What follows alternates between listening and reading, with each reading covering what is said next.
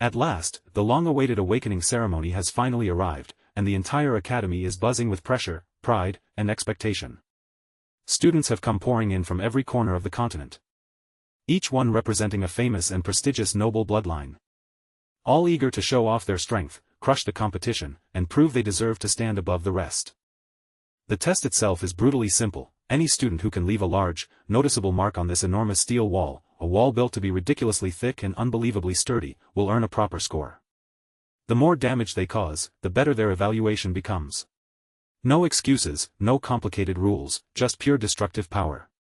The first one to step forward is a student from a lower-ranking family, clearly hoping this is his chance to make a name for himself.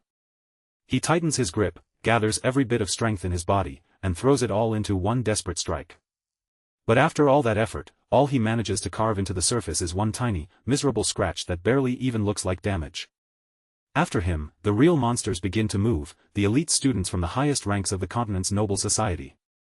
These are students blessed with enormous reserves of mana, and one after another, they step up with full confidence and unleash everything they have. Even then, the results are nowhere near overwhelming. For all their talent and pride, the steel wall only takes shallow damage. Still, everyone watching understands one thing very clearly: an ordinary student would not even have the right to imagine standing on the same level as elite talents like these. And yet, this is exactly when our boy walks in with the nerve to enter a stage where, on paper, he should be completely outclassed. This is Theo Ragnar, the illegitimate son of the powerful Ragnar noble family, a bloodline said to carry the legacy of dragons. But because Theo was born outside the proper line of succession, his pure-blooded siblings have spent their lives looking down on him and treating him like he was worth less than dirt. In their eyes, Theo is nothing more than background noise, a useless weakling sitting at the very bottom of the family. That is exactly why his brothers, sisters, and all the other spectators are already convinced he is about to embarrass himself in front of everyone. But Theo does not show even the smallest flicker of doubt. Without slowing down or lowering his gaze, he strides straight into the arena like he already knows how this is going to end. The confidence around him is so intense that he looks less like a failure and more like the main character finally stepping into his moment. Then Theo reaches for his sword, walks calmly toward the towering steel wall, and draws his blade into a clean, controlled slash. The cut is so sharp, so exact, and so perfectly placed that steel parts beneath his sword as easily as butter melting under a heated knife. That single display of overwhelming strength makes the entire crowd freeze, their mouths dropping as if they cannot believe what they just witnessed. It is the kind of impossible flex no one saw coming, a moment so absurd that it instantly crushes every expectation they had about him. And honestly, their reaction makes perfect sense. Because Theo was not always the kind of terrifying powerhouse who could make nobles stare in disbelief. For more than 1,000 years, the mighty Ragnar clan had stood as the Empire's northern shield, holding the line like an unbreakable wall. Their strength came from a special physique that, according to old rumors, had been passed down from dragons themselves. Every true member of the clan was born with extraordinary magical power, incredible stamina, and a natural gift for swordsmanship. Those blessings were supposed to belong to every Ragnar by blood. But there was one painful exception: Theo, the main character of this story. Because he lacked both talent and the abilities expected from his family. Everyone branded him as nothing more than a bastard and treated him like trash beneath their feet.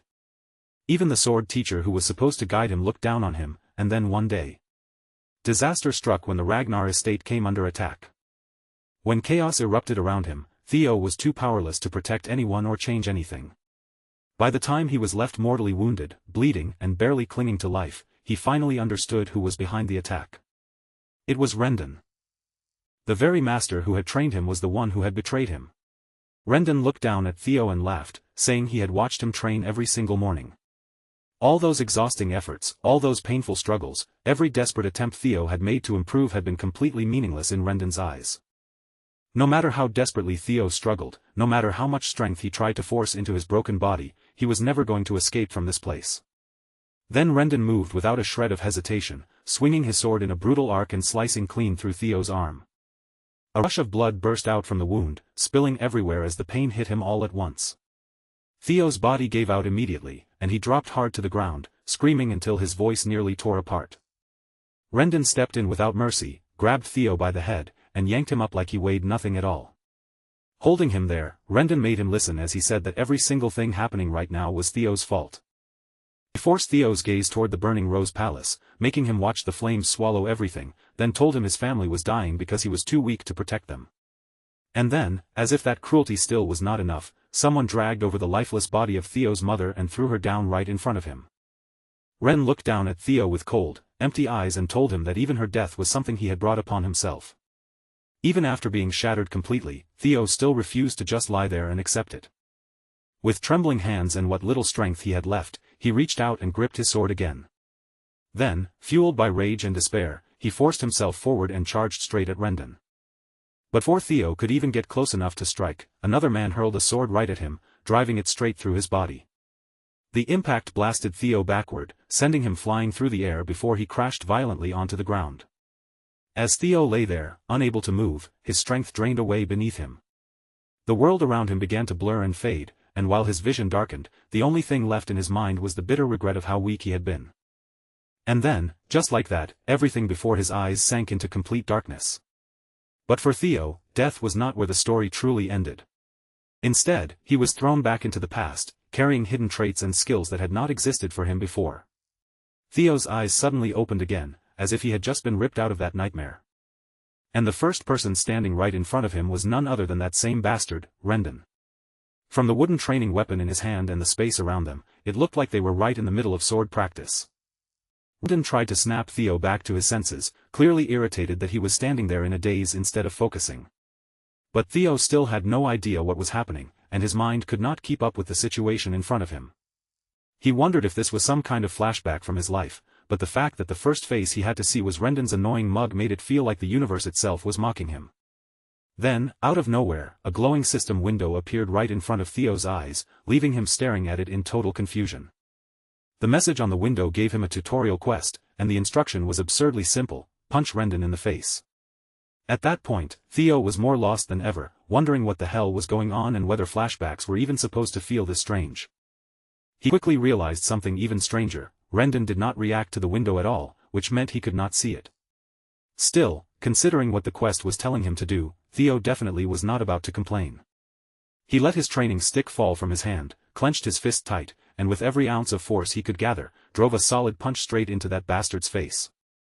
But when Theo's fist landed, Rendon's expression barely changed, as if he had no idea why this idiot student had suddenly tried something so ridiculous. Meanwhile, Theo could not help smirking to himself, because every part of this felt far too real to be an ordinary memory.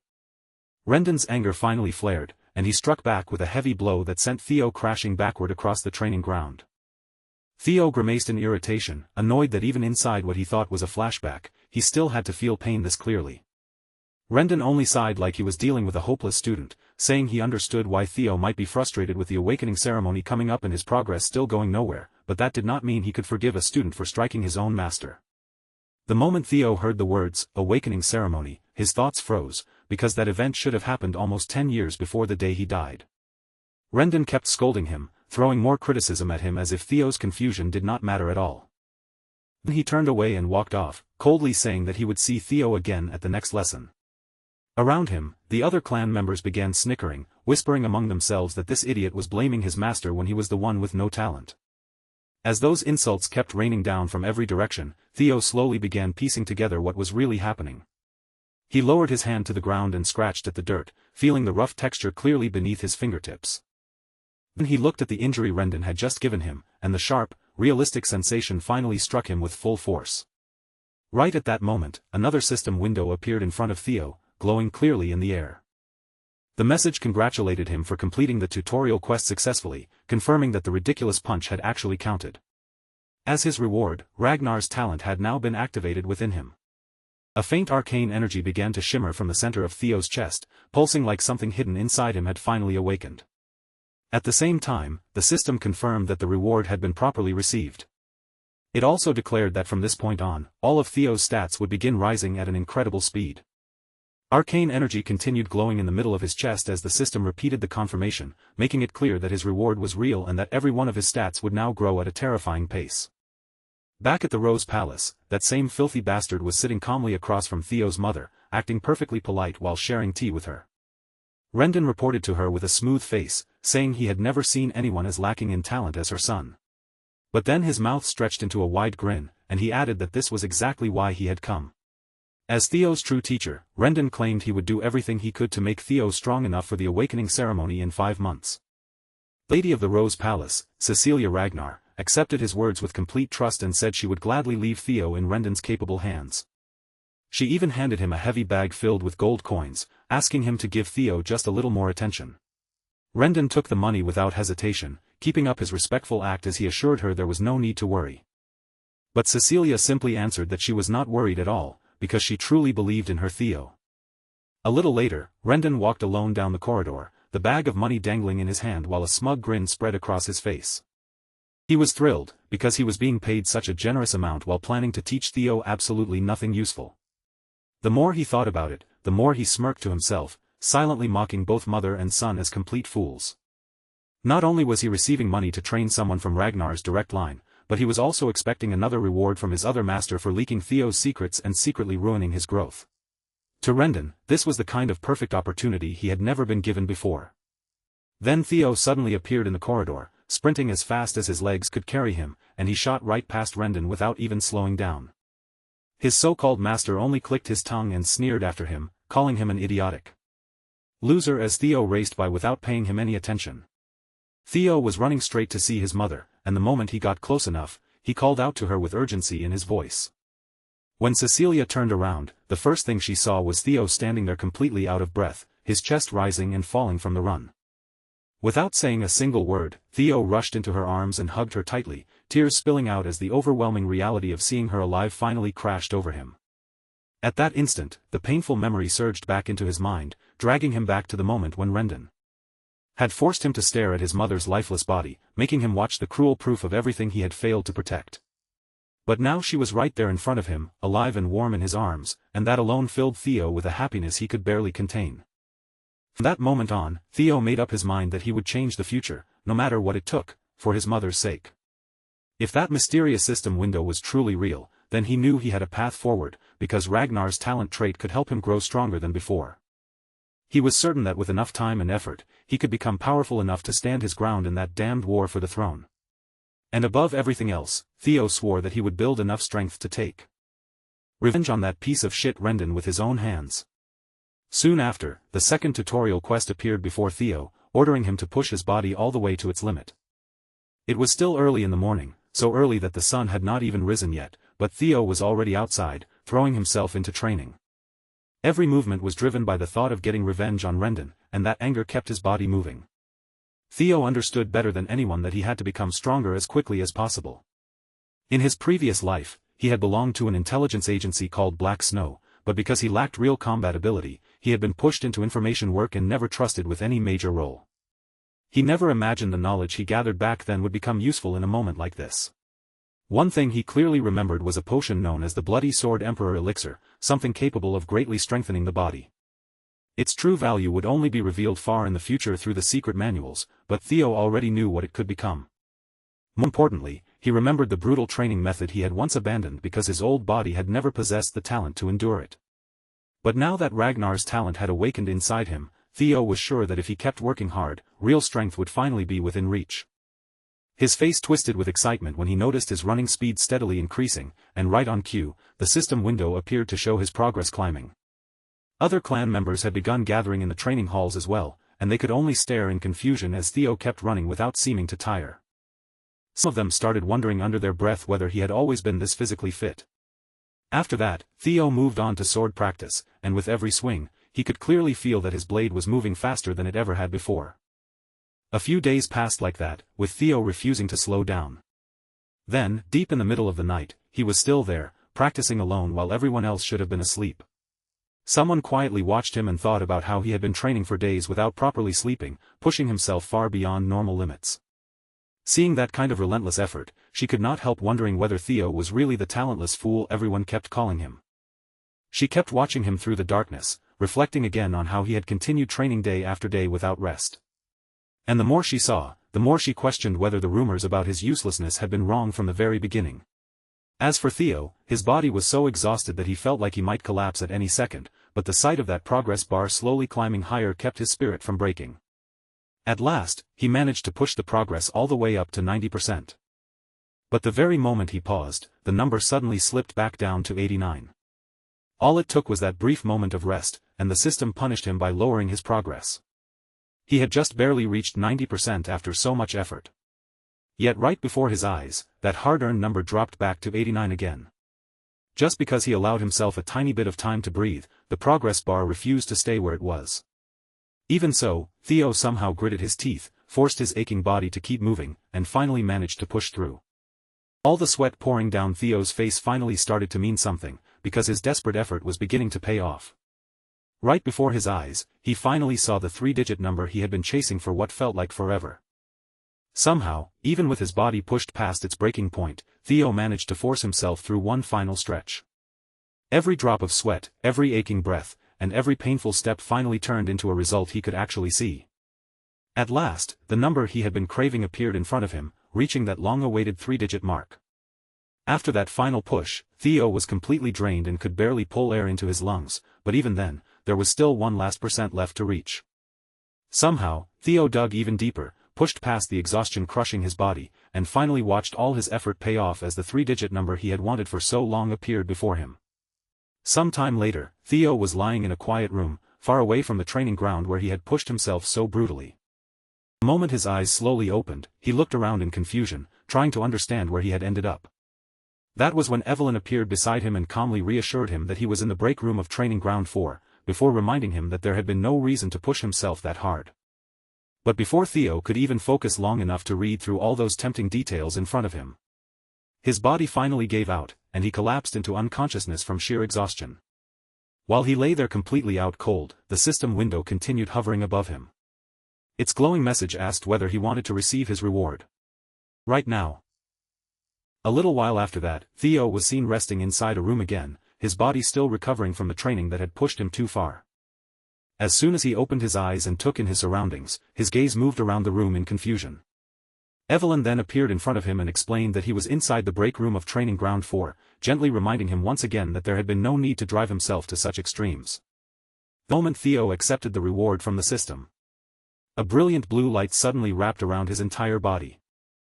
The hall manager could only stare in disbelief as that strange power surged through him and his body began undergoing a visible power-up. Some time later, Theo found himself in a room, and as soon as his eyes opened and he looked around, Evelyn was there to reassure him that he was in the break room of Training Ground 4, reminding him that pushing himself that hard had never been necessary. When Theo noticed her, he recognized her immediately, and that reaction surprised Evelyn enough that she properly introduced herself as the manager of the 4th training ground. She explained that Theo had lost consciousness while training alone earlier that morning, so she had brought him here to rest until he recovered. Theo thanked her for helping him, and Evelyn handed him some water while calmly reminding him that, within the Ragnar clan, opening one's mana hall before the official awakening ceremony was strictly forbidden. Theo did not understand why she suddenly brought up such a serious rule, but he still nodded and said he knew about it. Evelyn's eyes sharpened as she asked him why, if he already knew the rule, he had chosen to break it. Theo still looked uncertain, unable to follow her accusation, and asked why she was questioning him like that. What Theo had received from the system, as it turned out, was the dragon heart. And because he had cleared the quest early, he had also gained an additional bonus, the magic power of 10 of his past lives. With a dangerous look in her eyes, Evelyn demanded to know whether he had opened his mana hall, leaving Theo completely lost at first, until the memory of what happened right before he passed out finally came back to him. He remembered now that the reward had given him the dragon heart, along with the bonus magic power gathered from 10 of his past lives. Realization left him speechless, because obtaining a dragon heart was not some simple reward anyone could casually get their hands on. A dragon heart was special for one major reason: it could contain a mana hall inside it. When a mana hall was placed in the heart, it could function far more efficiently. But unlike dragons, humans normally had to place their mana halls in the lower abdomen, because a human heart could never withstand that level of power. That was exactly why every warrior, especially those from the Ragnar clan, dreamed of having a dragon heart, since it was the fastest path to overwhelming power without needing to place the mana hall in the abdomen. The problem was that humans had never managed to overcome the natural limits of their own hearts. And now, because Theo had been given a dragon heart as a quest reward, he had suddenly landed himself in a very awkward situation. The rewards were undeniably incredible, but there was no denying that they had also placed him in a dangerous and complicated position. To make things worse, the person sitting right in front of him was Evelyn Nereville, a high-ranking swordswoman who had retired after losing her left arm and now served as the manager of the training grounds. Evelyn had once been the commanding officer of the white-armored dragon cavalry, and her skill was so extraordinary that even the demon dragon respected her. She was famous for her fierce principles, and she was not the kind of person who cared about status or raw strength. What she could never tolerate was dishonesty or cowardice.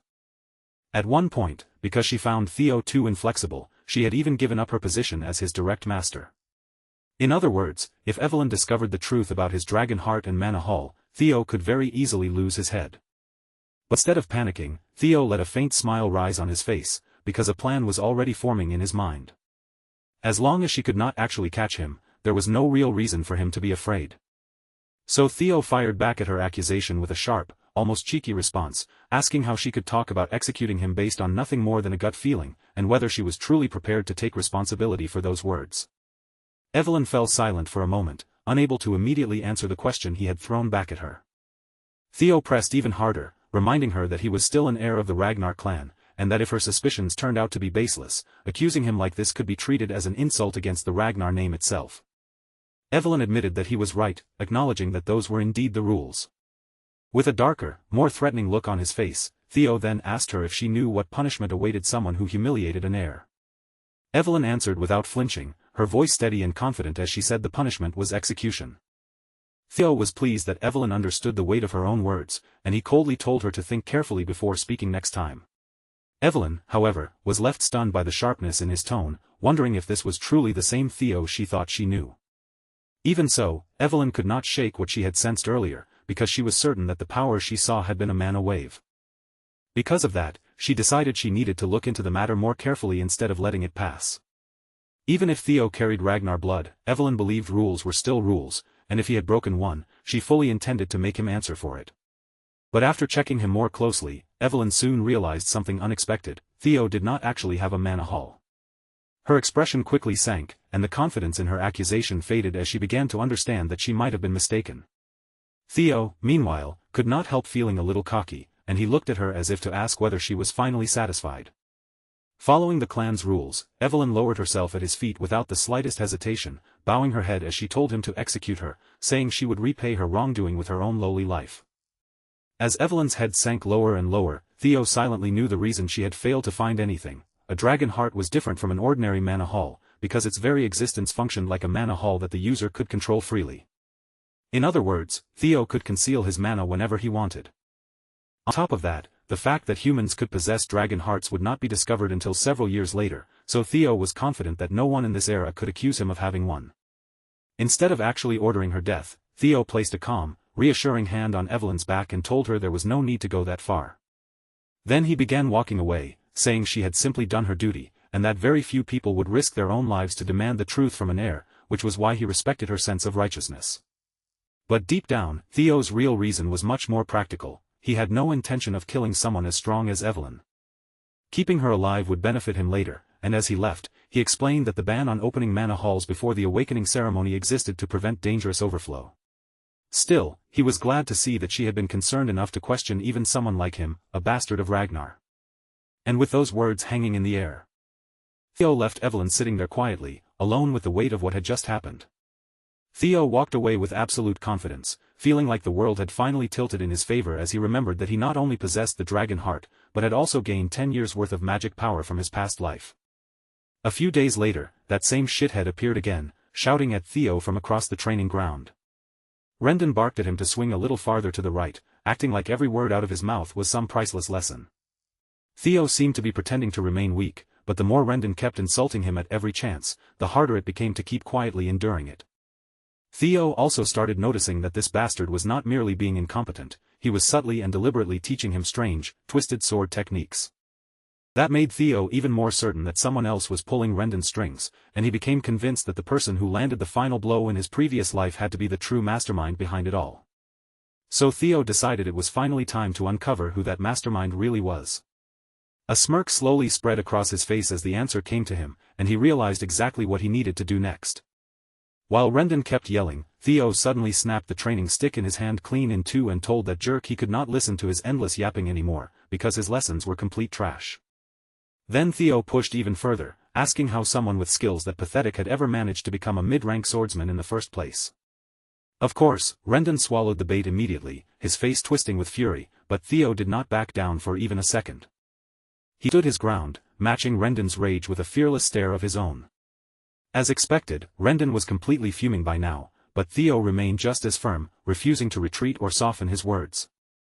Theo strode straight toward the older man and made it painfully clear once again that Rendon's swordsmanship was pathetic. Theo's real plan was to provoke Rendon so badly that he would resign from his position.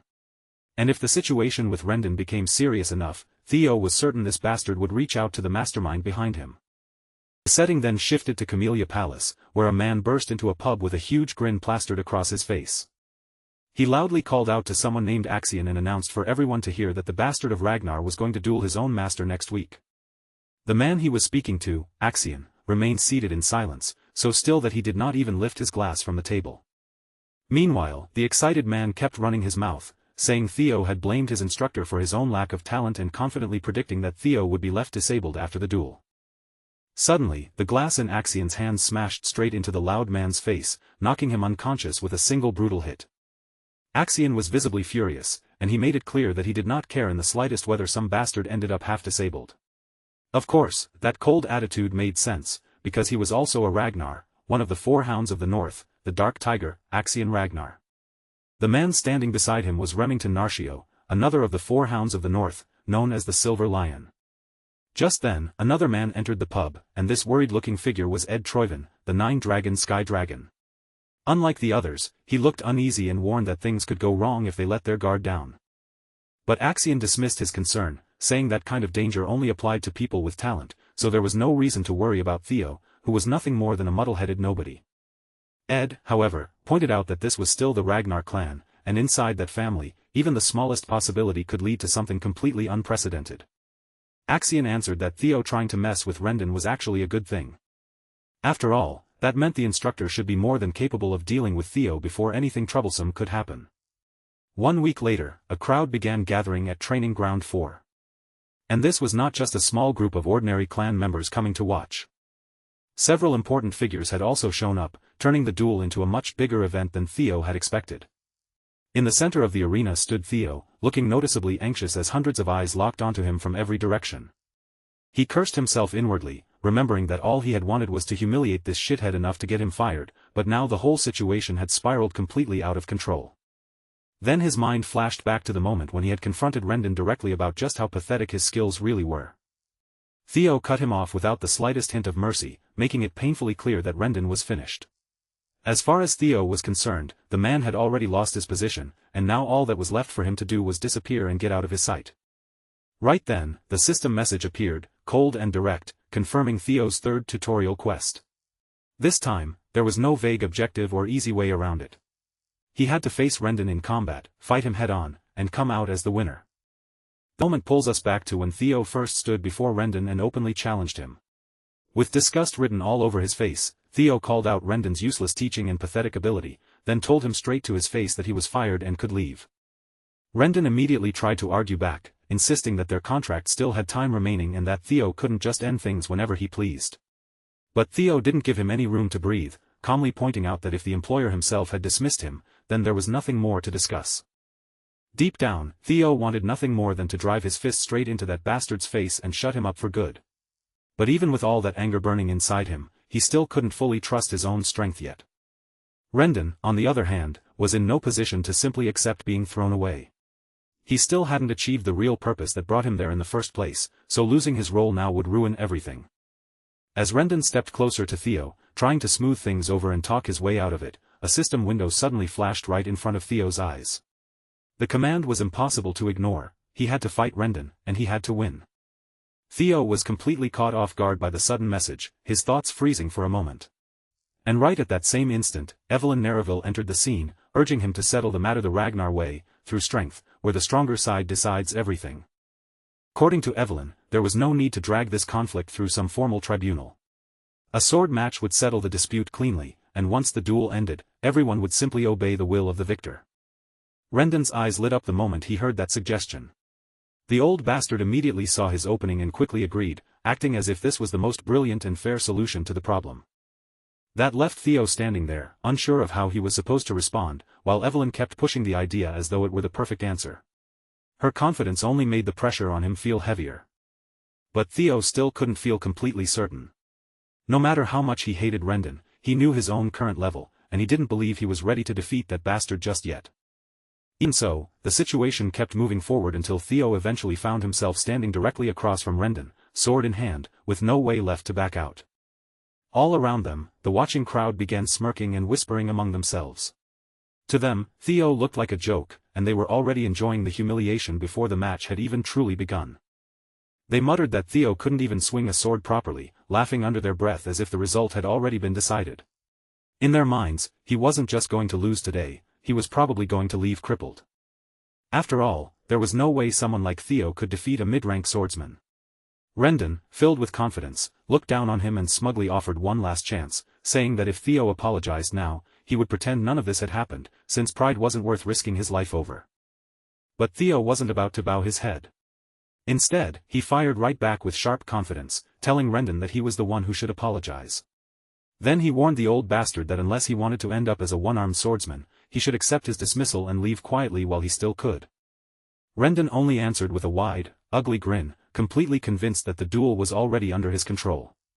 In his mind, this was the perfect chance to kill Theo and simply pretend it had been an unfortunate accident during the match. Then Theo suddenly rushed forward, lifting his sword high as he charged straight at Rendon. The crowd's reaction was instant. Their jaws nearly dropped as they watched him dash in so recklessly, like someone throwing himself into danger without a single thought. To them, it looked even worse because Theo didn't seem to know how to swing his sword properly at all, making his charge look painfully amateurish. Theo came charging in with his blade raised, and the entire crowd stared in disbelief. From the outside, he looked like an idiot rushing headfirst into a fight he didn't understand, unable to even handle a proper sword swing. Rendon moved first with several sharp sword strikes, cutting toward Theo one after another. But somehow, Theo managed to protect himself, blocking and avoiding the attacks just enough to stay safe. Even then, Rendon didn't slow down. The old bastard kept pressing forward, unleashing another wave of swings as he tried to overwhelm Theo completely. As he gradually pushed Theo back and forced him into a corner, Rendon felt certain that this was exactly how things were supposed to end. In Rendon's mind, the result was obvious.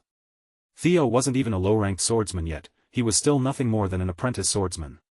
Maybe his movements had improved a little, but Rendon was convinced that it was nowhere near enough. He admitted to himself that if Theo had at least reached the level of the Four Hounds of the North, then perhaps things would be different. But against him, this foolish boy from the Ragnar clan had no chance of winning. The story then shifts back a few days earlier, where Theo turned toward Evelyn and questioned her directly, asking what in the world she had been thinking when she suggested that sword match. Evelyn answered without much hesitation, saying she had only been trying to help him. If Theo truly wanted to remove Rendon, then he needed to be smart about it, because she was convinced that Rendon had someone backing him from behind. Simply firing him would never solve the deeper problem. Theo narrowed his eyes and asked how she could possibly know that much. Evelyn replied that it had been obvious from the start, especially after seeing the strange and suspicious sword style Rendon had been teaching him. Because of that, Evelyn had someone investigate Rendon in secret, quietly digging into his background without letting him notice. Theo was stunned when he heard this. In his previous life, Evelyn had never bothered to catch Rendon, yet now she was actively trying to expose him, all because Theo had caught her attention after the Manor Hall incident. Evelyn then revealed what her investigation had uncovered. Every trace connected to Rendon eventually led back to Camellia Palace. For Theo, that answer wasn't shocking at all. If anything, it lined up far too well with what he already knew. Still, he quickly pushed down the anger and irritation that rose inside him, forcing himself to keep his expression under control. Instead of showing too much of what he really felt, Theo simply said that he was surprised Evelyn had managed to deduce that much on her own. Theo swallowed back his annoyance and kept his voice steady, choosing not to let his anger spill out. Then he admitted that it was impressive she had figured out so much from the clues in front of her. After that, Theo honestly explained the problem. With his current skills, he feared he still couldn't defeat Rendon, so he asked Evelyn what she intended to do from here. Evelyn didn't hesitate. She told him that he could beat Rendon, and then warned him not to keep underestimating his own potential so much. Back in the present fight, Rendon continued launching strike after strike, throwing out one attack after another. But Theo kept defending against every blow, handling them with a calmness that made the attacks look far less threatening than they should have been. That made Rendon's confidence begin to crack. He couldn't understand what had happened to this brat, because the Theo standing before him was clearly not the same Theo Ragnar he remembered. Before anyone fully realized it, the flow of the battle had completely shifted. Now Rendon was the one being pushed into difficulty, forced to struggle against the very opponent he had looked down on moments earlier. The crowd could feel the weight of Rendon's possible defeat creeping into the air, and the smug whispers began to fade. Even the hooded man in the seating area, possibly Remington, looked shaken in his corner, as if the fight was turning into something far more dangerous than he expected. Meanwhile, Evelyn looked like she was enjoying every second of it. Watching Theo hold his ground seemed to fill her with real satisfaction, and for some reason, she looked almost proud of him. Then the story moves back into the past again, revealing that during that single week before the duel, Evelyn herself had personally trained Theo. Evelyn admitted that, technically, helping him like that went against the rules. But in her eyes, Rendon was such a rotten teacher that he didn't deserve to keep the position anyway. Hearing that was enough to put a knowing smirk on Theo's face. A rush of excitement ran through him, mixed with a strange thrill he couldn't quite hide. At that moment, Theo felt completely convinced that having Evelyn owe him a debt had turned out to be worth it after all. Still, one question continued to bother him. Theo wanted to know why Evelyn was going this far for him, so he asked whether her real reason had something to do with what happened last time. Evelyn admitted that he wasn't entirely wrong, and that last incident was part of the reason. But then she added that there was someone she knew who would probably take an interest in Theo, because that person had an obsession with gathering talented people. Back in the present, the duel keeps raging with no sign of slowing down, and Rendon's composure begins to crumble little by little. Every exchange makes him more frantic, as if the confidence he had at the start is being stripped away with each clash of steel. A disturbing thought starts creeping into Rendon's mind. He wonders if this brat had been fooling everyone from the very beginning, acting helpless and stupid on purpose while hiding his real ability all this time. Then, right in the middle of their fight, Theo suddenly throws out a question, asking Rendon who exactly is standing behind him. That question instantly makes the old bastard snap, and he lashes out, demanding to know what Theo is even talking about. But Theo doesn't back down at all, reminding him that he already knows Rendon had been teaching him worthless garbage on purpose. Theo stops dancing around the subject and cuts straight to the heart of it, bluntly asking whether Rendon has been working together with Camellia Palace. The moment those words leave Theo's mouth, Rendon freezes. For just a brief second, the old coot looks genuinely stunned, as if Theo has touched the one secret he never expected him to know. And that tiny reaction is all Theo needs. Rendon's face, his silence, and that flicker of shock tell him clearly that his suspicion is right. With the truth confirmed, Theo wastes no more time. In the very next instant, he swings his sword cleanly through the air and severs the old man's hand. The severed hand spins away through the air, blood trailing behind it, and the entire crowd is left frozen in complete disbelief at what they just witnessed. The fake teacher's face twists in horror as the reality of what happened finally catches up to him. A pained cry tears out of Rendon's throat, raw and ugly, as he clutches at the wound and staggers back. Between his gasps, he starts cursing under his breath, his voice shaking with pain, rage, and humiliation. Theo walks toward that miserable bastard with steady, confident steps, and for the first time, he can truly feel it in his bones, he really has become stronger. As he closes the distance, Theo brings up the very words Rendon once used against him in his previous life, making sure the old man hears them clearly. He tells Rendon that if the Ragnar clan truly lives by the law of the strong, then strength is the only thing that matters here. And someone as weak as Rendon never should have dared to set foot in this place to begin with. Theo raises his sword with a chilling pressure, then throws those same words right back into Rendon's face, making it clear that the weakest person standing here was never Theo, it was him. He repeats that under Ragnar's belief in the rule of strength, a weak man like Rendon had no right to come here and act as if he stood above anyone. Then Theo brings his sword down in one final merciless swing, and Rendon's head rolls across the ground as blood sprays out, shocking the battlefield into silence. Almost immediately after the battle ends, the system window appears in front of Theo, congratulating him for successfully completing Tutorial Quest 3. He didn't merely win the fight. He went beyond what the objective required, and because of that, the system announces that he has earned an extra reward. The system then asks whether he wants to receive the reward right away, and honestly, there is no mystery about what Theo is going to choose. Meanwhile, the spectators are completely shaken. The arrogance from earlier has vanished, replaced by pale faces and stunned silence. After all, they just watched an apprentice swordsman cut down a mid-tier swordsman right in front of them, and that kind of scene is almost impossible for their minds to accept. As for Theo, he can't help thinking that Rendon was far weaker than he remembered. In fact, he feels almost embarrassed that someone like this had ever made him suffer so much in his past life. But this time, things are already changing. The system then reveals his reward, activating an ability called Observation. And on top of that, as an added bonus, Theo gains 1 full year of magic power. But before Theo can fully process the reward, a man suddenly comes crashing down from the sky, slamming into the ground with the force of a falling meteor. Theo barely has time to react before the man looks straight at him, breaks into a huge grin, and shouts his name with booming excitement. The man who appears is none other than Julius Ragnar, the demon dragon himself and the commander of the white armored dragon cavalry. Theo is left completely stunned when he recognizes him.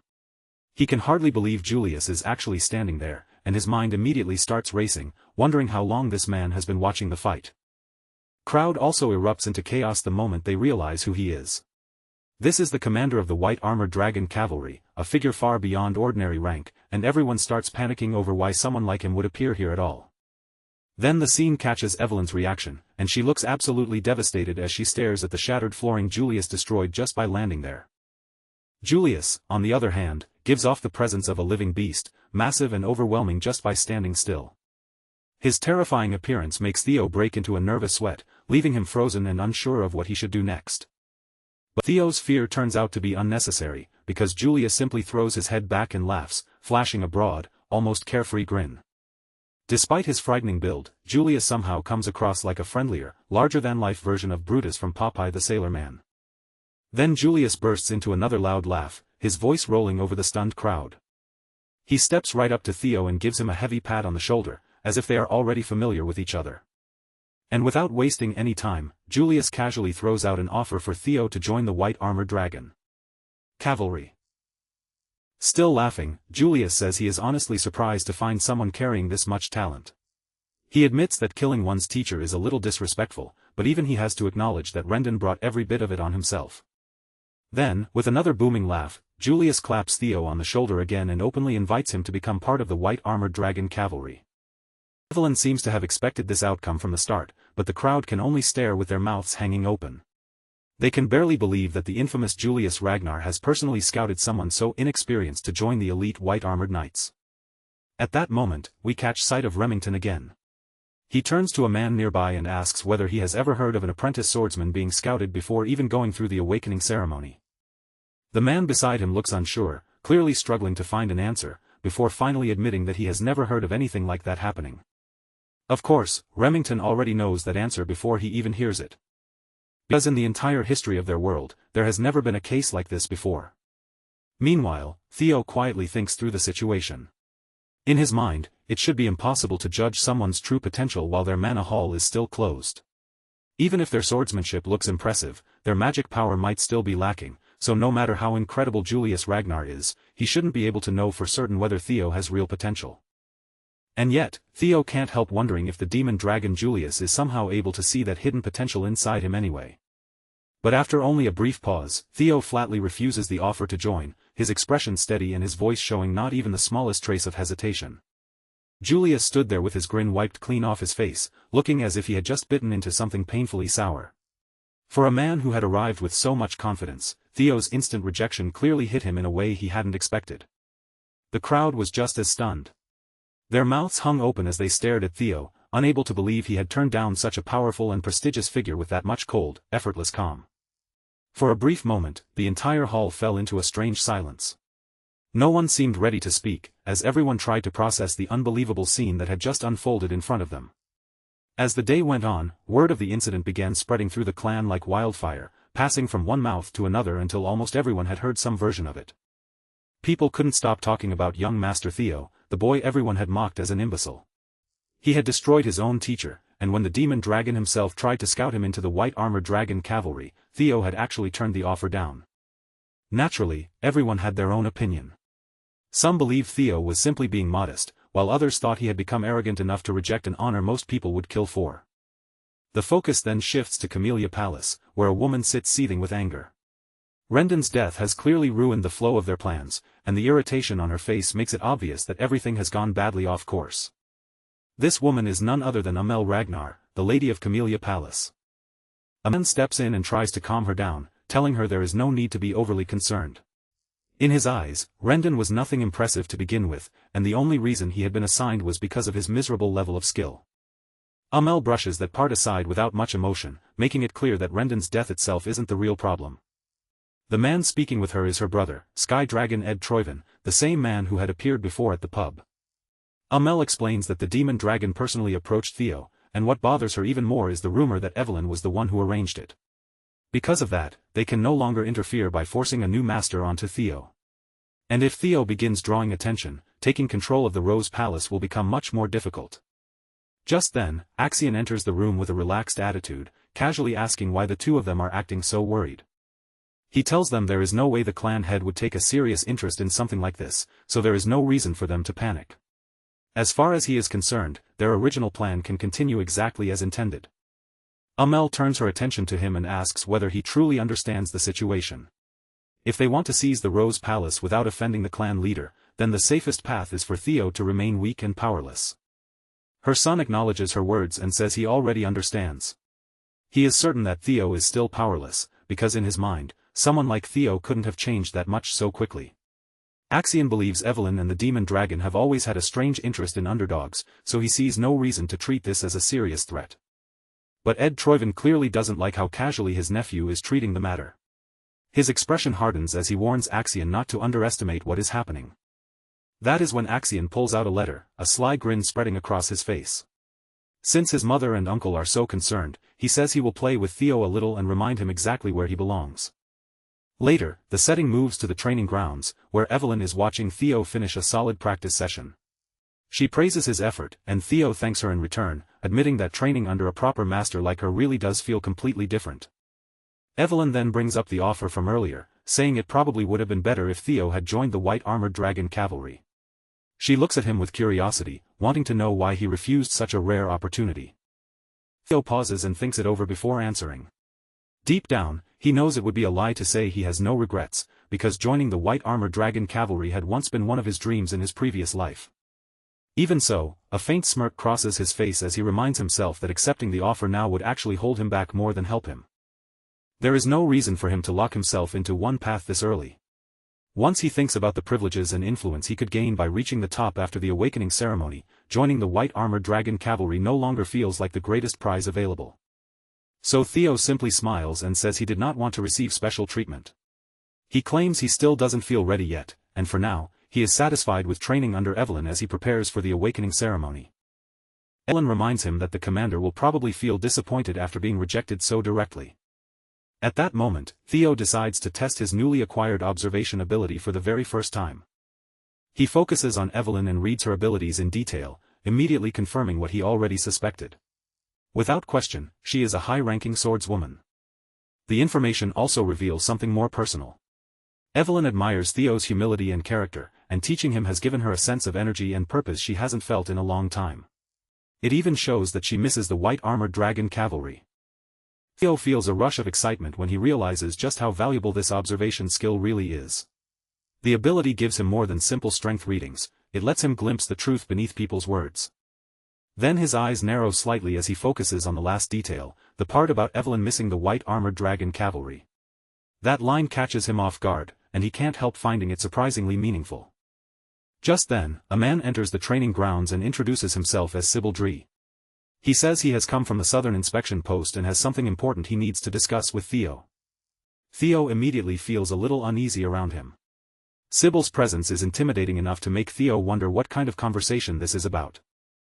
So Theo quietly activates observation again, and the information he receives is unexpected. Sybil carries a powerful desire to spar with him. That revelation makes Theo break into a nervous sweat. The idea of crossing swords with someone who has such a frightening face is enough to make him feel genuinely anxious. Right on cue, the system notification appears and reveals the fourth tutorial quest. This time, his main objective is to cast aside the title of Imbecile of Ragnar, and the system shows that he has already made nearly 28% progress. Sybil Dree is surprisingly direct about why he came. Without hiding anything, he declares that he wants to follow young Master Theo. He even admits honestly that he had once been among the many people who ignored Theo because he seemed untalented. Back then, Sybil truly believed the title of Ragnar's imbecile suited him perfectly. Theo appreciates the honesty, but even so, he can't stop himself from feeling a little irritated as he listens. After all, Sybil is practically insulting him without fully realizing how harsh his words sound. But Sybil explains that his opinion changed when he learned that Theo had been coming out every morning and training harder than anyone else. On top of that, Sybil says he felt honored to personally witness the results of all that effort during Theo's fight against the fraud, Rendon Harvey. Sybil was completely captivated by the sight of Rendon's head flying through the air. Watching Theo's unbelievable growth with his own eyes left him truly amazed. And the image of demon dragon Julius Ragnar personally inviting Theo into the white armored dragon cavalry had burned itself deeply into Sybil's memory. From that moment on, Sybil says Theo became his idol. He had nearly given up on himself after being mocked as the idiot of the Southern Inspection Office, but seeing Theo changed something inside him. Now, all he wants is one chance to cross swords with the person he admires. His blunt sincerity is so direct that it catches Theo off guard. Normally, Theo would be suspicious of anyone approaching him so suddenly. But thanks to observation, he can see the young man's true nature more clearly. Sybil truly respects Theo, and at his core, all he wants is a sparring match. Everything Theo sees through observation points to him being genuine. It is definitely not what Theo expected. Even so, he feels pleased. After defeating Rendon and having rumors spread that Lord Julius had taken notice of him, Theo had assumed people with painful inferiority complexes would come crawling out to challenge and test him. But instead, he finds someone who admires him and wants to follow him willingly. That means there are still people out there who carry Ragnar's pride in their blood. This could actually work out perfectly for Theo. If he wants to become the clan head of Ragnar one day, he will need people he can trust around him, and he will also need capable subordinates who can stand beside him when the time comes. On top of that, Theo realized this situation could help him push forward with the final tutorial quest, the one tied to casting away that humiliating title of imbecile. In his previous life, that name had clung to him like a curse he could never escape, but now, with the system opening new paths before him, he was determined to tear that shameful label off completely. Theo then turned toward Evelyn and asked for permission to accept a spar. His new master gave her approval without hesitation, looking almost pleased as she urged him to go ahead and show everyone what he could do. Holding his blade up in a formal salute, Theo introduced himself with proper dignity as Theo Ragnar, an apprentice swordsman of the Rose Palace, currently awaiting the awakening ceremony while training under the guidance of Master Evelyn Nereville. The one-armed swordmaster watched him with a satisfied smile, clearly approving of both his posture and the way he carried himself. Sybil hurriedly returned the salute in his own awkward way, then introduced himself as an apprentice swordsman from the Southern Inspection Post. He explained that he had inherited the swordsmanship of the Kurai clan, with his main focus placed on the quicksword. At last, the spar began, and Sybil launched himself off the ground with explosive speed. From the very first movement, he looked almost like a madman, rushing in with the intensity of someone aiming to kill right from the opening strike.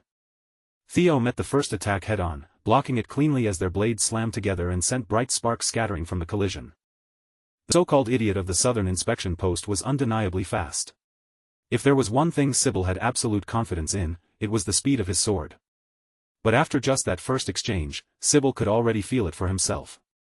Young Master Theo's skill was not a rumor, not an exaggeration, but the real thing. Meanwhile, Theo found himself wondering why someone like Sybil had ever been branded an idiot in the first place. If Theo had faced him back in his previous life, he probably would have struggled just to survive a few exchanges. But the Theo standing here now was no longer the helpless version of himself from before. Theo immediately shifted into offense, swinging his blade with enough force to send Sybil flying like a ragdoll and knock the sword right out of his hand. To the current Theo, handling this level of spar felt almost effortless. Poor Sybil took the impact straight to the solar plexus, and the force was so intense that he nearly coughed up everything inside him. His body finally crashed hard against the stand surrounding the training area, bringing his charge to a brutal stop. Thankfully, the blow had not left him gravely injured. Sybil still forced himself to rise, even through the pain, and praised young Master Theo's sword mastery before immediately admitting defeat with sincere gratitude. Theo accepted the victory with grace. He raised his sword in salute toward Sybil and calmly told him that it had been a good fight. As Theo held his sword in that salute, his eyes caught his own reflection gleaming across the bright surface of the blade. Then an idea suddenly crossed his mind. If observation could read other people, maybe he could also use it on himself. When he activated it, Theo discovered that the skill worked perfectly.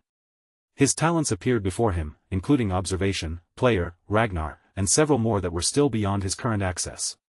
He was shown as a level 1 swordsman with balanced stats, along with an unusually high magic power value of 190. Now that Theo had finally gained the ability to perceive stat points clearly, those values would appear as numbers from this point onward. Under the talents section, his abilities were displayed in full detail. And judging by the locked slots still waiting there, Theo realized he could unlock at least 4 more talents if he kept completing quests.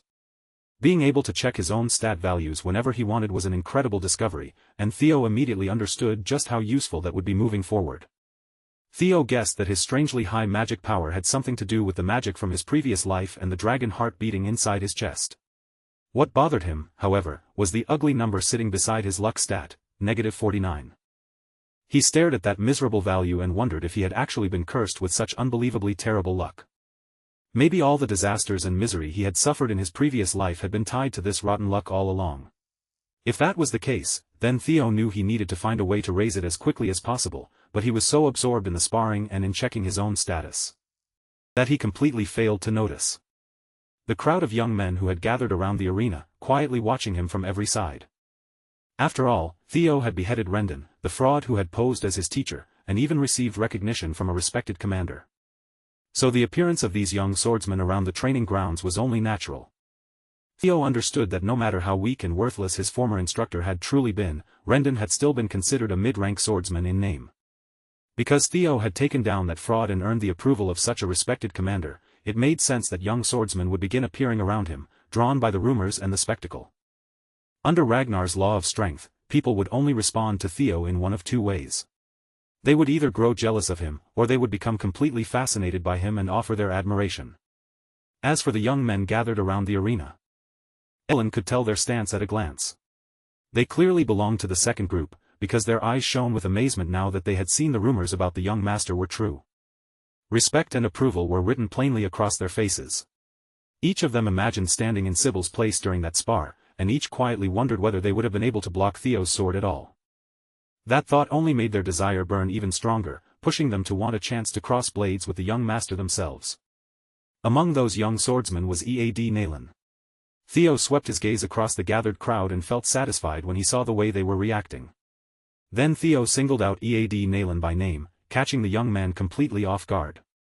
The young master called him forward and invited him to step into the arena for a spar. Ead Nalen gave a firm salute and introduced himself as the 3rd son of Viscount Nalen, a swordsman specializing in double ascension swordsmanship. Theo returned the salute with calm ease and casually wished him a good fight. Without wasting any more time on formalities, the 2 fighters took their stances and immediately began clashing in the center of the training ground.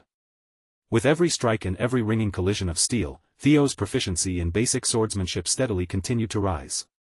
Ead, however, was far from weak. He moved quickly and fought with enough intelligence to slip in a sharp slash that seemed to leave Theo with no immediate way to counter it. In that instant, Theo felt as if the entire world had slowed around him. He adjusted his grip on the sword, shifted the angle of his blade, and met the incoming attack with a perfectly placed block. That single defense was enough to knock Ead's sword clean out of his hand and send it flying away. That crucial block raised Theo's proficiency in changing heart swordsmanship. With Ead disarmed, the match was completely decided, and the young man accepted his defeat without argument, offering Theo his full and lasting approval.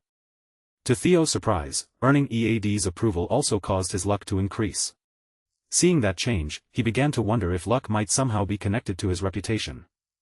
If that connection was real, then Theo had just discovered a possible way to fix the miserable luck stat that had been dragging him down all this time. All he had to do was keep fighting, keep earning recognition, and little by little, he might actually be able to turn his rotten luck around with his own hands. The next young swordsman to step forward was Benat Ramiro, but for Theo, that match barely turned into a challenge. He dealt with him cleanly and took another easy win. And with Benat's approval added to the list, Theo's luck rose by 1 more point, confirming that this strange method really seemed to be working. After that came Eric Moran. He managed to put up a decent fight and force Theo to move a little more seriously, but in the end, it was still only a struggle before another defeat. Next, Theo earned the approval of Manfred Nonbert, and without letting the momentum slow down for even a moment, he kept pushing forward through one spar after another. Then he completely overwhelmed Manuel Noir, sweeping him aside so decisively that it looked like Theo was simply clearing the floor of anyone standing in his path. Before long, Theo was fully absorbed in the rhythm of battle, his focus sharpening with every exchange as he continued his winning streak against Daniel Riemann. Still riding that momentum, Theo called out for the next challenger to come forward. But this time, no one immediately stepped up to face him. By the time he had gone through most of the young swordsmen gathered there, Theo was tired, but his fighting spirit was still hungry for more. He called again for the next challenger, yet the arena stayed still, with no one willing to be the next person to step onto the stage. Theo had fought so many matches that his body was nearing exhaustion, but when he checked the progress of his quest to escape the title of imbecile, it had only increased by 1%. He guessed that the slow progress might be because these people already acknowledged him. Maybe he needed stronger opponents, or maybe he had to prove himself in front of those who still looked down on him. Either way, Theo knew he needed something different. Just then, a man pushed through the crowd and pointed out that Theo looked exhausted. Theo argued that he would rest when he truly needed to, but for now, he could still fight. And since he claimed he was still able to continue. The armored man known as the Silver Lion stepped forward before everyone's eyes. That man, Remington Narcio, formally requested a sparring match with Theo. Neither Theo nor the young swordsmen gathered around the arena had expected someone so esteemed to appear there and ask for a match. After all, Remington was one of the four Hounds of the North. The four Hounds of the North were Hulkus Lenka, Ray Ragnar, Remington Narcio, and finally, Axion Ragnar from Camellia Palace. Together, they were known as the four strongest members of the current awakening ceremony generation under the Ragnar clan. Remington Narcio explained that he had come early because he wanted to observe the young lord's swordsmanship before the awakening ceremony began. With a smile on his face, Remington gave a respectful salute and thanked Theo for accepting his request. The Silver Lion was known as a gifted sword genius, blessed with sharp senses and backed by an exceptional work ethic. During the formal exchange, Theo stood tall and introduced himself properly as the 31st son of the great guardian of the North, Kyle Ragnar. Theo Ragnar returned the salute with pride, making his identity clear as the 31st son of the great guardian of the North, Kyle Ragnar. Theo had never expected to meet Remington like this, let alone cross swords with the famous sword genius. In his past life, Remington had been someone he genuinely respected. So when Theo said he was honored to spar against the renowned young deputy clan head of Narcio, those words were not empty flattery. He meant every bit of it. After so many non-stop fights, Theo was completely swept up in the intoxicating heat of battle. More than anything, he wanted to show Remington what he could do, and both of them looked ready for an unforgettable match. Then Theo watched as the Silver Lion's aura erupted with terrifying force, and for the first time in a while, he wondered whether his current self could truly defeat Remington. The two fighters charged at each other at the same time, their blades crashing together as sparks burst between them. This was the moment Theo would learn just how strong one of the four Hounds of the North really was. Every collision between their swords shook the stage violently, sending tremors through the arena with each heavy exchange. Theo kept his eyes locked on victory, even as fragments of steel scattered across the arena from the force of their repeated clashes. Remington smiled as he pressed forward as well, clearly enjoying the intensity of the duel just as much.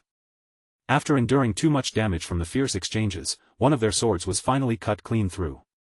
Evelyn watched without letting her gaze drift for even a second, following every movement with sharp attention. The young swordsman who had already fallen to Theo stood speechless, unable to look away from the outcome unfolding before them. In the deathly silent arena, the sound of the broken blade hitting the ground rang out clearly, echoing through the stillness. It was Theo's sword. In one clash of pure strength, Remington had sliced through his blade cleanly, stopping his own attack only inches away from cutting off Theo's head. To everyone watching, the result looked painfully obvious. Young Master Theo had lost. Sybil couldn't accept that his idol had been defeated so quickly, but even he had to face the truth in front of him. No matter how much Theo had grown, defeating one of the four Hounds was still an almost impossible task. They were called the strongest of the current generation for a reason, and Remington had just proven why. Even so, Sybil insisted that the fighting spirit Theo had shown was already more than worthy of admiration. But then, to the shock of everyone standing there, the Silver Lion suddenly declared that the duel was his loss. Remington saluted Theo with flawless form, lowering himself respectfully as he thanked the young lord for the duel. He explained that Theo's sword had already been badly worn out before their match even started, and on top of that, Theo had been exhausted from fighting multiple opponents in a row. Theo answered that on a real battlefield, no enemy would ever give him that kind of consideration. Because of that, he had already accepted his own defeat the moment he lost his blade. Remington responded with a calm, understanding smile, clearly appreciating Theo's way of thinking. Then the Silver Lion and the so-called imbecile reached out and shook hands in front of the watching crowd. From that brief but meaningful exchange, a deeper respect formed between the two unlikely opponents. Remington sincerely hoped they could have a proper duel under better conditions next time, and Theo felt exactly the same way. Everyone around them stared in open surprise as one of the four hounds personally acknowledged Theo. In that moment, the looks on their faces said it all. They were starting to realize that this young master truly was cut from a different cloth. After his duel with Remington, Theo's quest progress shot all the way up to 35%. Considering how difficult that kind of recognition was to earn, that single jump was massive. From the sidelines, Evelyn finally let out a quiet breath of relief. The tension in her shoulders eased, because as far as she was concerned, this result could not have played out any better. For the first time, Theo had been given a real, tangible measure of just how powerful the hounds truly were. And it was all because Remington had revealed even a glimpse of the strength he carried. Through his quests, Theo had gained talents, secret manuals, and enough power to become almost unrecognizable compared to his former self. But the instant he crossed blades with the White Lion, he felt the weight of true strength pressing against him. That brief clash forced him to remember something important. Despite all his growth, there were still far too many areas where he was painfully lacking. It was disappointing that the duel had to fade out because of his current condition, but even that short exchange had given him plenty. His luck rose by 10, and more importantly, his reputation had taken a dramatic leap forward. As for the quest itself, Theo was still nowhere near completing it in one sweep. If he wanted to push it further, he would have to start searching for other ways to earn approval. What he needed now was a proper stage, somewhere he could make people acknowledge him on his own terms. That was when Remington admitted that he had not come all this way simply to challenge Theo to a duel. His real purpose was to personally hand Theo an important letter. The letter turned out to be a formal invitation. And it was addressed to him from none other than the so-called Scaled Dragon Society. The moment the name Scaled Dragon Society was spoken, every young swordsman nearby felt their blood rush with excitement. It was a gathering of high society elites, famous for its strict and exhausting selection process. And this was not just any invitation either. Remington himself had come forward to invite the young master. For any rising talent, receiving an invitation to the Scaled Dragon Society was an honor that could instantly raise their standing. Theo, keeping his expression modest, asked whether someone like him could truly be allowed to join such a club.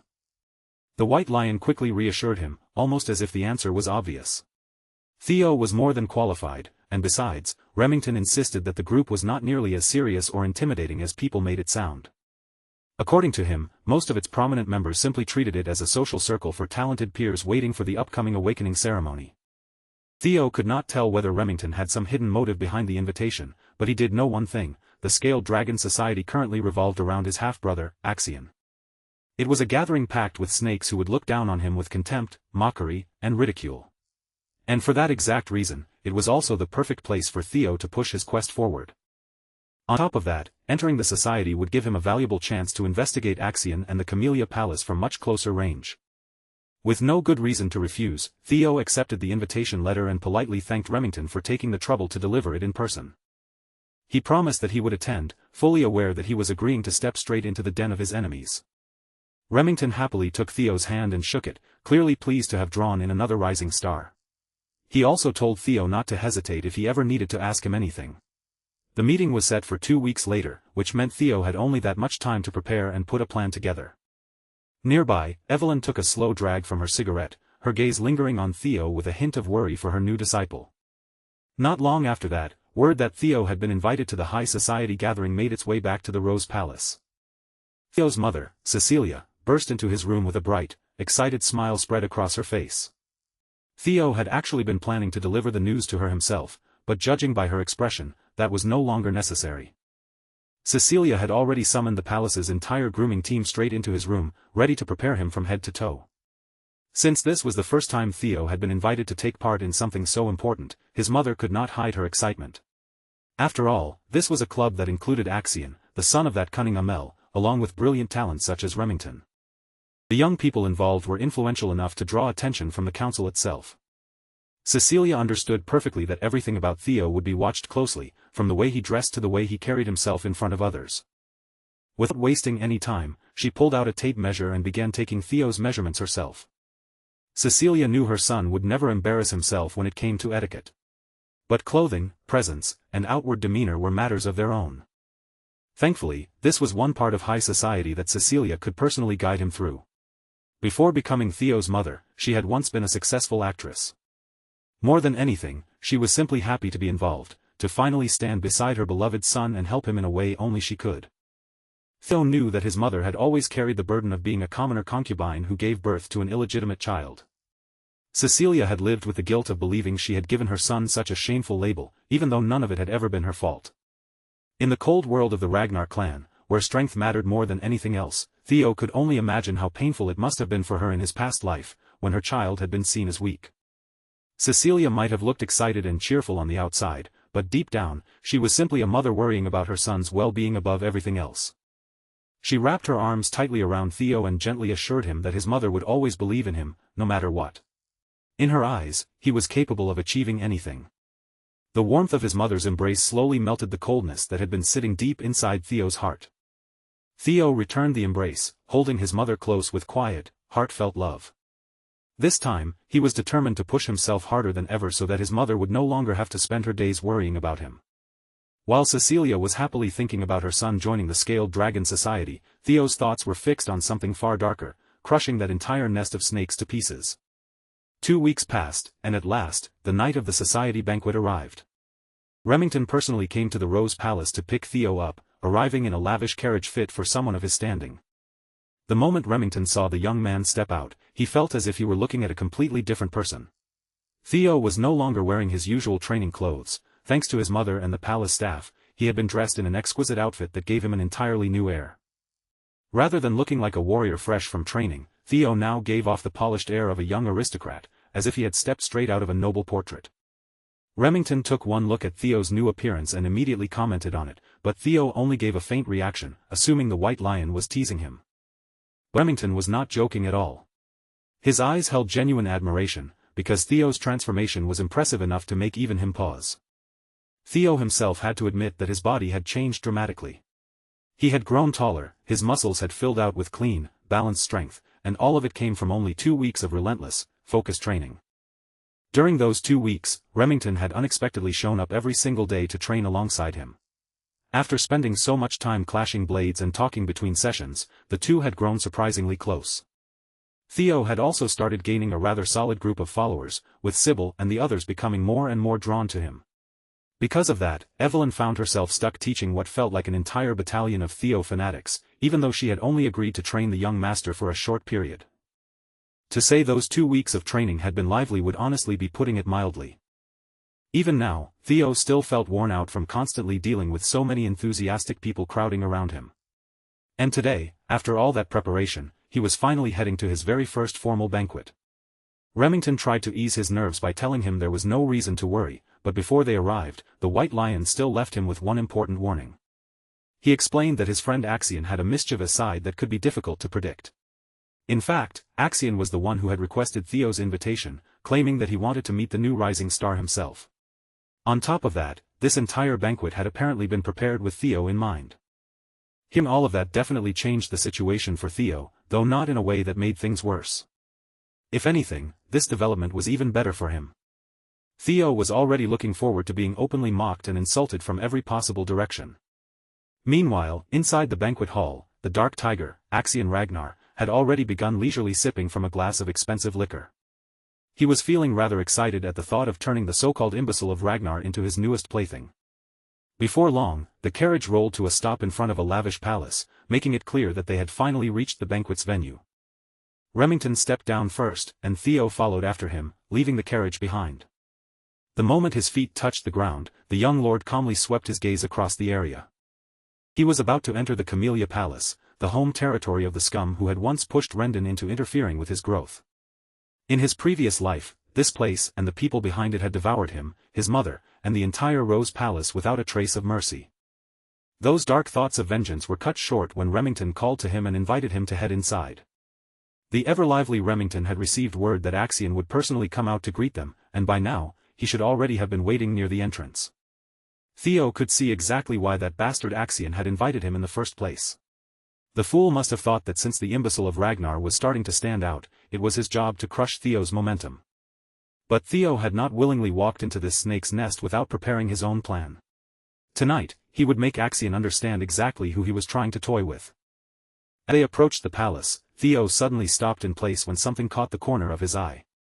High above, on an upper floor of the Camellia Palace, the strange blue glow of a system quest called out to him. For a brief moment, his attention shifted toward that possible quest inside the palace, and because of that distraction, he failed to notice something dropping rapidly toward his position. Remington reacted at once and tried to pull him away from the unknown object, but before he could reach Theo, it burst apart, exploding into a cloud of white powdery smoke. Panic flashed across Remington's face as he hurriedly called out Theo's name. Fortunately, Theo was unharmed. The thing that had been launched at him from above was nothing more than a sack of white flour. Remington was furious at such a childish prank. Theo, however, calmly recognized that he would not have been able to dodge it in time, and if this had been his previous life, the outfit his mother had worked so hard to prepare would have been completely ruined. At first, Theo wondered whether Remington had been part of the stunt, but judging from his reaction, that clearly did not seem to be the case. The White Lion looked both confused and genuinely angry at the sudden mess. Apparently, throwing flour at him was the most creative welcome those idiots upstairs could come up with. And the ones foolish enough to think of something so immature had to be those smug young nobles peering down from the palace windows. The familiar voice cut through the group of nobles, making them part aside as it casually claimed that this was only a small greeting between friends. A basic courtesy, as he put it. But Remington was not buying that excuse for even a second, and his anger was plain to see. At last, Axion revealed his smug face, insisting with a relaxed smile that he was merely offering a fun greeting to his brother, Theo. Theo immediately activated his observation skill and assessed the dark tiger in front of him. Axion's talents included madness, psychopathy, and an overwhelming potential for swordsmanship. Right now, Axion was practically brimming with anticipation, thrilled that he had found a new toy to play with. Theo simply smiled and thanked him, a response that instantly left his psychopathic brother confused. He went on to say that with such a warm welcome from Axion, he could only feel grateful, and now he was very much looking forward to enjoying today's party. Axion's confusion lasted only a moment before it twisted into delighted amusement.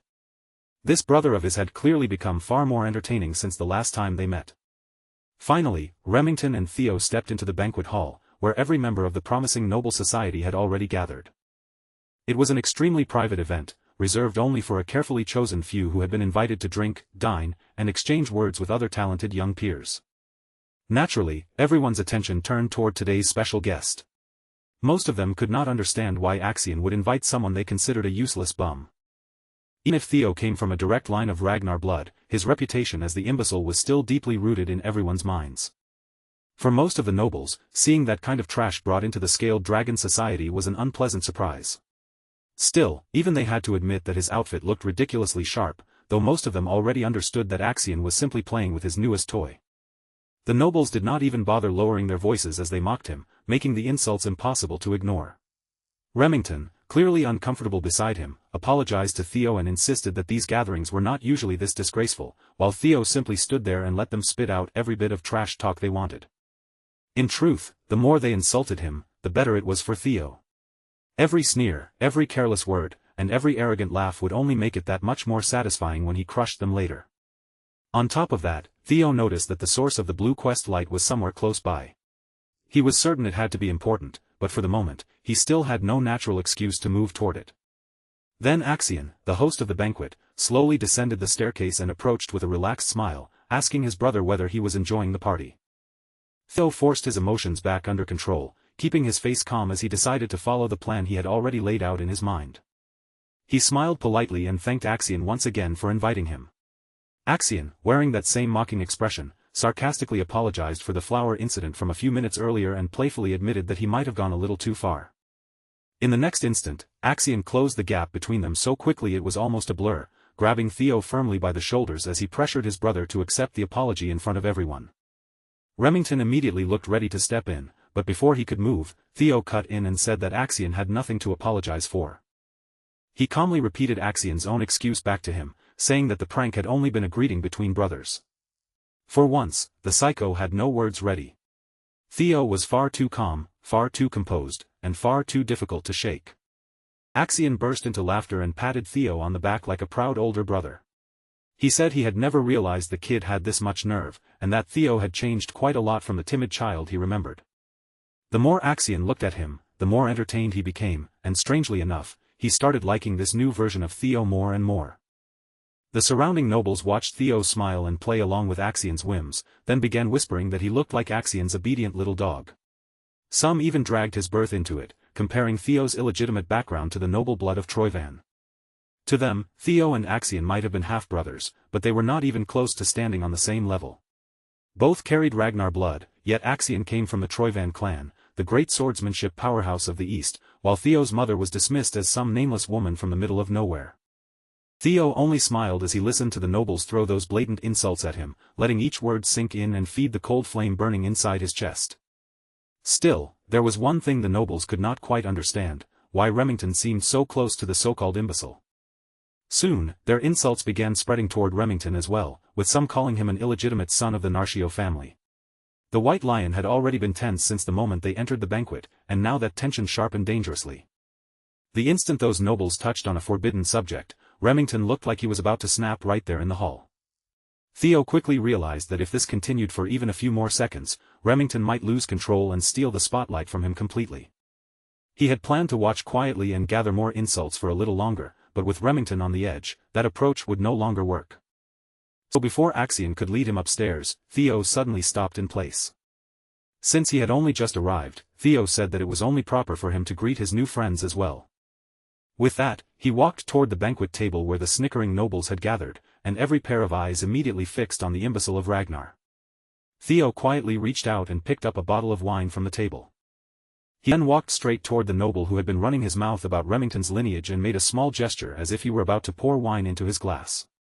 The noble smirked smugly and asked whether he had said anything wrong. Theo shifted his grip on the bottle without warning, then swung it down and shattered it across Blondie's head without the slightest mercy.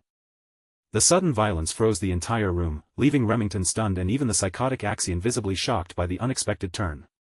Blondie clutched his head in agony as blood began running through his piss-colored hair, staining it in ugly streaks. Theo stood over him with a cold expression, still holding the broken bottle now slick with blood. Even after taking that blow, the bastard still dared to push himself up and curse at Theo for humiliating him in front of everyone. But before he could launch into the usual arrogant noble rant, Theo drove a kick straight into his face and broke the bastard's jaw. Theo's simple and brutal plan had finally begun, and his eyes turned cold, sharp, and almost crazy. He insisted that he had only offered Blondie a little greeting, yet somehow received such a hurtful response in return. The other nobles stopped dead where they stood, too frightened and confused to understand what was happening. At the same time, Theo's quest progress began climbing again, rising all the way to 43%. Remington had trained beside the young lord for 2 straight weeks, so he knew Theo was not some hot-headed thug who lashed out without reason. Watching this unfold, he wondered whether Theo might actually be doing it for his sake. As Blondie continued bleeding across the palace floor, Theo calmly declared that this was simply his own version of a welcome greeting. Then Theo stepped over Blondie's arm and positioned the noble's limp body across a raised platform, slowly applying pressure as he spoke. Since he had already said hello, it was time to say goodbye. Blondie panicked and desperately shouted for Theo to wait, begging him to stop whatever he was about to do, but his pleas had no effect at all. Theo brought his foot down on the bastard's arm and completely shattered Blondie's bones, sending a sickening crack echoing through the banquet hall. The same nobles who had been freely running their mouths just minutes earlier were now frozen in stunned silence, unable to say a word after witnessing such ruthless punishment. That single act of breaking Blondie's bones pushed Theo's quest progress even higher, raising it to 58%. Blondie finally lost consciousness from the shock and pain, his limp body sprawled out as drool stained the palace carpet beneath him. Theo tossed the unconscious body aside like the trash it was, then turned his gaze toward the crowd and asked if anyone else wanted to say hello. The sheer intimidation in his actions drove the quest progress up once more, pushing it to 66%. Suddenly, knights who had been concealed in the shadows revealed themselves and moved in, surrounding Theo from every direction. They drew their blades in unison, their focus locked completely on neutralizing the threat standing before them. 4 swords closed around Theo, pinning him in place. The knights demanded payback for the sin of harming their young master and declared that such a vile act deserved only one punishment: death. Theo smiled, because from his point of view, his plan was only becoming more useful with every passing second. He calmly asked the knights who the guy he had just beaten was. They answered with pride that Blondie was the third young master of the Hanavi clan, young master Ian Hanavi. Theo looked amused by how confidently they said it. The Hanavi clan was one of the 6 snow clans that supported Ragnar. He had already known that the bodyguard knights of these spoiled nobles would never be able to keep watching forever. They always looked down on the imbecile whenever he dared to act out, so Theo asked them what the problem was if he roughed up their young master. With unmistakable pride weighing down every word, Theo looked at the knights and asked whether the dogs of one of Ragnar's bannerman clans truly had the nerve to demand his death. Could they really bear the responsibility of threatening someone who carried Kyle Ragnar's blood? After all, the bloodline of Ragnar was not something that tolerated open disrespect. The moment Theo's threat reached their ears, the knights felt their grips weakening, their fingers loosening around the hilts of their swords. The fury they had felt after watching their young master get ruined was quickly swallowed by a deeper, older fear, the instinctive terror they held toward the Ragnar clan itself. On top of that, the aura pressing out from Theo's body felt suffocating, almost crushing the air around them. This was not the imbecile of Ragnar they knew, nor the weakling they had casually mocked so many times before. Now that the knights were forced to think clearly, they remembered that Theo was also a direct descendant of Ragnar with a legitimate right of succession. And beyond that, Ragnar stood as the Lord of the North, the overseer who ruled above the 6 snow clans. Declaring death upon the blood of the dragon was not something any sane person should ever dare to do. It was the kind of sin where even wiping out an entire insignificant snow clan would not be considered an unreasonable punishment. For far too long, that protection and prestige had not seemed to apply to Theo because everyone saw him as a useless descendant. Most people had simply forgotten what his blood truly meant, but that mistake could no longer continue. All 4 knights understood at once that they had made a colossal blunder, and that they needed to lower their heads and apologize immediately. But before they could do so, Theo had already given a kill order to a mysterious presence hidden nearby. A sharp flash of steel tore through the hall, moving so fast that it seemed to blind everyone who saw it. In the very next instant, 4 severed heads were already flying through the air, while dark blood spilled across the palace floor. Theo remained perfectly calm, standing like the eye of a storm as the blood of his enemies scattered and swirled around him. The mysterious figure who had slaughtered the knights at his command landed steadily on the carpet, moving with a grace that made the killing look effortless. It was none other than his master herself, Evelyn Nereville. With even more blood spreading across the banquet hall, the arrogant nobles finally felt the threat hanging directly over their heads. This was no longer some cruel joke or harmless game. Theo's quest to escape the title of the imbecile of Ragnar had reached 70% completion. Axion could only stand there and watch as his own banquet was completely stolen from him, turned into Theo's personal display of force and dominance. Evelyn looked toward her disciple and asked when he had realized she was following him. To Theo, though, the answer was almost obvious. He did not know exactly why she had followed him all the way to the Camellia Palace, but thanks to her presence, he could turn the tables on these fools without holding back. As the entire crowd stood frozen in silence, everyone seemed to be waiting for Theo's next move.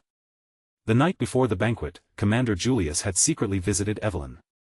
He had come to tease her about refusing to take in any more disciples while still diligently training her new student every single day. By now, Evelyn seemed used to this brute sneaking into her quarters whenever he pleased, because she did not even bother entertaining his little games. Recently, Julius's only real joy in life had apparently become tormenting his former comrade. That torment included helping himself to her expensive wine stash as if it belonged to him. But tonight, Commander Julius truly wanted to know what Evelyn had seen in the kid. Evelyn knew there was no point trying to pry the bottle out of that brute's hand anymore, so she simply answered that Theo had exceeded her expectations. When it came to his attitude toward honing his craft and refining his talent, Theo was genuinely among the best students she had ever taught. And considering that even Axion had once passed through her hands, that was not a claim she made lightly. Evelyn did not soften her words at all. Judging from Theo's potential, she could say with confidence that he surpassed even young Master Axion, and she sincerely insisted that she was not saying it just to flatter him. Julius had always trusted Evelyn's eye for talent. After all, she had 2 eyes, while he only had 1. Still, Julius reasoned that no person could change so drastically overnight. The most sensible explanation was that Theo had been hiding his strength all this time for some unknown reason. Of course, even Julius had to admit that it was strange to believe someone would conceal themselves for that long, only to suddenly begin showing off now. As a trainer, Evelyn believed that anyone who rushed too recklessly with their steps was bound to trip and fall sooner or later. But what she saw in Theo felt different. It was as though he was being chased by something invisible, pushing himself forward not out of arrogance, but out of fear. That was also why she felt uneasy about him attending the Scaled Dragon Society gathering. Julius finished off the bottle of wine and concluded that the Axian brat was definitely someone worth worrying about. He was also the one who suggested that Evelyn follow the kid, just to be safe. Commander Julius had a feeling that something would happen at the banquet. It might not be the same thing Evelyn was worried about, but he was certain something was bound to occur. As a Ragnar himself, Julius knew from first-hand experience what happened when wolf cubs hungry for blood gathered in one place. They started fighting to establish a hierarchy. Then the commander placed a uniform on the table and urged Evelyn to try tempting Theo into joining his unit once again. But it was not only the kid Julius wanted. He wanted Evelyn herself to return to the white-armored dragon cavalry, and he clearly had no intention of giving up on her. He did not want her to retire simply because she could no longer ride a dragon. In his eyes, she still had to come back and take responsibility for what she had started. After saying his piece, Julius left Evelyn's quarters, casually thanking her for the delicious wine on his way out. Evelyn had lost an expensive bottle that night, but in exchange, she may have just recovered a sense of purpose she thought she had lost. Back in the present, inside the Camellia Palace, Evelyn began piecing together everything that had just unfolded. She figured Theo must have noticed her following behind him and deliberately shaped the situation around that fact.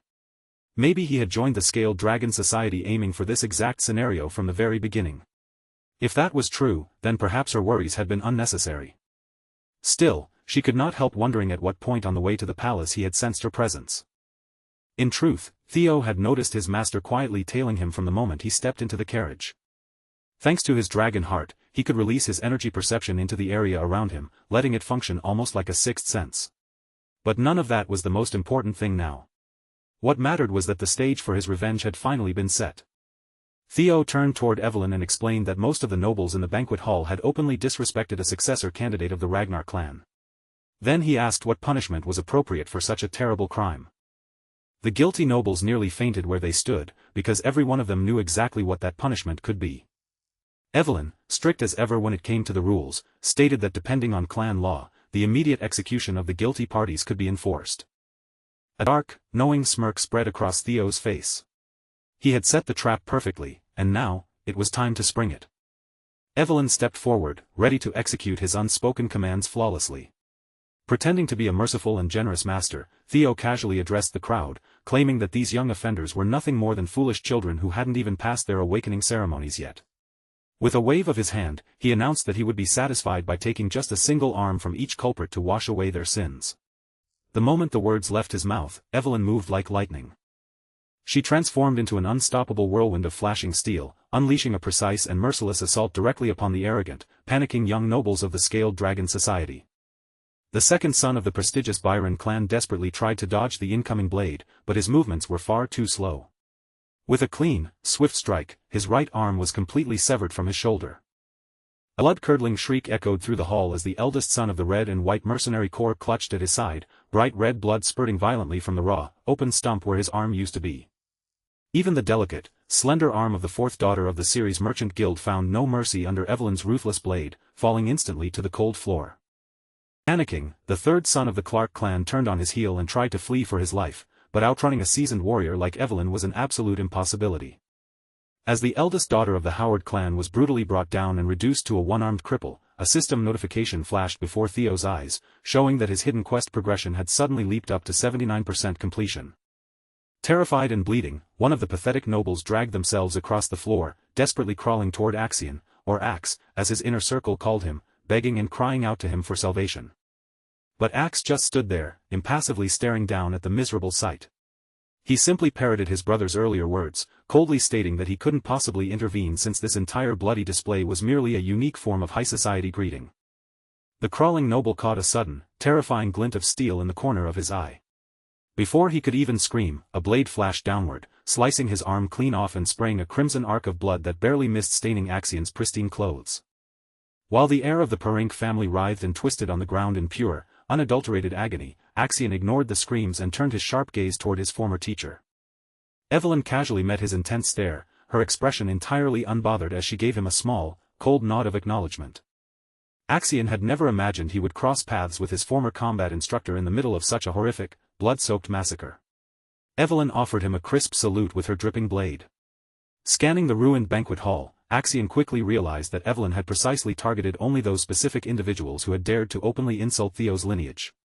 Theo had orchestrated the entire situation with such calculated precision that even though Axion was a fellow candidate for succession, he lacked any legal or social authority to halt the ongoing slaughter. It took Evelyn a mere matter of minutes to move through the crowd, efficiently carving off the right arms of 14 high-ranking individuals under Theo's cold, unyielding directives. Given their high status and wealth, these nobles could easily rush their severed limbs to a powerful priest and have them magically reattached, but their future prospects as swordsmen were permanently ruined. Everything had played out exactly according to Theo's master plan. Meanwhile, Axion's mind raced, far more intrigued by how on earth Theo had managed to sway both Remington and Evelyn to his side. Theo Ragnar, the man who was once universally mocked as the ultimate fool of the Rose Palace, had suddenly transformed into something utterly terrifying. Deep within Axion, his sadistic, psychopathic nature began to stir with wicked delight. Looking at his brother, he felt an overwhelming, burning desire to utterly crush this sudden rival beneath his heel. Now that he had thoroughly achieved his goals and exacted his price, Theo calmly called out to Evelyn and Remington, signaling that it was time for them to exit the premises. The trio slowly walked out of the Grand Palace, their footsteps echoing through a heavy silence as the terrified, trembling gazes of the remaining nobility locked onto Theo's retreating back. Before parting, the two brothers locked eyes, their intense gazes clashing in the air. Neither of them needed to utter a single word to know exactly what the other was thinking. But just as he was about to step away, Theo suddenly reached out and grabbed Axion's arm, clamping down with a powerful, vice-like grip that heavily creased the expensive fabric of his brother's suit. After holding him there for a tense, fleeting second, Theo let go with a smirk. He offered a casual wave of farewell, mockingly telling Axion that he had experienced an absolute blast at this bloody banquet. At that exact moment, a system chime rang out. The final tutorial quest, demanding he shed the reputation of the Ragnar family's greatest fool, was finally and officially completed. Axion stood there, absolutely fuming with quiet rage. He wanted nothing more than to draw his weapon and retaliate right then and there, but a small sliver of rationality reminded him that making a scene now would be incredibly foolish. Unable to contain his explosive fury any longer, the unhinged young lord stormed completely out of his own estate, tearing through the grounds and screaming Theo's name at the absolute top of his lungs into the night sky. Now that every single one of his tutorial quests had been successfully cleared, the realm would never again dare to mock Theo as the useless idiot of the family. The opening tutorial phase of his new life had officially come to an end, but his grand path of true, absolute revenge against those who wronged him was only just beginning. As a reward for completely shattering his negative reputation and flipping public perception on its head, he received an experience elixir, a powerful tonic capable of instantly raising a user's level by 5, provided they were currently below level 30. Word of the horrific bloodshed and the sudden massacre at the banquet spread like wildfire, quickly reaching the ears of the masters residing in the other royal palaces. Absolutely anyone would be paralyzed with shock upon hearing the unbelievable news that Axion's highly prestigious scaled dragon society had been completely dismantled and torn apart, both politically and quite literally. Meanwhile, Theo was in an incredibly triumphant mood after successfully flexing his overwhelming authority over those arrogant nobles. Eager to celebrate his flashy, blood-soaked debut into high society, his loyal subordinates escorted him straight to a local pub to toast their victory. Every single one of his dedicated followers had gathered together for the occasion, and even the usually stoic Evelyn made an appearance, sitting down to enjoy a few well-earned drinks with the crew. Lounging with his drink, Theo couldn't help but amusedly wonder how the remaining members of the Scaled Dragon Society were coping after being utterly humiliated by the very man they used to call a worthless fool. Deep within the elegant halls of the Camellia Palace, Lady Emil Ragnar sat in utter bewilderment and disbelief. She had just received the report that her faction had not only handed Theo the perfect legal justification for his violence, but that the boy had actually severed the arms of their allies right in front of Axion's face. When Axion sullenly confirmed that the report was entirely true, Emil's frustration boiled over. The entire situation felt completely absurd to her, and she angrily reminded Axion that she had explicitly warned him beforehand not to treat Theo so lightly. She voiced her deep disappointment, furious that instead of pressuring the boy into submission, they had inadvertently handed him total, absolute authority to run completely wild. Desperate to defend his tarnished pride, Axion quickly argued back, explaining that if Theo were to gain official recognition from the family, conquering the Rose Palace would become infinitely harder, urging her not to panic just yet. However, Emil wasn't having any of his excuses. She coldly cut him off, telling him to leave her presence and deeply reflect on his massive blunders, refusing to listen to another word out of his mouth. She sharply pointed out the sheer gravity of his mistakes, emphasizing that his reckless behavior had almost completely derailed the grand, long-term plans they had been working so hard to establish. Realizing there was no arguing with her in this state, Axion reluctantly bowed his head to her wishes and quietly exited the chamber. Left alone with her advisor, Emil let out a frustrated sigh, wondering aloud who Axion could have possibly inherited such an obnoxious, stubborn attitude from. Standing nearby, Ed Troyvin offered a sly smile, replying that the young lord actually looked exactly like Emil herself back when she was young. Emil shot him a sharp look, making it perfectly clear she was in no mood for witty banter. Ed quickly bowed to apologize, changing his tone to reassure her that this recent incident might actually not be worth losing sleep over. He began to explain the deeper political layout, noting that because the Rose Palace belongs to the clan head's personal harem, securing official, direct ownership over it has always been an incredibly complicated matter. He reminded her that even though the palace had long been ignored by the clan leader because it was viewed as a dumping ground for worthless riffraff, it technically still carried the sovereign protection and backing of the clan leader himself. Ed then laid out his cunning counter-strategy, explaining that all they ever truly needed was a solid, undeniable excuse to act. Fortunately, since Theo had caused a massive, violent uproar right in the middle of a high-profile Dragon Society gathering, the boy was rapidly cementing himself as the sole representative and figurehead of the Rose Palace. By leveraging this violent, high-society disaster as their primary justification, they could now easily use the clan's formal, legal procedures to completely suppress and trap the rising young master. Hearing this, Emil fell silent, her mind spinning as she processed the brilliant strategy. Up until now, her fear of Theo's growth stemmed from the worry that if the clan leader began favoring the Rose Palace, the boy's authority and influence would expand uncontrollably. But now she realized they could use Theo's newfound prominence against him. By utilizing the legal framework of the clan, the Camellia Palace could entirely lock him down, leaving the Rose Palace with absolutely no choice but to bend the knee and bow before the power of the Troyvin bloodline. A cruel smile returned to her face as she realized the plan was practically foolproof. Turning her eyes back to Ed, she eagerly demanded to know how long it would take to get everything ready for the trap. Ed offered a confident, sinister bow, assuring her that all the necessary arrangements had already been covertly finalized. He promised that by the time she opened her eyes tomorrow morning, the first thing she would hear would be excellent news. Gently breaking the heavy silence, he speaks to Amel in a soothing, comforting voice, assuring her that she can finally let her guard down. He tells her to wash away the stress of the day with a warm, relaxing bath and get a peaceful night's rest, adding with a warm smile that he has specially prepared a rare aromatic candle sourced all the way from the South Akron volcanic region just for her. Looking up at him, Amel feels a deep sense of relief wash over her, deciding in that moment to truly lean on her dependable older brother, and she softly expresses her heartfelt gratitude for his warmth. Meanwhile, across town inside a bustling, dimly lit tavern, Remington slams his cup down, completely overwhelmed by emotion as he loudly confesses just how profoundly shocked he was today, slurring that he never truly realized Theo cared so deeply about their friendship. Theo just sits across from him, looking completely bewildered by the sudden outburst, unable to comprehend what his friend is getting so emotional about, finding it absolutely hilarious to watch Remington act incredibly drunk when he has only been drinking sweet orange juice all evening. Gazing into his cup, Remington heavily notes that even when Theo was enduring cruel insults thrown directly at his own face, he didn't blink an eye, yet, the very second those thugs shifted their toxic words toward his companion, Theo didn't hesitate for a single moment to strike back. Remington looks down, thoroughly embarrassed and filled with bitter regret for failing to stand up and do anything to help. Remington looks up, staring intently at the young master with wide, awestruck eyes, suddenly hit by the realization of how much hidden pain Theo must have endured during all those years when the entire world looked down on him, cruelly dismissing him as a talentless, completely useless child. And yet, despite the crushing weight of everyone's low expectations, the boy refused to break, choosing instead to grit his teeth, defy his fate, and silently build up his strength until he became truly powerful. Even when standing face to face with overwhelming opponents against whom he shouldn't have had a single shred of hope, Theo displayed an unyielding, ironclad willpower to seize victory, daring to wage open warfare against the mighty Camellia Palace, an absolute authority that absolutely no one else dares to defy.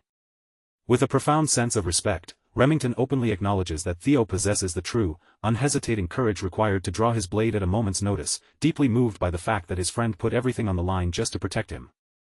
As Remington's eyes well up with thick, dramatic tears of gratitude, Theo can only stare blankly back at him, a cold sweat breaking out as he realizes his overly emotional friend has completely and utterly misunderstood the entire situation.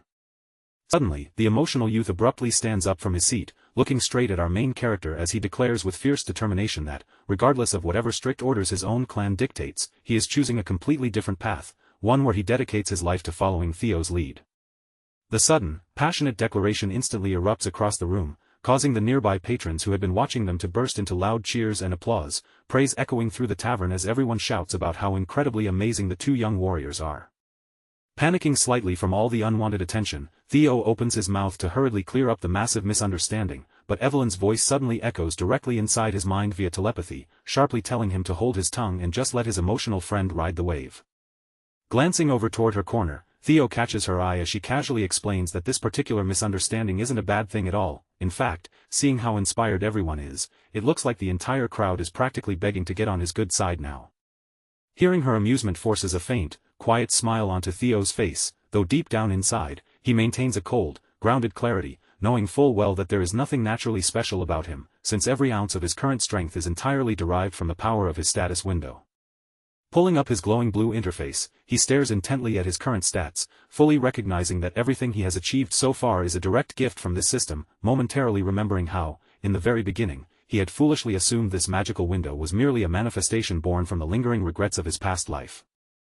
However, as his eyes scan the incredibly intricate details, numbers, and perfect structural breakdowns before him, he realizes with absolute certainty that this status window is something far more mysterious and profound than a mere psychological fragment. A strange, fleeting sense of déjà vu briefly brushes against the edges of his mind, but he quickly shakes the eerie feeling off, deciding it isn't worth overthinking right now since the system is actively providing him with the exact tools he needs to rapidly grow stronger. Now that the chaotic incident involving the Scaled Dragon Society has fully drawn to a close, the prompt flashes before his eyes, alerting him that his level has successfully increased. He notes that with every level up achieved, the system grants him precious stat points that he can freely distribute to elevate his physical attributes. With a smirk growing on his face, Theo realizes he now possesses the terrifying ability to manipulate and skyrocket his own attributes at will, feeling a dark thrill at the thought of what a monster with limitless potential like himself will do to the future. Sitting across from him, Evelyn catches a glimpse of his sinister, villainous smile and shivers, a look of pure concern crossing her face. Quickly pulling his thoughts back to the reality at hand, Theo decides his immediate priority must be preparing a solid defense against the inevitable, brutal retaliation of the Camellia Palace, prompting him to lean in closer and ask Remington if he's ready to assist him with a certain task. Without a single moment of hesitation, his loyal friend straightens his posture and firmly reassures him, giving his word that he is completely ready to do whatever Theo asks of him, no matter what it is. Though beneath his confident stance, Remington is caught slightly off guard, a faint blush of surprise coloring his cheeks upon hearing Theo address him so casually and affectionately by his nickname, Remy. Reaching into his coat, Theo pulls out a securely folded object, and as he slides it across the table into Remy's hands, his tone turns deadly serious, explaining that the bloody war for the Grand Throne between himself and Axion is about to officially ignite, meaning they must immediately begin laying down the groundwork before the storm hits. Remy falls completely silent, the weight of the moment pressing down on him as Theo stares at him, silently recalling memories of his past life where Remington eventually rose to become the undisputed head of the Narcio clan, commanding forces so incredibly formidable they could openly clash with the Ragnars themselves. Staring at the young man before him, our main character knows exactly how monumental this moment is, recognizing that pulling a future powerhouse like Remy permanently onto his side right now will completely rewrite the balance of power in his favor. He firmly presses the piece of paper into Remington's hand, and the young warrior grips it tightly, looking Theo dead in the eyes as he fiercely promises that since he has already bound his loyalty to him, he will unleash every ounce of his power to ensure this mission succeeds. A genuine look of appreciation crosses Theo's face as he softly voices his thanks, but before another word can be exchanged, the heavy wooden doors of the tavern are violently slammed open, a booming voice screaming Theo's name and shattering the atmosphere. The entire tavern freezes in absolute shock as a heavily armed squad of elite knights marches into the room, their armor clanking loudly as the lead officer steps forward, aggressively proclaiming that by the supreme authority of the Sword of Law, Theo is officially under arrest for the crimes of assault, issuing lethal threats, and unlawful intimidation. Hearing the ridiculous charges, Evelyn slams her hands on the table, her face flushing with rage as she barks out that this entire situation is complete and utter garbage, but Theo calmly raises a hand to hold her back, stepping forward with a completely unbothered expression to demand a look at the arrest warrant. Inspecting the official document held before him, his eyes narrow slightly as he confirms the seal is legitimate, noting with amusement that the black ink on the parchment hasn't even fully dried yet, a blatant sign that his desperate enemies rushed this paperwork through in a panicked frenzy. Knowing exactly how to play this card, he decides to cooperate completely without raising a fist, extending his wrists forward in a calm, relaxed manner as the anxious knights quickly and securely snap the heavy iron handcuffs around his wrists. As the guards tightly grip his shoulders and begin escorting him out into the street, Theo casts a casual glance back over his shoulder, flashing a reassuring, confident smile toward his companions to signal that he trusts them implicitly to manage everything perfectly while he's gone. Left standing in the middle of the disrupted tavern, Remington and Evelyn can only stare at the empty doorway, their faces pale and paralyzed in a state of absolute, breathless shock. Snapping out of his daze, Remington looks down at his trembling hands, forcefully redirecting his entire focus toward the tightly folded piece of paper that Theo had securely handed him just moments before the chaos broke out. It doesn't take long for the explosive news of the young master's sudden arrest to ripple through the estate, reaching all the way to the elegant halls of the Rose Palace, where Theo's mother, Lady Cecilia, goes completely pale upon hearing that her beloved son is being dragged away to the high tribunal, her legs giving out beneath her as she collapses onto her knees in sheer terror. Loyal personal servant rushes to her side, his voice trembling with deep concern, but she quickly waves him off with a weak gesture, insisting she is fine while desperately demanding to know on what absurd grounds they could possibly take her boy away. The servant bows his head low, revealing the grim truth that it stems from the destruction of the Scaled Dragon Society, and her son is now being formally accused of inciting a violent rebellion. Her breath catches in her throat, her eyes widening in pure disbelief as she tries to process the gravity of the words, asking with a trembling voice if they truly intend to put her young son through a full, hostile trial. With a heavy heart, the servant lowers his gaze even further, quietly admitting that given how thoroughly and utterly Theo obliterated the Scaled Dragon Society, the powerful factions pulling the strings will make sure he cannot easily escape this carefully laid trap. Cecilia closes her eyes, never imagining that a simple invitation would unravel into such an incredibly dangerous mess, yet as she takes a deep, steadying breath, a flicker of maternal pride returns to her eyes. She firmly believes that her son will undoubtedly shatter this trial, because she knows exactly what kind of resilient, extraordinary child he truly is. Clasping her hands tightly against her chest, Cecilia looks out the window toward the distant courtyard, sending out a silent, heartfelt prayer that her boy will endure the coming storm and return home to her completely unharmed. Meanwhile, the heavy wooden wheels of an armored carriage rumble loudly against the stone pavement as our main character is transported under heavy guard toward the intimidating grounds of the tribunal. As the carriage finally screeches to a halt at their destination, Theo looks out through the iron grates, a cold wave of familiarity washing over him as he realizes it has been an incredibly long time since he last stood before this ominous place.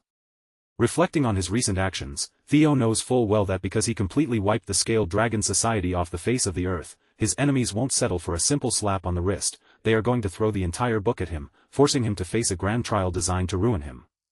He understands the political game perfectly. Since he carries the blood and title of a legitimate successor of Ragnar, this entire tribunal isn't just about a broken law, it's a calculated trap to ruthlessly interrogate and dissect his legal qualifications to inherit the throne.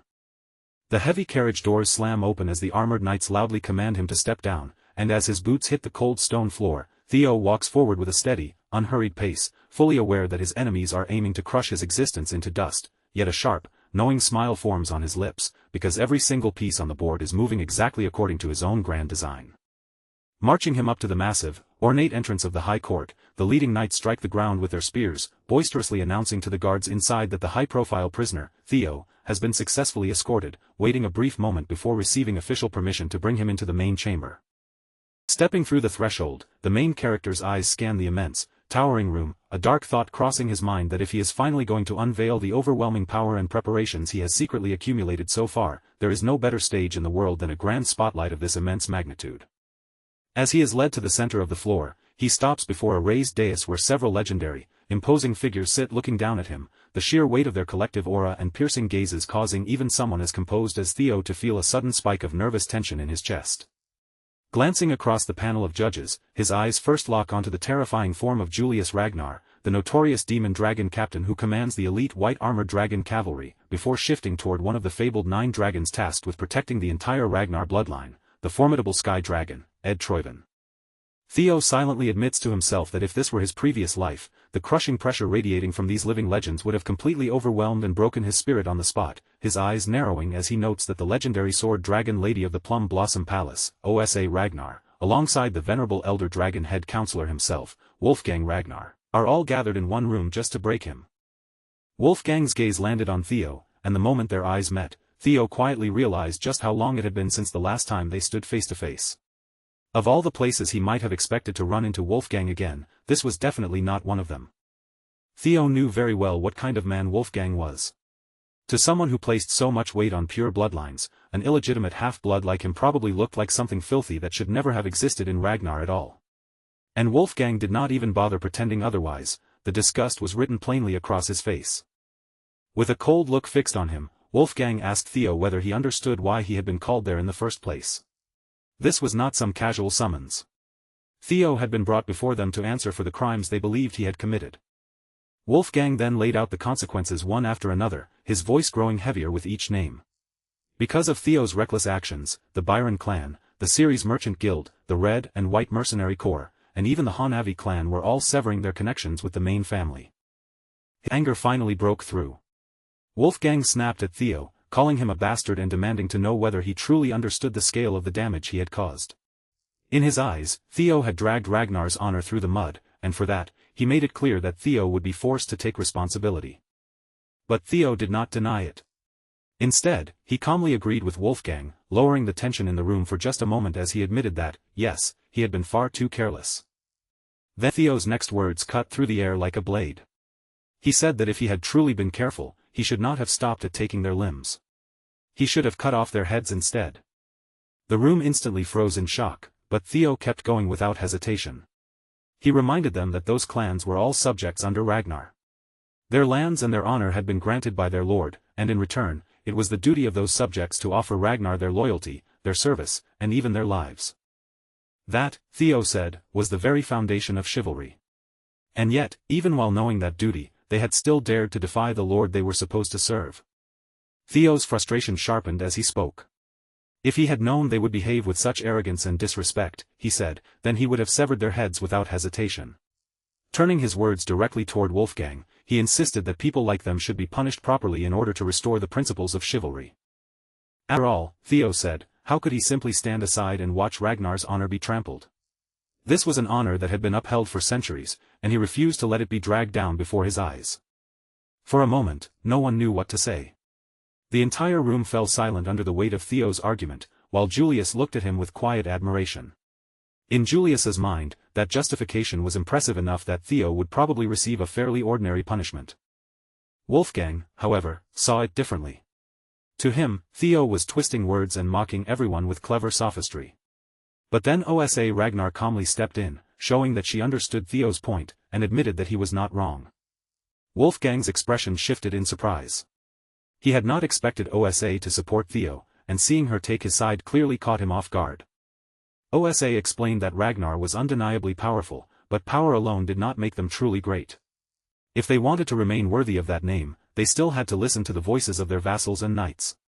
In her eyes, a clan that tried to rule the world through strength alone would eventually collapse. Wolfgang took in her words and understood what she was trying to say. Though his expression remained stern, he decided that he would keep her warning in mind. Theo quietly observed Osa from where he stood. She was the first wife of the clan head, and also known as the strongest swordsman in the north. Fortunately for him, she did not seem hostile. In fact, she appeared to be standing on his side. That only made Theo more confused. He had not expected Osa to act in his favor, and he could not understand what had pushed her to support him in front of everyone.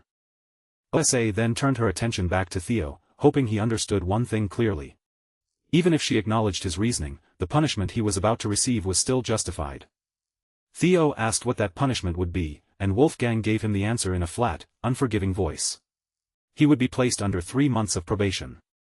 Theo immediately stated that he wished to participate in the ceremony, and Wolfgang's temper flared again, taking it as Theo daring to talk back. But Osa chose to consider his request instead, and in the end, she allowed Theo to take part in the awakening ceremony the following year. Ed silently understood what that meant. The children Theo had injured were already expected to participate next year, so the decision had essentially been settled. Still, because of the demon dragon's interference, Theo had gotten away with a lighter punishment than expected. Ed was satisfied with how his plan was unfolding, because delaying the awakening ceremony would still bring dishonor onto Ragnar. And since Theo was the one representing Rose Palace, forcing him to carry that disgrace would give Camellia Palace the perfect chance to advance over Rose Palace. Ed's lips curled into a quiet smile as he believed his plan had finally started moving. From here on, Theo would be unable to do anything but accept defeat. Ed also knew one more thing. If Theo chose to appeal the decision, he would be walking straight toward death. But Ed did not think Theo would be foolish enough to do something that reckless. Then Theo shattered that assumption in front of everyone. In a calm, steady voice, he announced that he wanted to appeal, and the entire room, including Ed, was instantly taken by surprise. Ed had to hold himself back from smiling. Inwardly, he mocked Theo as an enormous fool, convinced that there was truly no limit to his arrogance. As things began turning even more favorable for him, Ed could barely hide his satisfaction. Meanwhile, Julius looked at Theo and asked whether he truly understood what it meant to make an appeal. Theo answered that he understood perfectly. He knew this was not the sort of issue that could simply end with 3 months of probation, which meant the demon dragon had clearly pulled some strings behind the scenes. Even so, Theo decided to move forward with his own plan and declared that within the strong and proud Ragnar, an appeal meant war. Theo had no intention of accepting even the lightest slap on the wrist. In Ragnar, he said, the truth was ultimately spoken only by those strong enough to prove it. Then he pushed even further, saying that rather than being punished, he believed he should be rewarded for what he had done. Once again, everyone around him was left completely speechless. Meanwhile, far away at the hidden northern branch of the Ceres Merchant Guild, the entire place was swallowed by roaring flames. Amid the burning chaos, Evelyn pushed through the last remaining enemy, cutting down the final resistance in front of her. Remington looked over the scene and realized that this had truly been their hiding place. Just as Theo had said, the enemy had been concealed right here all along. After smashing through the hideout and reducing the place to ruin, Remington and Evelyn finally discovered something hidden within the wreckage. Back at the trial, Ed's eyes gleamed with delight. From his perspective, Troyvin of Camellia Palace was finished now, and the situation had turned exactly the way he wanted. With Theo standing before all the important figures gathered there, Wolfgang questioned him sharply. Was he truly planning to take a matter that could be settled by waiting only 3 months and turn it into an all-out war? Wolfgang called it pure arrogance. Then he pressed Theo even harder, asking whether he was really confident enough to face the combined forces of 15 clans all by himself. Theo did not flinch. He simply answered that this was something he had to handle. In a case where the difference in strength between the two sides was so overwhelming, Theo understood that appeal through a proxy battle was considered a normal method. Theo knew exactly what an appeal meant in Ragnar. It was not just a complaint or a request for reconsideration. It meant deciding who was right and who was wrong through battle. However, when a direct war was impossible to win because the gap in power was too large, each side could choose a representative instead. The final decision would then be settled through a one-on-one sword duel. That was how a proxy battle worked. And in this situation, Theo would be standing as his own representative. Julius understood the danger immediately. There was a very high chance that the plaintiff's representative would be Axion, and if things continued in that direction, Theo's defeat was practically guaranteed. He looked at Theo and wondered whether there was some plan hidden behind that calm expression. If Theo believed someone would step forward to fight in his place, Julius thought, then he was going to be disappointed. Theo then formally requested that the proxy battle be held in 1 week, exactly as the rules allowed. Ed believed he could see straight through Theo's intentions. In his mind, Theo was probably hoping that Julius or Evelyn would act as his representative. But no one would agree to that, which meant Theo would have no choice but to step into the fight himself. Ed decided he would send Axion as his own representative. That way, Axion could crush Theo personally and make him understand exactly where he stood. Ed was just about to announce his chosen representative when, all of a sudden, a voice interrupted the room. The moment everyone heard it, they froze in complete silence. Someone walked in with an air that instantly changed the atmosphere, praising Theo for the cleverness of his plan. As he looked at Theo, he remarked that the boy had changed quite a lot since the last time they met. The man who had appeared before them was none other than the clan head himself, Kyle Ragnar. The moment Kyle Ragnar stepped into the trial room, the entire atmosphere changed. Every person present lowered themselves in respect, and Theo also dropped to his knees, bowing his head as he greeted the incarnation of the great dragon god. Right then, without warning, a system window appeared before Theo's eyes. A new quest had been issued, ordering him to take over Camellia Palace and expose the hidden secrets buried within it. Theo's eyes narrowed as he stared at the message. This was his first real quest after clearing the tutorial, and he immediately wondered whether it had something to do with the blue light he had seen earlier. Only then did Theo realize that he had completely pushed that strange light out of his mind. With everything happening around him recently, he had forgotten that something unusual had definitely been there. Theo quickly pulled his thoughts back before they could wander any further. Right now, he could not afford to get lost in questions. His father was standing in front of him, and the present situation came first. He had to deal with what was happening right in front of him, because the king himself had appeared. That single unexpected variable was enormous enough to shake the entire flow of Theo's plan and possibly ruin it completely. Keeping his posture controlled, Theo looked toward his father and asked why he had come all the way here. Kyle told him to rise.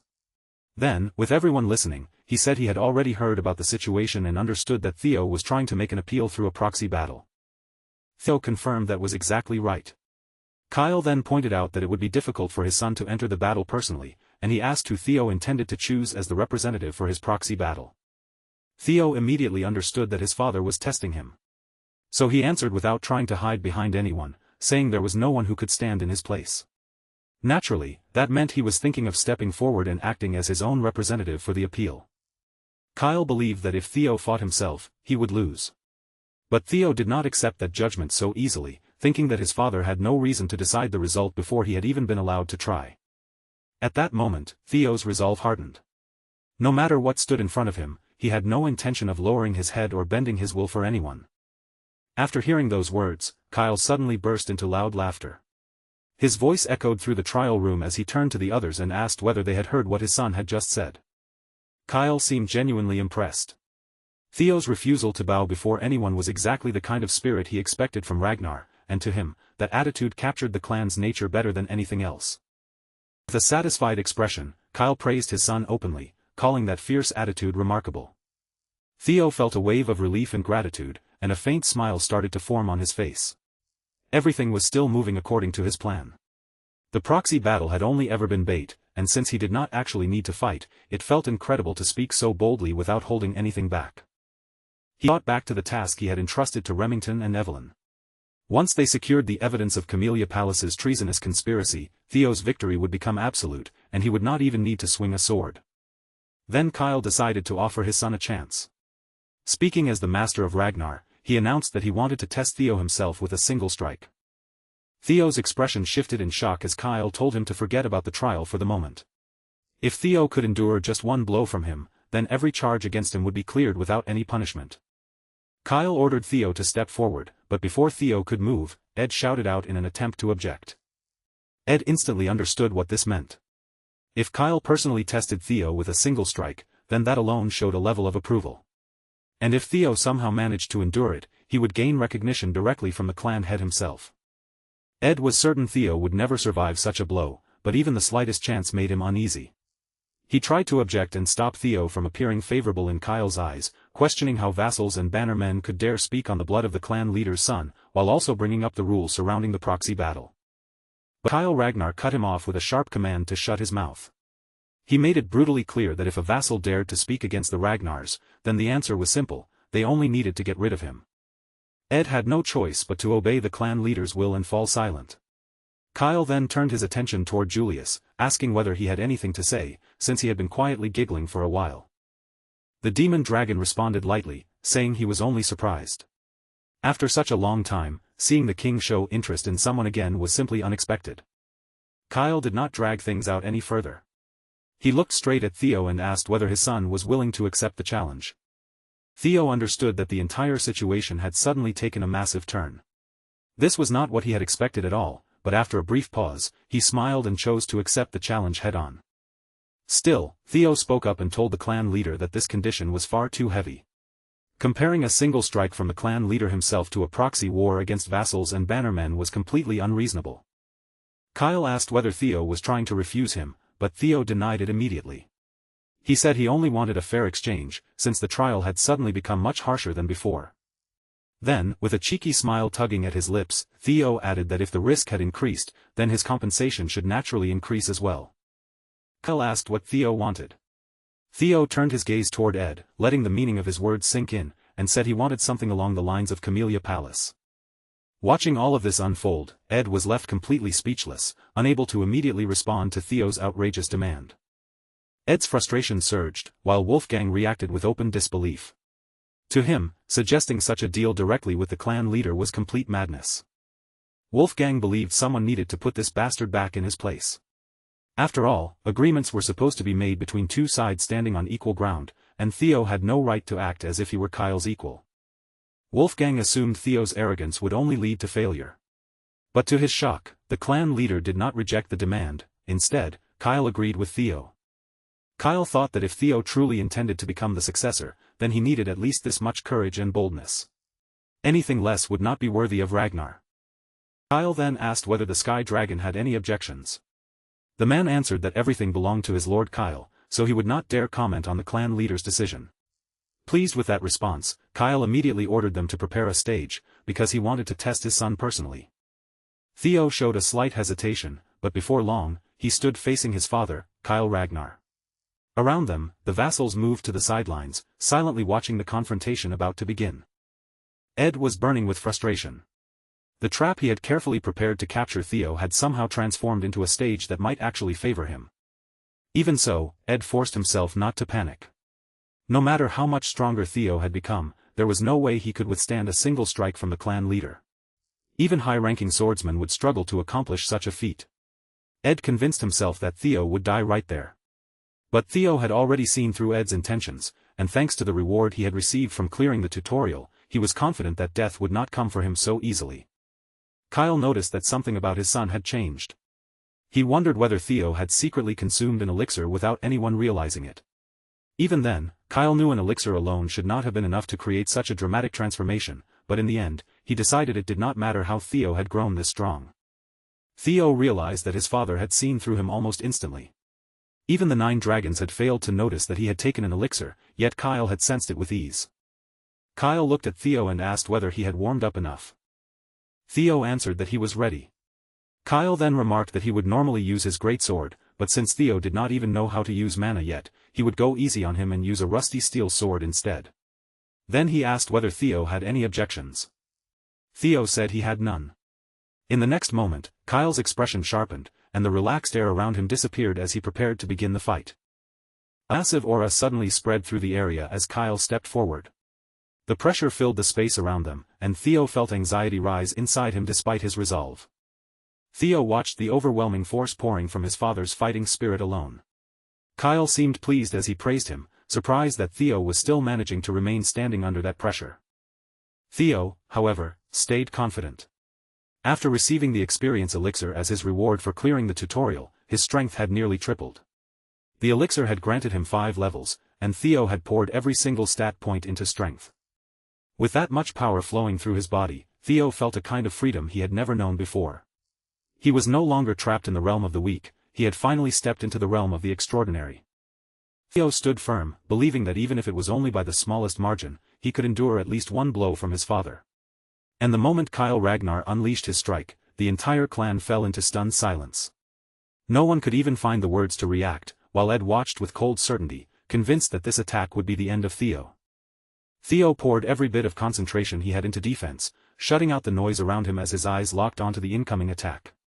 Instead of freezing in fear, he followed the movement with sharp focus, clearly seeing the strike as it came crashing toward him. A massive red beam of light dropped from above like judgment itself, slamming into the ground with enough force to tear the entire stage apart. Dust and smoke exploded everywhere, swallowing the area whole. But when the haze finally began to clear, Kyle Ragnar smiled, because standing before him was the son he had finally deemed worthy. Theo was still on his feet, and the sight left everyone around them completely shaken. Through pure willpower and unbending determination, Theo proved that he had not been lying. His innocence was not defended with excuses or pleas, but with the strength to stand tall even after facing his father's terrifying strike. After Theo successfully endured that single blow, the trial finally came to an end. At the same time, the system appeared before him, confirming that the sudden single strike from Kyle Ragnar, had been completed successfully. As a reward for everything he had accomplished, Theo received access to an inventory. Along with it, a mysterious blue key appeared, glowing with a strange importance that made it clear this was no ordinary prize. Some time later, Theo slowly opened his eyes, his mind still hazy as he tried to understand his surroundings. The first thought that crossed his mind was simple confusion, and he quietly wondered where he had ended up. The moment Cecilia saw her son awake, relief washed over her face.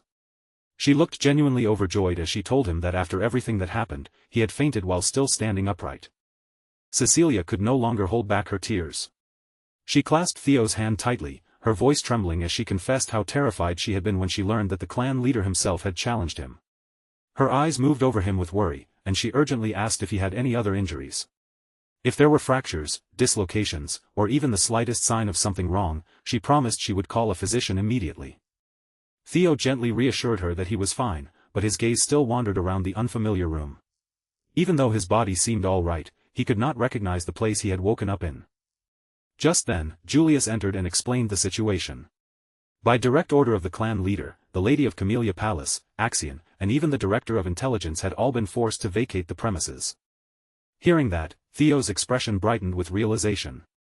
He finally understood where he was, and the thought filled him with quiet satisfaction. They were now inside Camellia Palace. The system then updated Theo on his current situation, showing him that the next part was already within reach. Now that he had entered Camellia Palace, all that remained was to uncover the hidden secret waiting inside. Out in the garden of Camellia Palace, Imel was making a loud scene. Her frustration spilled out openly as she demanded to know why she was being forced out of what she believed was her own property. The servants gathered around her in a panic, trying desperately to calm her before the situation got worse. With anxious faces, they begged her not to cause such a commotion in the middle of the palace grounds. Meanwhile, from a distance, Ed watched the chaos unfold with a cold and calculating stare. Without hesitation, he turned to Axion and gave him a deadly order: Theo Ragnar had to be killed. Axion responded by laying out his plan for the awakening ceremony, implying that there was already a method in place to deal with Theo when the right moment came. But Ed was not satisfied with a slow or uncertain plan. His voice hardened as he told Axion to cut off Theo's head and end him for good, leaving no chance for Theo to survive. Axion looked closely at Ed's eyes and immediately understood the depth of his hatred. Those eyes were burning with an intense desire for revenge, sharp enough to make it clear that Ed would not rest until Theo was dead. Once everything at Camellia Palace finally settled down, Theo quietly reviewed what had happened. Even though the situation had gone against his original plan in several ways, the results he gained were far better than anything he had expected. He had managed to obtain Camellia Palace without even using his trump card, which alone was already a major victory. And as if that were not enough, he had also gained another form of authority on top of it. Curious about his new power, Theo activated the inventory skill. A moment later, he reached inside and pulled out an item as if he were taking something from a hidden space only he could access. Theo casually munched on the apple he had taken out, still wondering how something like this inventory could even exist. The whole thing felt unbelievable, but even as he questioned it, he could not deny how incredibly useful it was. Then Theo took out the blue key he had recently received from the inventory. As he studied it in his hand, he became more certain that this key was connected to something important hidden within Camellia Palace. When Theo focused his attention on a nearby door, the keyhole suddenly began to glow. The strange light appeared as if the door itself was reacting to the blue key in his possession. Theo decided to use the key and carefully unlocked the door. But when it swung open, he froze for a moment in surprise, because beyond it was not an ordinary room, but a deep tunnel stretching into darkness. The system immediately informed him that he had discovered a dungeon for the first time. As a reward for this first discovery, any experience he earned inside the dungeon would be doubled. Seeing an actual cave hidden inside Camellia Palace, Theo assumed this had to be another kind of quest. Since he had no intention of passing up double experience, he decided that clearing the dungeon was worth the risk. But before stepping inside, Theo caught himself and remembered that charging into a dungeon unprepared would be reckless. Instead of rushing forward, he paused and made sure he was properly ready first. After some time passed, Theo returned fully prepared, his inventory now packed with weapons. Once he was satisfied with what he had gathered, he finally decided it was time to investigate the dungeon. As Theo moved deeper into the tunnel, he suddenly noticed a massive wolf staring straight at him from ahead. Its size alone was enough to make him realize this was no normal animal, it was large enough to be considered a demonic beast. The wolf monster lunged at him without warning, closing the distance in an instant. Theo reacted quickly, raising his shield just in time to block the attack before it could tear into him. The impact made Theo feel just how powerful the wolf really was. Even so, he braced himself, gathered his strength, and managed to shove the creature back before it could overpower him. Theo refused to lose when it came to raw strength. With his feet planted firmly and his grip tightening, he made it clear that he would not be pushed around by this monster. As Theo faced the wolf head-on, the beast let out a fierce scream and charged toward him again. Its huge body rushed forward with terrifying force, filling the narrow space with pressure. Theo swung his sword quickly and slashed at the wolf, but the blade failed to leave any real damage. In that moment, he realized its hide was far too thick, and with the wolf's speed added on top of that, half-hearted attacks would never be enough to win. Theo understood that this creature was no ordinary wolf. Judging from its strength, toughness, and movement, it might truly be on the level of a demonic beast. He admitted to himself that defeating this wolf would not be easy. Before he could settle on a plan, the monster rushed in again, raising its claws as it tried to tear him apart. In that dangerous moment, Theo thought back to the ray of light he had witnessed when he faced his father's single strike. If only he could recreate even a fraction of that power, this battle might turn in his favor. He remembered how incredible that strike had been and tried to release a pure white arc of his own toward the wolf. But the attempt failed, and Theo quickly accepted that copying his father's move would not be nearly that simple. The name single strike was really just a simple way to describe an attack that carried certain death. It was not about appearances or flashy movement, it was a blow meant to end everything in one decisive moment. Theo finally understood what he had been missing. To imitate his father's attack, he needed to gather every ounce of his strength and pour it all into one single sword strike. Theo cast aside his shield and shifted his thoughts toward sharpening his swordsmanship. He remembered the secret sword arts Evelyn had taught him, techniques that depended on speed rather than brute force. Then Theo rushed straight at the wolf, moving with sudden speed as he drove his blade into one of its eyes. The monster let out a pained scream and staggered backward, forced to retreat from the unexpected attack. Seeing the wolf react, Theo realized that his plan was starting to work. Confidence rose in him as he attacked again, believing that this time, he really could win. 2 months later, at the training ground, EAD looked around and noticed that the crowd had grown much larger than before. Sybil agreed with his observation, realizing that with so many people gathering there now, they might need to change training locations.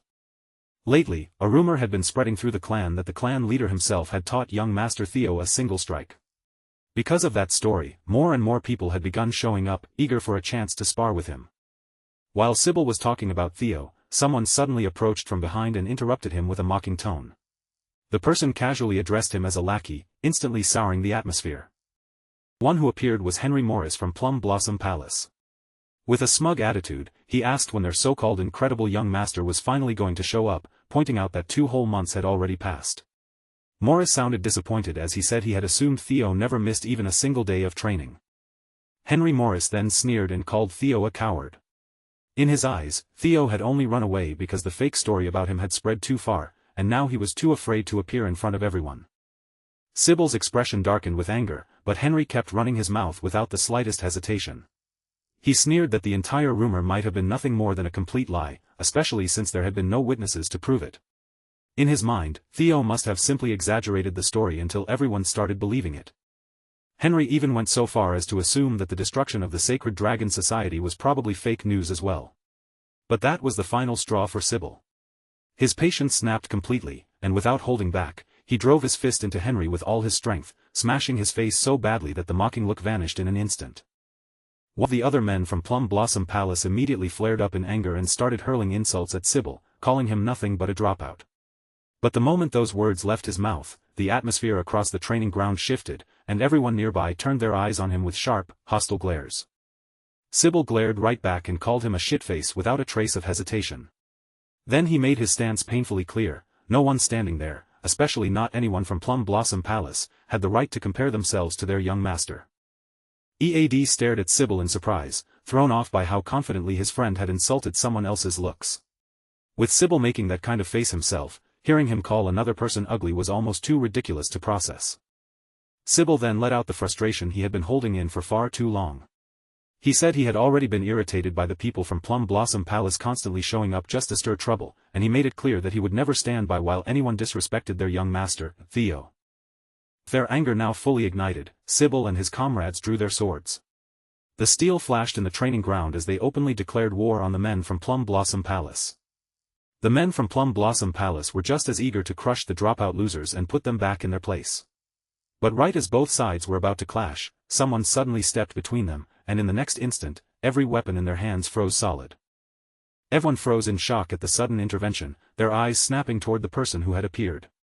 Sybil recognized him almost immediately. It was Ray Ragnar, one of the 4 hounds.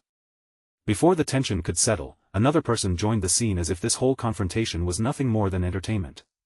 A burst of laughter rang out, cutting through the frozen silence. The one laughing was Hulchus Lanka, another member of the 4 hounds. His arrival made the situation feel even more dangerous than before. Sybil could hardly believe what he was seeing. Two members of the four hounds had suddenly appeared at the training ground at the same time, and while everyone was still trying to understand why, Hulchus looked around and noticed that one person was missing. Hulchus turned toward one of the men from Plum Blossom Palace and asked where the Luster Tiger was. The question immediately confused the man, who clearly had no idea what Hulchus was talking about. Hulchus grew more fired up, his voice rising as he questioned whether everyone there had suddenly gone deaf. He made it clear that he was not asking for just anyone, he was looking for the true master of the training ground. Then Hulchus announced his purpose without any more hesitation. He had come there to challenge Theo Ragnar himself. Meanwhile, far away from the commotion at the training ground, Theo was still inside the dungeon. His body had been pushed to its limit, and even the sword in his hand finally gave out, shattering from the pressure of endless battles. Just then, the system appeared before him with a new notification. After everything he had endured, Theo had leveled up once again. More system windows began popping up one after another, each one showing his rising stats. The numbers confirmed just how far he had come, and among them was the staggering count of demonic beasts he had already hunted, 170. Theo sat surrounded by the corpses of the monsters he had defeated, his exhausted body resting atop the proof of his survival. The system then displayed the remaining count, showing that only one monster was left. Theo lifted a healing potion and drank it down, letting it restore some of his drained strength.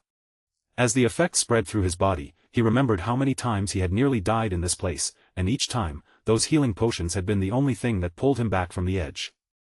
At the beginning, every monster had been incredibly difficult for him to bring down. But as his level continued to rise, the battles gradually became easier to handle. Still, Theo could not help feeling surprised by how quickly time had passed, because he had already spent 2 full months inside the dungeon. The system reminded him once again that only a single demonic beast remained. After all the fighting, only the final enemy was left between him and the end of the dungeon. Theo immediately understood what that meant. When he noticed the stairs ahead of him, he realized the last remaining beast had to be the boss monster waiting deeper inside.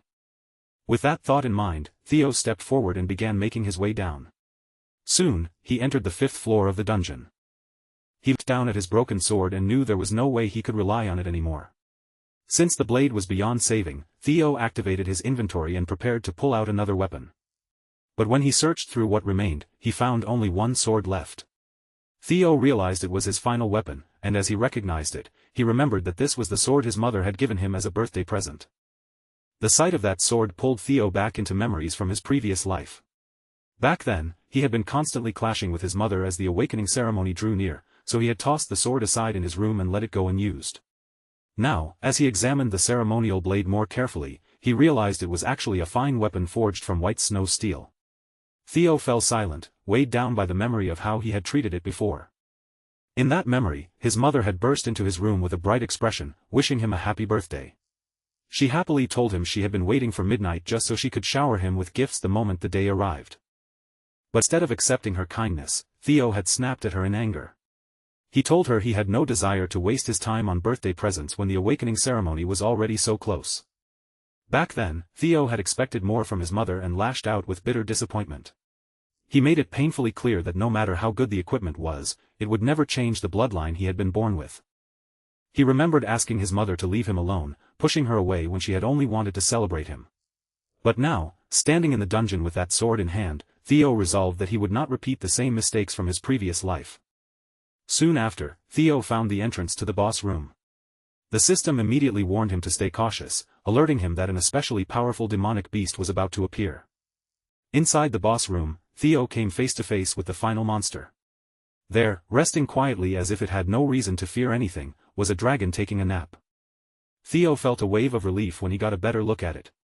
It was not a true dragon, but a lesser drake, which at least made the situation feel slightly less impossible. Even so, Theo could not help questioning why the final boss of this quest was a draconic creature. After all, the Ragnars were said to be descendants of dragons, so the connection felt far too strange to ignore. For a moment, Theo wondered if it was nothing more than coincidence. But he quickly pushed that thought aside, because whether it had meaning or not, he could not leave the dungeon unless he defeated the boss monster in front of him. The system displayed the quest scenario once more, along with the number of monsters remaining. The message made the situation clear: this last enemy was the final obstacle he had to overcome. A doubtful voice questioned whether Theo could truly win this fight. Even if it was only a lesser drake, he was still facing a creature connected to dragons, and that alone made the battle terrifying. Theo steadied his breathing and sharpened his focus. With his mind locked onto the enemy, he decided to use single flash. He remembered how many times he had practiced that technique against the wolves he faced throughout the dungeon. It might not yet be equal to his father's dragon flash, but Theo still charged toward the drake with determination, believing that if he pushed his dragon heart to its limit, he should be able to land a powerful blow. Theo drove his sword straight into the monster's eye, piercing through and successfully wounding it. The lesser drake let out a furious scream of pain as blood and rage erupted from the injury. In the next instant, the drake whipped its tail toward him in a sudden counterattack. Theo dodged it with ease, but disappointment flickered through him when he realized his strike had not been strong enough to pierce all the way into its brain. The wounded drake roared even louder and prepared to kill him for real. But Theo's eyes remained steady as he began seeing the possible paths in front of him, and with growing confidence, he charged at the drake again, believing there was still a chance to win. Theo landed several strikes against the monster, not expecting them to finish it right away. For now, his goal was to distract the drake with ordinary attacks while searching carefully for the weak point that could decide the battle. Then, without warning, the lesser drake released another terrifying scream. The sound rolled across the boss room, and a heavy wave of fear began spreading over the battlefield. Theo's entire body froze under that fear, locking him in place even though he could clearly see the attack coming toward him. Unable to dodge in time, he forced himself to raise his sword and block the blow head-on. The impact sent him flying backward, and his body slammed hard into the rocky wall behind him. Pain shot through him as he realized just how overwhelming the boss monster's strength really was. Theo admitted to himself that he could not keep fighting like this for long. Still, he pushed himself back onto his feet and moved to attack the massive monster coming toward him, hoping he could strike its weak points quickly and end the fight before he ran out of strength. Theo already knew that a dragon's weak point was its reverse scale. With that in mind, he leapt onto the lesser drake's body, moving across it while dodging each attack that came after him. At last, Theo found the reverse scale and drove his sword into it with all the force he could muster. The blade pierced through, and blood burst from the monster's body, gushing out as the lesser drake reeled from the wound. He keeps driving his attacks into that exact weak spot over and over again, and the moment each blow lands, the creature lets out a sharp, agonized scream as pain tears through its body. For a second, Theo is convinced his strategy has finally worked, thinking the lesser drake is about to collapse right in front of him. But instead of falling, the monster stays on its feet, and that sudden resistance catches Theo completely off guard. Meanwhile, back at the training grounds, Hulkus is already losing his temper with Ray. His face tightens with frustration as he makes it very clear that he has no intention of stepping aside, because he wants to be the first one to fight the young master. Ray looks at him with open contempt and calls him a loser, bluntly telling him to stay out of the way. But Hulkus refuses to swallow the insult, and he immediately fires back, reminding her that the only time he lost was 3 years ago. Since that defeat, Hulkus has spent every single day pushing himself and sharpening his skills. In his mind, 3 full years of relentless training is more than enough time to close the distance between them. But Ray does not take a single word he says seriously. She brushes off his confidence like it means nothing and calls him a loser all over again, which only makes Hulkus's anger flare even hotter. At that point, Hulkus decides words are useless and challenges her to a duel instead. He declares that whoever wins this fight will earn the chance to face Theo Ragnar personally. Without holding back, Hulkus swings his massive weapon straight at her with crushing force. But Ray barely reacts, stopping the attack with such ease that it looks like the blow did not shake her at all. Sybil and Henry stand nearby, completely confused by how everything spiraled into this so quickly. But once they realize members of the Four Hounds are actually about to clash, their confusion turns into fear. Just as the two of them move in to attack each other, Remington suddenly steps right between them. With a cold, firm presence, he tells them to take their fight somewhere else, because this place belongs to young Master Theo. Remington makes his stance unmistakably clear. No matter who they are, he will not allow anyone to stir up trouble or create chaos in his master's domain. Instead of backing down, Hulkus actually lights up when he sees Remington standing there. He admits he has wanted to fight him too, but Remington calmly tells Hulkus to listen carefully and understand what he is saying. Then, without warning, a crushing pressure spreads across the entire area. Everyone feels it at once, and even Remington grows tense as he questions where such dangerous killing intent could possibly be coming from. The moment they sense that terrifying presence, everyone turns their heads toward the entrance. And there, stepping into the training ground, is Theo himself. Remington is stunned by the heavy pressure pouring off Theo's body.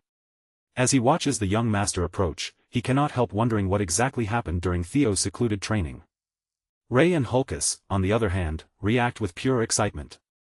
The moment they see Theo appear, their eyes sharpen, because the young master they have been waiting for has finally arrived. With a single step into the area, Theo overwhelms the entire training ground using his newly gained skill, Lesser Drake's Fear, and the atmosphere instantly turns suffocating. Earlier, inside the dungeon, Theo had finally pierced through the Lesser Drake's reverse scales. After taking that fatal blow, the monster eventually died, and the system immediately congratulated him for successfully hunting it down. The moment Theo touched those reverse scales, the Lesser Drake completely lost control. Its body thrashed wildly, and the creature began rampaging like it had been driven into madness. Theo honestly thought he was going to die right there. But after several desperate minutes, the monster exhausted itself, proving that those reverse scales truly were its most critical weak point. Once the battle ended, the system notified Theo that he had obtained two valuable materials from the Lesser Drake, its tooth and its claw. The tooth could be used as an enhancement material for weapons, while the claw had its own special purpose, allowing a weapon's sharpness to be strengthened even further.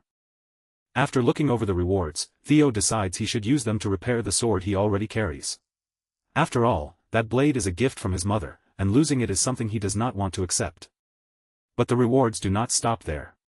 Theo also receives a new ability called Lesser Drake's Fear, and the moment he sees the skill appear, he is visibly taken aback. He quickly checks the details and realizes what the skill can do. If the target is weaker than him, Lesser Drake's Fear can force that opponent into fear.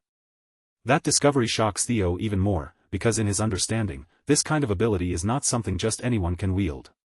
He had always believed only a small number of chosen ones were capable of using skills like that.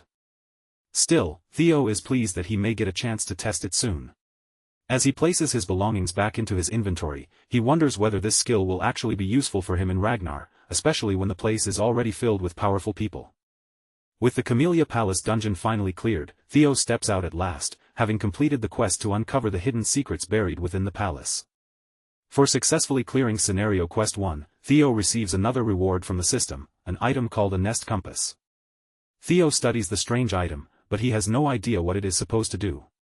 He can only wonder whether this compass will become important during the next quest. Now, Theo stores the Nest Compass in his inventory and decides that the first thing he needs is rest. After everything he has gone through, his body is completely worn out. But before Theo can return to his room, a maid suddenly rushes toward him in a hurry. Breathless and alarmed, she tells him there is an urgent matter he needs to handle immediately. The maid notices the wounds covering Theo's body and hesitates in concern. But Theo brushes it off without making a big deal out of it and simply asks her what the problem is. The maid quickly explains that a brawl has broken out in Training Ground 4, and the situation is already serious enough that someone needs to intervene. After hearing that, Theo heads straight for the training ground. The moment he enters, his new skill, Lesser Drake's Fear, spreads through the area and completely dominates everyone present. Theo's patience is already gone. With anger in his voice and exhaustion weighing on him, he tells everyone to get lost because he desperately needs rest. The overwhelming aura is so intense that some people immediately lose consciousness. But Hulkus reacts in the exact opposite way, growing excited at the sight of such terrifying killing intent before charging straight at Theo to find out who is stronger. Hulkus swings his sword with full force, aiming directly at Theo. But Theo meets the attack calmly and overpowers him with a single swing, leaving everyone around them frozen in shock. The impact sends Hulkus staggering backward, and for a moment, he can barely process what just happened. He cannot believe his own strike was deflected so easily. Even Theo is surprised by how much his body has changed after the dungeon training. But Hulkus refuses to back away, his fighting spirit burning even harder than before. Hulkus has always been known as the weakest member of the Four Hounds of the North, mostly because he is reckless, simple-minded, and never bothers to broaden his fighting style. Even so, he rushes Theo again and challenges him to block the next blow. But even if Hulkus is called the weakest, no one has ever looked down on his raw physical strength. That is why Theo is genuinely surprised to realize he can now keep up with him, and with one clean slash, he counters Hulkus's attack and defeats him. Theo feels an incredible rush from how much stronger he has become after leveling up. Meanwhile, Hulkus coughs up blood, his body finally gives out, and he collapses unconscious onto the ground. Seeing Hulkus fall, Theo immediately realizes he may have been too careless and should have held back more. Still, he feels relieved that his opponent was Hulkus, someone famous for his toughness and ability to endure heavy hits. Theo soon notices that Hulkus has only fainted, not died. Sybil stares in surprise, while the entire training ground erupts into cheers for the young master who defeated the Black Bear of the Four Hounds with a single strike. Theo quickly reassures everyone that Hulkus is still alive, making it clear that the frightening blow did not actually kill him. Then Theo's own sword suddenly breaks as well. The sight immediately disappoints him, because that weapon was not just any blade, it was the precious gift his mother had given him. Even so, the crowd keeps cheering wildly for Theo. To them, the broken sword only makes the moment look even more impressive, and they praise him for shattering his weapon with one overwhelming strike. Theo looks at their excitement in confusion, unable to understand why everyone is celebrating so happily when his mother's sword has just broken in his hands. Meanwhile, as Ray silently watches everything unfold from the side, the sight of Theo standing there causes an old memory from her past to rise in her mind. Back when Ray was still just a little child, Theo happened to find her wandering alone through the freezing cold. Seeing her dressed in almost nothing despite the biting weather, he looked at her in confusion and asked why she was walking around like that in the middle of the snow.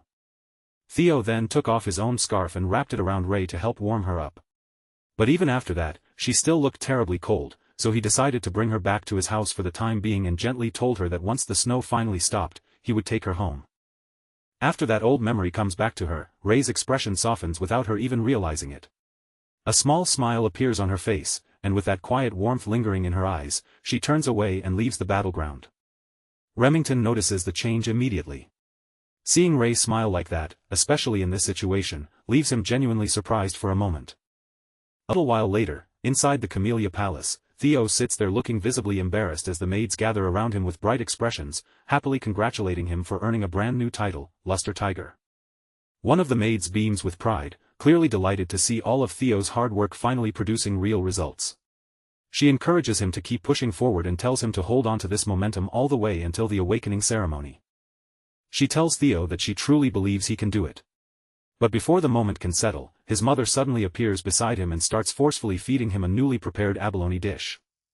Theo tries to stop her at first, clearly flustered by the sudden attack of food. But his mother does not slow down at all, continuing to stuff more into his mouth while he helplessly begs her to stop. As Theo keeps eating, memories from his past life begin to surface in his mind. In that quiet moment, surrounded by his mother's care, he starts to feel a deep sense of gratitude. Theo then tells his mother that the food is truly delicious, and his words seem to please her. But almost immediately afterward, her eyes fall on the broken sword he has with him. The moment she notices the sword's condition, shock spreads across her face. Theo instantly stiffens, sweat forming on him as nervous tension takes over. Theo quickly explains that the sword broke while he was training. He starts apologizing right away, knowing that the blade was not just any weapon, but a precious birthday gift his mother had given him. Instead of blaming Theo, his mother becomes furious at the person who swore the sword would never break. After all, it was supposedly made with white snow steel and ebony steel wood, so it should have been far stronger than this. Theo asks if she means the steel wood that comes from the southern jungle, and she confirms it without hesitation.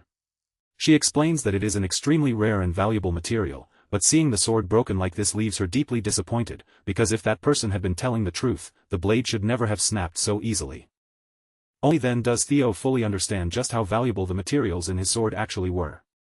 He stares in surprise, realizing that he had never expected his mother's gift to be worth that much. That thought makes Theo wonder even more. He cannot help questioning how his mother managed to obtain such a rare and impressive sword in the first place. His mother then decides she will go directly to the maker and demand a proper explanation. Not only that, she intends to force them to forge a better sword this time, one truly worthy of her precious son. Theo tries to calm her down, assuring her that it is fine and that he can simply use another sword. But she refuses to accept that idea, telling him that people are finally beginning to recognize his true strength, which means he has to be more careful now than ever before. With the awakening ceremony right around the corner, she makes it clear that she will never allow Theo to attend such an important event while carrying some shabby old sword. Theo feels a quiet happiness seeing just how much his mother cares about him. But then Cecilia suddenly says they should get going now that the conversation is over, leaving Theo confused about where she plans to take him. Cecilia reveals that they are heading to the greatest workshop in all of Winterra, a famous place known as the Basque Workshop. The Basque Workshop is counted among the top 3 manufacturing workshops in Winterra, and part of its reputation comes from its massive scale, large enough to rival an entire factory. But even with its enormous size and impressive reputation, the most remarkable thing about the workshop is not the building itself. It is the master who runs it.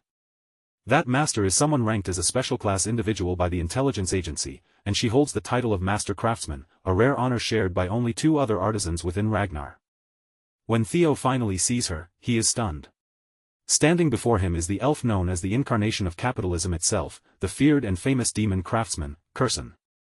Theo never imagined he would meet such a powerful tycoon in person, and he immediately wonders how his mother could possibly have connections to the demon craftsman. But before he can make sense of it, Cecilia angrily asks why her mother is still smoking. The instant Theo hears Cecilia call Curson her mother, his mind goes blank. He stands there speechless, completely unable to process what he just heard. Curson immediately tells Cecilia not to call her mother, insisting their relationship is not exactly that of a parent and child. Theo remembers being told, back when Cecilia ran away, that his mother was an orphan with no family in the world, so learning that she is connected to the high elf Curson leaves him completely stunned. Then another realization hits Theo. If Cecilia is connected to a high elf, that means the reason he looks so handsome might be because he is actually a quarter elf. Curson asks why Cecilia has suddenly decided to visit her after all this time. Instead of answering gently, Theo's mother throws the broken sword back at her and declares that it is a defective product. Curson refuses to believe it at first and immediately gets angry. After all, hearing her own daughter call it a defective sword is insulting enough, especially when Curson personally forged it with her own hands. But when Curson pulls out the sword and examines it for herself, she finally sees the truth. The blade is actually broken. Cecilia presses her right away, asking if Curson still wants to claim it is not defective. Faced with the broken sword in her hands, Curson is left completely speechless. The high elf then asks who the person wielding the sword was. Cecilia answers directly, telling her that Theo was the one who used it. Curson glances toward the boy behind Cecilia and asks if she means that kid. Cecilia instantly tells her mother to watch her mouth, proudly declaring that Theo is a genius who will one day rule over Ragnar from this point on. Theo steps forward and politely introduces himself to the high elf. With proper respect, he expresses his gratitude for the chance to meet the renowned master of the Basque workshop in person. Curson seems to remember who he is and even praises Cecilia for raising such a child. Then she asks whether Theo was the only one who used the sword, and Theo answers that he was. Cecilia still believes the sword itself was defective, but Curson grows visibly surprised after hearing Theo's answer. Realizing this is going to take more than a brief conversation, she invites them inside. As they all begin walking into the workshop, Theo turns to his mother with curiosity and asks whether she is truly related to the demon craftsman. Cecilia admits that he is right. Theo then becomes even more curious and asks if Curson is her real mother, but Cecilia tells him he would not know much about it because she has barely spoken of that part of her past. She explains that even though it was only for a short period of time, Curson once took her in and acted as her foster mother. Cecilia then says that Curson has always loved anything she finds beautiful, whether it is music, jewels, theater, or even people. According to her, that was the reason Curson took her in as a foster child. Curson cuts in and tells them to stop bringing up the past, brushing it off as something pointless that does not need to be discussed. Cecilia quietly thinks Curson is lying, while Theo grows even more interested and asks how his mother ended up leaving this place. Curson answers instead, revealing that Cecilia left because she wanted to marry the leader of the Ragnar clan. Curson admits she never expected her daughter to willingly go to such a miserable place. In fact, she seems almost surprised that Cecilia managed to survive there for this long. Cecilia, however, does not look ashamed at all. She says she simply could not resist the clan leader's manliness and handsome looks, especially since he loved her so dearly. Curson looks disappointed as she recalls how Cecilia ran away from home, only to come back last year and start begging her to forge a sword as a gift for Theo. Curson calls Cecilia shameless for doing that, but Cecilia immediately gets annoyed, clearly unhappy that Curson would say something like that in front of her son. The two of them soon begin arguing back and forth, and Theo watches them with a small smile. He has never seen his mother speak this way before, and as he listens, he remembers how in his previous life he never tried to learn anything about her, realizing just how ungrateful he had been as her son. Theo quietly wonders if, in his previous life, he had been so blinded by his obsession with the clan that he never noticed anything else. Looking at Curson now, he can clearly tell she cares deeply about his mother too, and that only makes him question why she never stepped in back then. After walking deeper through the workshop, they finally arrive at their destination. Curson stops in front of one room and casually tells them that this is where she lives. Cecilia immediately frowns and asks why Curson dragged them all the way into such a deep part of the workshop. Then, without holding back, she demands that Curson make the finest sword possible for Theo to properly make up for what happened. But instead of answering Cecilia directly, Kirsten suddenly tells her to wait outside. Then she grabs Theo, pulls him into the room with her, and quickly shuts the door, leaving Cecilia completely cut off on the other side. Inside the room, Kirsten pays no attention to Cecilia calling after her from outside. She shuts out the noise completely and turns her focus straight to Theo, clearly intending to get to the heart of the matter immediately.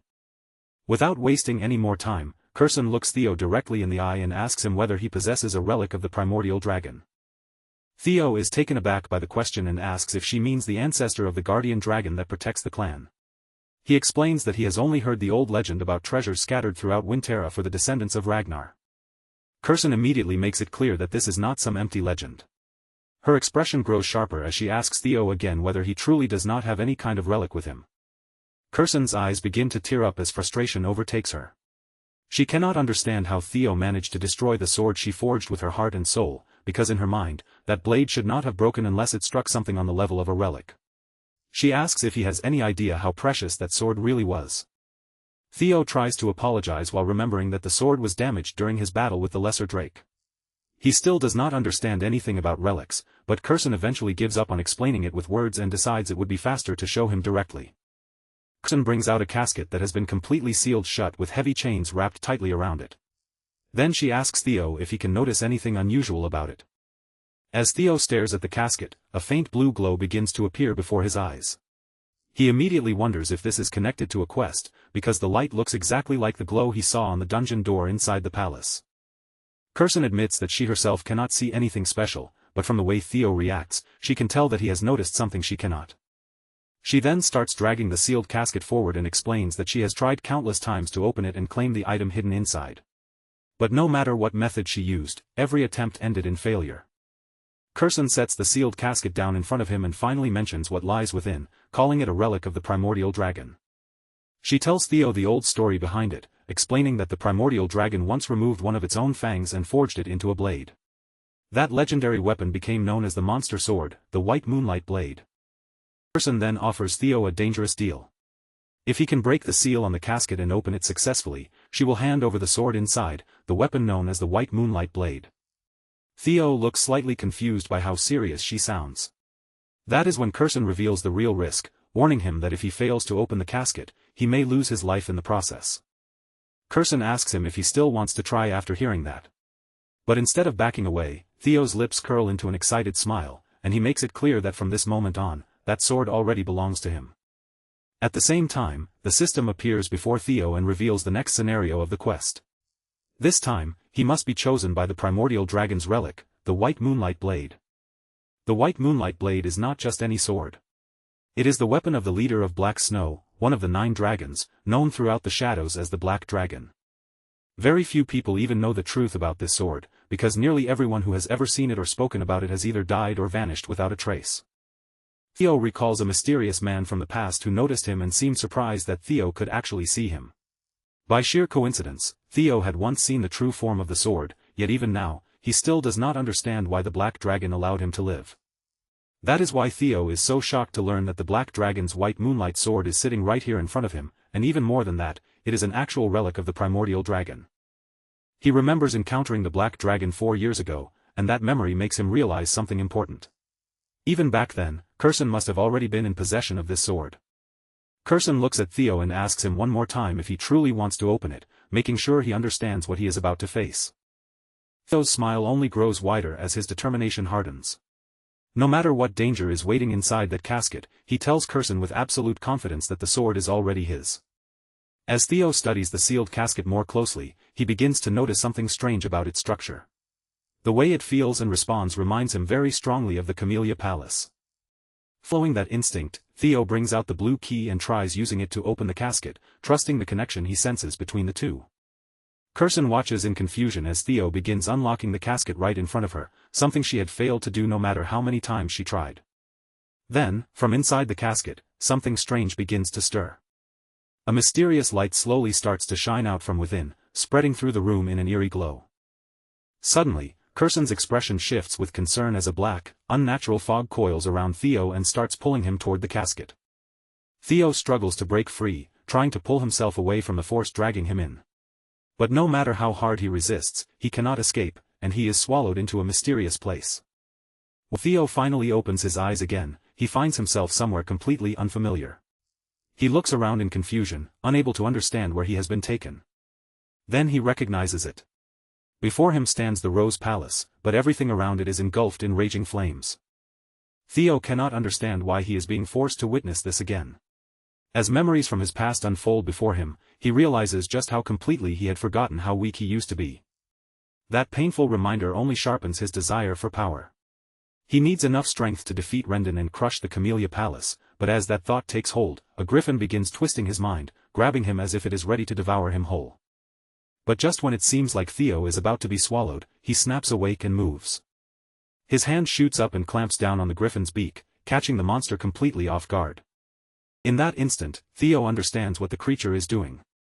It is trying to invade his mind by using his hunger for power against him, and he finally realizes why this weapon is called a monster sword. The mysterious griffin growls at him, calling him insolent as it twists and struggles, trying to break free from his grip. But Theo does not flinch. With complete confidence, he tells the beast that the despair it is trying to show him is something he conquered long ago.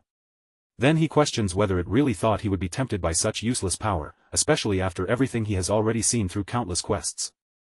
The griffin seems confused by his reaction, and Theo takes that moment to look at it more carefully. That is when he notices the creature looks very different from the griffin in his memory. The monster keeps trying to pull itself free, but Theo refuses to let go. He remembers the griffin being at least 10 meters tall, yet right now, the two of them are almost the same height. Theo wonders if the griffin shrank because it had been sealed away for so long. But after a moment, he decides the reason does not really matter. With a dangerous look in his eyes, Theo declares that the moonlight sword belongs to him now. Then he draws back his fist, ready to punch the griffin with no mercy. The monster quickly changes its attitude and tries to talk things out with him, clearly desperate to avoid getting hit. Meanwhile, outside that strange inner space, something else is happening. Back inside Curson's room, Cecilia screams in panic the moment she sees her son lying unconscious in front of her. She rushes to Theo's side and desperately tries to wake him up, calling out to him again and again, but no matter what she does, he does not respond.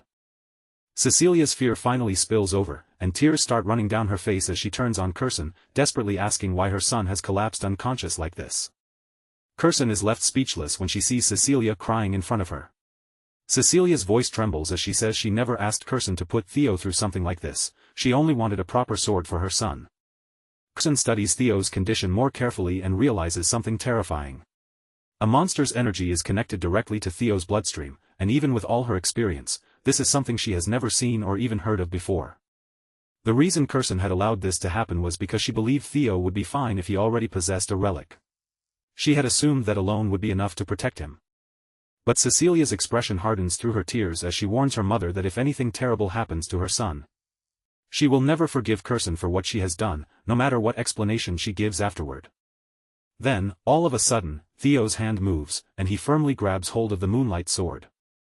At that very moment, a strange, mysterious light begins gathering around his chest, glowing as if something inside him has awakened. Cecilia becomes even more worried when she sees the light surrounding him, and she desperately tries to wake Theo up, calling to him with panic in her voice. Finally, after all that fear and silence, Theo slowly opens his eyes. The moment Cecilia sees him awake, she throws her arms around him and hugs him tightly, unable to hold back her tears any longer. Still clinging to him, Cecilia tells Theo how terrified she was, making it clear that she had been worried out of her mind. Theo gently reassures her and tells her not to think too much about it, because despite everything that just happened, he is completely fine. Right then, the system appears and congratulates Theo for successfully hunting the griffin and completing the quest. As reward, Theo officially becomes the owner of the White Moonlight Sword, claiming the legendary blade as his own. Theo understands that he survived partly because luck was on his side. The griffin had only just been unsealed, so its power was still weakened enough for him to defeat it.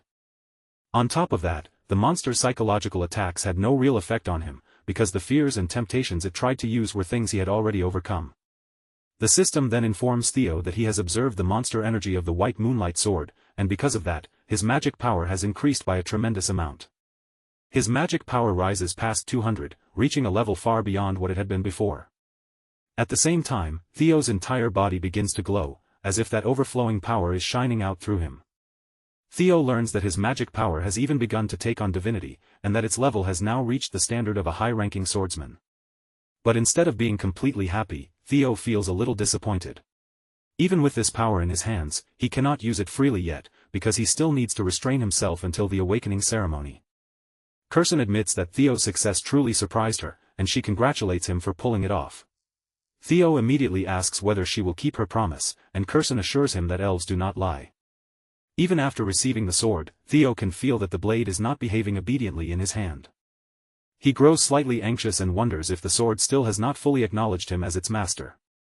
But Kirsten tells him not to worry, explaining that the sword is only acting this way because it has been trapped for 400 years.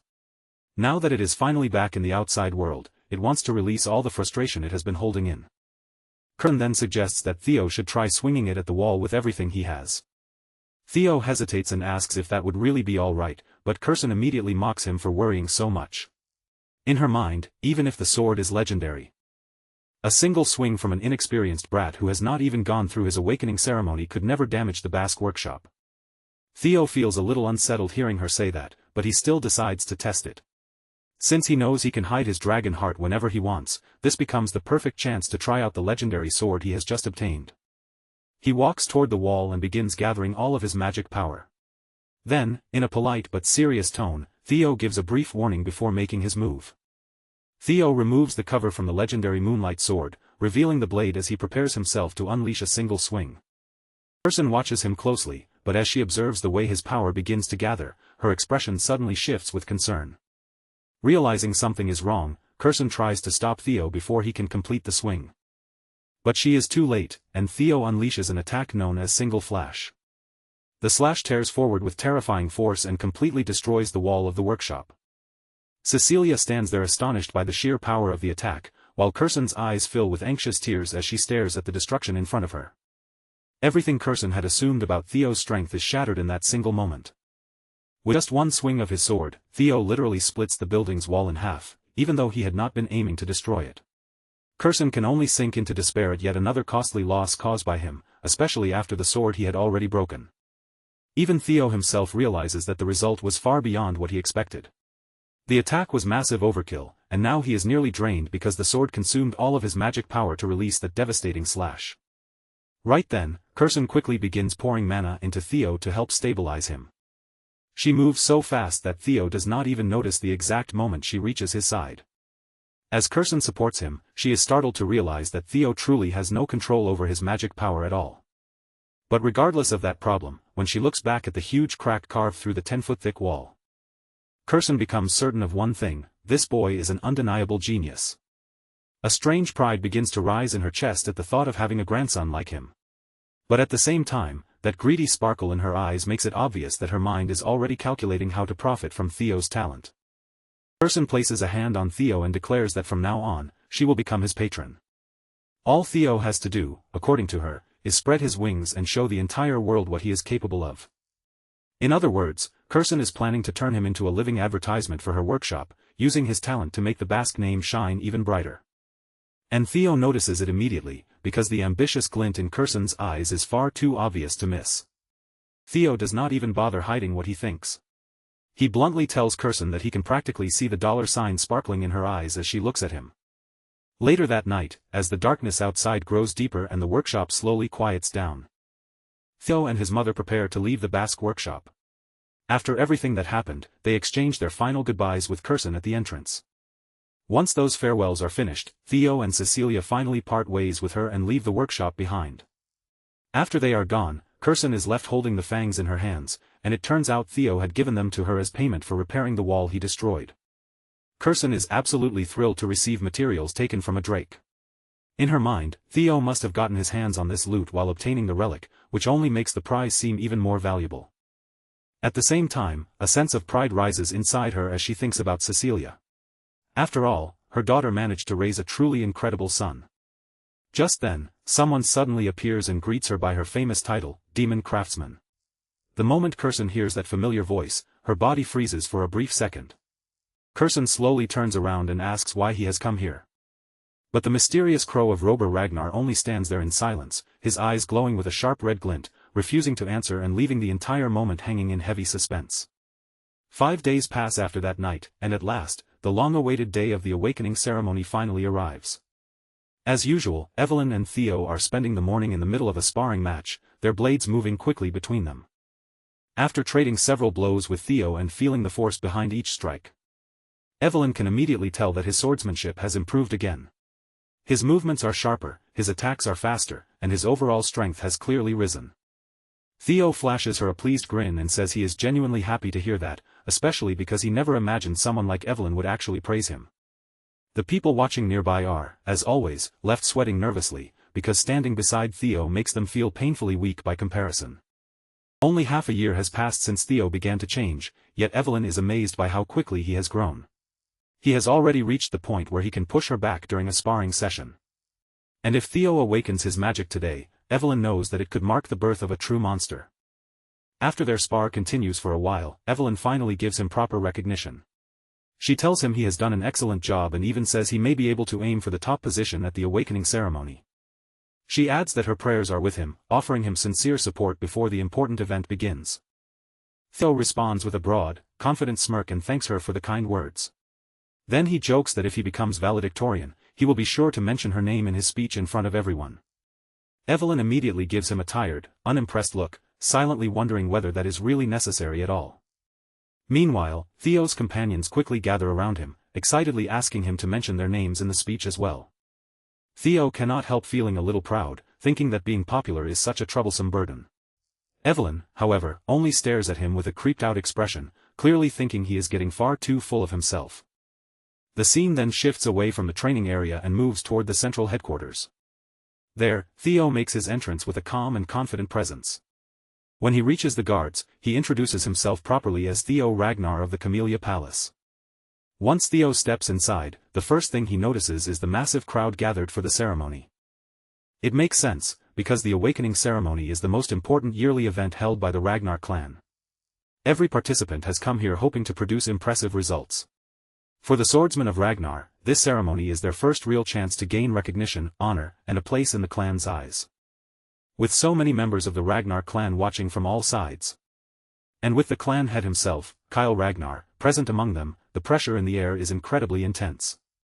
Even some of the most powerful figures have come to witness the event, including members of the 9 Dragons, as well as the former clan head from 2 generations ago, Hilda Ragnar. The more Theo looks at Hilda, the harder it is to believe she is actually 150 years old. Still, regardless of her appearance, he feels relieved to see her attending the ceremony once again. Then the conductor strikes a drum, the heavy sound echoing through the area and drawing everyone's attention at once. The man standing before them is Vanna Ragnar, the judge in charge of the ceremony and a swordsman of the Dragon Gate. Vanna snaps the crowd to attention and announces that the preliminary examination will now begin. The test is simple in appearance. Each participant must take one of the swords placed on the ground, step onto the platform, and leave a mark on the steel wall. However, he reveals that the wall is forged with a mixture of white snow steel, meaning ordinary steel blades will not even scratch its surface. But that changes if the participants are able to channel magic power into their attacks, turning a normal slash into something capable of cutting the wall. To help them awaken that power, Vanna decides to distribute soma to every participant. Each soma pill contains the power of 10 years' worth of magic, making it an elixir meant to help open their mana halls. Vanna instructs the participants to swallow the soma and focus on opening the mana hall located in the dantian. Only after successfully doing that will they be able to cut into the white snow steel wall with their swords. Results will be judged by how deep a cut they manage to leave behind. Vanna then raises his voice and announces that from this point on, the participants whose names are called must step forward, take a soma, and climb onto the platform. The first name called is Theo Ragnar, and he is ordered to come forward. Theo steps out without hesitation, and as he receives the pill, he thinks back to his previous life, remembering that Axion was the one who became valedictorian back then. After taking the soma, Theo reaches down and picks up one of the swords prepared for the examination. Then he walks toward the white wall with quiet determination, firmly resolved that this time, things will not play out the same way as they did in the past. As Theo moves forward, a system window suddenly appears before him, revealing Scenario Quest 3, become the valedictorian of the awakening ceremony in order to clear the quest. Meanwhile, the 150-year-old Hilda turns toward Kyle and asks if this boy is the one he mentioned before. Kyle answers with a confident, positive reaction, then turns the question back on her, wondering if he has managed to catch her interest as well. Hilda admits that, after hearing so many rumors and stories about this boy, she can't help but feel curious. Now, she wants to witness it with her own eyes and see just how capable his descendant truly is. Theo rolls his shoulders and stretches out the tension in his muscles, but even as he tries to loosen up, a nervous feeling quietly creeps through him. At that moment, the judge Vanna appears without delay, looking straight at him as he reminds Theo that it is time to swallow the soma. Theo immediately places the pill in his mouth, and as he does, memories from his past life flash through his mind. Back then, he had swallowed the soma too, but he failed to control the mana properly and ended up badly damaging his dantian. This time, however, he is determined that the same disaster will not repeat itself. The instant the pill passes down his throat, a powerful surge erupts inside his body, rushing through him like something had suddenly been awakened. Then the mana begins spilling outward, scattering wildly through the surrounding area and stirring the air around him. Vanna stares in complete bewilderment, unable to believe that this brat is creating such a massive mana wave. The sheer size of it makes him worry that Theo may not be able to control the power properly. After all, swallowing soma is never something that can be handled carelessly. For mana hall to safely settle into the dantian, especially for talented Ragnars who already carry enormous amounts of mana, the process requires extreme caution.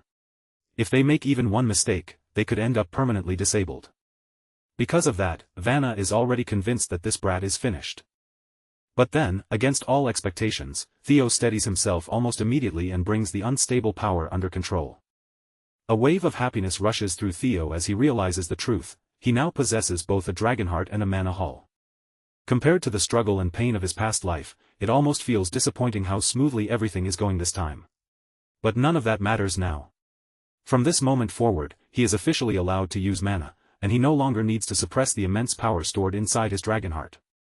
Theo gathers himself, focusing his body and mind as he prepares to move. Then, with a sharp burst of force, he launches himself into the air. And in that next instant, he lets everything loose without holding back. His mana takes shape before everyone's eyes, forming into the fierce image of a dragon. The dragon of mana surges forward, flying straight toward the white wall with overwhelming momentum. In one blinding flash, it slams directly into the wall.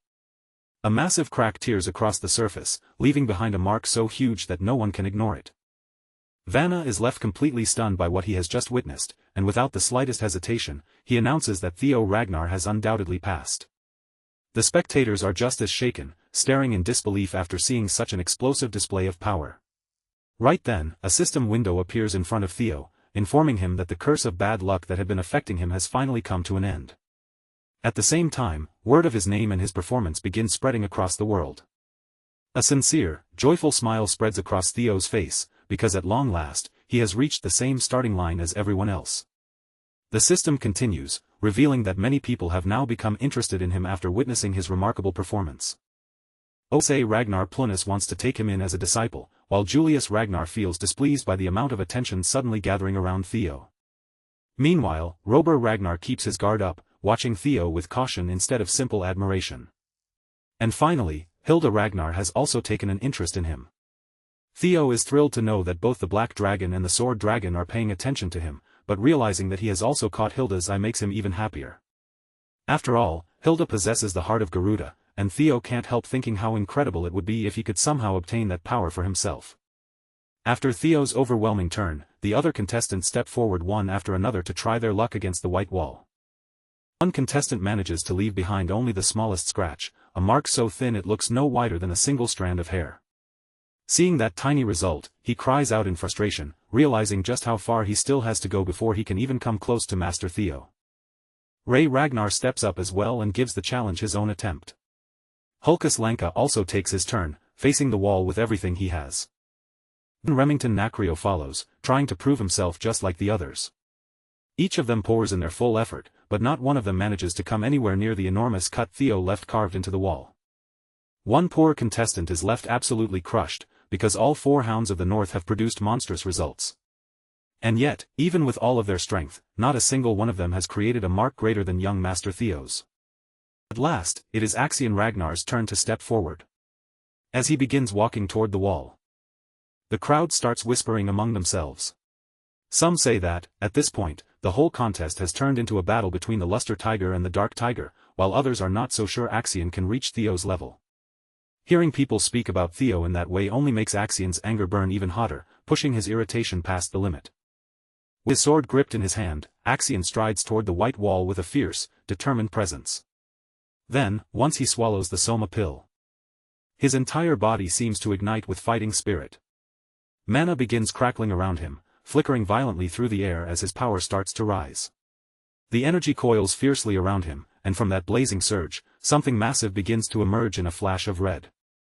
A gigantic crimson dragon bursts out from his mana, roaring forward as it slashes straight toward the white wall with terrifying force.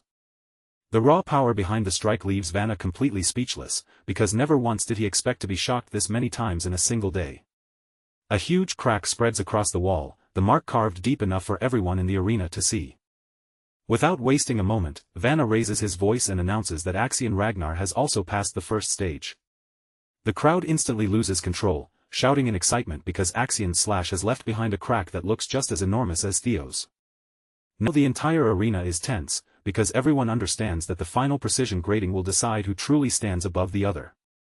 As dusk slowly begins to fall over the arena, Vanna steps forward and declares that the first stage of the awakening ceremony has officially come to an end. This year, he is especially pleased, since so many participants have managed to raise their scores by a remarkable amount. He tells every candidate who passed to begin preparing themselves, because the second stage of the awakening ceremony will begin in 4 days. Then, at long last, the rankings everyone has been waiting for are about to be revealed. And among those results is the name of the valedictorian for the first stage of the awakening ceremony. Every person in the arena falls silent and holds their breath, waiting for the announcement of the first stage valedictorian. The two clear front-runners, Axion and Theo, stand at the center of everyone's attention, each one waiting and hoping to hear his own name called. In the end, it is Theo Ragnar who manages to seize the victory for himself.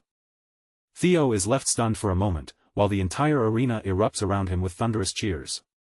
Vanna Ragnar announces with clear satisfaction that Theo's performance earned a perfect 10 out of 10 from the judges. Whether it was technique, magic power, control, or speed, every single part of his attempt was judged flawless.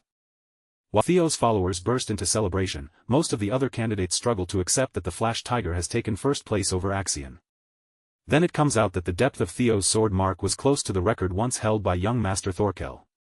That single detail sends the crowd into an even greater uproar. After all, Thorkel Ragnar is an enigma, one of the 5 major candidates of Ragnar, and many believe he may be the closest to the line of succession. The salutatorian award goes to Axion Ragnar, but the displeasure on his face is impossible to hide. He also received a perfect 10 out of 10 score. Even so, he is pushed down into second place because his sword mark is just slightly shorter than Theo's, and that single difference makes his blood boil even hotter. Remington Narcio secures third place, Ray Ragnar takes fourth, and Hulkus Lenka claims fifth, leaving the Hounds of the North firmly locked into the top ranks. Meanwhile, the idiot of the Southern Inspection Post and Theo's very first follower, Sybil Dree, barely manages to scrape into the final passing spot at 87th place. The second stage of the awakening ceremony is set to begin in 4 days at the dangerous Winter Mountains, and all 87 examinees who passed are advised to prepare as thoroughly as possible. With that final announcement, everyone is dismissed, and the first day of the ceremony comes to a close in a far more unexpected way than anyone imagined. That night, Theo's faction wastes no time heading straight to the tavern to celebrate their success. The whole place shakes with cheers for the first and second placers, filling the tavern with loud voices and excitement. Everyone feels completely vindicated now that the true strength of training ground number 4 has been shown to the world. Praise and applause for their very own Sir Theo and Sir Remington flow freely, right alongside the liquor. Theo thanks his men for standing by him, but deep down, he knows better than anyone that the trials are far from over. His real goal is for every single one of them to pass the second stage together. He pulls his close friend Remington in beside him. And with confidence in his voice, he announces to everyone that the two of them will aim to become the final valedictorian and salutatorian of their batch. Evelyn is swept up in the festive mood as well, and she truly believes that somehow, those two can actually make it happen. Remington personally congratulates the young master for the brilliant display of power he showed earlier. Watching Theo's hard work finally bear fruit fills everyone there with genuine pride. But at the same time, Remington can't stop a heavy feeling of shame from settling in, because he feels as though he has fallen far behind his friend. Theo smiles at Remy and gently reassures him, saying that he only got a little lucky this time. Besides, ranks and titles like that should not matter between friends. Those words clear away the useless worries clouding Remington's mind, letting him finally relax.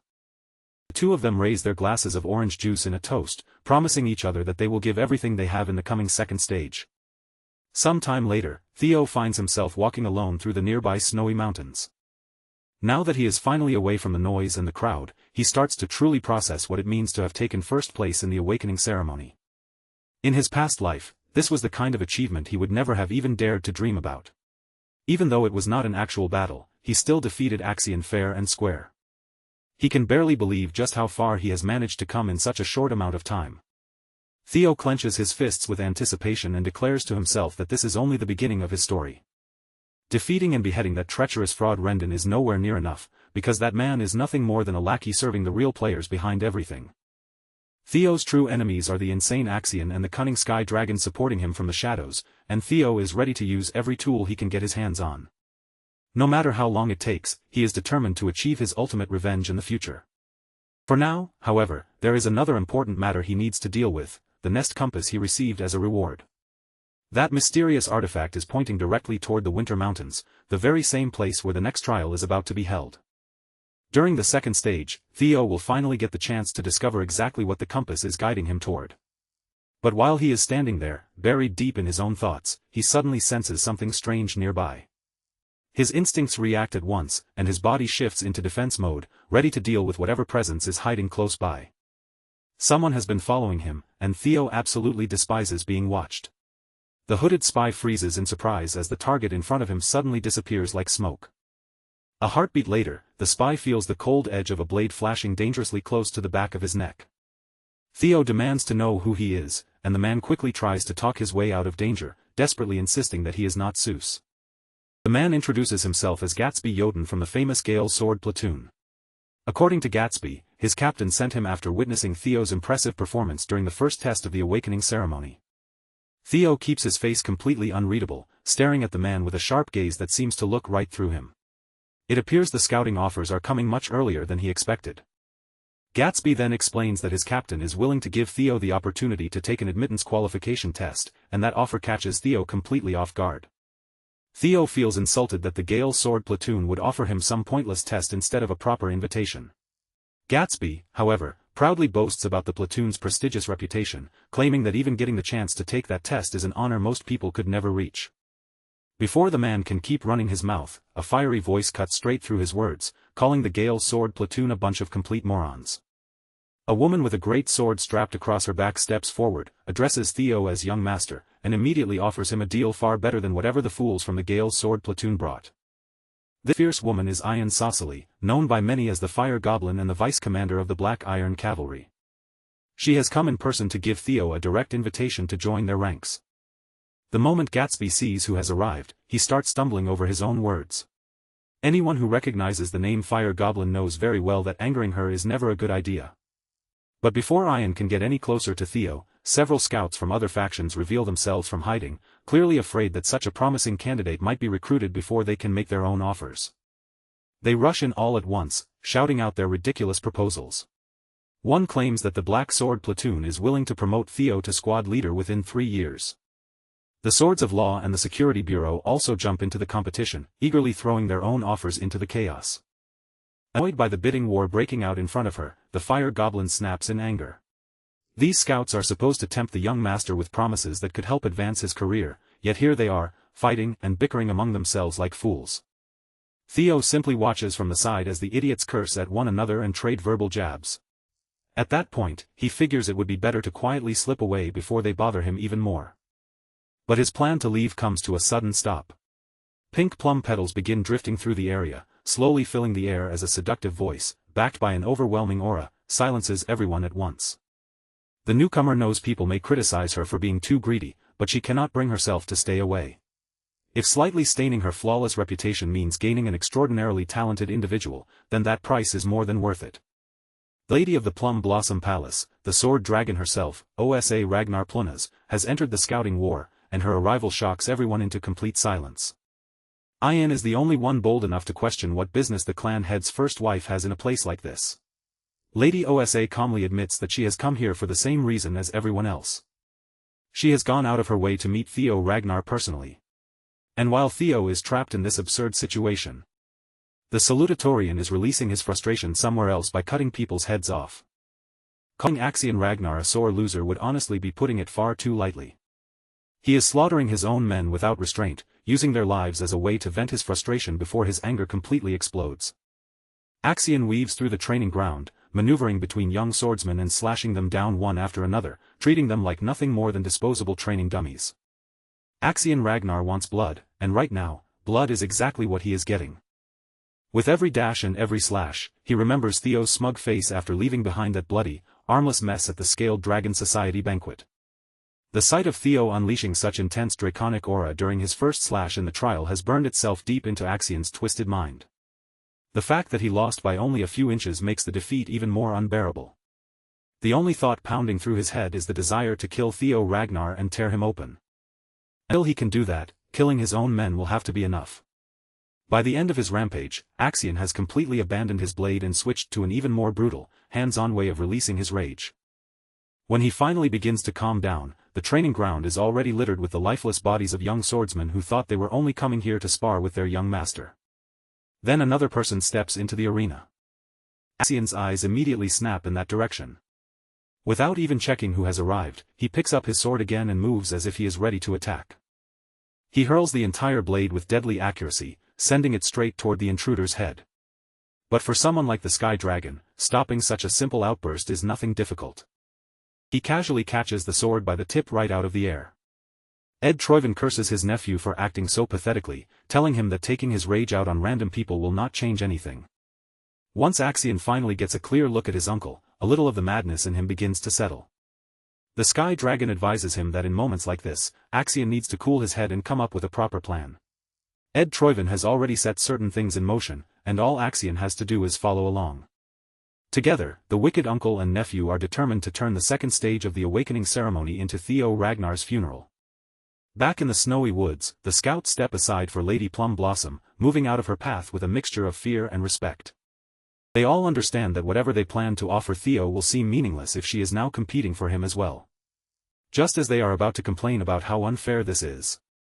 Before anyone can voice their complaints, the space between Theo and Lady Osa is suddenly cut off from the outside world, sealing the two of them inside a domain that belongs only to her. Ian immediately understands what that means, because creating an isolation zone in a situation like this can only point to one thing. Inside that swirling mass of energy, Lady Osa may be planning to personally pass down some of her teachings to the young Ragnar. From the outside, the isolation zone looks like a small enclosed space, but once Theo is inside, it stretches endlessly, expanding so wide that the horizon seems to go on forever. Theo recognizes it at once as one of Lady Plum Blossom's signature techniques. She can freely create a perfectly sealed space, completely severed from the world beyond it. He had only heard stories about this move before, yet now he is standing inside it himself, and it makes him realize just how quickly his growing reputation is catching up to him. Lady Plum Blossom laughs softly at Theo's reaction. She is certain the demon dragon will be furious once he learns what she is trying to do, but if she decides to give Theo a gift, then no one has the right to stop her. And when she calls it a gift, there is only one thing it could possibly mean. She slowly draws her blade from its sheath, and as the steel comes free, she begins speaking about the fierce intensity of the clan head swordsmanship. That swordsmanship is like dragon fire falling from the heavens, a destructive force that burns, crushes, and incinerates everything in its path. But Lady Plum Blossom's sword could not be more different. Rather than overwhelming everything with a single destructive force, her style embraces endless shifts, variations, and possibilities within every movement. Theo looks around and realizes that the snowy trail he had been walking on just moments ago has transformed into a peaceful field filled with bright, blooming plum trees. Lady Plum Blossom steps forward with a calm rhythm, and each graceful stride sends gentle ripples spreading across the still water beneath her feet. This is the form of the dragon she pursues, not one of simple destruction, but one filled with constant change and infinite variation. As the sword dragon begins moving forward at a slow and steady pace, her blade starts to flow through the air. With each swing, plum blossoms begin to bloom around her, and countless petals drift down softly like a quiet rain. Her sword glides gently through those falling petals, moving together with them as though the blade and blossoms are dancing as one. The flow of her movements is strange and beautiful, bending in ways that look almost impossible to follow. She slashes, thrusts, and chops in an unusual rhythm, each motion carrying a tempo that feels both delicate and deadly. By the time the demonstration comes to an end, she slowly lowers her sword, and the petals spiral along the edge of the blade before settling beautifully onto the ground. For Theo, the sight is breathtaking, so beautiful and overwhelming that he can only stare as if his eyes have been treated to something priceless. What makes it even more absurd is that the entire sequence happened within a single breath. What she has shown him is celestial flower rain, the first full-bloom technique of the plum blossoms, and when the First Lady opens her eyes, her deep gaze turns directly toward Theo. Theo is left completely speechless, his heart pounding loudly in his chest after witnessing something truly beyond ordinary swordsmanship. In that one continuous movement, he counted 120 circles and variations, proving why people say that when it comes to pure swordsmanship, she may even stand above the clan head himself. If Theo can absorb even a small part of what he just saw and apply it to his single flash, his power will rise explosively.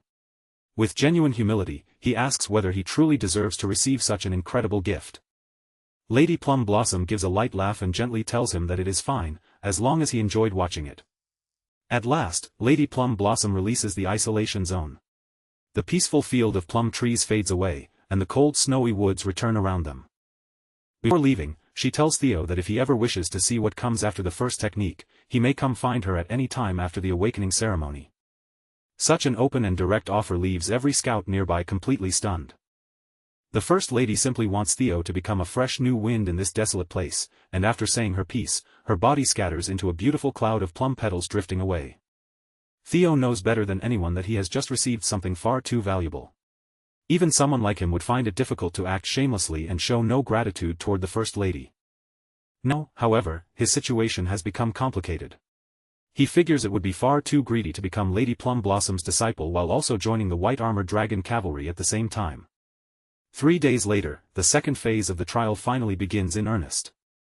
All 87 qualified candidates gather at the Winter Mountains near the northern Great Wall, ready to face the next challenge. This dangerous location is perfectly suited for the trial ahead. The Winter Mountains stretch across an enormous distance, reaching from their homeland of winter all the way toward the Demon Sea. Here, in this frozen and hostile land, the Ragnars have protected humanity with everything they have. For more than 1,000 years, they have waged war against the cursed land beyond the Great Wall, constantly cutting down the countless demonic fiends that ravage the Demon Sea. High-ranking swordsman and second-stage exam overseer Jackie Ragnar warns everyone that the new generation will one day inherit that duty, which is exactly why Winter Mountain is the ideal testing ground for them. However, since the examinees are still apprentice swordsmen, they are forbidden from crossing into the Demon Sea, and the exam area will be limited to the inner side of the Great Wall. The rules of today's exam are simple on the surface. For the next 15 days, they must hunt down the demonic monsters roaming the Winter Mountains and retrieve the bells fastened around their necks. There are 7 different colored bells scattered out there: red, orange, yellow, green, blue, indigo, and violet, matching the colors of the rainbow. The point value of each bell rises in that exact order. Of course, a higher point value means facing a stronger demonic fiend. Overseer Jackie makes sure to emphasize just how dangerous the Violet Bell fiends are, warning that those abominations are far beyond the level of any apprentice swordsman. Even so, the Violet Bells are worth an enormous number of points. As for how they hunt, that choice is left entirely to the examinees. The method does not matter at all, as long as they bring the bells back to be counted before the exam ends. Everyone understands what the overseer is really implying. If any method is allowed, then stealing another person's prey or snatching their bells is permitted. In fact, it is practically being encouraged, as if the exam itself is designed to sow conflict among them. But that is simply another reflection of the Ragnar clan's law of the jungle way of doing things. As a final warning, the overseer explains the totems placed throughout the mountains, which are designed to repel demonic fiends. Near these safe zones, supplies have been buried for the examinees to find, and everyone is encouraged to use them as effectively as they can. With every rule laid out, Overseer Jackie formally gives the signal for the second trial to begin. The moment Overseer Jackie dismissed them, several candidates shot off in different directions without the slightest hesitation. Most of them were thinking the same way as Sybil: with the exam lasting 15 full days, supplies would be the key to survival. Before chasing points, they first had to secure resources and then move according to their own plans. The trial had only just begun, but Hulkus Lanka was already enjoying every second of it.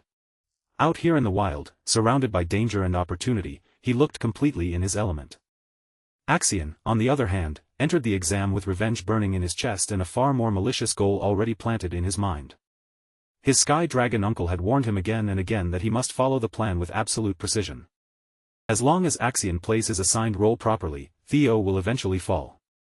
Axion charges ahead with his mind fixed on that single purpose, moving at breakneck speed, but he fails to notice that someone is quietly following behind him. The one tailing him is none other than the ever-mysterious Ray Ragnar. With everyone already spreading out into the mountains, Theo also starts walking toward the woods, ready to begin his own part of the trial. But before he can get very far, a familiar voice suddenly calls out to him from behind.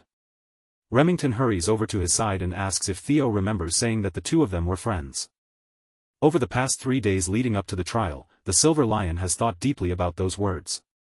And now, it seems he has come to see Theo not only as a friend, but also as a true rival. With that realization, a new desire has taken root in his heart. It is the desire to one day surpass young Master Theo in strength. At first, the young dragon is visibly surprised by that confession. But after a moment, Theo's expression softens into a delighted grin. He understands exactly what Remington is feeling.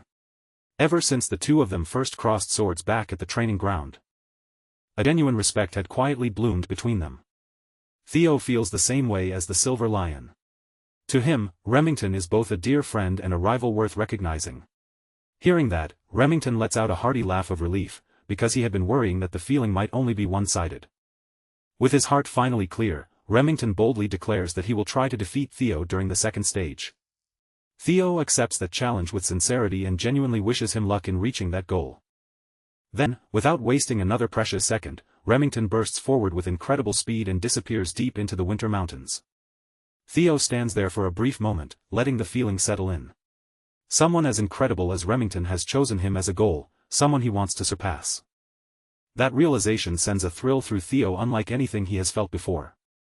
He is finally becoming someone truly strong, and the feeling is almost intoxicating. Opening his inventory, Theo pushes those warm emotions aside for later, knowing that the trial still comes first. He takes out the nest compass and officially begins his search for the dragon's nest.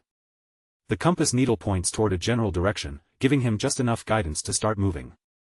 Along the side of one of the dangerous cliff faces, the familiar blue glow of the system shines from within a hidden cavern. Following the nest compass, Theo is led toward the treacherous outskirts of the winter mountains. But when he arrives at what should be his destination, he stops in confusion, because there is nothing around him that looks especially suspicious or important. The compass needle has turned downward, pointing directly at the ground, so Theo figures that has to mean something. Maybe he is supposed to start digging here until he uncovers whatever the compass is trying to show him. If that is really the case, then he definitely should have brought a shovel. After all, using the white moonlight blade to dig through snowy soil would be a ridiculous misuse of a legendary weapon. While Theo is still considering what to do next, his instincts suddenly flare again, warning him that something is nearby. He calmly draws his sword from its scabbard, then spins around in an instant, his sharp eyes locking onto the unwelcome presence hidden behind him. When the wind refuses to do its job, sometimes a person has to take matters into their own hands. Theo sends out a wide sweeping strike, and the force of the slash mows down everything in its path. The trees are carved away in a straight line, and the ground itself is torn apart by the impact.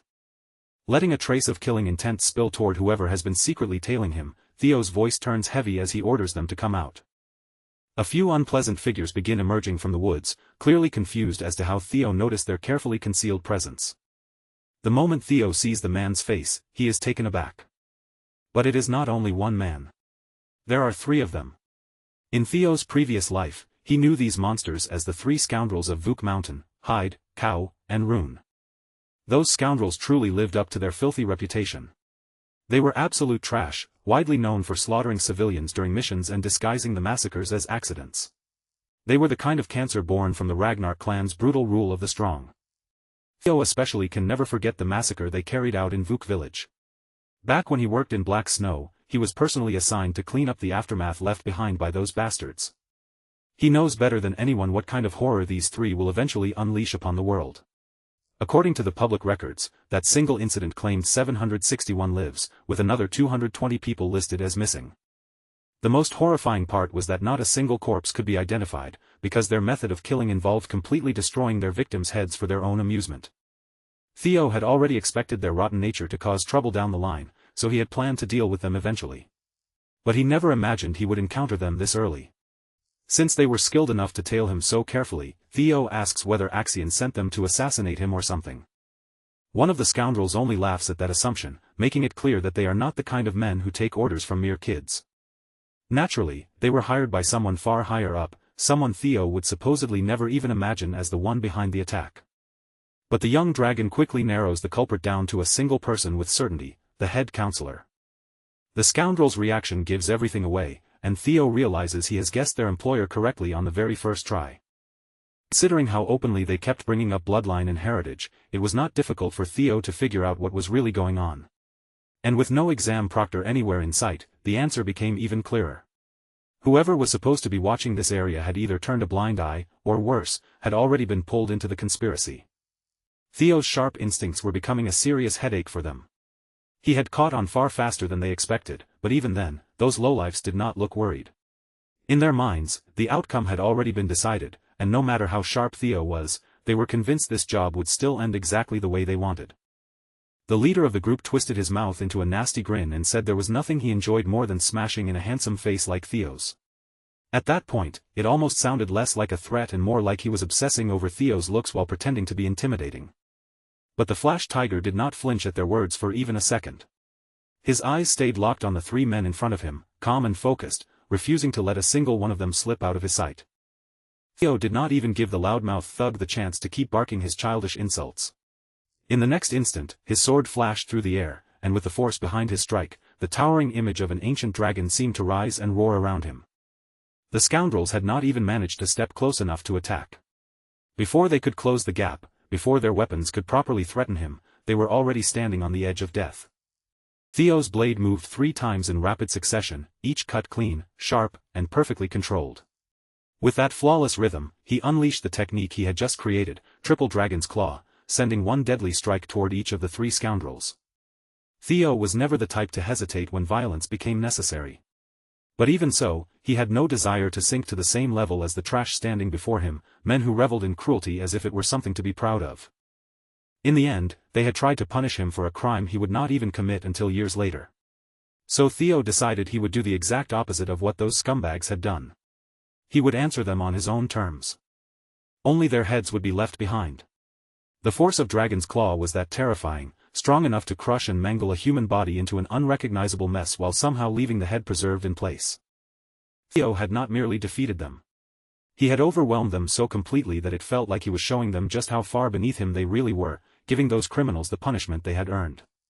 Even he was a little surprised by how quickly they collapsed under his blade, though perhaps that was because, in this point of time, they were still young and far weaker than the monsters they would become. This newly born technique was possible thanks to the celestial flower rain that Lady Plum Blossom had briefly passed on to him. That fleeting lesson had left something deep behind in his swordsmanship. For the past 3 days, Theo had taken that style apart piece by piece, studied its structure, and built it back up in a form that suited him. After all that effort, he finally discovered a way to chain 3 single flashes together without breaking the flow. Drawing curved slashes through circles and arcs was far more difficult than it looked. Each movement demanded precision, and with it, an entirely new world of variations and applications began opening before him. Of course, reaching the level of the First Lady, who could complete those transformations 120 times in a row, was still far beyond him. Theo quickly gathered up the severed heads, and the expressions on the scoundrels' faces were still frozen in place. Their pain, shock, and disbelief remained clearly visible, as if they had never understood what had happened until the very end. Then, without a hint of attachment, he tossed the evidence over the edge of the cliff, leaving it for the beasts below to devour. Once that was done, his thoughts immediately returned to the real problem in front of him, finding a way underground. But just as the heads dropped a few meters down the cliffside, Theo heard a dull, unexpected thud. The sound was too close, too solid, and it instantly made him narrow his eyes in surprise. When he looked more carefully, Theo realized what had been hidden there all along. An invisible staircase was winding down the side of the cliff, concealed from normal sight, and now its unseen steps had been marked by the blood of those scoundrels. With that discovery, the hidden task of finding the unseen stairs and exploring the blue cave had finally begun. The path that had been concealed from everyone else was now open before Theo. Theo's excitement rose at once, and he leapt down from the cliff without hesitation, heading straight toward the treasure he had been searching for. But while he moved forward, completely unaware, a strange bird watched him quietly from far away. Meanwhile, back at the palace, the officials began receiving the first results from the opening hours of the test. At the top of the rankings stood Axion Ragnar, who had already collected 41 demon bells while cutting through the exam with 20 men under his command. In second place was Ray Ragnar, holding his position firmly behind Axion as the results continued to come in. But there was one name everyone at the table was truly curious about. How was Theo Ragnar doing? The messenger had to keep turning through the report, scrolling all the way down to the final page before he finally found Theo's recorded progress. At that moment, Theo had collected exactly 0 demon bells. On top of that, he was moving completely alone, without any team behind him. The safest guess was that he had chosen to act quietly, or that he was hiding somewhere in ambush, waiting for the right moment. Of course, those guesses could have been confirmed easily if the proctors were available to report what was happening. Around the table, everyone could clearly sense Lady Plum Blossom's growing impatience. The head counselor calmly argued that performing exceptionally well in the first stage did not guarantee the same level of success in the second. He even suggested that Theo's heart might not be ready for true combat, where hesitation could mean death. And in his eyes, that was even more likely because Theo was a so-called natural child, not a pure Ragnar by blood. While saying this, the head counselor quietly assumed that his own men must have already handled Theo, and perhaps even faster than he had expected.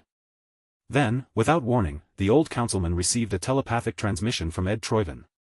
Ed's voice pressed into his mind, asking whether he had done something behind the scenes. The head counselor did not even try to deny it. If anything, he seemed more disappointed that he had not been able to inform everyone in advance. Still, from his point of view, the situation appeared to be working out, and that was all that mattered. Even the Sky Dragon was taken aback by the old man's shameless attitude. The way he spoke about an impure child of the throne was so brazen that it left no room for subtlety. Ed was furious. This fanatical old elitist had moved without permission, without warning, and without even thinking to consult him first. Worse, his reckless action might interfere with the plans Ed had carefully been trying to set in motion. After Camellia had been taken from his family, the Sky Dragon had pushed for a chance to gain control over the Rose Palace.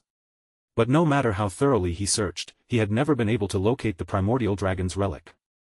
Because of that, Ed Troyven had formed a new theory.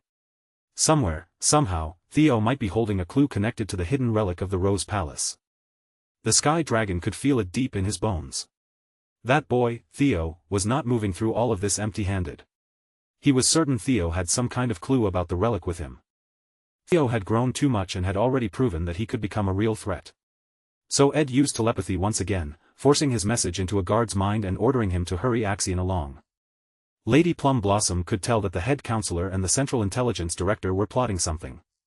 They clearly believed they were being subtle, but to her eyes, their scheming was painfully obvious. Because of that, the group supporting Theo might need to prepare their own safeguards as well. If their enemies were already moving, then they could not afford to simply sit back and watch.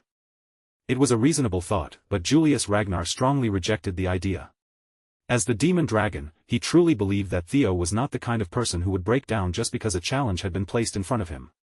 Julius trusted his instincts. As far as he was concerned, Theo was still safe, merely caught in some situation that none of them could see or understand yet. Besides, Julius still had not let go of the fact that Lady Plum Blossom had secretly met Theo without telling him. When he pressed her about it, the First Lady simply played innocent and laughed it off with a teasing smile. Back in the Winter Mountain, Theo finally reached the point where he could see exactly where the hidden stairs were leading him. The path had brought him to a place buried away from ordinary sight. Inside, the cave itself was not especially complicated. Its structure was relatively simple, but the area near the outskirts was crawling with troublesome skeletons, lingering there like unwanted guards. Those skeletons attacked again and again, and the cave had a fairly powerful mental trap set up inside it. Most people caught in that kind of assault would have their minds shaken until they broke down. But after surviving the harsh test of the White Moonlight Blade, Theo barely considered this level of mental attack worth worrying about. More importantly, Theo kept his attention on the compass needle. Following its guidance through the cave, he finally managed to discover something hidden within. To check what was happening around him, Theo spread his senses outward through the area. The moment his awareness swept across the surroundings, the nearby wildlife panicked and scattered, fleeing as if a predator had suddenly appeared among them. At times like this, his special divinity skill was almost unfairly useful. With it, Theo could sense far beyond what his eyes could see, even catching what was lurking behind corners before it had the chance to reveal itself. Putting those thoughts aside, Theo continued onward. In the end, he was the first to arrive at this hidden place, and because of that, he would be the first one to face whatever test awaited there. At last, Theo found the hatchling's lair. He knew that if things continued toward the future he remembered, then 3 years from now, this place would look very different. In that future, Black Snow would end up killing the hatchling and uncovering a priceless legendary item hidden within this place. As Theo walked deeper into the cavern, he quietly apologized to the future Black Snow in his heart. He knew he was about to take something that would have become part of their historic record, but he had no intention of stepping away from it now. Beyond that gate waited the Amon Grimoire, a treasure so rare and powerful that calling it valuable would be an understatement. It was the kind of one-of-a-kind item that could completely change the direction of a person's fate. The moment Theo stepped through the gate, his entire body came to a sudden stop. He froze where he stood, eyes widening as the overwhelming sight in front of him swallowed every thought in his head. Piled before him were literal mountains of gold, shining so brightly that the chamber seemed to glow from within. Legendary weapons, priceless gems, strange ornaments, and glittering trinkets were scattered everywhere, as if someone had gathered the wealth of whole kingdoms and simply thrown it into one place. One thing became obvious almost immediately. Whatever this place was, it was definitely not the simple nest of a hatchling. The scale, the treasure, and the atmosphere were far too grand for that. At the very center of that enormous chamber, resting on the endless sea of gold coins, lay a sleeping draconic beast, an ancient dragon using the treasure beneath it like the most extravagant bed in the entire world. When Theo looked a little more carefully, he could tell the creature was sunk deep in sleep. It showed no concern for the outside world at all, its massive body remaining still among the glittering piles of treasure. Theo was not foolish enough to lie to himself about the danger. If that thing opened its eyes and decided to attack, then the relic, the gold, and every legendary treasure in this chamber would instantly become meaningless, because he would be dead before he could claim any of it. For a moment, Theo could not help questioning everything he knew. Were Black Snow's reports wrong? Why was there a fully grown dragon here instead of a hatchling? Maybe he had been misled by bad information, or maybe the real problem was that he had arrived 3 years too early. Either way, this unexpected situation forced Theo to think very carefully about his next move. The danger in front of him was so overwhelming that he seriously considered turning around and leaving without touching a single thing. It was disappointing, but he told himself he could always return a few years later, before Black Snow arrived again. Unfortunately, that option vanished the instant the dragon's eyes slowly opened. When Theo turned around, his breath caught for a moment as he realized the creature was no longer asleep.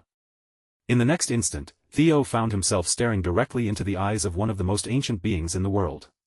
The air between them tightened, and neither side looked away. To Theo's surprise, the ancient dragon Lodbrok spoke in a human tongue, her voice carrying through the chamber as she called him the first selector to arrive in a very long time. Despite her terrifying size and presence, the giant beast was strangely calm. There was no immediate hostility in her tone, and she even introduced herself as if this meeting were nothing more than a long-overdue conversation.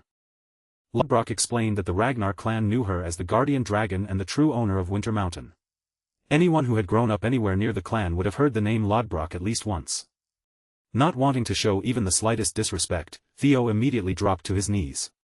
Lowering himself before her, he paid proper respect to the being he had always known as an ancestor. Lodbrok's interest sharpened when she heard that word. The fact that this young human had called her his ancestor clearly caught her attention.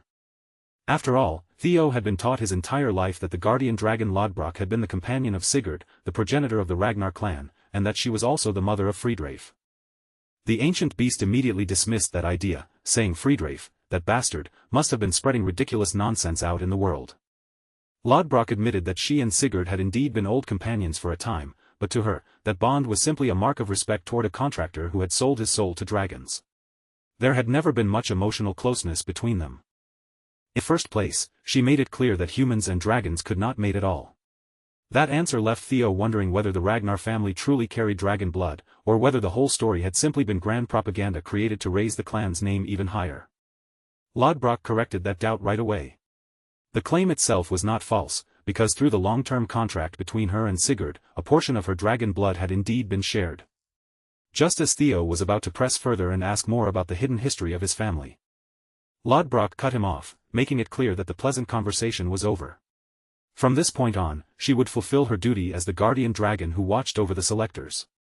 According to the covenant formed at the beginning of the clan, Lodbrok would now uphold her ancient promise. Any selector who passed her test would be granted the right to ask 3 questions. Theo could finally breathe a little easier and silently thank the gods, because this no longer seemed like a situation that would be decided by battle. Since his goal was to one day stand at the very peak of the clan, understanding the hidden lore of his family was essential. With only 3 questions available, he had to choose carefully and draw out as much useful information as possible. Outside, the second phase of the awakening ceremony was still raging on. Axion continued to dominate both the leaderboard and the beasts roaming the snowy region, and his 1,000 dragons' roar had already become powerful enough to wipe out most enemies in a single strike. A white tiger beast collapsed onto the snow, its body bloodied and lifeless.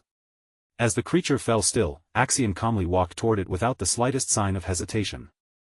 His eyes were fixed on the green bell hanging from the poor beast's neck. That small prize was the only thing he cared about as he closed the distance. With that bell secured, Axion's confirmed kill count rose to 57. His points were piling up at a frightening speed, pushing him further ahead with every beast he slaughtered. Even so, killing monsters was never his real priority.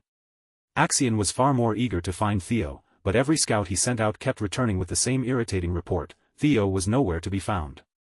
One of Axion's followers, Orion Gardner, smirked as he remarked that Theo must have gotten scared now that the exam forced him to risk his life against real monsters. Orion had already decided he would cling to Axion's entourage for the entire test, no matter what happened. He feared Axion's madness, but at the same time, he believed deeply in the terrifying strength that madness carried. But Orion's mouth carried him a little too far. He admitted that Theo had indeed grown stronger, but then added that the guy had lived like an idiot for far too long. Before he could take those words back, Orion's eyes filled with tears, and his breath came out in broken, desperate gasps. Axion's hand had closed around his throat, slowly crushing his windpipe in a merciless chokehold. Looking down at him coldly, Axion decided that this worthless follower clearly did not understand one simple truth, probably because he had never been strong himself. Within the clan, true power meant never needing to fear anything. The Dark Leopard was already teetering on the edge of a mental collapse, yet his cruelty and paranoia remained as sharp and dangerous as ever. Orion struggled to force out an apology, each word barely escaping between his frantic gasps for air. That ugly outburst might have gone even further if another messenger had not arrived with a message from Ed Troyven, the director of the Central Intelligence Bureau. The message itself was simple and blunt. Ed was reminding Axion to hurry up and carry out the plan. Axion tossed Orion aside like a piece of garbage and turned his attention to the messenger. Then he told him to send a reply to his uncle, making it clear that Ed needed to stop pestering him. Axion did not need anyone reminding him of the goal. In this entire world, no one wanted to kill that punk Theo more than his own psychotic half-brother. Meanwhile, Theo was still deep within the dragon's den, far removed from Axion's rampage. He stood there quietly, thinking over what kind of question would give him the greatest amount of information. After taking his time and weighing his options, Theo finally settled on his first question. Lodbrok let out a long yawn, clearly relieved that the young man had finally made up his mind. The silence had dragged on so long that boredom had nearly pulled her back into another deep sleep. Theo kept the question direct and simple. For his first question, he asked why the guardian dragon was still here. Lodbrok immediately saw through his approach. He was asking a basic question on the surface, but what he really wanted was to uncover the hidden background behind it, and she praised him for choosing his words carefully. As for why she remained in this place, Lodbrok said the reason was actually quite simple. At the very edge of the world, there existed a monster beyond ordinary understanding. Its body stretched across the seas, vast enough to become a presence that people came to call the Nameless Monarch. For roughly the past 1,000 years, Lodbrok had remained in her lair, lying in wait without leaving her post. Her mission was to protect the world itself, and that duty was the reason she had stayed here all this time. Winter Mountain and even this vast dragon's den were nothing more than an outpost. When Lodbrok revealed that truth, Theo fell completely silent, standing there as he tried to absorb the weight of what his ancestor had just dropped on him. And Theo was certain of one thing. What he had sensed in that brief instant had not been a mistake, nor was it something his imagination had created. For just a fleeting moment, hidden deep within Lodbrok's ancient eyes, Theo had caught something that looked almost impossible to believe. He had seen fear. Who could have imagined that a being like Lodbrok, an ancient dragon with power close to that of a god, could still be shaken by terror? The realization made the air around Theo feel even heavier. Somewhere out there existed a presence terrifying enough to frighten a deity-like dragon who had ruled and endured for more than 1,000 years. Whatever the Nameless Monarch truly was, Theo could already tell it had to be an absolute monster beyond common sense. Theo wanted badly to keep asking about it.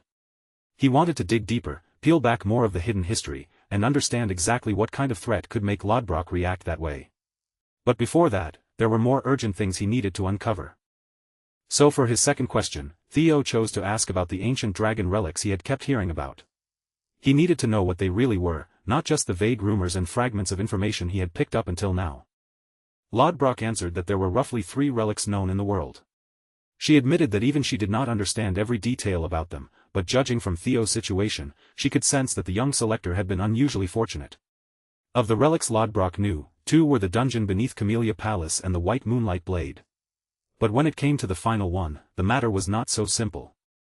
That last relic, Lodbrok said, belonged to the ancient dragon Papnir. It had been born from the soul of a great ancient dragon, a soul so powerful that it shattered and fragmented into 31 separate pieces. Those fragments were then given to humans with a clear purpose. They were meant to protect humanity and help resist the terrifying existence known as the Nameless Monarch. But ancient dragon relics did not always appear in one fixed form. Some became physical items. Others existed as experiences.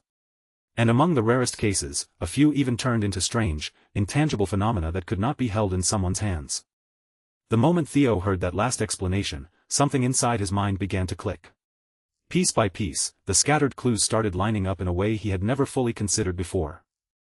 At last, Theo understood.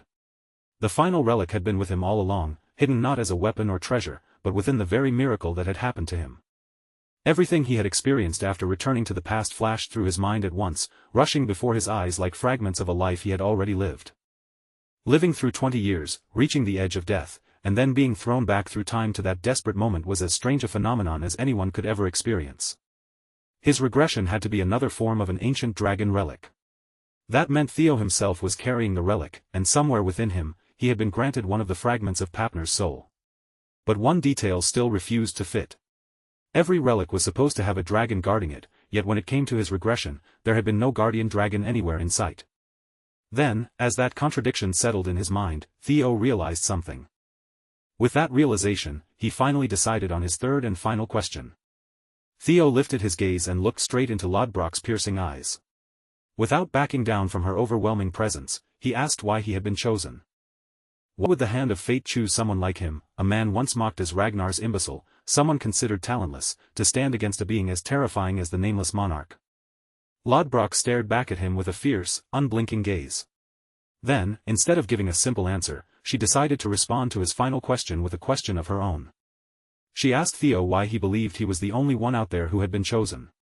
That simple reply struck Theo harder than he expected. In that instant, he realized he had been looking at everything from far too narrow a perspective. There was no guarantee that he was the only person selected by these powerful relics.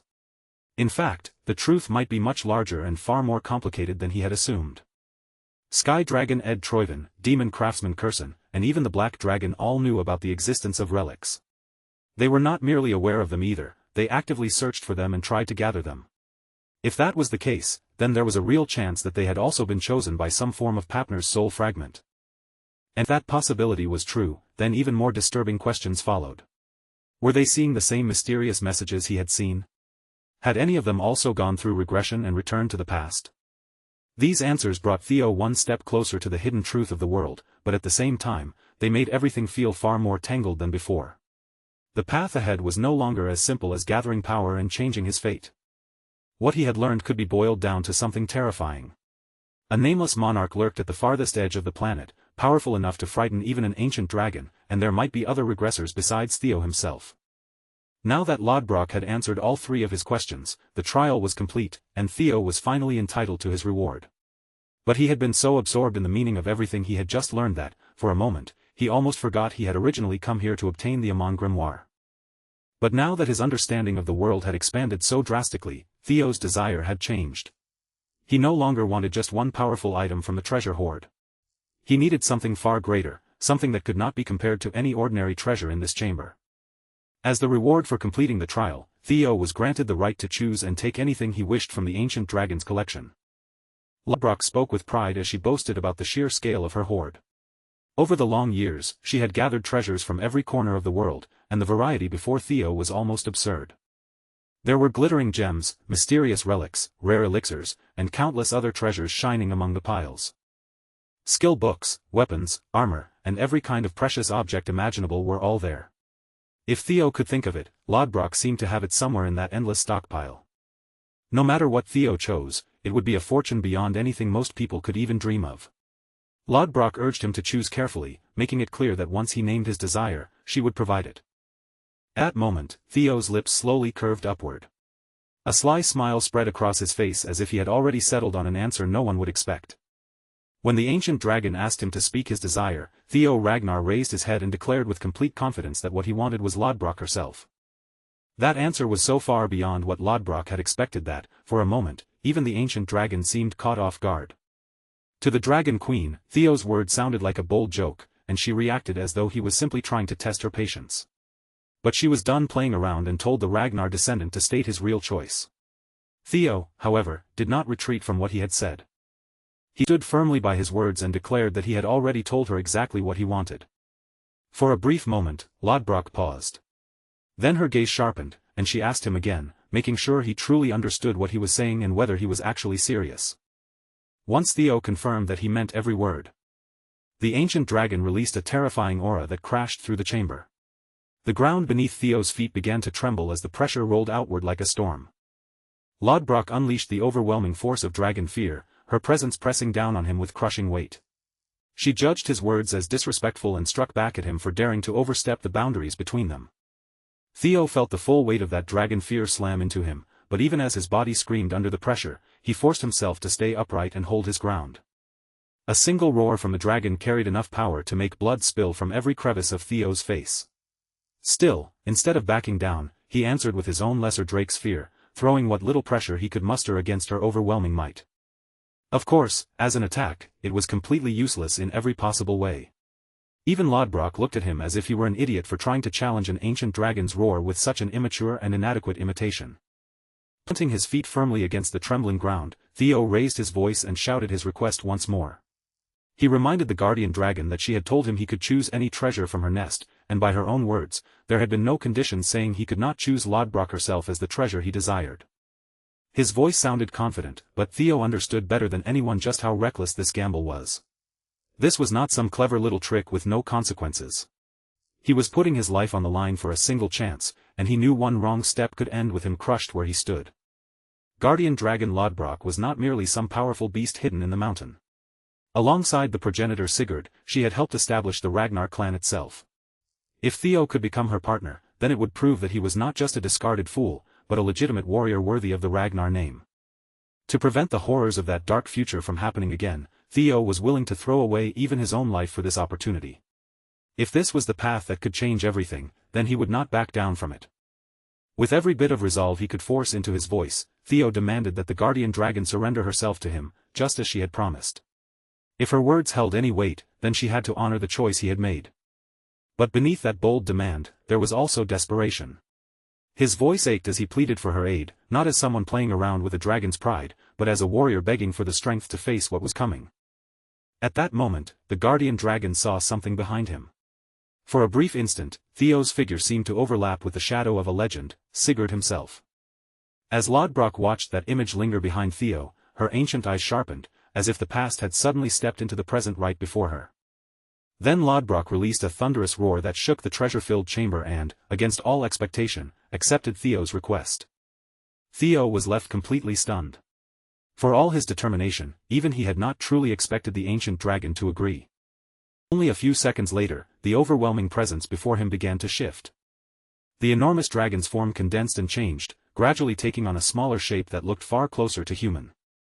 Even in that new form, her sharp golden eyes remained terrifyingly intense, staring down at Theo as if they could see straight through him. Lodbrok admitted that Theo had impressed her, and because of that, she was willing to give him a chance. She stood before him in a majestic, almost unreal beauty, carrying the dignity of an ancient dragon even in her human-like form. For several seconds, Theo could not find a single word. He simply stared, caught completely off guard by the sight of her standing there. Lodbrok quickly reminded him that she was more than 2,000 years old, so whatever ridiculous thoughts had just crossed his mind were not worth entertaining. Once Theo regained himself, he addressed the guardian dragon again. He lifted his hand and pointed toward her chest, though not for the reason some shameless minds might immediately assume. His focus was not on her appearance, but on something far more serious. He was pointing at the hollow wound left behind by a battle 50 years ago. Lodbrok had lost her heart in that fight, and from that moment onward, she had simply been waiting for death. At most, she only had about 3 years left before her life finally ran out. That was also the reason she could not leave her nest. No matter how powerful she was, her condition meant she would not be able to help Theo directly in the outside world. Because of that, Lodbrok offered him the choice one more time. She wanted to know if he still truly intended to choose her as his desired treasure, even after learning that she could not move freely and had so little time remaining. Theo simply smiled, as if the answer had never changed in the first place, and confirmed that his mind was still made up. He said he still wished to choose Lodbrok as his reward. Under any other circumstances, those words might have sounded completely outrageous, but in that moment, Theo meant them with absolute seriousness. At that instant, the selection was acknowledged, and the guardian dragon was formally chosen as Theo's reward. Lodbrok called it a foolish decision, but there was no real rejection in her voice. If anything, she seemed to think that kind of reckless choice was simply another part of what made Theo the chosen one. Theo was then granted new titles, the guardian dragon's significant other, and the descendant of the clan's progenitor. Those names carried a weight that tied him even deeper to the origins of the Ragnar clan. Theo promised that he would grow stronger and climb to heights far beyond where he stood now. He also declared that he would obtain the remaining relics of the primordial dragon Fafnir. A soul link was then established between the guardian dragon and the warrior, binding Theo and Lodbrok together in a way that went far beyond a simple reward. Through that connection, Theo promised that he would search for something capable of replacing Lodbrok's lost heart. After all, among the relics of an all-powerful primordial dragon, Theo believed there had to be at least one miracle powerful enough to save her. As a result of completing the trial and forming that bond, Theo also gained experience and leveled up, feeling the change settle into him. Theo, doing at least that much was only natural if he was going to carry the title of the guardian dragon's significant other. Lodbrok answered him with a faint smirk, saying she looked forward to being in the care of her new partner. Still, Lodbrok reminded him that she could not leave her domain for now. Until she entered hibernation, Theo would have to find his own way forward and solve the problems waiting outside without relying on her direct strength. Then she added that she had something else for him. What appeared before Theo was an ancient book, old and heavy with a presence that immediately felt anything but ordinary. Lodbrok explained that for a true soul to synchronize properly with her, Theo would need to read that artifact and awaken his mind gate. In her estimation, he should be able to accomplish it within about a month, and she advised him not to rush, but to take his time while studying through it. Then Theo was informed that he had received an additional reward. The reward was a grimoire called Amon. As Theo inspected its properties, he was genuinely impressed to discover that it contained magical principles reaching all the way back to the beginning of time. It was a special book overflowing with knowledge about the universe itself, and he was relieved that he had managed to get his hands on something this valuable. But what truly bothered him was the amount of time Lodbrok had just mentioned. Theo asked what she meant by 1 month, and the guardian dragon explained that awakening a person's mind gate usually required that much time. Then she asked whether he had something more important keeping him occupied. Theo answered with frustration that he still had to deal with the second stage of the awakening ceremony, which was taking place at that very moment. The problem was that the exam lasted only 15 days in total, and he had less than half a month left to sort everything out. Because of that, he wanted to wait until the exam was over before beginning the process. Lodbrok quietly looked him over, her gaze narrowing as if she had already decided how she was going to respond. She admitted that, technically, what Theo suggested was possible. Unfortunately for him, she had no intention of allowing it. After all, Lodbrok had no desire to let him run away so quickly after choosing her. For Theo's sake, she wanted him to open his mind gate before the second stage ended. Until that happened, Lodbrok made it clear that she would keep him there. Her words were calm, but the threat behind them was cold enough to send a chill through the air. With 13 days remaining until the exam concluded, Theo had roughly a little over 300 hours to make it work. To understand how this situation connected to the trial outside, things needed to rewind a little. 3 days before the second stage officially began, Axion's uncle had explained the details behind how the totems created safe zones against fiends. The key lay in the fiend summoning marble placed inside each totem. That marble was a small sphere filled with amplified fiend energy. Because of the energy stored within it, other fiends were repelled, keeping the surrounding area protected from their approach. With a sharp squeeze, he crushes the marble in his hand, letting everyone see exactly what kind of disaster that tiny object is capable of causing.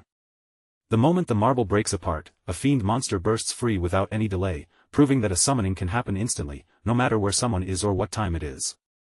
Before long, several fiends are already gathering around the man, making it painfully clear just how useful and dangerous those summoning marbles really are. Then, without hesitation, he uses his dragon spirit to crush the marbles one after another. He explains that the entire purpose of the second stage exam is to take down fiends and earn points through those kills. In other words, if Theo wants to raise his score, his only real path is to hunt down the fiends that have been released for him. Axion begins to understand the larger shape of his uncle's scheme, realizing that the marbles are meant to lure Theo straight into a carefully prepared trap. But his uncle quickly reminds him that this is only one part of the plan. They are not simply trying to kill Theo through some cheap baiting tactic, because they still need more clues about the relics of the Rose Palace. And since Axion's hatred for Tegai has already twisted into something obsessive, he wants to torture Theo personally and drag the information out of him by force. However, his uncle cuts through that arrogance with a calm but cutting reminder, the kind of remark meant to bring Axion back down to earth. He makes it clear that Axion and Theo are not separated by some overwhelming gap in strength. So no matter how much Axion imagines himself controlling the situation, things are not going to unfold exactly the way he wants. At the same time, Theo's actions reveal that he has a compassionate side, and that weakness can be turned against him. Axion's uncle suggests using the dropouts who gathered at the fourth training ground as the perfect bait for the job. In his eyes, taking them hostage would make it far easier to pressure Theo and force him to reveal what he knows about the artifact. Since this method avoids a direct clash of strength, Axion is clearly irritated, but in the end, he still accepts the plan. The story then moves forward to the present, where the plan is finally being put into motion. The Dark Leopard thinks back on how Theo stunned everyone by staying completely hidden until the final stretch of the exam, especially with only 12 hours remaining before the second stage came to an end. The Ragnar prodigy had already taken first place with an astonishing score of 860 points. Even so, the Dark Leopard cannot help feeling that it would be a shame if their entire scheme collapsed after coming this far. One of his men wonders if the scoundrels from the council may have reached Theo before them, since that seems like the most reasonable explanation for why he vanished so completely. Felix Ragnar, who is currently sitting in 7th place, steps in and shares what he has noticed. But Axion immediately snaps back at him. He coldly says that Felix's so-called observation is dangerously close to complete stupidity. Then he twists the knife even deeper, reminding Felix exactly why Lady Plum Blossom chose to take an interest in Theo instead of him. Felix is furious, unable to understand why Axion is lashing out so viciously when all he is trying to do is help track Theo down. The insult clearly gets under Felix's skin, and his anger rises fast from the humiliation. But Axion is not the kind of person who would care even slightly about Felix's hurt pride. He rises from his seat with a sinister smile spreading across his face and declares that if Theo refuses to step out into the open on his own, then he will simply force him to appear. And for that, he already has everything he needs. Under his command are members from both the Scaled Dragon Society and the Plum Blossom Palace. Now, he intends to lead them forward and start slaughtering the failures from the fourth training ground. This twisted psychopath plans to keep the killing going until Theo has no choice but to reveal himself. Hidden nearby, Ray Ragnar quietly listens in on the entire conversation from her concealed position. And at this point in the exam, she is ranked 3rd. The view then shifts to a frost lizard fiend being cut down by a group of warriors. After defeating the yellow bell creature, they break into celebration, treating the victory like a huge accomplishment. But the truth is, these poor guys barely have any points to their names, and with only 12 hours left before the exam ends, time is running out fast. They're also worried about Theo, especially after preparing so many supplies for him. One of them tries to stay optimistic, thinking that maybe Theo is off handling something far more important. After all, simply surviving is the minimum requirement of the exam, and the actual rankings do not matter all that much. Even so, deep down, they still wanted to watch Theo climb to the top of the rankings and become the valedictorian once again. While they are chatting without a care in the world, one ruthless bastard suddenly drives a thrust straight through them. Orion Gardner has just murdered Sybil in cold blood. The rest of Sybil's friends freeze in shock, desperately questioning why the Scaled Dragon Society would do something like this. Their fear only deepens when they realize they have been chosen as today's targets for one reason alone, to drag Theo out of hiding. These unlucky guys are about to suffer horribly for the simple crime of being there. Around that same time, the story returns to Lodbrok's nest, where gold and countless treasures glitter throughout the chamber. The guardian dragon is genuinely impressed by Theo's astonishing progress, especially the fact that he managed to open his mind's gate. He accomplished it in less than half a month, and the system confirms that he has taken his first real step into understanding magical principles. All of this was made possible by the knowledge he once heard in his previous life before his regression.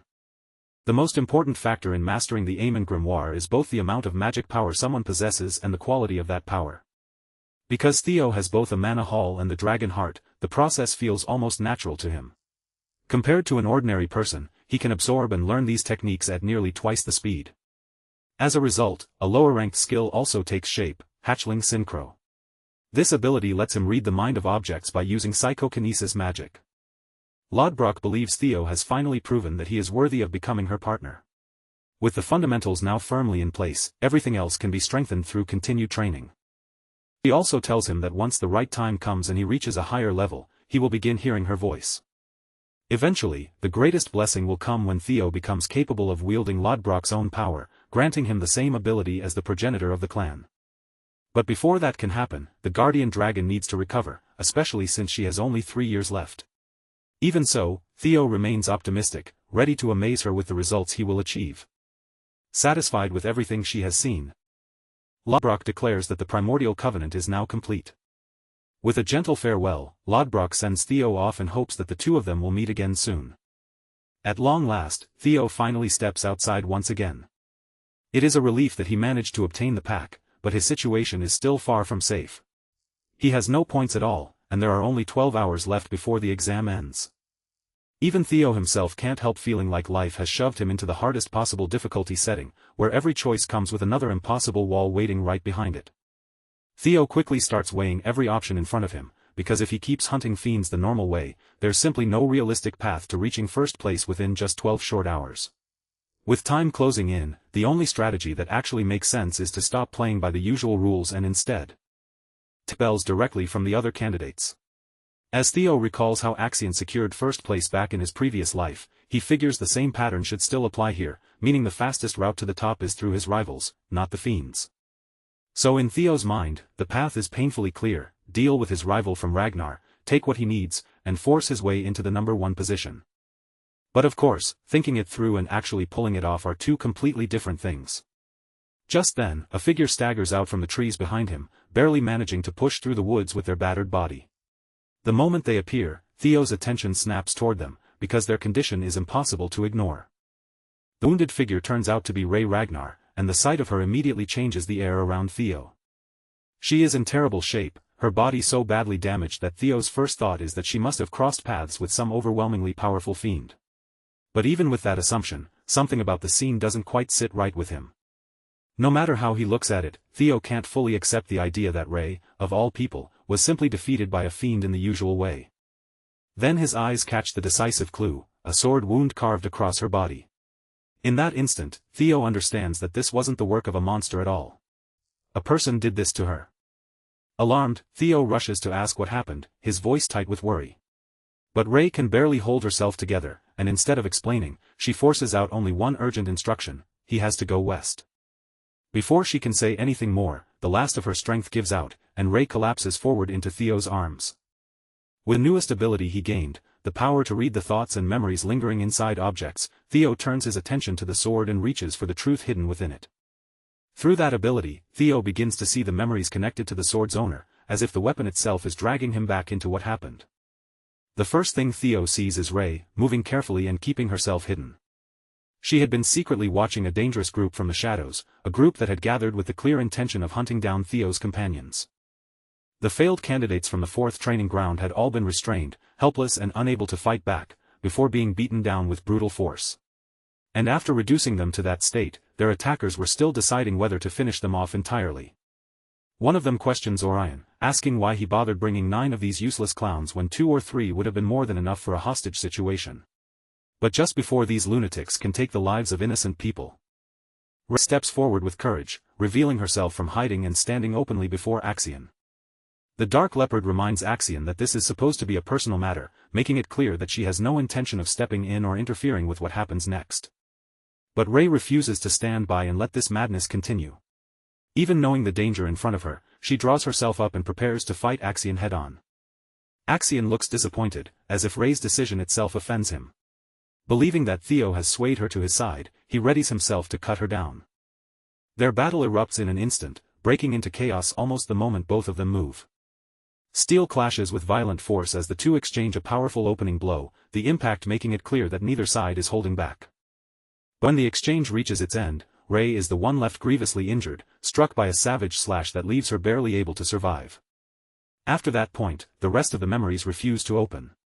Theo's skill level is still too low, leaving everything beyond that moment sealed away from him. Theo is left burning with anger and confusion, unable to understand why Axion would go so far as to capture his allies just to drag him into this. Ray, meanwhile, is stunned that Theo somehow uncovered the truth without her explaining a single detail. Desperate for the rest of the answer, Theo presses her, begging her to tell him what Axion is really after. Still hovering on the edge of collapse, Ray manages to explain that Axion's objective had been Theo from the very beginning. Capturing him was always the real goal. But because Theo couldn't be found anywhere, Axion changed his approach and decided to force him out by taking his friends hostage. Those words strike Theo right where it hurts, and his fury surges to the surface. He realizes that the enemies who tormented him in his previous life have no intention of backing down in this one either. The difference is that this time, Theo is no longer the same helpless person he once was.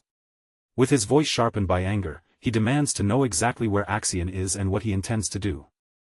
At that same time, one of Axion's henchmen reports Theo's location at the northern cliffside. The news catches Axion off guard, making his attention snap toward the information. But his men are confident in what they've found. Since Theo has already come into contact with Ray Ragnar, they believe there's no doubt he will be heading their way soon. The thought of finally being able to cut Theo down fills Axion with twisted delight, and an evil grin spreads across his face as he waits for Theo's arrival. However, Axion is quickly reminded that there is no need for him to face Theo in a fair one-on-one battle. After all, his true priority is not personal revenge in that moment, but gathering clues connected to the relics. Theo can be handled by Axion's men instead, leaving Axion free to focus on the objective that matters most to their plan. In the meantime, they want Axion to activate the summoning marbles, using them to stir up chaos and create a major distraction throughout the surrounding area. Axion accepts the plan without hesitation, making it clear that he is more than willing to go along with it. Back with Ray, she clings to what little strength she has and begs Theo not to go after them. She warns him that even the Central Intelligence Proctors are involved in this enormous scheme designed to bring him down. To Ray, this is far beyond what Theo should be trying to face with his current strength, no matter how determined he is. She tells him the exam has already stopped being a proper test and has turned into a slaughterhouse, a battlefield arranged specifically to kill him. That is why charging in alone would be the most dangerous choice he could make, and why she insists he should seek help from the Proctors instead. Even after hearing that, Theo knows there simply isn't enough time to take the safer route. He is genuinely grateful for what Ray risked and what she did for him. But gratitude alone cannot make him turn away, because his conscience will not allow him to ignore the danger his friends are in. So the moment Ray gives him Axion's location, Theo is already prepared to move out at once, no matter how reckless it looks. But then, Ray can only stare at him in disbelief, convinced that Theo must have completely lost his mind. The risk is far too high, and from where she stands, death is practically waiting for him if he goes there. She urges him to choose the safer path this time, even if it means holding back.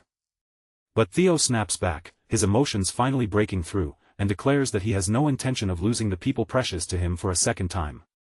After all, they promised they would survive the second stage together, and Theo refuses to let that promise end here.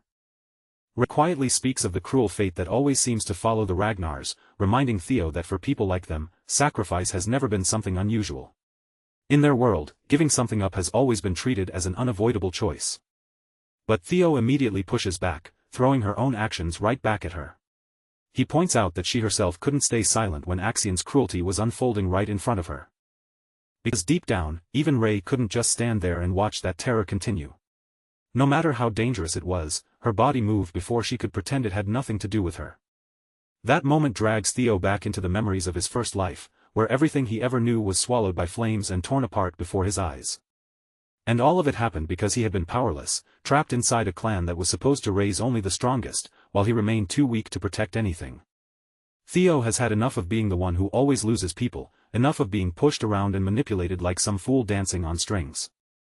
With every painful memory pressing down on him, he makes it clear that he refuses to repeat the same mistakes that destroyed him once before. That anger and resolve burn together inside him, hardening his expression and tightening his voice. Theo demands that Ray tell him where Axion is, because this time, he has no intention of backing away. Meanwhile, the focus shifts over to Remington Narcio, away from Theo's urgent confrontation. Remington has just stumbled across something that immediately puts him on edge. Scattered on the ground are the abandoned supplies that Sybil had dropped behind. And they are not just Sybil's belongings either, the supplies clearly belong to the rest of Theo's friends as well. The blood staining the area tells Remington everything he needs to know. Something terrible has happened here, and it happened recently.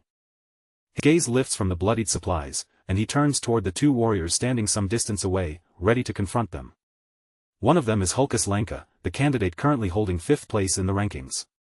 Beside him stands Erika Lenka, ranked even higher in 4th place, her presence making the situation feel even more dangerous. And then it becomes clear where Remington Narcio himself stands, right behind Axion, holding the position of 2nd place. Back on Theo's side, there is no time to slow down, because he is already locked in combat with a snow fiend blocking his path. The creature launches its first attacks at him, but Theo slips past them with sharp, practiced movements, refusing to waste even a second. Then, the moment an opening appears, he ends the fight almost immediately with a single decisive move. He does not linger over the victory, because there are far more urgent matters pulling him forward. Theo rushes in the direction of Axion, desperately hoping that at least some of his friends are still alive and holding on. He understands one thing clearly: Ed is manipulating Axion's emotions, using him in a way that will allow Theo to be eliminated without causing too much outrage from the clan. And there is also the disturbing fact that the Intelligence Bureau proctors are standing on Axion's side. To Theo, that alone is the clearest proof he needs that this entire situation has been arranged against him. As more creatures come at him, Theo tears through them with his triple dragon's claw strike, while thinking that the proctors sent to kill him will probably keep Axion from losing control too soon. Even so, Theo keeps pushing for speed above everything else, because he knows Axion's temper better than most. Axion is easy to provoke, and once his emotions flare, he acts before thinking. Theo launches himself into the air toward another fiend, preparing an aerial strike while considering how he might use that impulsive nature to turn Axion's own weakness against him. His sword drives straight into the creature's head with brutal precision. A rush of blood bursts out from the wound, spilling across the snow as the monster collapses beneath him. Elsewhere, Ray slowly gathers her thoughts, her mind drifting back to Theo. Even after all these years, she remembers that he has never truly changed from the boy he used to be. Even with her body wounded and her strength fading, Ray still wants to help him this time, no matter how little she has left to give. Meanwhile, the hostages are being beaten without mercy beneath Axion's authority, knocked around as if their suffering means nothing. Axion is already prepared to cut them down over the smallest sound, as if even a single whimper would be enough to justify killing them. Once again, the proctors remind him not to act on his own and create unnecessary conflict before the plan reaches its proper moment. Because of that warning, Axion stops his blade before it falls and forces himself to wait, though his patience clearly does not come easily. He knows that 4 high-ranking swordsmen from the proctors have already been dispatched to silently assassinate Theo. After all, Axion's uncle believes Axion is not strong enough to defeat Theo himself. That thought gnaws at Axion, frustrating him deeply, because in his eyes, Theo is nothing more than an insect. But just as everyone expects the trap to unfold their way, the very person they were waiting for finally appears. Axion spots Theo approaching, his body streaked with trails of blood like some battle-hardened killing machine. Theo's eyes are cold, focused, and filled with unshakable determination. Then Theo sees the condition of his companions, injured and scattered around him, and the sight cuts straight through his chest. His gaze shifts toward the scum responsible for turning the place into this nightmare, taking in every one of them with silent fury. Only after that does Theo turn his attention back toward Axion. Axion has clearly been waiting for him for a long time, standing there as if this confrontation was exactly what he wanted. Finally, Theo's eyes fall on the bodies of his friends lying there, lifeless before him. The sight makes his hand tighten around his weapon, his grip clenching with barely contained rage. Axion draws his own sword, eager and ready to step forward into battle. But once again, he is warned to stay where he is and not move recklessly. So Axion lowers his weapon, releasing it from his fighting stance for the moment, even though the urge to attack is still written all over him. To continue the negotiation, Axion coldly tells Theo to hand over whatever he knows about the artifacts if he wants his friends to stay alive. But instead of trembling, Theo Ragnar looks straight at him and asks something completely unexpected, whether Axion is actually afraid of him. This is not just reckless provocation from Theo. It is a calculated move, because he is already planning to use Axion's personality against him. With an arrogant edge in his voice, Theo mocks him for acting like a coward, saying he went this far and used such extreme measures only to avoid suffering a humiliating defeat. Axion's anger immediately starts to boil over, but Theo does not stop there. He keeps pushing, letting every insult dig deeper under Axion's skin. Theo claims the only reason Axion has all these scumbags gathered around him is because he needs them to protect his pride and reputation. And on top of that, there is this filthy hostage game he is hiding behind, using wounded friends as shields instead of facing Theo properly. In Theo's eyes, all of it is nothing more than a desperate attempt to avoid losing to someone he considers beneath him, proving that Axion is not worthy of carrying the title of one of the four hounds. By now, Axion is absolutely furious, and that is exactly the reaction Theo wanted. Theo keeps needling him, daring him to step forward and settle things in a duel like a true Ragnar should. Unless, of course, Axion would rather back down and prove he really is the coward Theo is calling him. That final insult pushes Axion past his limit, and he can no longer keep his rage contained. Theo then lays out the terms of the fight clearly. If he loses, he will surrender the artifact information and even his life. But if he wins, he will leave with his friends alive. The Black Leopard is completely swallowed by his madness now. He arrogantly reminds this so-called Ragnar fool where he stands within the clan, laughing at him before narrowing his eyes into a murderous glare, as if Theo still has no idea how dangerous the situation truly is. The CBI tries to step in, fully aware that Theo is deliberately using his words to rile Axion up and drag him off the planned path. They urge Axion to stick to the plan, but he is already done listening and no longer has any interest in playing this carefully. Axion accepts Theo's challenge and begins walking forward to face him directly, falling into the exact confrontation Theo had been trying to create.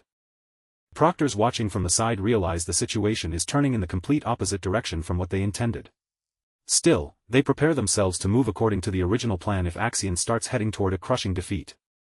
Axion sharply warns his group not to interfere, insisting that a Ragnar duel must follow the tradition of honor. For the moment, he also orders them not to harm the hostages. The fight begins with Theo moving first, his blade flashing out in an opening slash that immediately catches Axion off guard. With the challenge now fully accepted, both swordsmen stop holding back, and their blades crash together as the battle turns serious on equal footing. Axion talks down to Theo even as he presses forward, shifting into heavy attacks meant to crush his opponent through sheer force. He wants to make Theo understand the difference between them, so he releases the Heaven Dragon shout, sending out a fierce, roaring attack packed with overwhelming power. The force of that attack is so intense that even Theo feels the danger to his life, his instincts warning him that one wrong move could be fatal. In response, Theo draws in his strength and prepares a charged slash of his own, refusing to back away from the incoming force. Then he answers Axion head-on with the triple dragon's claw. Theo's strike tears through Axion's attack and severs it apart, leaving Axion visibly stunned by what just happened. Standing in front of him now is not some helpless opponent, but a confident man capable of challenging even the strongest attacks Axion can throw out. Theo throws the insult right back at him, asking whether Axion is really in any position to lecture him about strength when this is the best he can do. Watching the clash unfold, Orion breaks into a cold sweat after seeing the aftermath of Theo's latest attack. At first, he doubted Theo's abilities completely, but now even he is starting to recognize the real power hidden inside the so-called imbecile. The atmosphere grows heavier, because the fight is no longer one-sided. For the first time, it looks like Axion might actually lose. Worried about his own survival, Orion starts wondering whether he should switch sides while he still has a chance. He also realizes that Axion has badly underestimated the opponent standing in front of him. In the end, though, Orion decides not to betray Axion. The damn proctors from the Intelligence Bureau are watching everything with sharp eyes, and Orion believes they will still eliminate Theo no matter how the duel plays out. So Orion turns his attention to the rest of his men and starts giving orders. He tells them to scatter and search for the remaining proctors, making sure they avoid getting dragged into the middle of Theo and Axion's violent battle. The truth of Axion's past begins to surface. From a young age, he had been expected to rise and seize the throne of the clan, with both his mother and his uncle pushing for his success because their own prosperity depended on it. But Ragnar name was little more than a convenient cover. Beneath it all, they truly regarded the boy as a Troivan. Even Axion cannot help but acknowledge Theo's performance, praising the way his opponent has managed to hold his ground. Then he lunges forward, driving himself toward Theo with the intent to strike him down. But Theo blocks the attack without much surprise, wearing a confident smile as if he had already expected this exact move. Axion is acting exactly the way Theo wanted him to act, letting his anger guide every step of the fight. Away from the battlefield, the focus shifts back to the council, where news spreads of Theo's reappearance and his direct contact with Axion. Those who support Theo are thrilled to hear that he survived and is still safe, their relief showing through immediately. Meanwhile, the people who wanted him gone are shocked that those scoundrels failed to dispose of him properly. Axion's uncle, however, is pleased that Theo is still alive. Even if no one fully understands what he is planning, keeping Theo breathing could help push their schemes forward by giving them a chance to extract the information they want. He is simply waiting for that information to surface, and once it does, he plans to send the high-ranking swordsman in to destroy Theo completely. Then, without warning, new information arrives about the fight currently unfolding between Theo and Axion.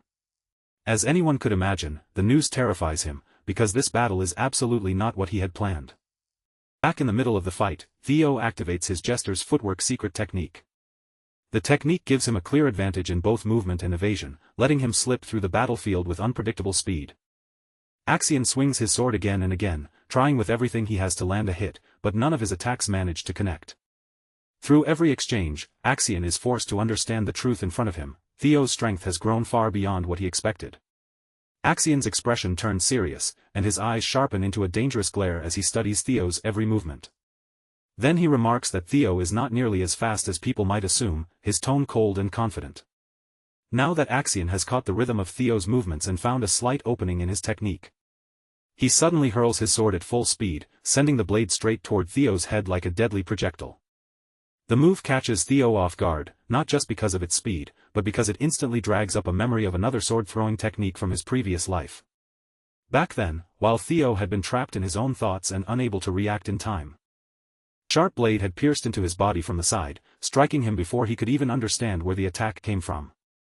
Axion explains that even if Theo is using a secret technique, the movement pattern still has limits. Once those movements become predictable, he can pinpoint exactly where Theo will appear next. Blood runs down the length of the sword, but Theo has survived the attack by catching the blade with his bare hands, stopping it just before it can finish him. And with that one attack, Theo finally confirms the identity of the person who struck him down in his first life. Axion was one of the traitors who helped bring the downfall of the Ragnar clan into motion. Hatred surges through Theo, and a grim satisfaction rises with it, because now he knows for certain that Axion was the bastard who knocked him down back then. On the day Theo died, he had not even been able to uncover the truth about the people responsible for the collapse of the Rose Palace. He had been powerless, forced to run blindly through chaos with no strength, no answers, and no way to fight back. It was only because Rendon removed his mask that Theo was able to begin understanding what had really been happening. Later, Evelyn's investigation revealed Rendon's connection to the Camellia Palace. From there, the remaining pieces fell into place through simple logic. The ones who led the attack were none other than people tied to the Troivan clan. And among those bastards, there was only one person capable of using such an uncommon sword-throwing technique. That person was none other than the sly traitor himself, Axion Ragnar. He was so arrogant that he would even risk throwing away his own weapon just to land a decisive blow. At first, Theo had only suspected the truth. But now, the reality of it is standing right in front of his eyes. His hand tightens around the sword, fingers digging into the metal with terrifying force. Then, driven by pure fury, Theo crushes the blade in his grip and shatters it apart with nothing but his bare hand. Theo burns to know what could possibly drive them this far, what motive could make them so desperate to kill him and the people around him through such elaborate schemes. Seeing that raw physical strength right in front of him, Axion is left completely speechless for a moment. But unfortunately for his enemies, Theo is no longer the same helpless man he was in his previous life. This time, he is determined to protect not only his own life, but also the lives of the comrades standing beside him. Theo releases the broken blade back toward Axion, sending it flying at him in return. Axion dodges it with ease, sneering at Theo's aim and mocking the attempt as a pathetic imitation of the throwing technique. But then, all at once, Axion feels a sudden wave of anger rolling off Theo. That anger quickly turns into something darker, as bloodlust begins pouring out from his opponent. It is a killing intent so monstrous and suffocating that the air itself seems to tighten around them. Along with it comes an enormous surge of mana, far greater than what Axion expected Theo to be hiding. Axion's eyes widen as the truth hits him. Theo has been concealing his real abilities this entire time. In the next instant, Theo vanishes from Axion's sight so quickly that it looks like he disappeared into thin air. Then he reappears right underneath Axion, already moving into position for a devastating upward strike. The sheer force behind the blow sends Axion flying backward, forcing him onto the defensive. Now Axion is the one being pushed back, struggling to guard against Theo's relentless attacks. Theo even manages to graze Axion's face with a precise cut, leaving a sharp line across him as proof that his guard is not perfect. Smirking at the impulsive warrior, Theo asks when Axion plans to stop holding back and finally pull out his full strength.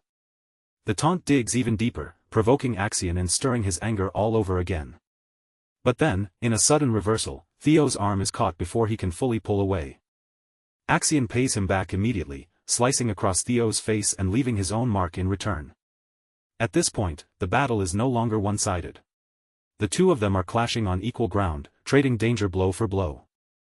Theo decides to vanish from Axion's sight once again, slipping away before his opponent can fully track him. Then he unleashes a slash with such force that it knocks Axion's blade away from his hands. For a brief moment, Axion is left completely open, with nothing to shield him from Theo's next attack. Theo questions his opponent one last time as he draws his blade back, preparing to drive it straight into Axion's stomach. The finishing blow is about to land, and at this distance, even Axion has no way to dodge it. Meanwhile, on Remington's side, he studies the blood trails closely and realizes they were made by an injured body being dragged across the ground. The first person who comes to Remington's mind is Axion, even though that answer feels strange. After all, with first place already secured, there should be no reason for Axion to act this recklessly. Still, Remington pieces the situation together with sharp intuition, realizing that their real plan must be to hunt Theo down during the second stage of the exam. Hulkus is furious, disgusted that Axion would go this far and choose such a cowardly method. Erica, however, does not look surprised at all. She calmly says that in the clan's awakening ceremony, schemes like this are exactly the kind of thing they should have expected from the beginning. Remington already understands that part very well. And because he understands it, he admits that this is exactly why he despises the Ragnar way of doing things. To him, they blindly worship raw strength, then use that belief as an excuse to cross every line they should never touch. Erica's expression sharpens at that, and she warns Remington to watch what he says before his mouth gets him into trouble. But Remington does not care about offending her right now. His only focus is saving the lives of his friends, just like Theo would if he were standing there. So he asks for their help, and Hulkus immediately agrees without hesitation, ready to move with him. Erica, on the other hand, shows no interest at all. She turns away coldly, saying she only came because she wanted to meet Theo, and since he is nowhere to be found, she has no reason to waste her time saving weak men. Her brother can only stare at her in disbelief, asking if she really has to be that much of a heartless jerk about it. Remington understands that Erica is still curious about Theo, so he uses that interest to persuade her. He tells her that helping him now may benefit her in the long run if she truly wants to meet Theo later. With that, the three warriors set off together, moving quickly to uncover where the hostages are being held. As they hurry forward, Remington can only hope that the others are still safe and alive by the time they arrive. But before they can get much farther, a group of men suddenly blocks their path. The warriors of the Scaled Dragon Society step out to confront them without warning, making the betrayal painfully obvious. Orion looks irritated as he mocks the white-haired punk for running off to Theo's side and now surrounding himself with a bunch of muscle-brained fighters. Hulkus is instantly offended by that insult, while Remington keeps his voice steady and warns Orion to make the smarter choice by stepping aside. But Orion clearly has no intention of moving, acting like he is eager for a fight and ready to bring the trouble straight to them. With no peaceful option left in front of him, Remington draws his blade, making it clear that they are done talking. Then all three of them launch forward at once, charging into battle to crush the Scaled Dragon Society blocking their way. At the same time, the focus shifts back to the hostages. One of them has managed to grab the shattered blade that Theo threw during the fight. And it becomes clear that Theo had never thrown that broken blade to attack Axion in the first place. His real goal was to make it land right beside the hostage. That small piece of metal is now their only chance to escape, a single opening hidden inside the chaos of the battle. The hostage shifts his knees with difficulty, wriggling carefully as he tries to use the blade to cut through the ropes binding him. Back at the center of the battle, it turns out Axion's life was saved at the very last second by one of the higher-ranking swordsmen. After watching the situation spiral out of control, they have finally chosen to step in. The man who intervenes is Liam Troyven. And even as he moves in, Liam is already prepared to accept whatever punishment comes from interfering. Liam forces himself between the two fighters, breaking apart the clash before Theo can finish the strike. Then he tells his men to take care of Axion, shifting their attention away from the duel for the moment. Liam immediately launches an aggressive assault on Theo, while the other proctors praise the young master for holding his own in such a dangerous fight. They even return Axion's blade to him, placing his weapon back in his hands. Axion does not look furious about the interruption. If anything, his expression carries more disappointment than rage.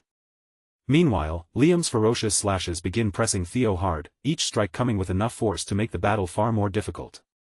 Even so, Theo continues responding well, meeting Liam's attacks in a near-equal exchange despite the pressure. Liam drives forward with another sharp strike, but Theo blocks it cleanly and holds his ground. From just that short exchange, the high-ranking swordsman becomes genuinely impressed by Theo's defense against both Axion and himself. Still, it is obvious that Theo cannot match Liam's sword skill head-on. With no other proctors nearby to properly monitor the fight, Liam sees this as the perfect opportunity to kill the swordsman prodigy. So for the sake of the Troyven clan, Liam leaps into an aerial strike, intending to end Theo Ragnar with this single attack. But then, everything suddenly twists in a direction no one expects. The one who gets impaled is not Theo at all. Out of nowhere, the blade pierces straight through Liam instead. And the person who stabbed him is none other than Axion himself. Axion coldly reminds his own men that he warned them from the very beginning not to interfere in his fight. In an instant, the entire battle is thrown into chaos, as Axion turns on his own side and betrays the men who stepped in to protect him. The other swordsmen confront the young master in shock, demanding to know why he lashed out so blindly against one of their own. Axion snaps his gaze back toward them, his face twisting with rage the moment he realizes they truly believed he might fall here.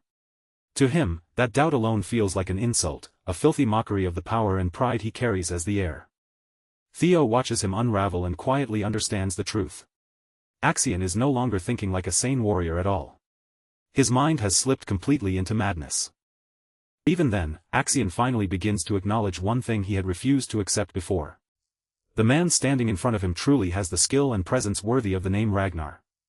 From the time Axion was still young, his uncle had filled his head with grand dreams and poisoned promises, pushing him again and again to rise above everyone else and one day claim the Ragnar throne for himself. Axion insists that Theo may seem stronger in this moment, but when measured against him, Theo is still the lesser one. In his warped eyes, that difference has not changed.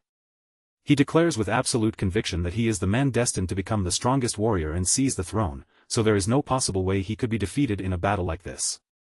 With that obsession burning in his eyes, Axion makes it clear that anyone who dares stand between him and his ambition will simply be cut down. Then, without hesitation, he throws himself forward and launches into a fierce slash, forcing the attack with everything he has left. But the blade never manages to reach Theo. Axion's sword tears through empty space, missing its target completely. Theo has already used his incredible speed to shoot upward, rising high into the air before Axion can even properly follow his movement. And from there, Theo strikes back with an attack that finally lands clean, shocking Axion as the blow connects for real. Meanwhile, it turns out Liam has not died yet. He is still barely alive, though his body is in terrible condition and his injuries are clearly severe. Gritting through the pain, Liam orders his men to move in and support Axion no matter what it costs. In his mind, this is their last chance to kill Theo before everything collapses. But the high-ranking swordsmen hesitate, openly resisting the order because they have already seen what happened to Liam when he tried to interfere. Liam does not care about their fear or doubts. He barks at them to go anyway, warning that if the young master fails to survive this fight, every single one of them will die. Axion, on the other hand, is being pushed further and further back. He looks completely shaken, unable to understand how he is the one being overwhelmed right now. In the middle of that pressure, his uncle's words echo back in his mind, reminding him that the Ragnar clan is a place where outcomes can never be predicted so easily. No matter how impossible the odds may seem, something can always appear and overturn everything in a single instant. But Axion refuses to accept what is happening. Even with defeat closing in on him, he clings desperately to denial. After all, he had always looked down on Theo, treating him like something beneath notice, calling him a worm and an insect. He had even mocked him as a fool who did not understand his own place, someone who never should have stood on the same stage as him. Yet now, the truth proves his uncle had been right about the gap between them. Still, Axion remains trapped in the fantasy of his own strength, refusing to let that belief break. Even after taking brutal injuries, Axion lashes out again, forcing his wounded body to move as though rage alone can keep him standing. His attacks become reckless and blind, driven less by skill and more by madness, as he rants about destiny, fate, and the greatness he still believes belongs to him. Theo, however, does not place much value in those kinds of words. To him, destiny and fate mean very little in the face of what has actually happened. He believes Axion's ambition is exactly what dragged down the people he cared about, turning that obsession into the cause of their ruin. So if Axion refuses to surrender on his own, Theo decides there is only one thing left to do. He will bring him down by force. With that resolve settled in his chest, Theo begins drawing out his power again, gathering the last of his strength into one decisive strike. A beautiful blue dragon takes shape around him, its glowing form surging with force as it coils through the air like living energy.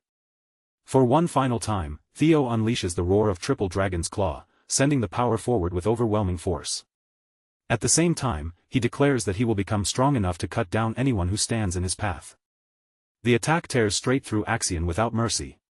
In one stunning frame, Axion's body is pierced cleanly, rupturing apart under the full force of Theo's blow. Then, as the smoke and dust slowly begin to clear from the battlefield, a lifeless body drops heavily to the ground. The corpse lies there with its head completely severed from its body, leaving no doubt about how final the strike was. Axion's head falls separately from above, descending through the air after the rest of him has already collapsed. Then it crashes down with sickening force, smashing into the ground until it is reduced to a ruined mess. Blood begins to trickle across the battlefield, but by then, nothing can change what has already been done. After that long and brutal battle, the one left standing is Theo Ragnar, firm on his feet after finally carrying out his revenge. Liam can only stare in a daze at the horrifying sight of the young master's headless body, unable to process the disaster unfolding in front of him. For a man as arrogant as Axion, it is a cruel but strangely fitting end, one that leaves his pride shattered along with his body. Liam understands exactly what awaits him if word of this failure ever reaches the Sky Dragon, so he drives his remaining men forward and demands that they at least kill Theo in retaliation.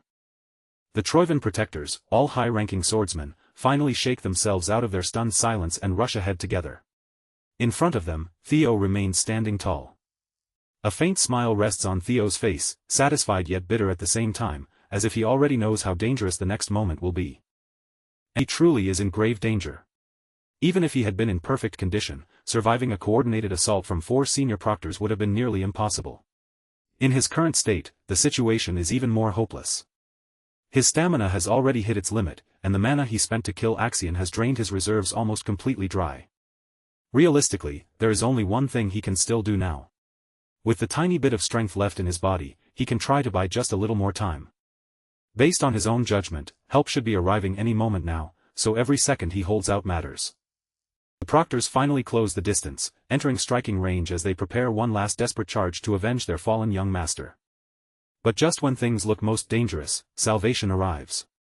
The brave Remington Narcio and the lanky siblings pull themselves together and reach the battlefield right in time. They quickly moved around Theo and closed ranks, surrounding him from every side until their bodies formed a solid defensive wall between him and the advancing proctors. From Remington's point of view, there was nothing strange about this at all. When a comrade was in danger, standing beside them was simply what allies were supposed to do.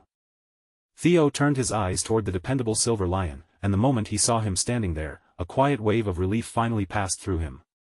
Erika Lenka stole a quick look at Theo and seemed pleasantly surprised, as if she was satisfied that the rising star she had heard so much about was actually handsome too. Hulkus Lenka, meanwhile, looked thrilled for a completely different reason, clearly excited to see someone strong enough to kill Axion and still hold his ground against powerful swordsmen. With the cavalry arriving at the perfect moment, Sibaldry found his spirit reigniting. Even though his body was battered, he forced himself back onto his feet and raised his sword to assist his young master. Remington then pointed his blade toward the corrupt proctors, his expression sharpening as he began laying out every crime they had committed. He made it clear that he would gladly bring judgment down on scum like them, especially after they dared to interfere with a sacred tradition.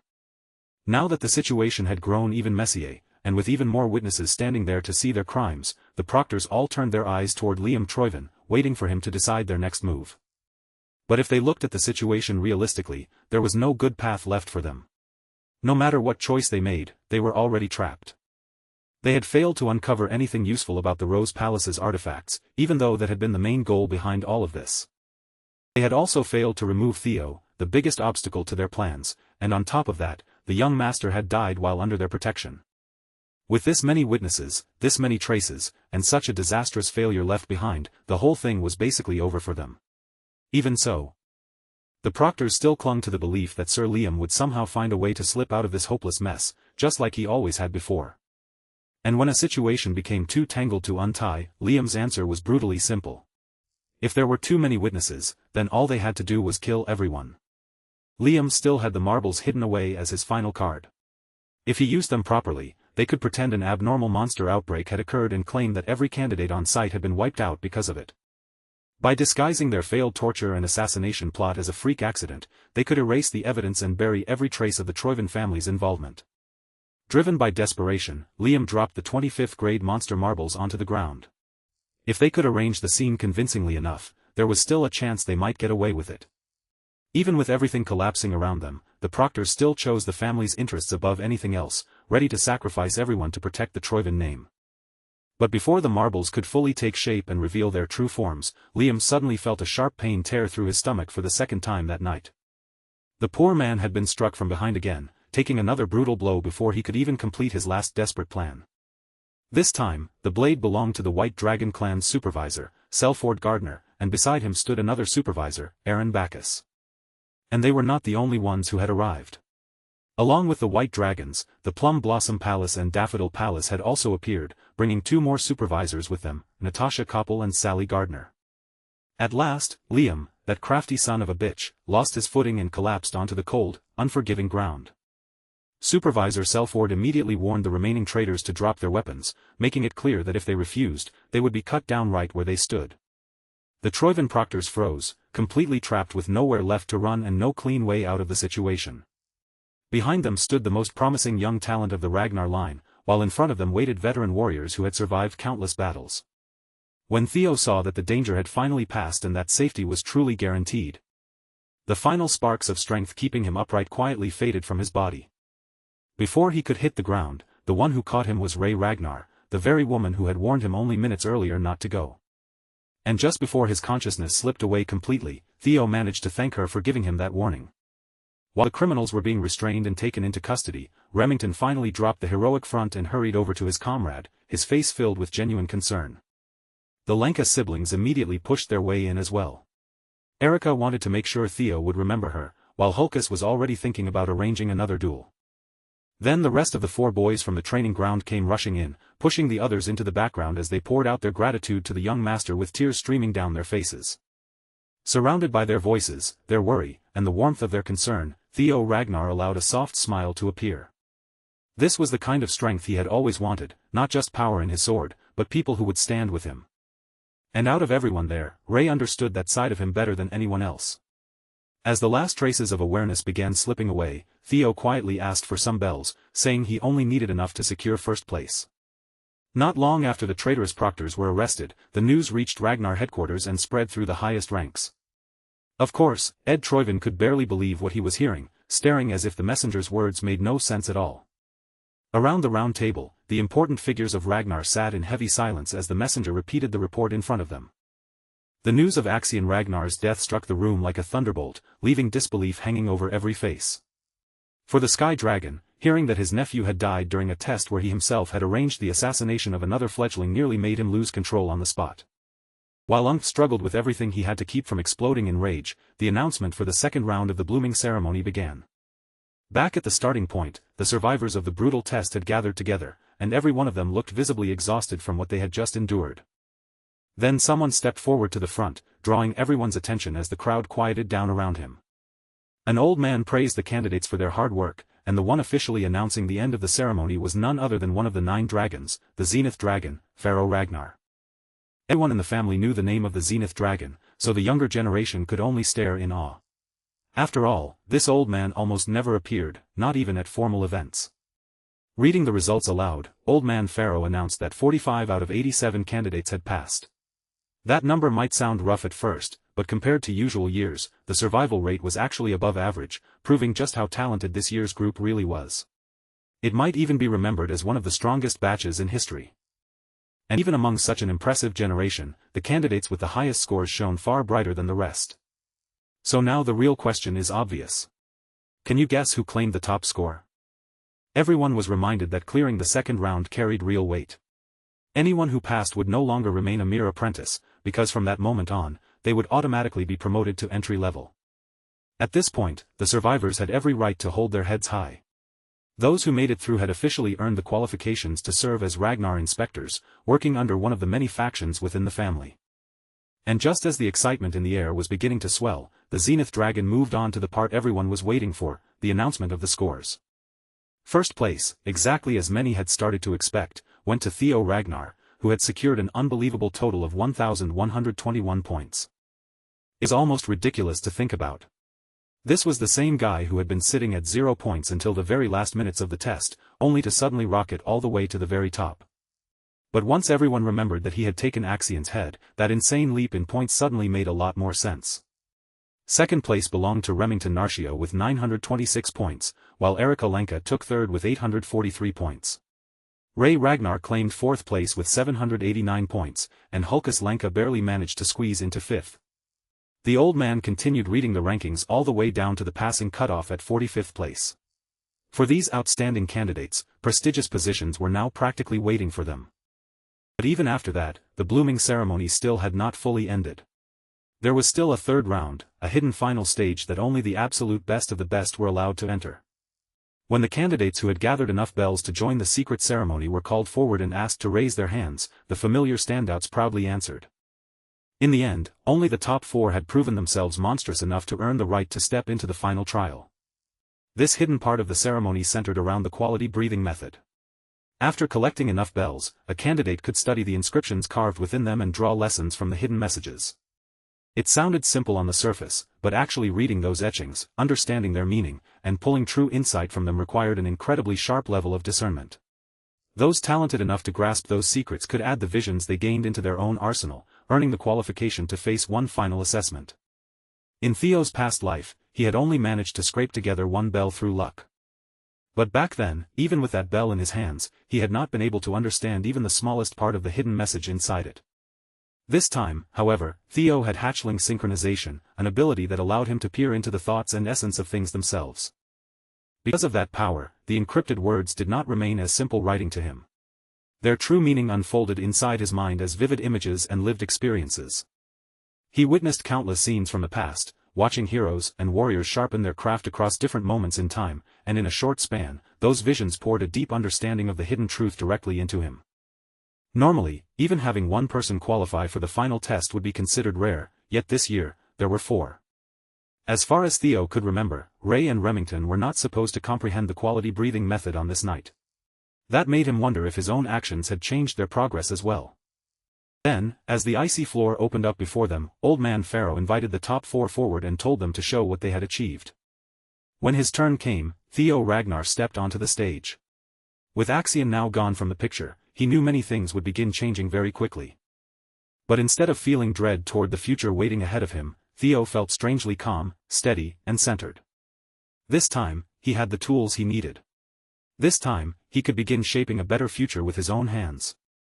As he walked toward the center of the clearing, faint sparks began crackling around his feet, flickering against the icy ground with a sharp electric glow. Those sparks quickly grew more violent, swelling into roaring thunder. After sorting through countless bells, Theo had finally become attuned to his natural attribute. To display the depth of his comprehension, he entered the first stage and infused his mana with the roaring thunder attribute. The second stage was expression, where that thunderous mana was no longer just contained inside him, but manifested outward for everyone to see. When the training ground boys saw their boss standing there like the god of thunder himself, they could barely contain their excitement. Normally, an outstanding candidate could stop at this point and still be praised as a true genius. But Theo Ragnar was simply built on a different level. There's not even a proper word yet that could fully capture the scale of his talent. With the dragon heart beating powerfully inside his chest, Theo demonstrated the third level of comprehension, showing complete and absolute control over the thunderous mana surging around him. In the crowd, Eric Alenka looked completely captivated by the sight of the strongest man in her generation, while her brother stared like an excited kid watching a legendary battle unfold right in front of him. Even the Zenith Dragon had to admit that he had never expected anyone to reach such a high level of comprehension in such a short amount of time. At that point, everyone naturally assumed this had to be the end of Theo's demonstration. After all, control was practically the ceiling for most prodigies at this stage. But no, Theo Ragnar clearly had no intention of sharing the spotlight with anyone else. After displaying flawless control, his thunderous mana surged even higher, rising to another level entirely. In an instant, the whole field was swallowed in a brilliant golden yellow light, like something explosive was about to awaken. Theo's eyes snapped open, sharp and focused, and he drew his blade in one swift motion as wild bolts of lightning crackled around him. Then he swung his sword, sending a lightning strike forward in the shape of a blade wind. At last, Theo had gained a ranged attack. The strike seemed to take on a life of its own, forming the image of a ravenous thunder dragon as it surged ahead. Among the 5 stages of comprehension, this was the 4th level, expansion. This time, the other candidates could not even speak. They just stood there frozen, their jaws hanging open in pure astonishment. Theo Ragnar aimed his new technique straight toward Old Man Pharaoh. Of course, the old man only chuckled with amusement. Rather than feeling threatened, he seemed pleased to witness a generational talent display such an impressive level of expansion. Before the thunder dragon could reach him, the old man calmly raised one hand and summoned tiny dewdrops out of thin air. Those small drops compressed themselves to an unbelievable degree, then stood firm and blocked the entire thunder dragon head-on. The Zenith dragon was not offended in the slightest that a candidate had dared to test him so directly. In fact, he looked genuinely delighted, as though he had just discovered a fascinating gem hidden within this year's ceremony. The audience could only stare in silence. At that moment, one thought seemed to pass through everyone's mind: was this guy really supposed to be their peer? Now looking far livelier and in a much better mood, Old Man Pharaoh awarded Theo an additional 1,000 points for his bold display of mastery. Of course, Theo had already taken the old man's fondness for truly outstanding candidates into account before pulling that final stunt. After that jaw-dropping demonstration, Theo's score shot all the way up to 2,121 points. For almost everyone else, even reaching 1,000 points would be nearly impossible, yet Theo had gone beyond that and practically doubled the number. At that point, Theo's performance was so overwhelming that the only person it could even be compared to was the infamous Lord Thorkel. With his mood clearly lifted by Theo's fearless display, the Zenith dragon turned toward the remaining 3 candidates and welcomed them to step onto the stage as well. Remington Narcio, who had attuned himself to the element of water, reached the 3rd stage of comprehension, control, and earned himself an additional 500 points. Ray Ragnar achieved the 2nd stage, expression, gaining another 300 points. And with her calm, icy presence, the ice attribute suited her perfectly. Erika Lenka also reached the level of expression and received 300 points. Just like her fierce personality, her attribute burned with fire. The old man looked extremely pleased with the level of talent gathered this year. Under normal circumstances, breaking past the 1,000-point mark would be enough to place someone at the very peak. In other words, this batch had 4 candidates who could have taken first place in almost any other year. Of course, even among them, the distance between first and second was absurdly massive, because Theo Ragnar simply could not be measured by the standards of ordinary geniuses. After that, everyone except the 3rd-round candidates was dismissed so preparations could begin for the nomination ceremony scheduled for the following week. Only the top 4 remained behind, waiting to receive the briefing for the next step of their journey. Then, from the very top of the snow mountain, a terrifying killing intent spread outward and blanketed the entire region. The pressure crashed down on the top 4 so violently that they nearly dropped to their knees, their bodies struggling beneath the weight of that hostile force. With a solemn look on his face, the Zenith dragon officially marked the beginning of the next stage of their lives. Even with everything Theo knew about the future, he had never heard of a situation like this before. What confused him even more was the familiar power boiling at the mountain peak. The force pressing down on them, trying to crush their will, felt like Lodbrok's energy. The final part of the blooming ceremony was a hidden secret, one that only a very small number of chosen candidates were allowed to experience, a direct meeting with the family head himself. No one truly knew what happened during that meeting, because everything depended entirely on the patriarch's mood and judgment. But through it, a candidate could be chosen as a prospect for the battle over the throne. At present, all 5 leading contenders for the position of the next family head had once taken part in this final trial of the ceremony. Being selected for the family head battle was proof that someone was considered a serious candidate. That meant Kyle Ragnar was now waiting for this year's top contenders at the mountain peak.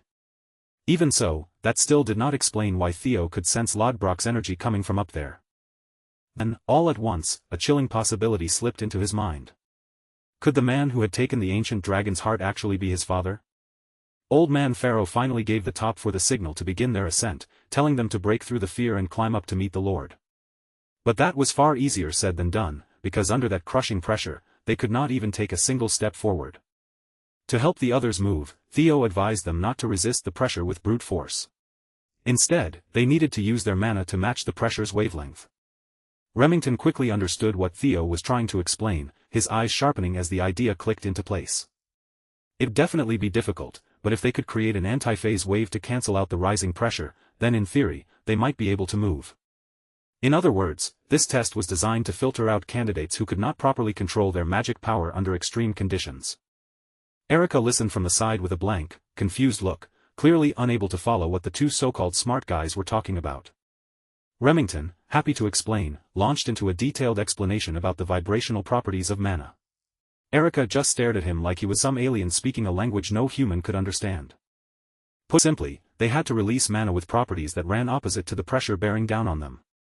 Erica immediately scolded Remington for acting like a goody two-shoes and making the answer sound so complicated when the solution itself was actually straightforward. While the others were still arguing, Theo had already closed his eyes and started shaping his own countermeasure in silence. A few seconds later, a dense and powerful aura began to rise from his body.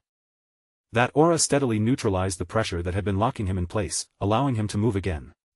And when the others asked how he solved the puzzle so quickly, Theo answered with absolute confidence, saying that something like this was only natural for the next clan head. His fellow candidates were stunned by how boldly he said it, while the Zenith Dragon remained stern and unreadable, watching without a change in expression. Leaving the others behind, Theo immediately dashed forward and rushed straight into the snowy woods. Old Man Pharaoh warned the remaining candidates to hurry up, because the points for this stage would be awarded according to the order in which they reached the top. Those words lit a fire under every single one of them, and the mood changed instantly. Once the last candidate finally left the starting point of the race, the Zenith Dragon grew quiet and thoughtful. Then he gave a small chuckle to himself. Even at his age, he had never wanted to take a youngling as his disciple this badly. Meanwhile, back at the Camellia Palace, a certain elf burst through the gate with booming laughter, eagerly searching for her daughter. The demon craftsman, Curson, stormed through the palace, banging on doors and throwing them open one after another as she looked for Cecilia. From the maid's reactions, it was obvious this was not the first time she had done this. Ever since young Master Theo became a rising star in the family, she seemed to have been visiting the palace almost every day. At last, Curson interrupted an important meeting by pushing open the right door, then immediately cheered when she spotted her daughter inside. For what felt like the 100th time, Cecilia warned her mother to maintain proper decorum within the palace grounds. But Curson could not have cared less about empty displays of manners, especially when she was about to become outrageously wealthy.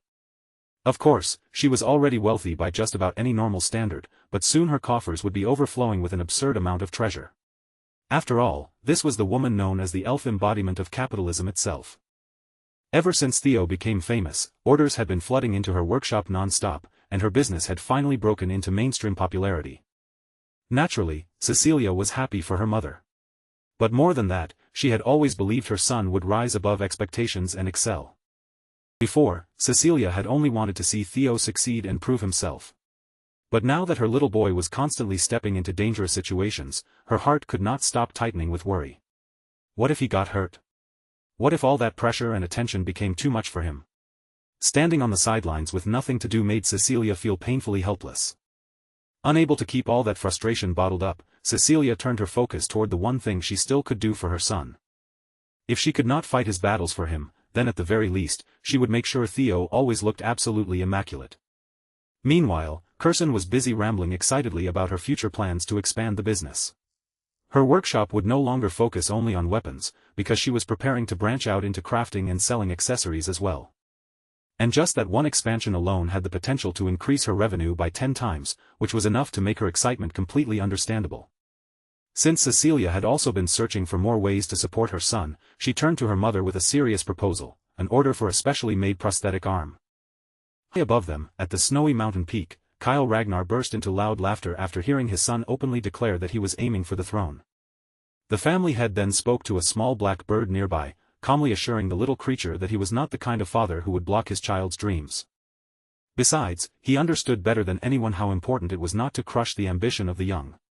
After all, when Kyle was younger, he had once been just like Theo. In fact, the very peak of the mountain, filled with countless ownerless blades, stood as proof of that undying ambition. This graveyard of swords was a monument to everything he had once pursued. For Kyle Ragnar, the one thing that mattered most was the prosperity of the family. And to protect that prosperity, he was willing to deal with anything, or anyone, that stood in the way. With a graveyard of blades stretching as far as the eye could see, what difference would one more victim make? For some reason, the black bird seemed uneasy, as if it was genuinely worried about this year's contenders. Kyle Ragnar immediately made his stance clear. When the future of the family was at stake, his blade did not recognize blood ties. After all, he already knew full well that his damned son was a regressor. Just like that, the situation grew even heavier. At last, the long-awaited moment had arrived for father and son to meet at the peak. When Kyle Ragnar saw Theo's battered, exhausted state, the smirk on his face quickly disappeared. The playful, cheerful air of a carefree father vanished in an instant. In its place stood someone who looked like the guardian of death itself, surrounded by the countless blades of enemies who had already fallen before him. It had taken Theo 4 full hours to climb the steep mountain, even though under normal conditions, he could have reached the top in just one. That suffocating pressure had slowed him down to an almost unbearable degree. Kyle beckoned his son closer, then asked whether Theo understood what this graveyard of blades truly represented. Most children of Ragnar had heard the legends about their father and the myths surrounding this final resting place. This place embodied the meaning of becoming the clan head of the Ragnar family. It was a position where one person had to shoulder endless threats and challenges alone, with no one else to depend on. The seat obeyed only the rule of strength. A true clan head had to stand above every other mortal without wavering. So when Kyle asked Theo whether he had what it took to seize such a position, Theo answered without hesitation, his voice carrying a firm and confident yes. His father warned him not to give such a decisive answer so lightly. On Kyle's own path to the top, he had sent thousands upon thousands of souls into the afterlife, and not everyone could bear the weight of that much resentment. Standing in this place, Kyle was constantly reminded of the bloody road he had walked. Even now, he could still hear the curses of his victims and the threats of revenge that seemed to echo from beyond the world of the living.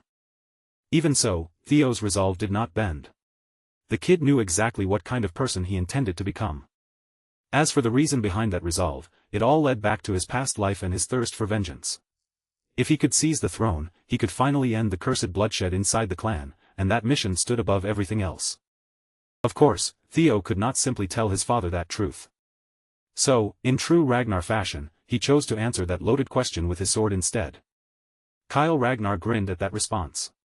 His boy clearly knew exactly what kind of answer mattered in a situation like this. Since Theo had chosen to speak with his blade, Kyle would no longer treat him as a son. From this moment on, he would face him as a challenger, and he was also eager to see what the brat had learned from a certain special someone.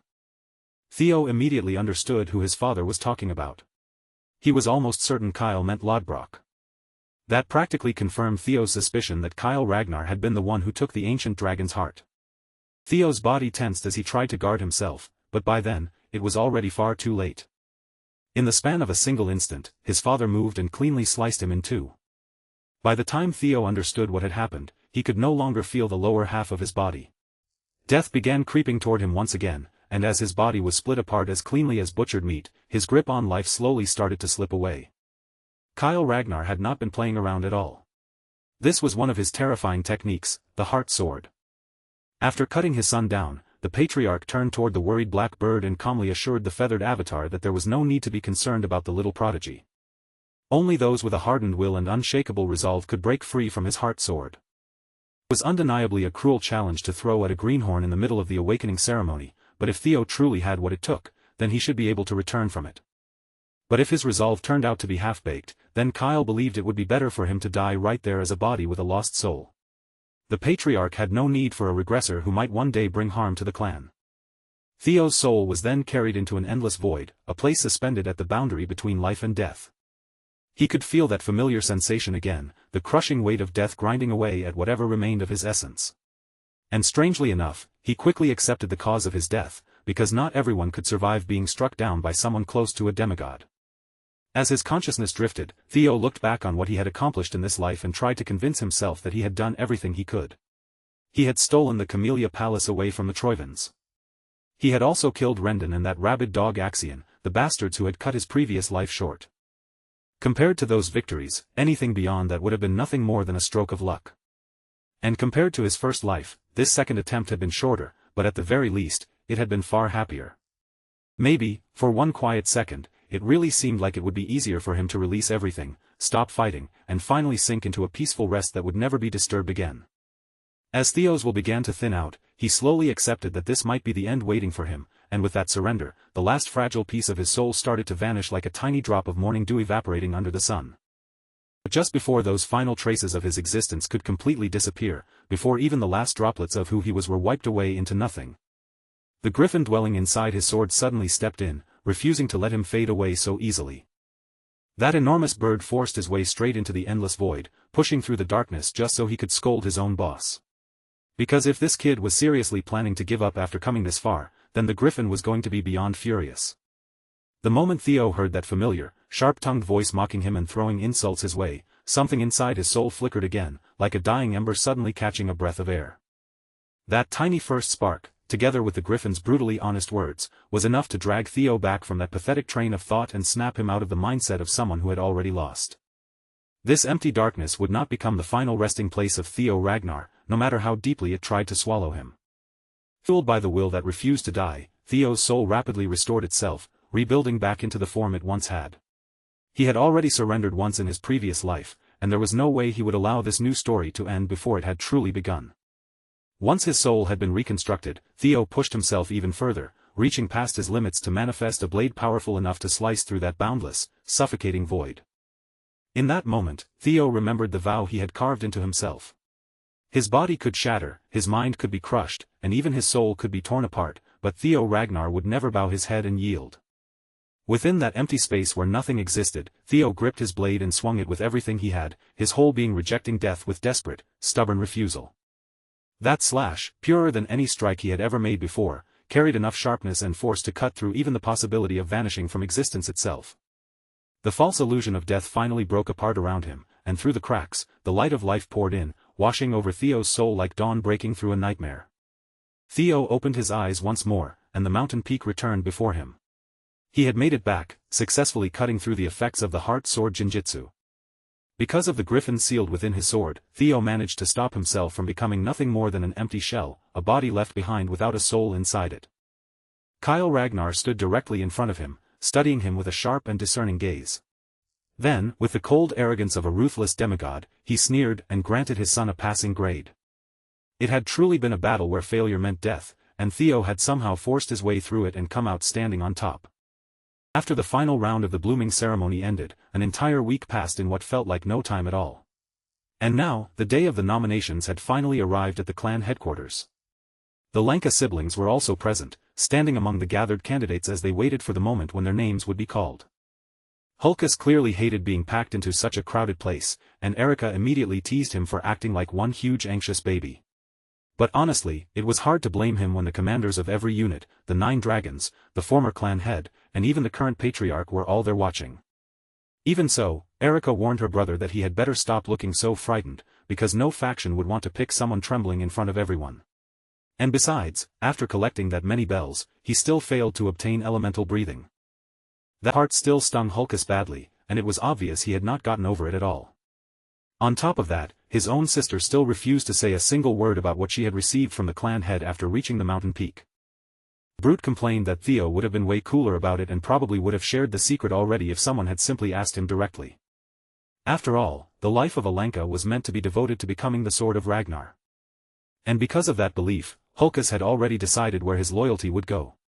He would dedicate himself to the coolest and strongest person in their entire batch, the one young man who seemed to possess everything at once: power, character, and ambition. What a ridiculous level of admiration. Hulkus was ready to stake his entire life on the young master, even though he had barely spoken to Theo at all. In his mind, the plan was simple.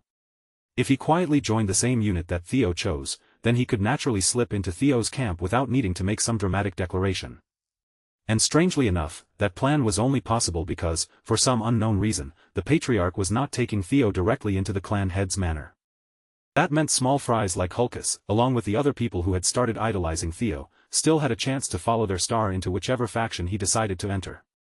Then, cutting cleanly through the rumbling noise of the arena and the restless voices of the crowd, the ceremonial drum thundered out, its heavy beat announcing that the nominations were about to begin.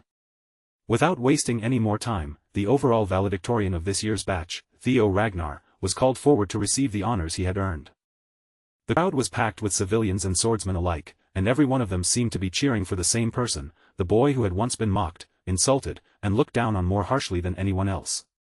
Theo stood before the high-ranking members of Ragnar and accepted all of it with a calm smile, letting the cheers wash over him without losing his composure. Somewhere in the middle of that crowd, Evelyn Nereville watched him quietly, cheering in silence for the young master she had helped guide and nurture. If Evelyn could choose purely from her own feelings, she would have loved to see Theo join the white armored dragon cavalry. But of course, she knew that wish was only her own selfish little dream. As the valedictorian of his class, Theo had proven that he could excel in every category placed before him, surpassing every single one of the other candidates without exception. And just as he was about to be asked which faction he wished to choose, an unexpected figure rose from the row of the 9 dragons. Ed Troyven, the Sky Dragon and director of the Central Intelligence Bureau, stood up without a word, instantly drawing the attention of everyone present. The air tightened at once. Many people immediately wondered if this madman was about to cause trouble in order to avenge his nephew, though doing something like that here would have been unbelievably foolish with so many powerful figures gathered in one place. The announcer did not allow the mood to spiral and quickly pushed back, firmly ordering the Sky Dragon to sit back down. Theo figured that Ed Troyven was probably still shaken by Axion's death, but considering where Theo was standing and who was watching, he did not feel especially threatened. But then, to everyone's surprise, Ed Troyven suddenly showed a bright smile that looked far too fake to be trusted and invited Theo to join the Central Intelligence Bureau as its new deputy director. Theo had killed the man's nephew, and now somehow, instead of revenge, he was being handed a job offer as a reward. In the Ragnar clan, earning the title of valedictorian carried a special meaning, especially for Theo. Not long ago, he had been trapped at the very bottom of the succession ladder. But now, he had finally broken out of that shell, rising upward as if he had hatched and spread his wings for the first time. News of Theo's achievement spread rapidly throughout the clan. Everywhere people went, they talked about how he had killed Axion and even managed to stand toe-to-toe with a proctor. His journey from the lowest position all the way to the top struck a chord with countless apprentice swordsmen, and now, more people than ever were beginning to look up to him as someone worth following. The way people looked at Theo changed almost overnight, as the public scorn and contempt rapidly turned into open admiration and growing respect. The so-called imbecile of Ragnar was gone now, erased from everyone's minds. In his place stood a once-in-a-generation genius, a young monster whose potential seemed almost terrifying. While Theo stood at the center of the stage under everyone's gaze, the system suddenly rang inside his mind. The third scenario quest had finally been cleared, and as his reward, he received an ether core. Theo was honestly caught off guard in the best way. It had been so long since the system last spoke to him that he had almost forgotten the quest even existed, and after all the time it took to complete, this ether core had to be something impressive. Before he could even properly enjoy the surprise of his reward, a two-faced bastard was already standing there, offering him a deputy director seat in one of the family's most important factions. Theo quietly used observation on Ed Troyven, narrowing his focus on the man behind that polished smile. For that single look, Theo quickly realized what this bastard was really after. Ed wanted to bring him under his command, turn him into a useful pawn, and use him to dig into the secrets surrounding the primordial dragon relics. Theo had already suspected as much, but getting confirmation still mattered. The Sky Dragon probably believed Theo had already obtained one of those relics, but unfortunately for Ed, Theo had no intention of lowering his head to anyone from Troyven. Crushing that cursed family with his own hands was not just a passing grudge for Theo. It was one of the missions he had sworn his life to. The demon dragon, Julius Ragnar, immediately raised his voice in protest against Ed's barely hidden attempt at coercion. He did not bother softening his words either, calling the snake out for trying to disguise a revenge scheme as recruitment. The Sky Dragon simply brushed off the accusation with mocking laughter. He admitted that, as an uncle, he naturally held some resentment, but as the central director, he claimed he only wanted to recruit the most capable person for the position. Julius clicked his tongue in irritation, clearly seeing through the act. Ed Troyven was as slippery as ever, and even in front of all these witnesses, he was still moving toward his hidden goal. Before the argument could grow any sharper, the announcer stepped in and cut them off, asking the 9 dragons to stop speaking out of turn and allow the ceremony to properly begin. When Theo was asked whether he already had a faction in mind, he answered calmly that he had not chosen one yet. For the time being, Theo wanted to hear what each faction was prepared to offer. In other words, he was quietly setting the stage for everyone to compete over him. The first to bite was the Sword Dragon, Osa Ragnar Plunus, the director of the Plum Blossom Palace. She declared that she would take Theo in as her direct disciple and grant him the position of junior lord. Lady Plum Blossom had no children of her own, so becoming her direct disciple and junior lord was not just an honor. It was practically a clear path toward inheriting an incredible legacy. In simple terms, she was offering to take Theo in almost like an adopted son and make him the successor to the Sword Dragon's title. With that, 2 of the 9 dragons had already stepped forward with offers, which only made sense for someone as valuable and sought after as Theo. With such absurdly tempting conditions already placed on the table, most ordinary commanders and directors had no realistic way to compete at all. Even with the bidding war already reaching a heated level, another major figure still decided to enter the competition for Theo. His arrival was anything but quiet, crashing in with the force of a thunderclap as a bird descended dramatically from the sky. Wrapped from head to toe in bandages and hidden behind a mask, Robert Ragnar, the leader of Black Snow and the one known as the Black Dragon, had also joined the battle to recruit Theo. The audience stared in shock. Most of them had never seen this man appear in public before, yet it turned out he had been watching the awakening ceremony closely from the very beginning. Robert admitted that Kyle had been right after all. This boy, Theo, was far more interesting than he had first expected.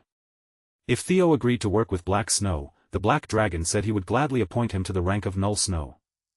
Black Snow was a covert intelligence agency, and its agents usually moved silently through the shadows. The only exception was the Null Snows, the highest-ranking officers in the faction, who were permitted to maintain public identities and earn fame and honor openly.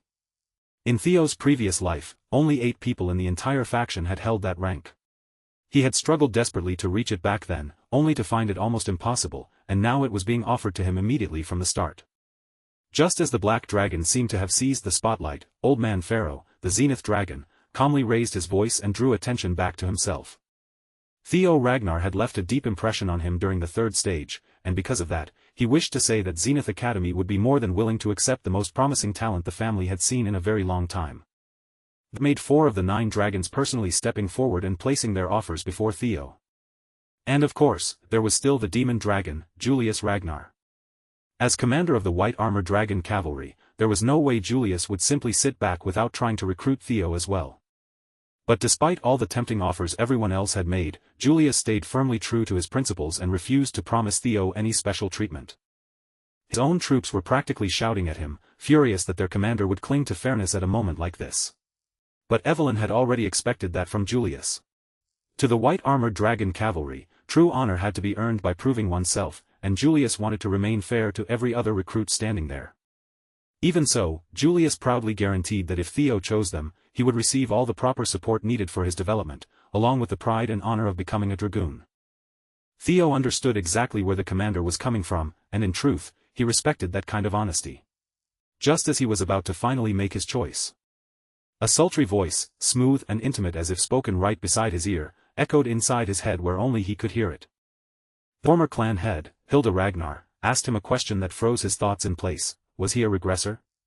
From the confidence in her tone, it did not sound like she was guessing.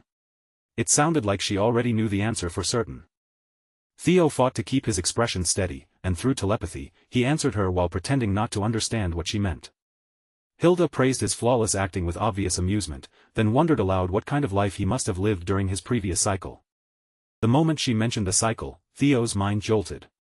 That single word made him realize that regression might not be limited to just one chance at starting over. While Theo was struggling with that sudden existential shock, everyone else in the arena was still waiting for him to announce his choice. So he asked for a little more time to collect his thoughts. Hilda smirked when she saw him looking so shaken. She told him there was no need to keep hiding anymore, because she was also a regressor like him. The difference was that the cycles she had been allowed to repeat had already run out. In other words, this dangerously beautiful old grandmother of his was casually admitting that she had already gone through the cycle of regression more than once. That was far too much information for Theo to process right there on the spot, and he quickly realized it would be better to ask Hilda directly for a proper explanation. When Theo asked what she meant by cycles, Hilda sounded genuinely surprised that he did not even know something so basic. According to her, that son of hers, Kyle, must not have told the poor boy anything. Then again, it was not exactly shocking, considering Kyle absolutely despised regressors. If anything, it was stranger that he had allowed one to live at all, even if that child shared his blood. Perhaps that was the real reason Theo had been forced into such a brutal life-or-death trial at the mountain peak. Hilda seemed rather pleased when she sensed how badly the boy wanted answers, but this was not the place or the moment to unravel everything. If Theo truly wanted to learn the hidden truths of the Ragnar clan and even the wider world beyond it, then he would need to seek out his grandmother later and continue this conversation properly. During the final round of the awakening ceremony, the only thing his father had given him was that merciless heart sword, a trial meant to cut him down without the slightest kindness. At the very least, Theo now understood one thing clearly. If Kyle Ragnar truly hated regressors that much, then he needed to be even more cautious around his own father from this point forward. Maybe that was also why the Patriarch had taken Lodbrok's heart, because the ancient dragon had shown such a strangely welcoming attitude toward regressors. For an ordinary human to defeat a being as powerful as that sounded completely impossible, almost like something no sane person would even try to imagine. But Kyle Ragnar was called a demigod for a reason, and when it came to that man, impossible things had a nasty habit of becoming reality. His father was always moving like a monster with no brakes. If Theo wanted to uncover the real secrets behind regression, then sooner or later, he would have to sit down face to face with Grandma Hilda and force out a long, proper explanation. Aside from that shocking revelation, there was still one important decision waiting for him. Theo Ragnar had finally settled on the faction he would join. With his chest lifted proudly and his eyes full of certainty, Theo announced his choice with unwavering determination. But for now, his final pick stays just out of reach. Remington Narcio, who had taken second place in this batch, chose Zenith Academy and became the disciple of the Zenith Dragon. It was almost a perfect match, considering both master and student shared the same foundation in water current breathing. In Theo's previous life, Remington had returned to the Narcio clan and chosen to develop his strength alone. Eventually, that path led him into a bloody rebellion against the Ragnar clan. Making an enemy out of the Silver Lion was never the kind of mistake anyone walked away from easily. But this time, Remington did not leave the clan. That single change had been brought about by Theo's influence. For now, the two rivals had to part ways, but it was only a temporary farewell between them. They would move forward into different factions, sharpen themselves on separate roads, and keep the promise that they would meet again once both of them had grown stronger. In such a short period of time, these two had gone from rivals to true brothers in arms, bound by battle, respect, and shared ambition. As expected, Rey Ragnar returned to Daffodil Palace, the place where her mother, the Ice Dragon, ruled with absolute authority. For a woman like Rey, there really was no place more fitting than that icy palace and the power waiting for her there. Sybil and the other fools from Training Ground 4 had also hoped to follow their young master, just as expected, but their grades were not high enough to earn them entry into the faction Theo had chosen. It was painful to separate from comrades who had fought beside him, but this change was necessary. Theo was genuinely looking forward to watching his new friends spread their wings and grow along their own paths. After everyone was dismissed and the crowd began to loosen, the Lenka siblings made their way over to Theo. Hulkus immediately tried to act casual, pretending that it was pure coincidence they had somehow ended up in the same faction as Theo. Theo, of course, greeted them politely and thanked them for the help they had given him during the second stage of the ceremony. Erica made it very clear that she would be remembering that debt for the future. She liked strong men, and apparently, so did her huge brother. No doubt about it. Then one of the supervisors suddenly warned the new recruits to straighten up and pay attention, because the commander was on his way. And really, it should have been obvious that Theo would choose the most honorable unit in all of Ragnar. It was the perfect place to raise his standing, build his reputation, and begin driving forward his campaign to become the next clan head. The white-armored dragon cavalry was commanded by none other than the relentless demon dragon himself. Any deeper conversation with Grandma Hilda would have to wait until later. For the moment, the new recruits had a different duty in front of them. It was time to declare what they would become. Hulkus Lenka threw his voice out loudly, declaring with full enthusiasm that he was going to become an amazing dragoon. Some recruits wanted fame, dreaming of a name that would spread far and wide across the clan. Erica declared that she wanted to become the strongest of her entire generation, though that path would definitely not be an easy one. One young recruit simply said he wanted to be acknowledged by the commander, and that awkwardly sincere wish earned him a few strange looks from the people around him. At last, it was time for the Golden Boy himself to step forward and shout out his own vision for the future. To prepare for the Great War that was destined to arrive in 5 years. Theo vowed that within half a decade, he would rise all the way to the position of commander of the White-Armored Dragon Cavalry. Declaring something like that right in front of the current commander took an unbelievable amount of nerve. But Julius did not take Theo's direct challenge as an insult. If anything, he seemed to enjoy hearing such enormous ambitions from a fresh recruit. No matter what reasons these young recruits had for choosing the cavalry, Julius wanted them to remember one thing above all else. Every drop of blood and sweat they spilled while serving this unit would one day be carved into legend. The hardships they endured today would become tomorrow's pride. The cavalry's shield would never break, and its swords would never yield. From this moment onward, they were bound by the same creed, and each of them would have to protect the backs of the others without hesitation. At the end of the road they would forge through blood, sweat, and struggle. Sweet glory would be waiting for them. With those words, the demon dragon formally congratulated his new rookies and welcomed them into the cavalry. Then, as if to prove the power of the unit they had just joined, his fearsome mount made a sudden and overwhelming entrance. Commander's partner was a flying dragon named Gullah, a massive creature whose very presence stood as the living symbol of the dragoons. After Gullah appeared, the rest of the draconic pack swept in behind him, their enormous wings spreading across the sky until they nearly blotted out the sun. Riding on the backs of those dragons were the senior members of the cavalry, descending with the weight and pride of veterans. For the day, each rookie was assigned to one of those seniors, who would serve as their personal handler and guide them through their first steps in the white armored dragon cavalry. The admittance test was about to begin, and that meant the fresh recruits would finally head out into the dangerous nesting grounds to search for flying partners of their own. The sight before them was almost overwhelming, with dragoons soaring through the sky in formation, their wings cutting across the clouds in a breathtaking display of power and discipline. At some point, every child born into the Ragnar clan had dreamed of standing there one day, with a flying dragon partner of their own waiting proudly at their side. And the person assigned to guide Theo through this test was none other than Evelyn herself. Theo was genuinely surprised to see her away from training ground 4 and back among the cavalry once again. Unable to hide his curiosity, he asked whether she had finally returned to active duty. Evelyn answered with a bright, almost relieved smile, telling him that she was finally taking up that mantle again. Thanks to a brand new prosthetic arm crafted by the demon craftsman, Evelyn could at last return to the thing she loved most, serving as a dragoon and riding through the skies. A few days earlier, Mommy Cecilia and Kirsten had suddenly paid Evelyn a surprise visit, coming to her in person so they could express their gratitude. At the time, Evelyn had been right in the middle of putting the boys from training ground 4 through another harsh lesson. As usual, Evelyn tried to brush off all the praise and thanks, insisting that Theo's success came from the young master's own natural talent, not anything she had done. But Cecilia believed otherwise. In her eyes, Evelyn's recognition, support, and guidance had clearly played a major role in her son's growth, and knowing Theo had someone so dependable beside him made Cecilia want to repay her in some meaningful way. Even then, Evelyn continued to speak of herself as though she had done nothing special, and Cecilia clearly did not like hearing her put herself down like that. Person then remarked that the lights guiding others through darkness often have no idea just how brightly they are shining. The elf could see that very light inside this one-armed swordswoman, and she wanted to help Evelyn shine even more brilliantly across the world. Back in the present, Evelyn's life as one of the cavalry's premier dragoons had been reignited. Cecilia gave Theo all the credit, telling Evelyn that her son was the one who had called in such an enormous favor, and because of that, Evelyn could finally grip the reins of her beloved dragon once more. Theo had no idea any of that had happened behind the scenes, but even without him knowing it, his mother had once again proven that she truly was the best mom anyone could ask for.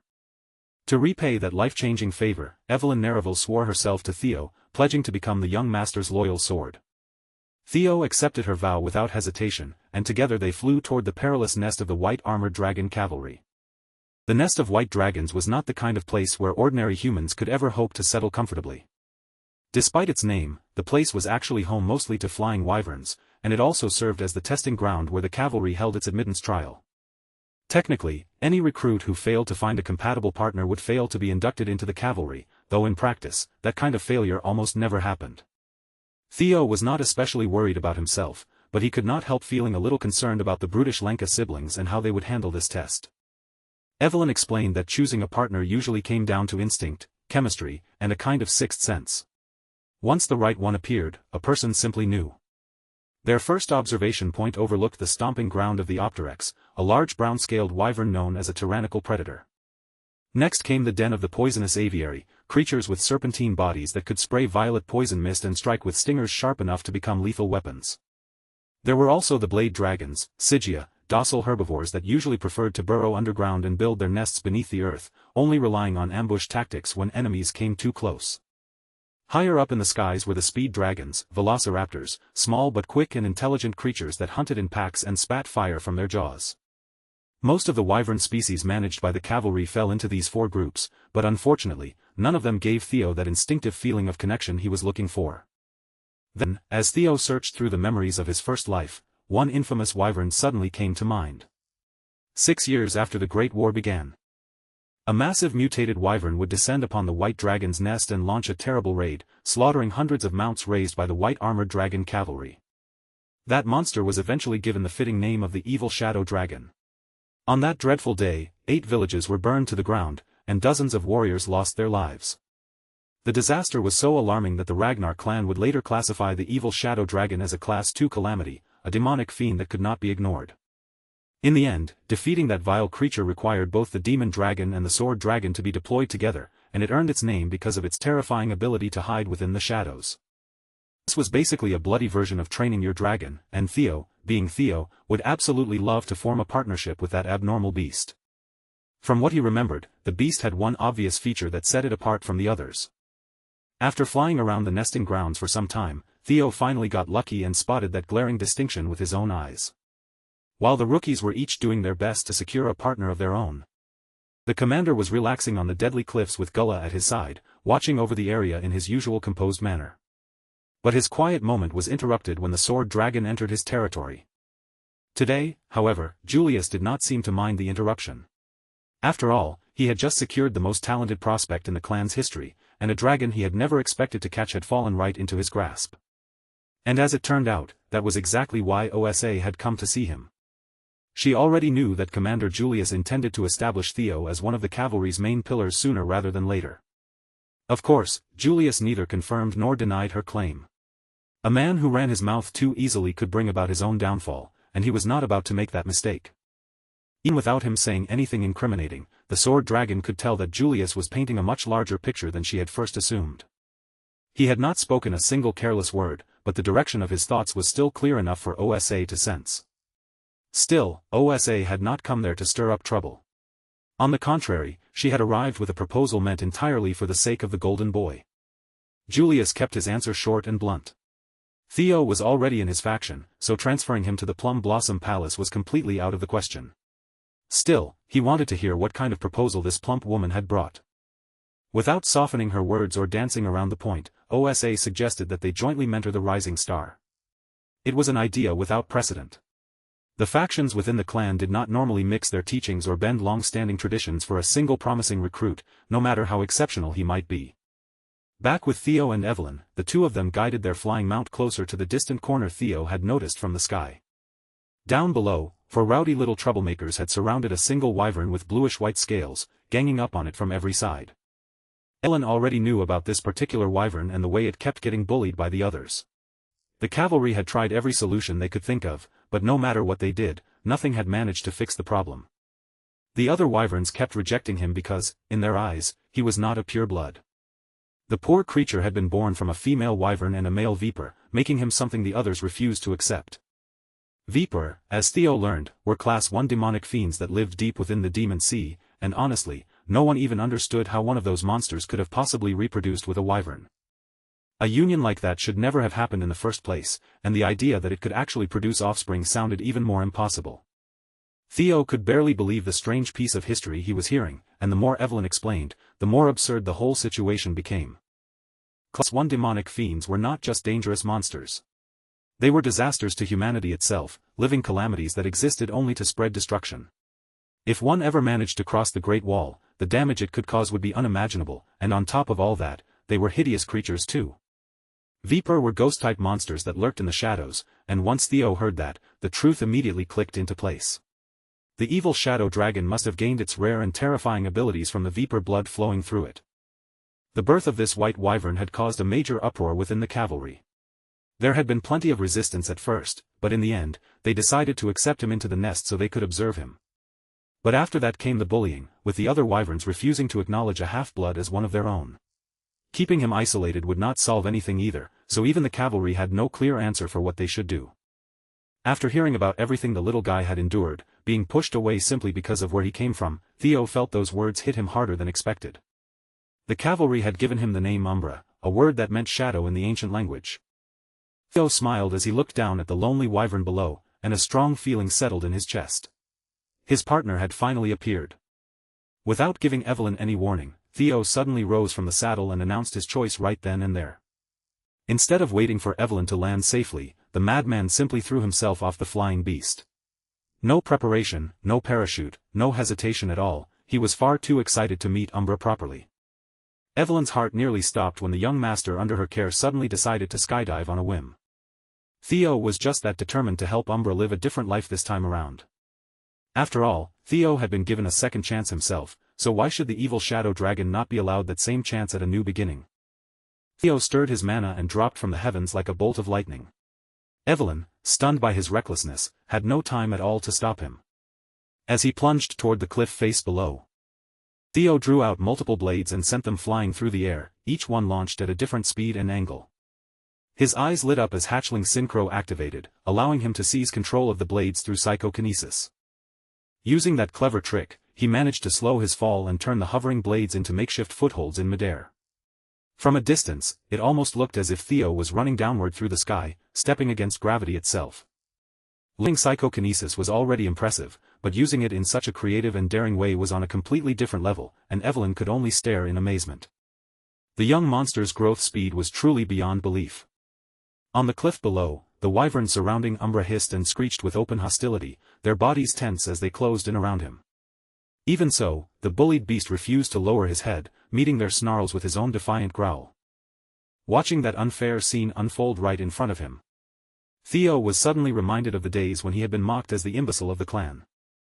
Back then, his peers had sneered at him for being an incompetent bastard, and all he could do was grit his teeth, swallow the humiliation, and endure every insult thrown his way. But now, Theo was no longer that helpless boy. He had become someone entirely different, the undeniable greatest of his generation. Sparks crackled around his body as Thunder Dragon breathing roared to life, wrapping him in surging power. Once Theo entered his effective range, he finally used the blades for their true purpose, sending them flying straight toward the wyverns bullying Umbra. The weapons blazed with an absurd amount of electricity as Theo unleashed his dragon mark. If he had truly wanted to, he could have killed those wyverns on the spot, but instead, he held back and used the attack only to frighten them away. As the bullies scattered into the air with their tails practically tucked between their legs, Theo Ragnar landed on the cliff and coldly scolded the fleeing wyverns, calling them cowards who only dared to act tough because they had superior numbers. Then his gaze shifted toward Umbra, and the sharpness in his eyes softened with quiet concern. But Umbra only saw a new threat. The wounded beast growled warily, lowering himself as if ready to pounce the instant Theo showed even the slightest hostility. And when Theo drew close enough, Umbra chose to retreat instead, spreading his wings and flying off to who knew where. Evelyn finally caught up with Theo and explained that the beast was extremely on edge, so approaching him would not be easy. When she advised Theo to take things slowly, however, he immediately disagreed. Theo, what Umbra needed most right now was someone willing to stay by his side. After all, why would he keep lingering around the nest despite being ostracized again and again? The answer was simple. Umbra was lonely, and the wounds carved into his heart were far harder to endure than the injuries on his body. Considering Umbra's condition, Theo knew he could not have flown very far, so he and Evelyn climbed back onto the saddle and set out to search for the poor creature. Just as expected, Umbra soon ran out of stamina and stopped to rest on one of the rocky peaks nearby. Even though he was weak and exhausted, the moment he sensed the humans approaching, he forced himself back onto his feet. Many dragoons from the cavalry had tried to tame this particular wyvern before, but every single one of them had failed. Umbra had always been extremely cautious whenever humans came near him, and with his body covered in painful wounds, that instinct to stay guarded was sharper than ever. So Theo quietly asked Evelyn to bring back something that could feed the poor creature. While she handled that, he decided to stay behind and try to understand Umbra not as a monster, but as an individual. Theo began walking toward the beast at a slow, careful pace, but the moment he drew closer, Umbra released the crushing fear of a wyvern. Theo answered it immediately, pushing back with the fear of a lesser drake. In that tense space between them, beast and man faced each other head-on, each trying to overpower the other with nothing but raw presence and invisible pressure. But in the end, Theo's aura proved stronger. Step by step, his presence pressed forward until Umbra was steadily forced beneath it. Umbra braced himself, expecting pain to follow, certain that this human would strike him while he was weakened. But instead of hurting him, Theo raised a healing potion and poured it carefully over the beast's wounded body. As the medicine soaked into his injuries, Umbra could feel the pain fading quickly, his torn body recovering bit by bit as a small amount of strength returned to him. Once the worst of those terrible wounds had been treated, Theo reached out and gently stroked the poor wyvern hybrid, keeping his touch calm and careful. Umbra could only stare in confusion. For as long as he could remember, his life had been filled with pain, rejection, suffering, and being treated like he never belonged anywhere. And yet now, a human was standing right beside him, offering warmth instead of violence, and kindness instead of fear. Because of the dragon heart inside him, Theo could feel Umbra's emotions clearly once he was close enough to the wounded beast. He sensed the fierce, burning rage inside Umbra, a red-hot anger aimed at the herd that had thrown him away. But mixed into that rage was a deep sadness, born from Umbra's desperate wish to be accepted by the very group that rejected him. And beneath everything else, the clearest feeling of all was the long, aching loneliness buried in the lonely wyvern's heart. Even Umbra's feelings toward Theo were painfully conflicted. He was still wary of this man who had appeared out of nowhere and suddenly offered him warmth. But at the same time, a quiet part of him hoped that warmth would stay for just a little longer, and that this man would not simply walk away. So Theo looked at Umbra with a serious heart and made a solemn vow that he would never abandon him or turn his back on him. To make that promise feel real, Theo took out the gem he had received from his previous mission and offered it as a gift to his new friend. The moment Umbra saw the shiny gem gleaming in Theo's hand, its surface sparkling with a beautiful, eye-catching luster. He became completely captivated by it, unable to tear his gaze away. Even so, the wyvern still had a stubborn side, and like a true tsundere, he tried his best to pretend he was not tempted. But there was not much resistance he could offer when Theo simply placed the gem around his scaly neck. Theo then promised Umbra that if he followed him from that day onward, they would find plenty more shiny treasures together. For Umbra, who was already staring at the gem with barely hidden desire, that offer was almost impossible to refuse. To make the deal even more tempting, Theo suggested they could eventually make reins and saddles covered in priceless gems, something dazzling, flashy, and beautiful enough to turn every head. Of course, pulling that off might require robbing someone's grandma. And the grandma he had in mind was none other than his own. Far away, inside her workshop, Kirsten suddenly felt a chilling sense of doom, as if a very large amount of her money was about to vanish. Surrounded by promises of companionship, treasure, and a future filled with glittering things, Umbra lifted his head and roared with pure joy. Theo Ragnar was officially recognized as the master of the Viper wyvern. At that same moment, he also unlocked the wyvern taming skill. That skill would grant him greater mastery depending on how much trust his partner placed in him, while also giving both rider and mount a 10% boost in power. A few minutes later, Evelyn finally returned to the area. She came dragging two bulls by their horns, while her own wyvern stood nearby, still catching its breath after the effort. The very beast that not a single dragoon in the cavalry had been able to tame was now curled close to the young master, practically cuddling with him. They handed the bulls over to Umbra, and the wyvern happily dug into the heavy meal, tearing into his lunch with clear satisfaction. When Evelyn looked at Theo in curiosity and asked how he had managed such a thing, Theo simply said that he had taken care of Umbra's wounded heart. After that, the gift had easily finished the job. The aggressive outcast from before now looked almost like an adorable puppy, even offering some of the bull meat to his master. By this point, Evelyn had no choice but to accept it. Whether he was dealing with people or beasts, Theo had a strange charm that simply worked. Then, when Umbra lowered his neck and back toward Theo as a clear sign of trust, Evelyn congratulated the young master for officially passing the test. But a moment later, she realized Theo was not planning to make this some simple ceremonial ride on his new mount's back. Evelyn immediately panicked. Theo had not received any proper flight training yet, and trying to ride a wyvern without reins or a saddle was practically inviting a horrible accident. Theo only grinned at her concern and calmly assured Lady Evelyn that he would be perfectly fine. With his wyvern training skill helping him, he believed he could make up for the riding experience he still lacked. And just like that, the new partners launched into the air, leaving Evelyn standing on the ground below, watching them take off. As Umbra soared upward with obvious excitement, Theo guessed that his new partner must have been eager to show his master something special. For the first time in his miserable life, Umbra looked genuinely happy. Watching his partner fly with almost childlike wonder, Theo could not help wondering how such a pure-hearted creature had ever become the terrifying demonic fiend known by the evil shadow dragon name. After crossing through the entire nest, the two of them finally reached the edge of a massive waterfall, where endless water came crashing down in a roaring curtain. Without slowing down, Umbra passed straight through the heavy downpour and flew into a hidden cave concealed behind the falling water. Theo had believed he knew the winter mountains well, especially after everything he had experienced in the black snow. But even he had never known that a crystal cave was hidden behind that waterfall. And with the entire place glittering so brilliantly, it was easy to understand why Umbra loved it so much. As Theo looked around the glittering cavern, he finally understood what had pushed Umbra toward becoming the evil shadow dragon. Scattered throughout the crystal cave were countless ghost spirit flowers, and Umbra had clearly been surviving by eating them. Those eerie flowers were not supposed to grow in a place like this at all. Under normal circumstances, they only bloomed in the deepest parts of the demon sea, feeding on pure demonic energy. Dragons and demons were said to carry energies that opposed each other completely, so Theo could not understand how Umbra had managed to live on something so dangerous. Whatever the reason, one thing was clear, those flowers had to be burned away. Umbra immediately showed that he did not like that idea, but Theo calmed him down by promising that he would not touch or damage the crystals. Then, deeper inside the cavern, another shocking sight slowly came into view. There, chained against the wall, hung a horrifying corpse, thin, withered, and rotting away in the freezing darkness. From what Theo could tell, the man had been dead for at least 10 years, yet strangely, the body had barely decayed as much as it should have. The icy temperature inside the cave had certainly helped preserve it, but that alone could not explain everything. This level of preservation also pointed to an enormous amount of magical power. In life, this man must have been a high-ranking martial expert with terrifying strength.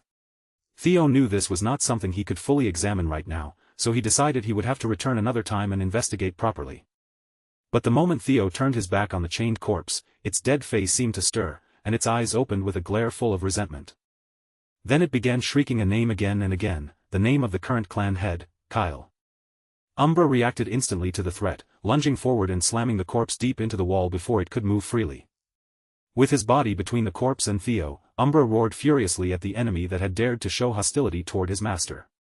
Even while pinned down, the corpse kept spewing Kyle's name from its rotting mouth. At that instant, Theo felt a sharp sense of danger and realized his new friend was in serious trouble. The corpse suddenly tried to sink its teeth into Umbra's feet, but Theo threw his own arm in the way, taking the bite from those rotten teeth instead. It clamped down hard and refused to release him, cursing Kyle and Robert Ragnar with hatred that seemed to crawl out from beyond the grave. That was enough for Theo to realize something was wrong. His father and the Black Dragon had to be connected somehow to this random chained corpse hidden in the cave. At that dangerous moment, Evelyn burst in and came to Theo's rescue. She unleashed the shared technique of the white-armored dragon cavalry, Blade Barrage, striking with ruthless precision. Countless thrusts rained down in an instant, shredding the corpse's head until it was practically erased, and only then was Theo finally freed from its bite. Theo staggered, his legs giving out beneath him, and he dropped to his knees while apologizing for letting things go wrong. From the bite wound, an unbearable pain spread violently through his body, racing through him like fire under his skin. The corpse's bite had been infused with a toxin made from demonic energy, and without an antidote, Theo could end up dying an excruciating death. Evelyn panicked and immediately tried to lift him up so she could rush him back to headquarters, but Umbra stepped in and refused to let her take him. The wyvern pushed her aside, then kept nudging Evelyn away from the young master, as if desperately trying to make her understand something. Sensing Umbra's urgency, Theo forced himself to look at his partner and asked if there was a way to save him. Without hesitating, Theo chose to place his life completely in Umbra's hands. Even through the pain, he managed to grin, trusting the Viper Wyvern to decide his fate. Ellen immediately rejected the idea, horrified by how reckless it sounded. A corpse toxin mixed with demonic energy was basically a death sentence if it was not treated properly. But as far as Theo understood, even if they used ordinary treatment, his chance of survival would still be less than 30%. That was why he wanted to gamble everything on Umbra's method. After all, Umbra had evolved into a Class 2 demonic fiend by eating ghost spirit flowers. He must have faced that corpse before, and somehow learned how to suppress both demonic energy and corpse toxins. Before his consciousness slipped away completely, Theo asked Evelyn to please follow Umbra's lead. The Viper Wyvern immediately scanned the cave and moved quickly, harvesting a bundle of ghost spirit flowers from where they grew among the crystals. Then he broke off several pieces of the surrounding crystals, gathering them with urgent purpose. Umbra brought the scattered materials to Evelyn, clearly asking her to crush them together and feed the mixture to the young master. Evelyn clenched her teeth, swallowing her fear, and chose to obey Theo's request. She grabbed the ghost spirit flowers and the broken crystals in her hands. Then, using her mana, she forcefully crushed them down and blended everything together into one harsh mixture. What formed was a dark purple liquid, and Evelyn carefully dripped it into Theo's mouth. The loyal soldier and the worried beast both froze in tense silence, holding their breath as they waited for the strange concoction to take effect. The moment the mixture reached Theo's chest, his dragon heart gave a powerful, thunderous thrum. With that heart acting like an engine inside him, Theo's body began to visibly recover, and mana started overflowing from him in waves.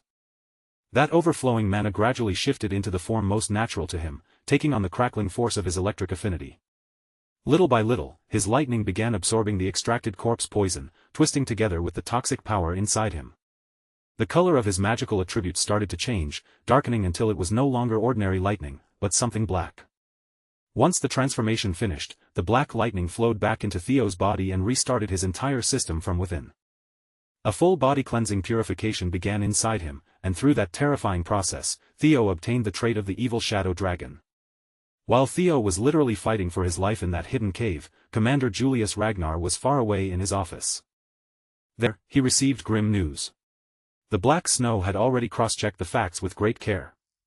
And according to the report placed before him, the information had been confirmed with 89% authenticity.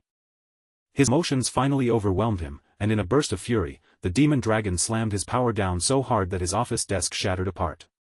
For a while now, he had been riding a wave of good momentum, so perhaps he should have known that bad news would eventually come crashing down and ruin everything.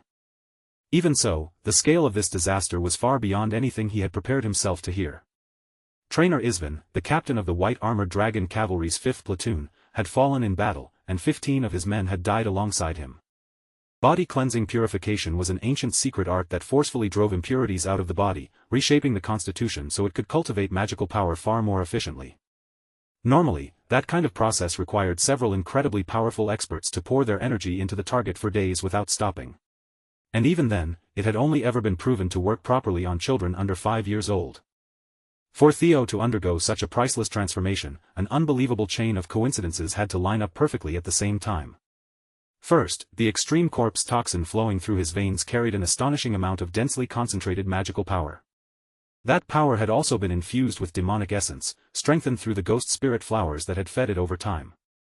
Then Umbra's antidote entered the mix, acting as the one thing capable of stabilizing all that dangerous energy. All of those terrible circumstances came together and created a perfect balance, where Theo was neither swallowed by the demon shadow toxin nor simply cured of it.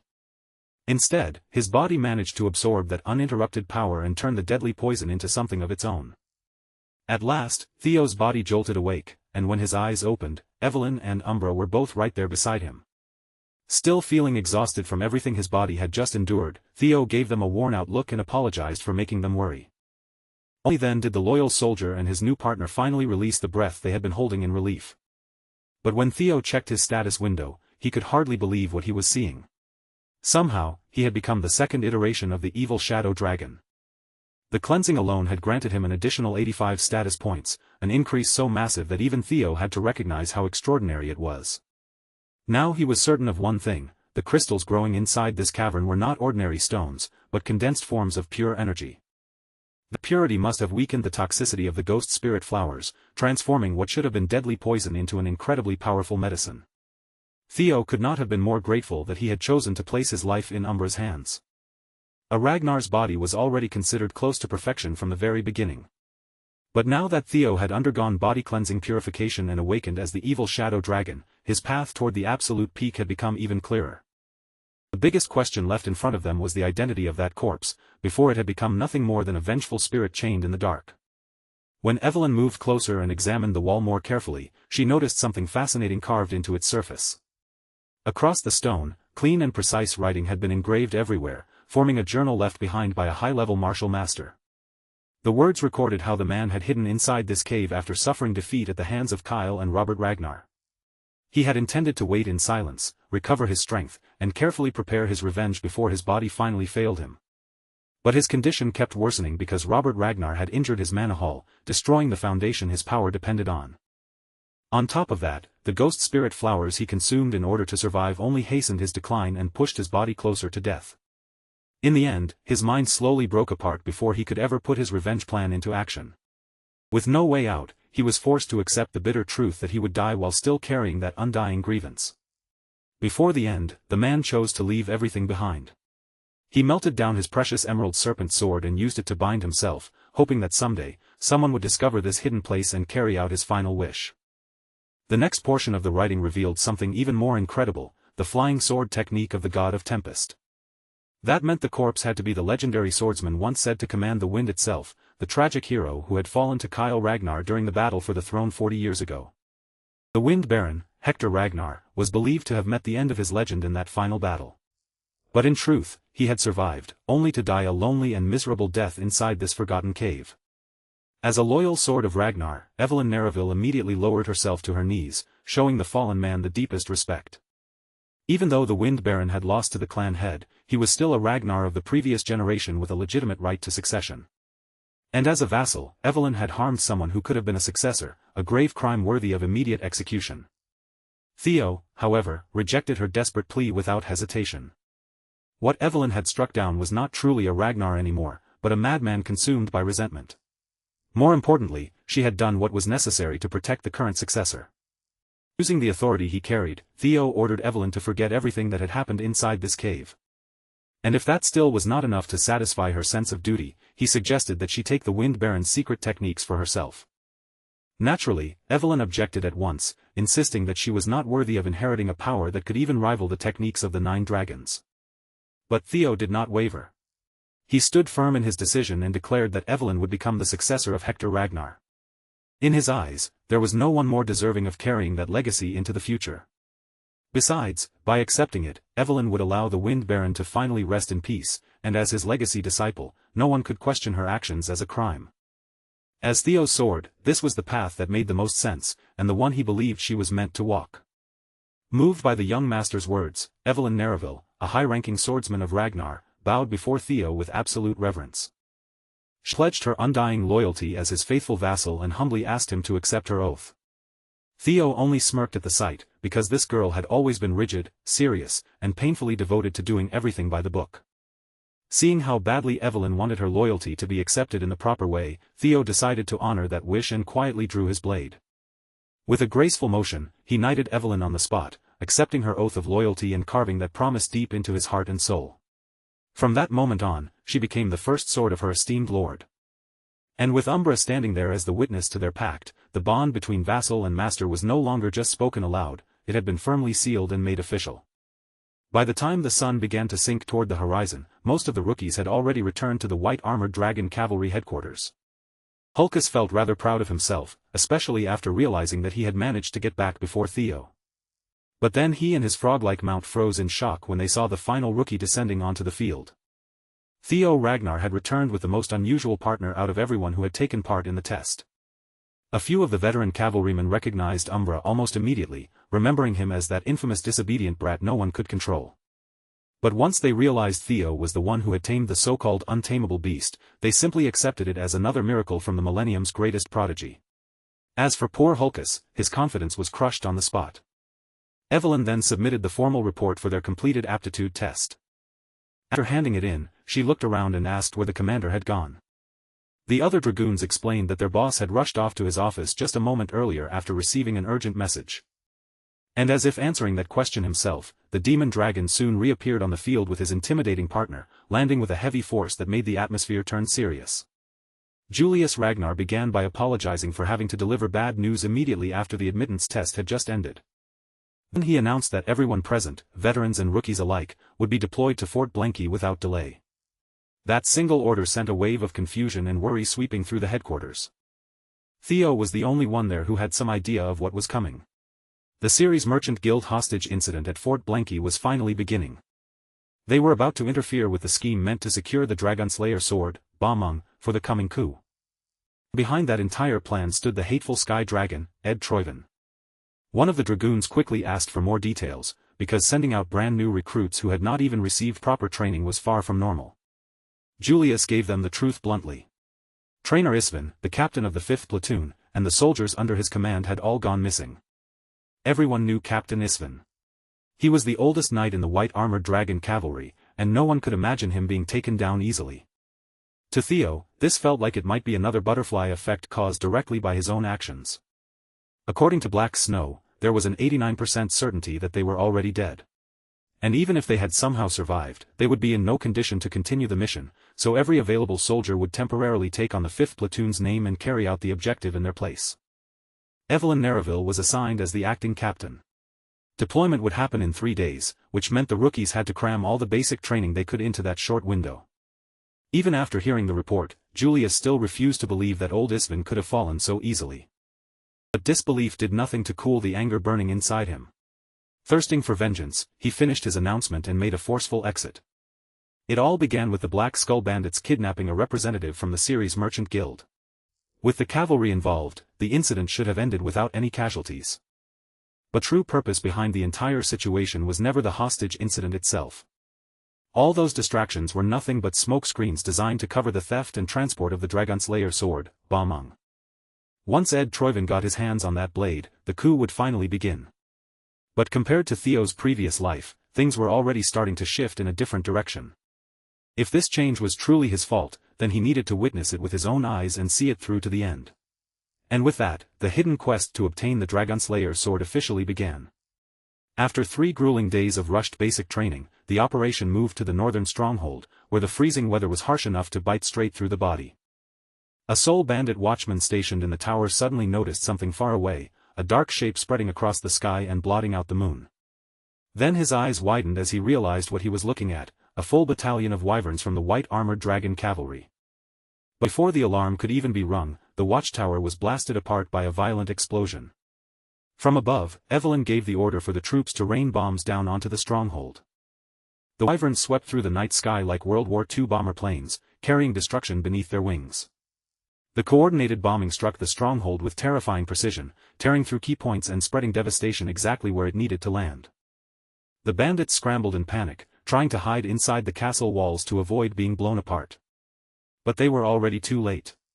The dragoons had descended from their mounts, blades ready, cutting down every straggler left in the chaos. Evelyn directed her troops without missing a beat, leading them to slaughter every bandit that came into sight. This was the price of provoking the white-armored dragon cavalry. Meanwhile, the man responsible for smuggling the legendary sword was thanking his luck, relieved that he had escaped the stronghold before the attack began. In his mind, all he had to do was deliver the blade, collect his generous payment, and then spend the rest of his life relaxing in luxury with his newfound riches. Unfortunately for him, he had been doomed to fail from the very beginning. His greed led him straight to a quiet, uneventful end, as a hooded figure cut off his head without ceremony. Once Ba Meng had been smuggled safely out of the stronghold, the hooded figures were finally free to take control of the situation. With their primary objective secured, the next stage of their sinister plan could now begin. The hooded figures rolled out their long-range cannons, and with the weapons aimed toward the stronghold, it was finally time to wipe out those wyvern-riding pests. Inside the stronghold, the cavalry had already made short work of the bandits, cutting down and subduing every lowlife who had been occupying the place. The veterans were laughing smugly, treating the mission like it had been nothing more than a quick cleanup job. But while they relaxed, Theo could not shake the feeling that everything had gone far too smoothly. After all, it was hard to believe the original 5th platoon had been wiped out by a pack of amateurs who could barely put up a proper fight. Activating Hatchling Synchro, Theo focused his senses and peered directly into the memories of one of the captured bandits. What he discovered confirmed that Ba Meng had definitely been stolen, but strangely enough, not one of these bandits had ever seen the sword with their own eyes. That might have been understandable for the low-ranking pawns, but the disturbing part was that even the bandit executives had been carrying out orders while completely in the dark. One of the senior dragoons noticed Theo's tense expression and asked him what was wrong. Another senior told him to calm down, assuming the Flash Tiger was just getting nervous on his very first deployment. In truth, the older soldiers mostly wanted to finish the mission quickly and head back. That was when a grim premonition struck Theo like a cold blade. Without explaining himself, he abruptly broke away from the seniors, leaving them confused behind him. Theo silently drew his blade and swung it toward a wall that looked completely ordinary at first glance. The thick bricks split apart, revealing rows upon rows of kegs packed with highly volatile explosives hidden behind the wall. From the very beginning, this entire operation had been a trap. Theo immediately took charge and urged everyone to escape while beginning the evacuation at once. Then, from somewhere in the distance, the sharp whistle of incoming cannonballs began cutting through the air, growing louder with every passing second. Theo shouted at his comrades with everything he had. But his warning was swallowed by the deafening roar of explosions as the bombardment crashed into the stronghold. The first round of detonations struck dead center, hitting the target perfectly, and the attackers immediately prepared to reload. From every angle, the mysterious hooded figures continued hammering the explosive-filled stronghold with cannon fire. The orders were simple and merciless: exterminate the newly formed 5th platoon, and leave not even a single ant alive. Meanwhile, the person who had ordered the attack sat alone in a quiet room, bathed in pale moonlight. Lady Amel Ragnar, the former mistress of the Camellia Palace, cradled the headless corpse of her deranged son, Axion, in her arms. The woman had finally broken completely, and now she wanted Theo Ragnar's head no matter what it cost. Taking advantage of the chaos caused by the explosions, the surviving bandits tried to break free and flee for their lives. Evelyn had no intention of letting them escape, and she immediately ordered her troops to execute them on the spot. As the stronghold burned and crumbled around them, the dragoons went to work cutting down the criminals without hesitation. Even Evelyn could tell something was deeply wrong with the story of the original 5th Platoon's fall, especially when these bandits looked so helpless under pressure. Another explosive cannonball came crashing down in her direction, and Evelyn barely moved in time to avoid being roasted alive. With the second wave of bombardment already underway, Evelyn put her troops' safety first and gave the order to retreat. After all, the bandits would be blown apart by the explosion soon enough even if the cavalry left them alone. At last, the rookie group managed to reunite with Evelyn's battalion amid the chaos. Now that the 5th Platoon had gathered together again, their only priority was finding a way out of this burning hellhole. Theo proposed that they move toward the outer walls, choosing the direction opposite from where the artillery fire was coming. Under the crushing stress of the moment, something inside Theo suddenly opened.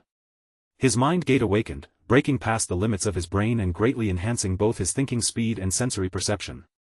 When he looked around the area again, the structure of the surrounding buildings seemed to unfold before his eyes, exposing their layout and hidden blueprint in terrifying detail. The sheer flood of information rushing into his mind left him dazed for a moment, as if his brain could barely keep up with what it was seeing. Evelyn had to snap him back to reality, grabbing him as she tried to pull him toward the outside of the stronghold according to the original plan. But Theo stopped her for a second before she could drag him any farther. With absolute decisiveness, Theo declared that they should not run toward the exits. Instead, they had to go deeper into the stronghold. Evelyn trusted her master's judgment completely, so without hesitation, she ordered the rest of the troops to follow his lead. There were 21 lives hanging in the balance, and every single one of them was now relying on the golden boy to guide them out alive. With his newly heightened perception, Theo could tell that the exits were not salvation at all. Waiting outside were more artillery fire and a carefully coordinated ambush. That was the final trap prepared for them. Using his open mind gate together with hatchling Synchro, Theo began reading the memories embedded in the buildings themselves, until the entire stronghold appeared before him like a living web of information. The enemy had assumed no one could possibly survive inside the castle, but with Theo now seeing through the stronghold's layout, there was still a path forward. To the left, he sensed even more hidden explosives waiting to erupt. To the right, another wave of artillery bombardment was about to come crashing down. The only safe route left was the central staircase leading downward. So Theo led his comrades down the central stairs, every one of them sprinting desperately as the stronghold shook around them. Evelyn stayed at the very back of the line, making sure none of her troops fell behind or were swallowed by the chaos. But the moment they reached the bottom, their hopes of survival seemed to vanish, because the path ahead ended in a dead end. Panic swept through everyone at once, their faces tightening as they turned toward Theo, silently begging him to come up with some brilliant way out. Going back through the path they had taken was no longer an option, and every second they hesitated only made the situation worse. And as if they needed one more disaster piled on top of everything else, the explosions from above finally took their toll. The ceiling overhead began to give way, groaning and cracking as the damaged roof started collapsing in on them. Massive slabs of broken stone and shattered beams came crashing down from above, scattering dust through the air as the new 5th Platoon found themselves seconds away from being buried alive beneath the wreckage. Outside the stronghold, the hooded agents of Troyvin watched the flames and destruction with twisted satisfaction, clearly enjoying the chaos their bombardment had unleashed. At last, every artillery shell they had brought with them had been fired. Their arsenal was empty, but the destruction they wanted had already been spread across the stronghold. To them, this was justice for their young master, Axion. With their blades drawn and their killing intent bare, the Troyvin agents prepared to storm inside and finish what the bombardment had started. Even if Theo had been blown apart beyond recognition, they were ready to dig through blood, flesh, and rubble piece by piece, just to drag out proof that he was dead. But unfortunately for them, that victory would not come so easily. The new 5th Platoon had escaped death by the narrowest possible margin. As the roof and ceiling caved in above them, the floor beneath their feet gave way too, all because Theo made one desperate slash at the final instant. The entire group plunged downward into a hidden underground lair, landing in a place none of them expected. And waiting in the shadows below were even more hostile bandits. Theo had not chosen that direction blindly. He had noticed an open space hidden deeper beneath the hallway, and that single observation became the only reason everyone survived the collapse. As Theo looked beyond the bandits blocking their path, his eyes caught sight of something deeper inside the underground chamber, a prison built into the darkness, sealed behind thick steel bars. Among the people locked behind those bars was Captain Trainer Isovin, trapped with the others in the underground prison. Of course, the remaining bandit jailers were no match for Evelyn's troops. In fact, Hulkus handled the last two himself, cutting them down before they could pose any real threat. Once the prisoners were secured, Evelyn quickly heard the full story from Captain Isevan. No one could have guessed that the Central Intelligence Bureau had been the force secretly pulling the strings behind this entire scheme. The original 5th Platoon was finally released from their shackles, their restraints falling away after all that time in captivity. But freedom did not bring them much joy. Every one of them had lost limbs, and even the old captain himself had been left permanently wounded. Evelyn had suspected from the beginning that Ed Troyven was somehow involved in this betrayal, but even she had not imagined the conspiracy ran this deep. These traitors had gone so far as to raise their swords against their own fellow clansmen. There was no softer word for what they had done. This was treason, and treason demanded the harshest punishment Ragnar law could deliver. Captain Isvan understood the anger burning in the younger soldiers, but he warned them not to let rage blind them. Their enemies were not fools. This entire plot had been prepared carefully from beginning to end, and with their current numbers, facing them head-on would be dangerous. For the moment, their first priority had to be finding some way to contact the Black Snow agent stationed nearby. Theo pointed out that no help had arrived yet, which likely meant the enemy had already dealt with the Black Snow agents hidden around the area. The situation looked grim, but the Rising Star still had a plan forming in his mind. The Troyven agents had even tried to bury their own disposable pawns under the bombardment. That told Theo one thing clearly: they wanted every loose end erased for a flawless cover-up. And because of that, they would definitely come inside to confirm whether their main targets were dead. They would be drunk on their supposed victory, searching through the bodies without realizing the danger waiting for them. That overconfidence was exactly what the cavalry could use. If they hid themselves among the wreckage upstairs and prepared an ambush of their own, the enemy would walk straight into their trap. Only by using that opening would they have even the slightest chance of turning this disaster around. Captain Isvan quietly studied Theo, his sharp old eyes measuring the young man from head to toe. He could tell that Theo had only recently opened his mind gate, and achieving something like that at such a young age was nothing short of astonishing. For a moment, the captain could only lament how old he had become. Faced with a crisis like this, he had nearly accepted defeat far too soon. Fortunately, the younger generation standing before him still had courage, clarity, and enough sense to keep moving forward. As though a dying flame had suddenly been reignited inside him, Captain Isvan pushed himself upright on his remaining leg and rallied his men through sheer force of will. The White Armor Dragon Cavalry, both the original 5th Platoon and the new one, would move together and carry out the plan exactly as Theo had laid it out. Now, an all-out deathmatch between two factions of Ragnar was about to erupt. Soon after, the Troyven agents poured into the ruined stronghold, spreading through the wreckage as they searched for bodies. They had to overturn stones, shove aside broken debris, and inspect every collapsed corner just to identify the victims left behind. Anyone they found still breathing was dealt with immediately and without even the slightest trace of mercy. But after searching for a while, they still found no remains belonging to the cavalry. The western side had no corpses at all, and the eastern side was not giving them much more to work with either. The team watching the exits reported the same thing. Not a single dragoon had been seen escaping outside. Across the burning, flattened remains of the stronghold, the only bodies scattered through the rubble belonged to the Black Skull bandits. Realizing something was wrong, the operation leader's instincts sharpened. He stopped his men before they wasted any more time searching through the ruins. Then, in the very next moment, blood spilled. The hidden cavalry finally revealed themselves, launching the ambush they had prepared from within the rubble. The traitorous leader barely escaped having his head pierced clean through by Evelyn's blade. Now the two captains, standing on opposite sides of this betrayal, were about to clash directly. The Troyven captain immediately tried to fight dirty, using underhanded tricks to throw Evelyn off balance. But Evelyn was far too skilled and composed to be caught by something so petty. With a sharp, acrobatic movement, she slipped out of danger and created enough space to reset the fight on her own terms. Captain Troyven shouted at the top of his lungs, warning his men that they had been ambushed, but his warning came far too late. He barked out an order for them to change formation, yet by the time his command left his mouth, many of his men had already stopped breathing.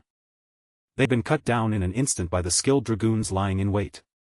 With this treasonous operation now exposed in full, Evelyn stood as the enforcer of Ragnar law. And by that authority, she sentenced every last one of them to death. The Troyven captain, however, had no intention of dying quietly. He met Evelyn head-on, trading strike after strike with her in a fierce exchange. He managed to keep her movements in check and even launched several sharp counterattacks of his own, proving he still had enough skill to make the fight dangerous. Deep down, the Troivan captain could not wrap his head around it. After all that relentless bombardment, after enough artillery fire to flatten the stronghold, these wyvern-riding bastards were somehow still standing in front of him. That disbelief threw his focus off for the briefest moment, and in a battle like this, even a blink of hesitation was enough to become fatal. Evelyn caught that tiny opening instantly, her eyes sharpening as she moved before he could fully recover his guard. She struck straight for the kill, her blade flashing toward his neck, and the turncoat only barely managed to avoid having his head taken clean off. But Evelyn did not give him room to breathe. She kept pressing him again and again, cutting into him little by little, opening fresh wounds and forcing blood to spill with every exchange. While driving him back, Evelyn warned the remaining members of the Central Intelligence Bureau to lay down their weapons and surrender. At this point, any attempt to keep fighting would only be meaningless struggle against an outcome already decided. The moment Theo's ambush succeeded and the cavalry emerged from hiding, the entire battlefield had already shifted into checkmate. Those who chose to surrender willingly would be allowed to live for the time being, so they could be judged properly in a lawful trial. But before his men could start clinging to that chance of survival, the Troivan captain shouted over the battlefield and gave them permission to unleash their secret technique.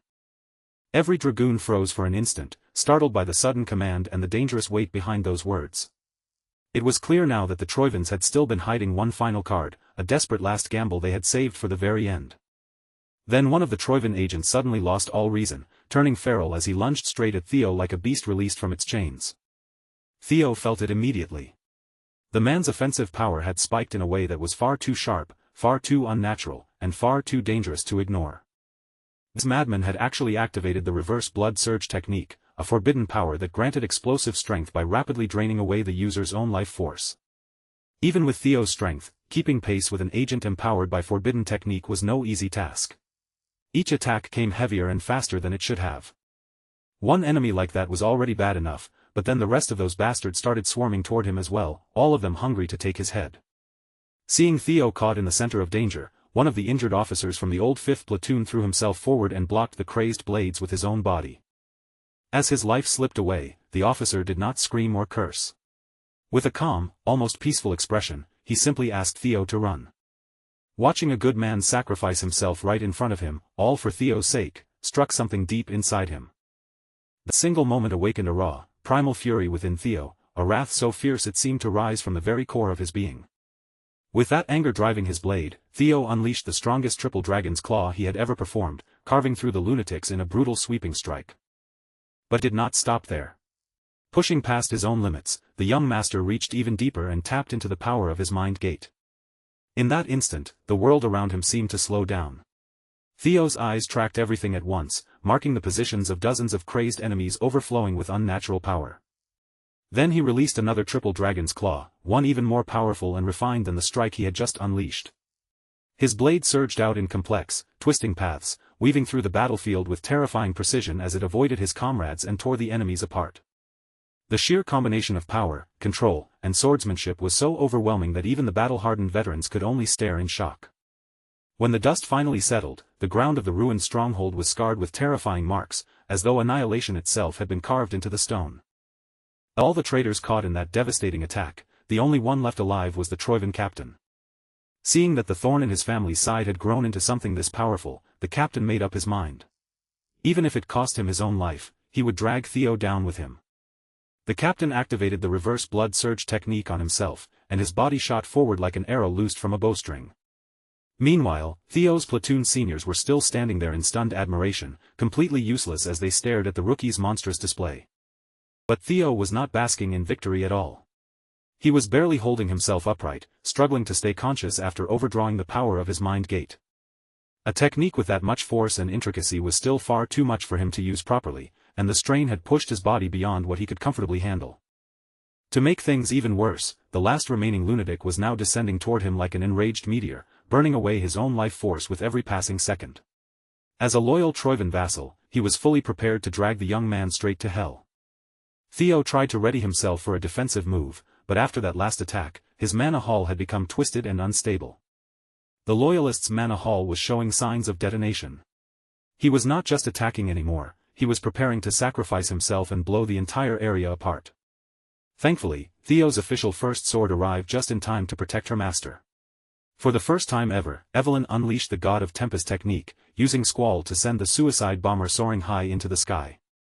After launching that rat upward and keeping him suspended in the air, Evelyn followed after him, gathering pure wind power at the tips of her fingers. Then she pushed that power outward, shaping the raging wind into a violent maelstrom around him. Theo watched in awe as Evelyn's power wrapped around the traitor's mana hall, forcing the unstable energy under control and stopping the suicidal explosion before it could erupt. Once the detonation had been suppressed, sending the Troivan captain crashing back down toward the ground was simple. With the last rat finally handled cleanly and the immediate danger brought under control, Theo at last felt the full weight of exhaustion crash down on him, his body finally demanding the rest he had been denying it.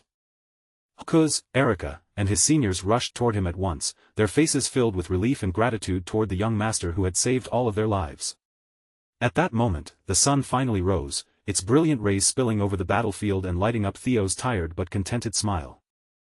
There was no question who stood out most in this operation. Theo and Evelyn had carried the entire battle with overwhelming skill, turning what should have been a massacre into victory. For the first time in what felt like forever, everyone could finally relax, and the tense battlefield slowly gave way to a brighter, almost festive atmosphere. The long night had finally ended, and with the dawn came the rise of a dazzling leader from the new generation. Inside the miserable walls of the Rose Palace. Inside those gloomy palace walls, Lady Amel Ragnar was completely losing control, spiraling into a furious breakdown like someone who had finally snapped beyond reason. Ed Troivan had her caught in a lethal chokehold, his fingers crushing around her throat as he spat curses at her with barely restrained murderous rage. From the sound of it, Amel had acted entirely on her own and inserted reckless, unnecessary moves into the stronghold operation without waiting for the proper timing. She had even gone so far as to steal the Sky Dragon seal, using it to forge official orders and force the operation forward under false authority. The slaughter of the entire white-armored dragon cavalry, along with Ragnar's illegitimate child, was never supposed to happen this early. Because of her impatience, the Troivans were now trapped in a dangerous position. To Ed Troivan, this deranged woman had just shattered decades of careful planning in one reckless fit of madness. Lady Amel snarled back through her pain, insisting that all she wanted was revenge for her precious little Axion. She wanted Theo torn apart, and not just him. Anyone connected to that bastard had to suffer too, so her dead son could finally rest in peace. Ed found her excuse absolutely unforgivable. In his eyes, forgetting her duty to the family over the death of one worthless child was beyond pathetic. In a burst of rage, he stomped down on Axion's rotting, headless corpse without hesitation. They had lost the Dragonslayer sword, the most crucial piece of their plan, and from this moment on, Amel would be cast out as a daughter of the Troivans. When Amel looked into her brother's cold eyes, it felt as if their arrogant father himself was staring down at her with that same merciless contempt. Before leaving, the Sky Dragon ordered the palace attendants to lock Amel away where no one would ever see her again. And since they could not risk any information leaking out, the surrounding pests had to be eliminated as well. Only then did Amel fully realize what was about to happen to her. Faced with being sealed away and erased from memory, she finally snapped back to her senses and begged for mercy. But Ed Troivan had already lost all patience. To vent the rage boiling inside him after watching his painstaking coup collapse, he wiped out every attendant present inside the palace. And when he thought about it clearly, every recent failure led back to one single bastard, Theo Ragnar. The Sky Dragon was aching to stain his hands with that boy's blood and organs. With his first mission now successfully behind him, Theo finally had a rare moment of quiet to sort through the spoils he had gathered from the chaos. During the battle's confusion, he had picked up the Dragonslayer sword, Bomung, only to discover that the legendary blade was currently sealed. Theo tried to grip it properly and get a feel for the weapon's weight, but the blade rejected his hands almost immediately. A sharp, powerful shock surged through him, forcing Theo to let go of the sword and drop it before he could hold on any longer. Clearly, the weapon was not called a Dragonslayer just for show. Its very nature ran completely opposite to Ragnar blood, as if the sword itself was designed to resist everything his lineage represented. Still, if Theo could uncover the secrets behind the mystics, then there might eventually be a way for him to wield Bomung himself. Mystics were legacies left behind from the primordial mythic age, rare and elusive like mirages that almost never appeared in ordinary hands. Once obtained and properly unlocked, a mystic could grant its wielder a power that felt truly legendary, the kind once held by heroes of old and capable of changing history itself. In Theo's previous life, Ed Troivan had eventually uncovered the secrets of the mystic Bomung. And when Theo thought back to Ed's movements during that time, he had a fairly solid idea of the place where the Sky Dragon had truly ascended. Until Theo could reach that location and solve the mystery for himself, Balmung would have no choice but to remain sealed away in his inventory. Just as Theo was deep in thought, a knock at the door cut through his quiet moment. It was Evelyn. Even though the night had already grown late, she had come carrying an urgent request. The commander wanted to see Theo immediately, and the matter clearly could not wait until morning. Inside Julius Ragnar's office, the air felt strangely heavy, even though the conversation began with the usual polite formalities. Sitting across from him was Captain Trainer Isvin, who quietly brought up the subject of retirement. The old man was ashamed to say it out loud, but losing both his leg and his wyvern, Rocinante, during the last mission felt like more than enough reason to step away from the cavalry. He admitted that age had finally caught up to him, and he no longer had the strength he once did. With the years he had left, he wanted to return to his hometown and mourn the countless comrades he had outlived. Julius could tell there was nothing he could say that would change the stubborn old man's mind, so in the end, he approved Captain Isvin's retirement. As the old captain calmly sipped his tea, he shifted the conversation toward that brilliant rookie, Theo Ragnar. He reported that the boy had already opened his mind gate. Julius was clearly pleased to hear that his rising star had crossed the barrier separating ordinary humans from true superhumans. Isvin was certain Theo was not one of those natural-born geniuses who entered the world with an open mind gate from the start. All the signs pointed to something far more impressive. Theo had forced that bottleneck open through his own effort and willpower. That meant his power vessel was now on the verge of undergoing a massive expansion. And that expansion might become so vast that even Theo himself could not yet begin to comprehend its true scale. Julius was visibly excited by the thought of filling that larger vessel and pushing Theo's already rapid growth even further.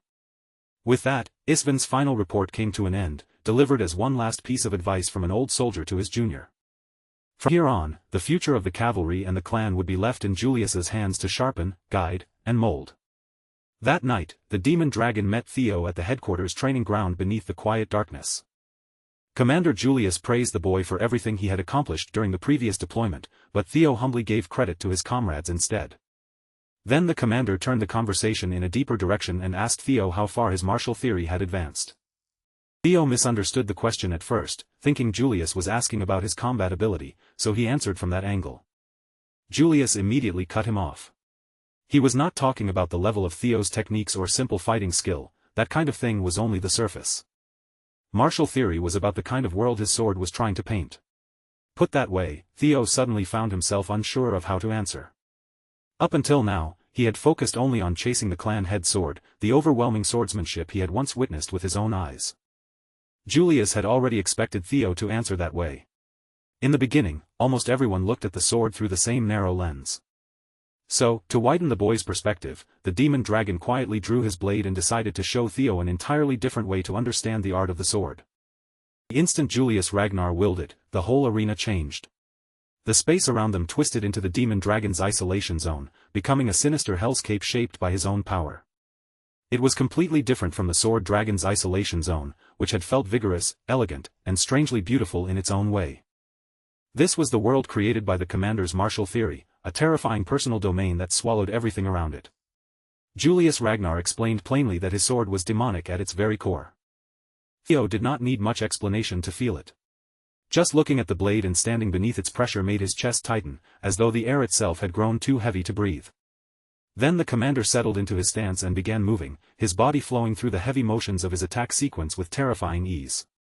His blade carved out massive, weighty slashes, spun with deadly force, and drove forward in brutal thrusts meant to pierce through anything in front of him. Every motion carried the clear intent to kill, each strike flowing into the next like a chain of execution. Theo could only watch with a tense mix of awe and fear as the commander's skill and raw power pressed down on him from every direction. After building up enough momentum, Julius Ragnar brought his sequence to a terrifying peak and shattered the very world he had created. From that broken space, a crimson tidal wave surged upward, rising like blood-colored destruction given physical form. The wave closed in around Theo, leaving him feeling trapped, helpless, and swallowed by something far beyond his understanding. Only after finishing the full sequence did Julius let the crimson tide fade away, then asked Theo what he had understood from the demon dragon's martial theory. Theo searched for the right words, but in the end, only two came to mind: strength and destruction. And he was not wrong at all. In fact, he had grasped the heart of it. Strength and destruction were the essence of the demonic sword, direct concepts that needed no complicated explanation. Even if the blade must break itself, it still cut straight ahead, driven by the hunger to smash through everything in its path. That explosive destructive strength formed the foundation of the commander's swordsmanship, making him feel like death itself in human form. Then Julius shifted the question and asked Theo what he had felt from the Plum Blossom's sword. Theo answered that her sword felt dazzling, graceful, and beautiful to watch. Julius accepted that answer with satisfaction. After all, Lady Plum Blossom's sword carried the essence of life. Her sword followed the image of a seed taking root, sprouting, and slowly growing into a blooming flower, a pure and unmistakable expression of life itself. It was slow, gentle, and full of endless variations, never forcing one rigid path forward. It turned, bent, shifted, and adapted to whatever situation appeared before it, spreading outward without stopping until it finally bloomed. In that short span, 2 of the 9 dragons had shown Theo completely different ways of interpreting martial theory. Seeing Theo fall into deep thought, Julius asked whether life and death were truly separate meanings with completely opposite definitions. Most people would naturally assume they were, but the commander's tone made it clear the answer might not be so simple. Still, Julius had no intention of simply handing Theo the truth. That would take all the fun out of it, so he dispelled the isolation zone and turned to leave. Before walking away, he tossed a book toward Theo with a casual flick of his hand. Inside those pages was a long and detailed debate between Commander Julius and Lady Osa about the true principles of the sword. It was an unusual situation, to say the least. Somehow, Theo had ended up becoming the disciple of both the Sword Dragon and the Demon Dragon. Of course, that debate had taken place on the fateful day inside the White Dragon's nest, and the book had been written there as well. After Julius wrote the final word and closed the pages, he immediately pouted, clearly annoyed that he would no longer be able to monopolize Theo's potential for himself. Lady Plum Blossom only wanted what was best for the boy, and even the commander was not the kind of man who could deny that. By this point, Theo Ragnar had already drawn expectations great enough to rival the other successor candidates. His talent was enormous, and he was growing at an unprecedented speed. But that also meant he would reach his next wall far sooner than most. This book was meant to help him overcome that wall quickly, perhaps faster than anyone would normally believe possible. Even so, Julius still carried a quiet, nagging fear that Theo might one day become an enemy of the clan. Those standing at the top knew better than anyone that prodigies who rose too quickly often met unfortunate ends, one way or another. If history repeated itself again, the teachings they gave him could one day return as bloodshed against the Ragnars. After hearing Julius speak those fears aloud, Lady Osa became certain of one thing. Commander Julius truly was the right person to keep hold of the book and watch over Theo's growth. When the day came that Julius was certain the boy would not be stained by greed, he could pass those teachings on to the young dragon. That day arrived much sooner than anyone had expected. Now, the insights of the 2 dragons said to stand first and second with the sword were finally resting in Theo's hands. Theo could not help wondering whether he truly deserved something so valuable. But Julius had already judged his worth and decided that he had passed the test.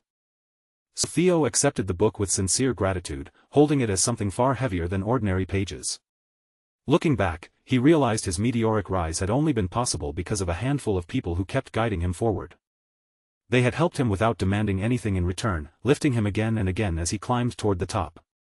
From the Rendon incident all the way to now, Commander Julius had always shown him favor. For that kindness, Theo quietly promised that he would repay the debt one day. As it turned out, there was already a way for Theo to repay that favor right now, though it would not be pleasant for him at all. The demon dragon was craving a jewel, and it had been far too long since he had found a new toy interesting enough to amuse him.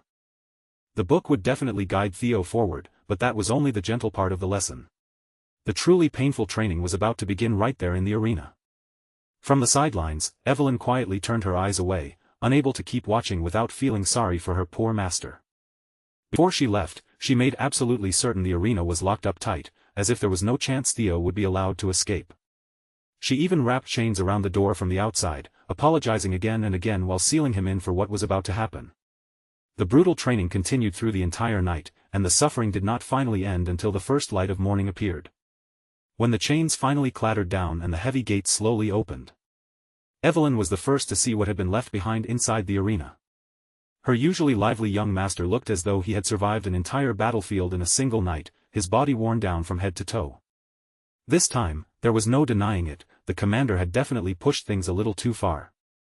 More importantly, Evelyn had already handled the task entrusted to her. The next important clue could be found down in the underground detention cell.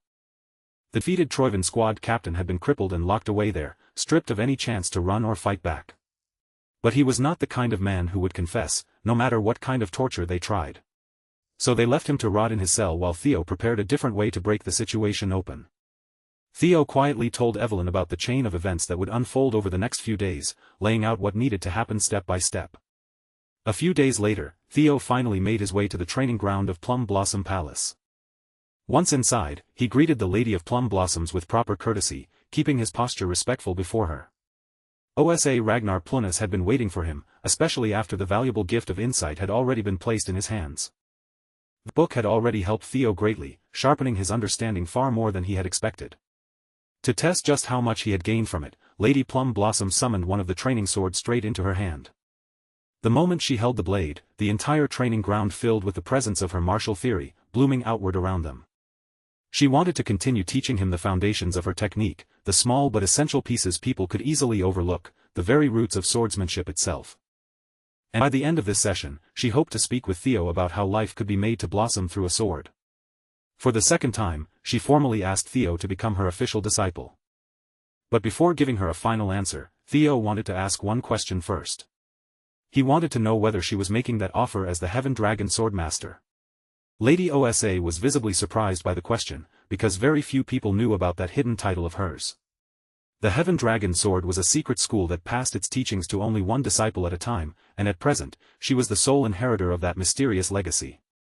Lady Plum Blossom immediately understood that Theo was not asking out of simple curiosity. He wanted to know what her true intentions really were. So she answered him honestly.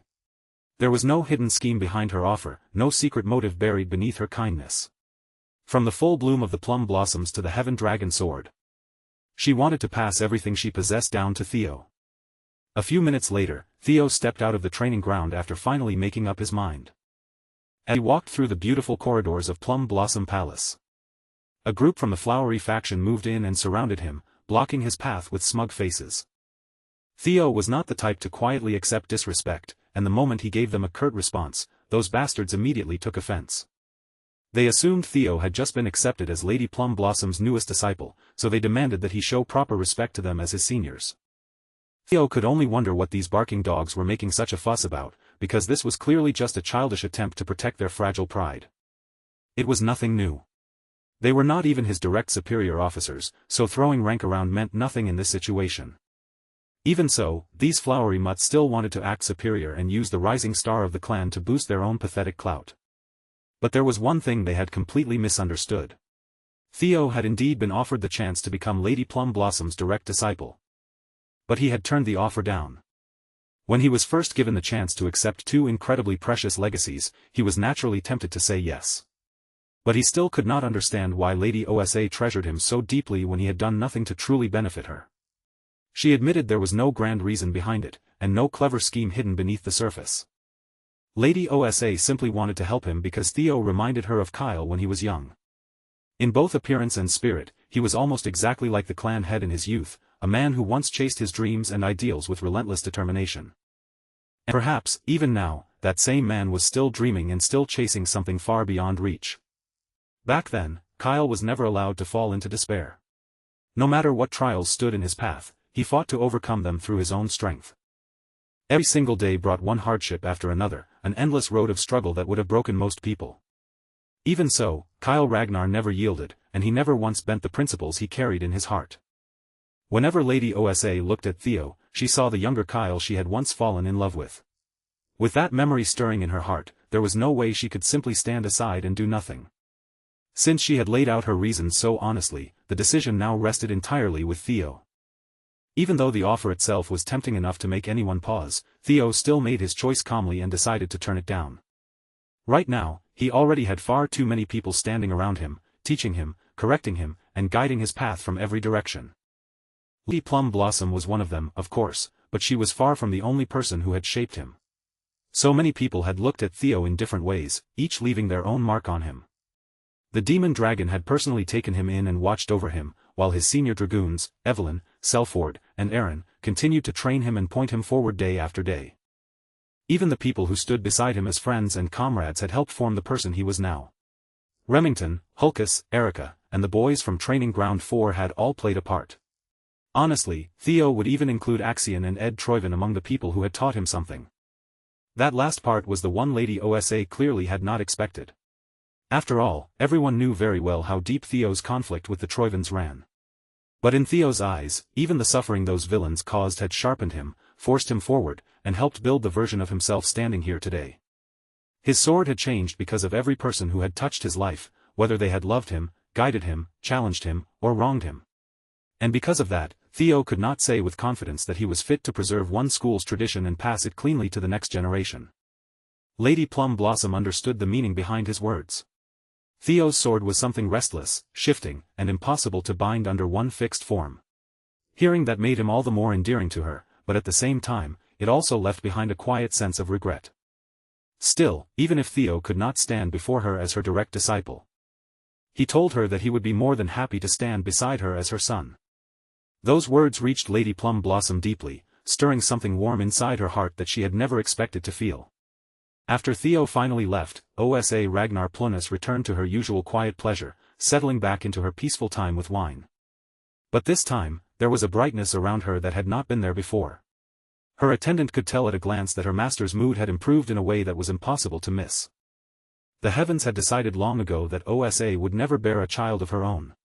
And yet now, a boy like Theo had promised to become her son. With that kind of gift placed before her, how could she possibly keep herself from feeling overjoyed? For her attendant, simply seeing her master smiling like that was enough to make her feel happy as well. Lady OSA wanted to thank Theo properly for giving her the chance to finally feel like a mother. So, with that thought in mind, she decided she would send a letter to her husband. And in that letter, she intended to ask that Theo's promotion exam be moved forward as soon as possible. When the attendant heard that, she carefully advised Lady OSA not to rush too quickly. Theo was still a rookie, and he had only just completed the awakening ceremony. If even more attention gathered around him at such a young age, it could place him in even greater danger than the danger already closing in around him. But to Lady OSA, that was exactly why they needed to raise him up quickly instead of holding him back. Before the great winds approaching Ragnar swept in and swallowed everything, they needed to help Theo climb as high as he could. That way, as his new mother, she could give her son every advantage within her power. Meanwhile, far away from that quiet room, deep inside the cavalry's underground cell, the only prisoner being held there slowly opened his eyes, sensing that the help he had been waiting for had finally arrived. But that so-called help was not there to save him. It was an assassin sent by the Troyvens, dispatched to cut away every loose end before it could expose them. The captain offered his neck without resistance, accepting death willingly as though this final act would be his last service to the family. But just before the assassin's blades could take his final breath from him, a violent gust of sword wind tore through the dungeon and shattered the moment. Evelyn came crashing down through the ceiling, bursting into the cell to seize the attacker before he could finish the job. She had been waiting for this exact move for quite some time, watching patiently for the enemy to finally reveal himself. From the very beginning, this had been the trap the young master had prepared. With Evelyn's command of the blade, a lone assassin who had already lost the advantage of surprise stood no real chance against her. The Troyvens had never bothered to mark her as a serious threat, and now they were about to pay dearly for underestimating her. It was unfortunate that Captain Sidra could not be eliminated as planned, but if the cleanup man himself was captured too, the situation would become even more disastrous. The assassin's mind raced as he desperately searched for a way to escape the dungeon alive. But Evelyn had no intention of letting him stroll out of that place as if nothing had happened. She moved at once, executing a secret technique of the god of tempest. With that, she unleashed whirling squall, calling forth a raging current that locked the assassin inside its grip. Inside the cramped walls of the underground dungeon, there was barely any space for him to dodge, twist away, or find an opening.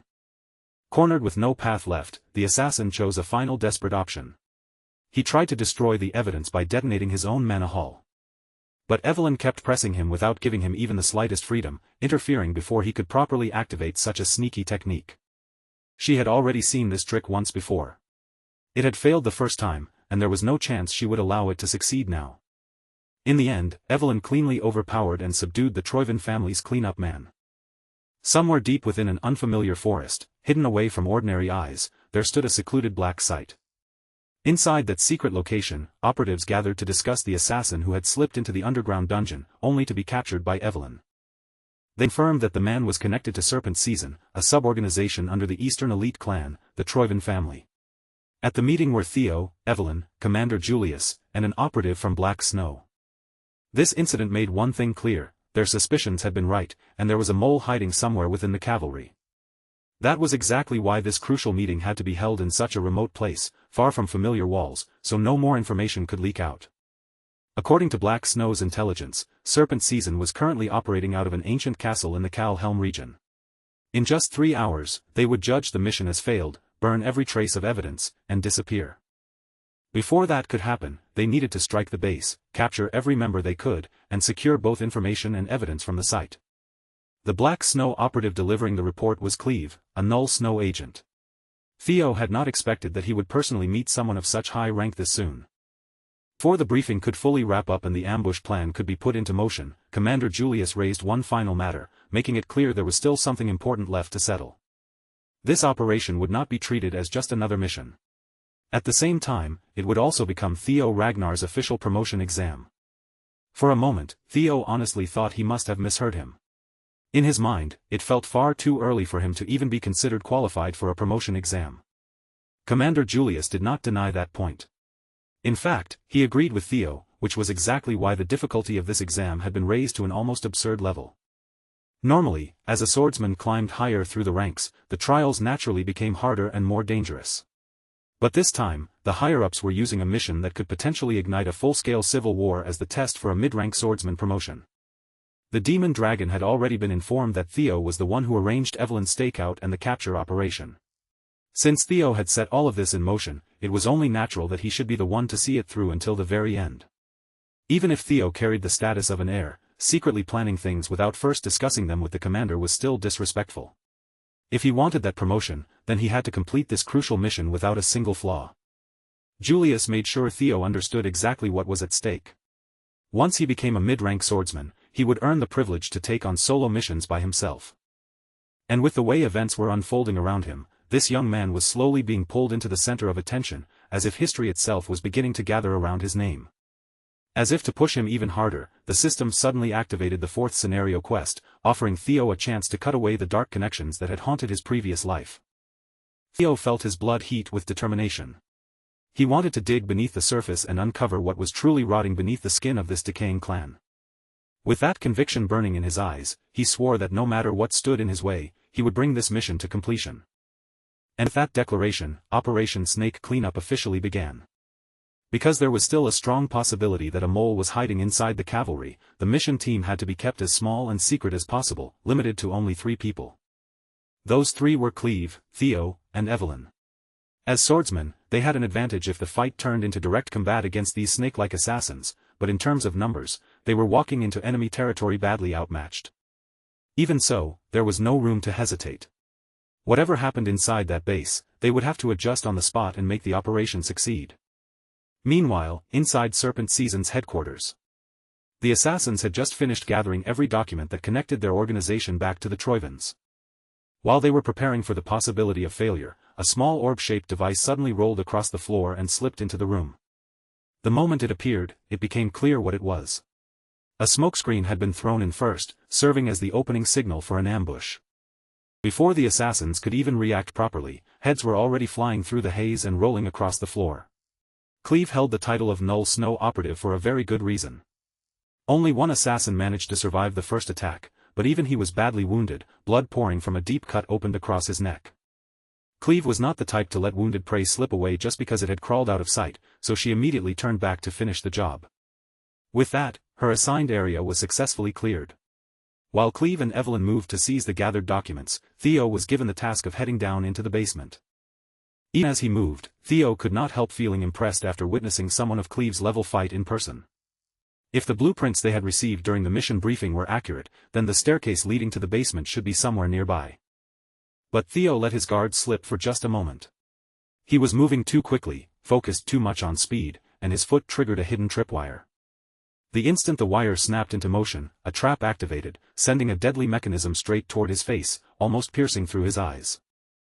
If Theo's reflexes had been even a little slower, he would not have escaped in time.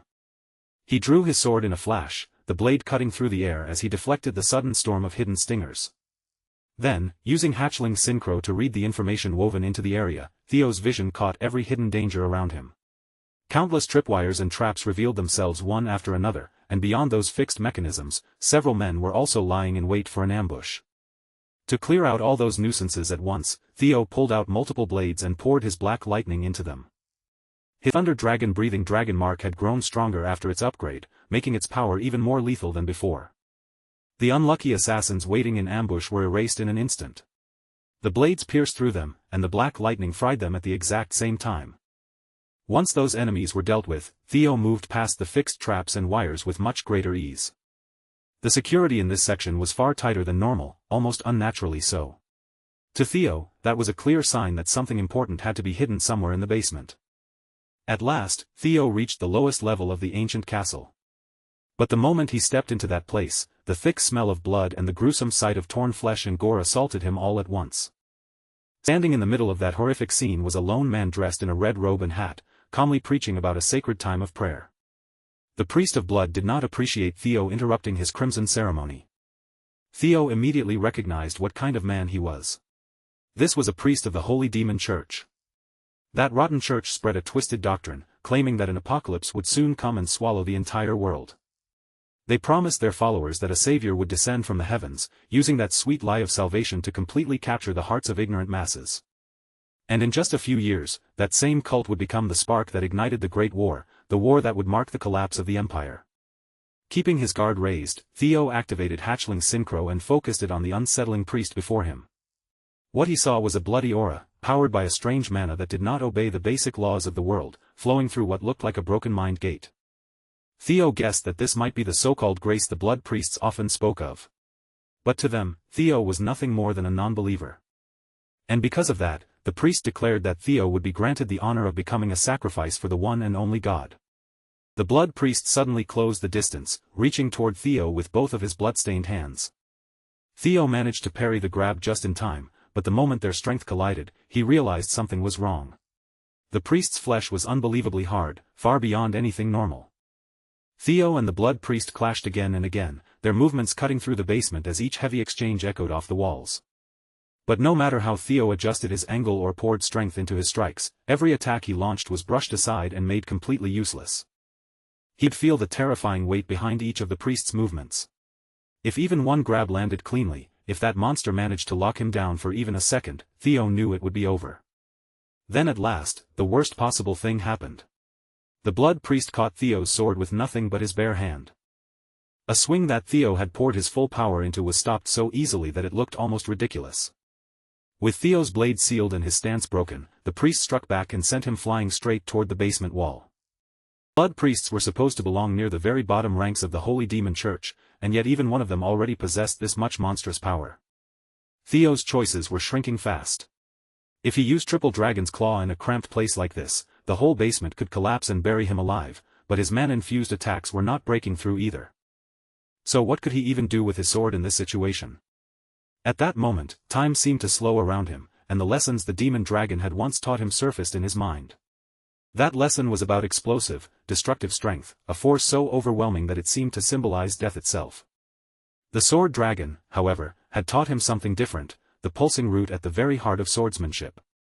Life and death were not things that should be understood as simple opposites standing apart from each other. Before Theo could fully settle that thought, the crazed priest charged at him again, aiming to smash his head and spill his blood across the floor. Theo barely managed to throw himself out of the way at the very last second, his movement rough and almost clumsy. He kept slipping past one killing blow after another, narrowly avoiding death each time, and the priest's irritation began to show more clearly. And right in the middle of that desperate struggle, Theo's understanding suddenly broke through. Life and death did not reject each other. They formed a natural cycle, with death waiting at the end of life. And from death, life could bloom again, using what ended as the very catalyst for something new. At first glance, they seemed like two completely different powers, but in truth, they were connected as one. Theo realized he had been spreading his power too broadly with every attack, when what he needed was to gather everything into one single flash of light, sharper, cleaner, and far more devastating. The priest, still trusting completely in his supposedly invulnerable skin, faced Theo's next strike without a trace of fear. Theo tested that new understanding right there in the heat of battle, and in that instant, he awakened a new technique, dragon flash. At first, the priest only laughed, completely unbothered by the sharper, louder sound Theo's blade released. But that smug laughter quickly twisted into panic when the skin he had trusted so much was suddenly shredded apart. The technique tore through him as if it had a will of its own, rampaging through the priest's body from the inside. This time, it was Theo's turn to send that pale bastard crashing violently into the basement wall. The priest snarled at him, calling Theo a seed of evil for achieving a breakthrough in the middle of slaughter, an existence that should never be allowed to remain alive. Theo did not care at all about the priest's ominous ranting. At that moment, he was far more interested in beating him down. Grabbing the blood priest tightly by the face, Theo activated hatchling synchro and forced his way into the lunatic's memories. This was his chance to uncover the true source of the strange power wielded by the Holy Demon Church. The instant he pushed deeper, Theo felt the entire world around him twist and swirl, as if his consciousness were being dragged into another dimension. It was a sensation he recognized, his soul floating weightlessly through an endless stretch of vast, infinite space. But this was nothing like the other times he had tried to read someone's memories. This experience felt completely different, far deeper and far more dangerous. Then his system suddenly sent him a message, but the screen was broken and distorted, filled with a garbled mess of unreadable characters. As if the system itself were overloading, it warned him that he was about to encounter an enemy standing on a far higher level. The warning strongly advised the user to run for his life, but where could Theo possibly run when endless darkness stretched in every direction around him? Then a primal voice rolled through the void, shaking Theo down to his very core as it demanded to know who he was and what he was. When the view seemed to pull back, Theo realized the infinite darkness surrounding him was only a tiny part of a single I belonging to a being beyond human comprehension. Theo was in serious trouble. Without meaning to, he had disturbed the sweet, deep slumber of what felt like this universe's final boss. The god worshipped by the Holy Demon Church had finally become aware of Theo's existence. Growing irritated by Theo's silence, that god pressed down on him again and demanded an answer. Forced to face the so-called grace that the cultists kept praising, Theo found himself completely frozen, unable to move or speak. It was as if that god could see straight through his entire being, and then, with terrifying certainty, it uttered his name, Theo Ragnar. In fact, this existence had already been searching for him. To that being, Theo was a blight upon this plane of existence, something that should not be allowed to remain. Being's endless body began to writhe and reshape itself, stretching around Theo's soul from every side. It bent, twisted, and squirmed into forms that no human mind could properly understand. And just as Theo's soul was on the verge of being swallowed, a brilliant golden light suddenly flared up around him, shielding him from the darkness. An avatar of the ancient dragon, Lodbrok, tore through the fleshy form of the primordial god and broke Theo free from its grasp. Theo could only marvel at the sight before him, watching two existences far beyond his own level stand against each other. Lodbrok sweetly referred to him as a significant other, yet her warning was stern and serious. This thing was not an opponent Theo was ready to face yet. Even if Theo somehow managed to climb all the way up to Sigurd Ragnar's level, Lodbrok made it clear that victory against that existence would still be far from guaranteed. For the moment, Lodbrok would be the one to handle this terrifying cosmic disturbance herself. And without giving Theo any room to argue, she sent his soul flying back toward reality with a sharp slap of her tail. Theo still had far too many questions swirling in his head, things he desperately wanted answered. But before he could ask even one of them, he was forced back into the blood-soaked basement. Back in his own body, the young man was still trembling, his entire being shaken by the ancient terror that had nearly devoured him. And the more he thought about it, the heavier it felt. Lodbrok had been standing alone against something like that for countless ages. Theo struggled to steady his breathing as he tried to process the impossible thing he had just witnessed. Meanwhile, the blood priest completely lost control. He could not accept how a non-believer like Theo had been granted the Lord's presence, while someone like him, who had devoted his entire life to worship, had never once received that recognition. Theo finally ended it there, cutting down the bald bastard and beheading him without hesitation. That thing might have been called a god by the cult, but to Theo, it was not his god.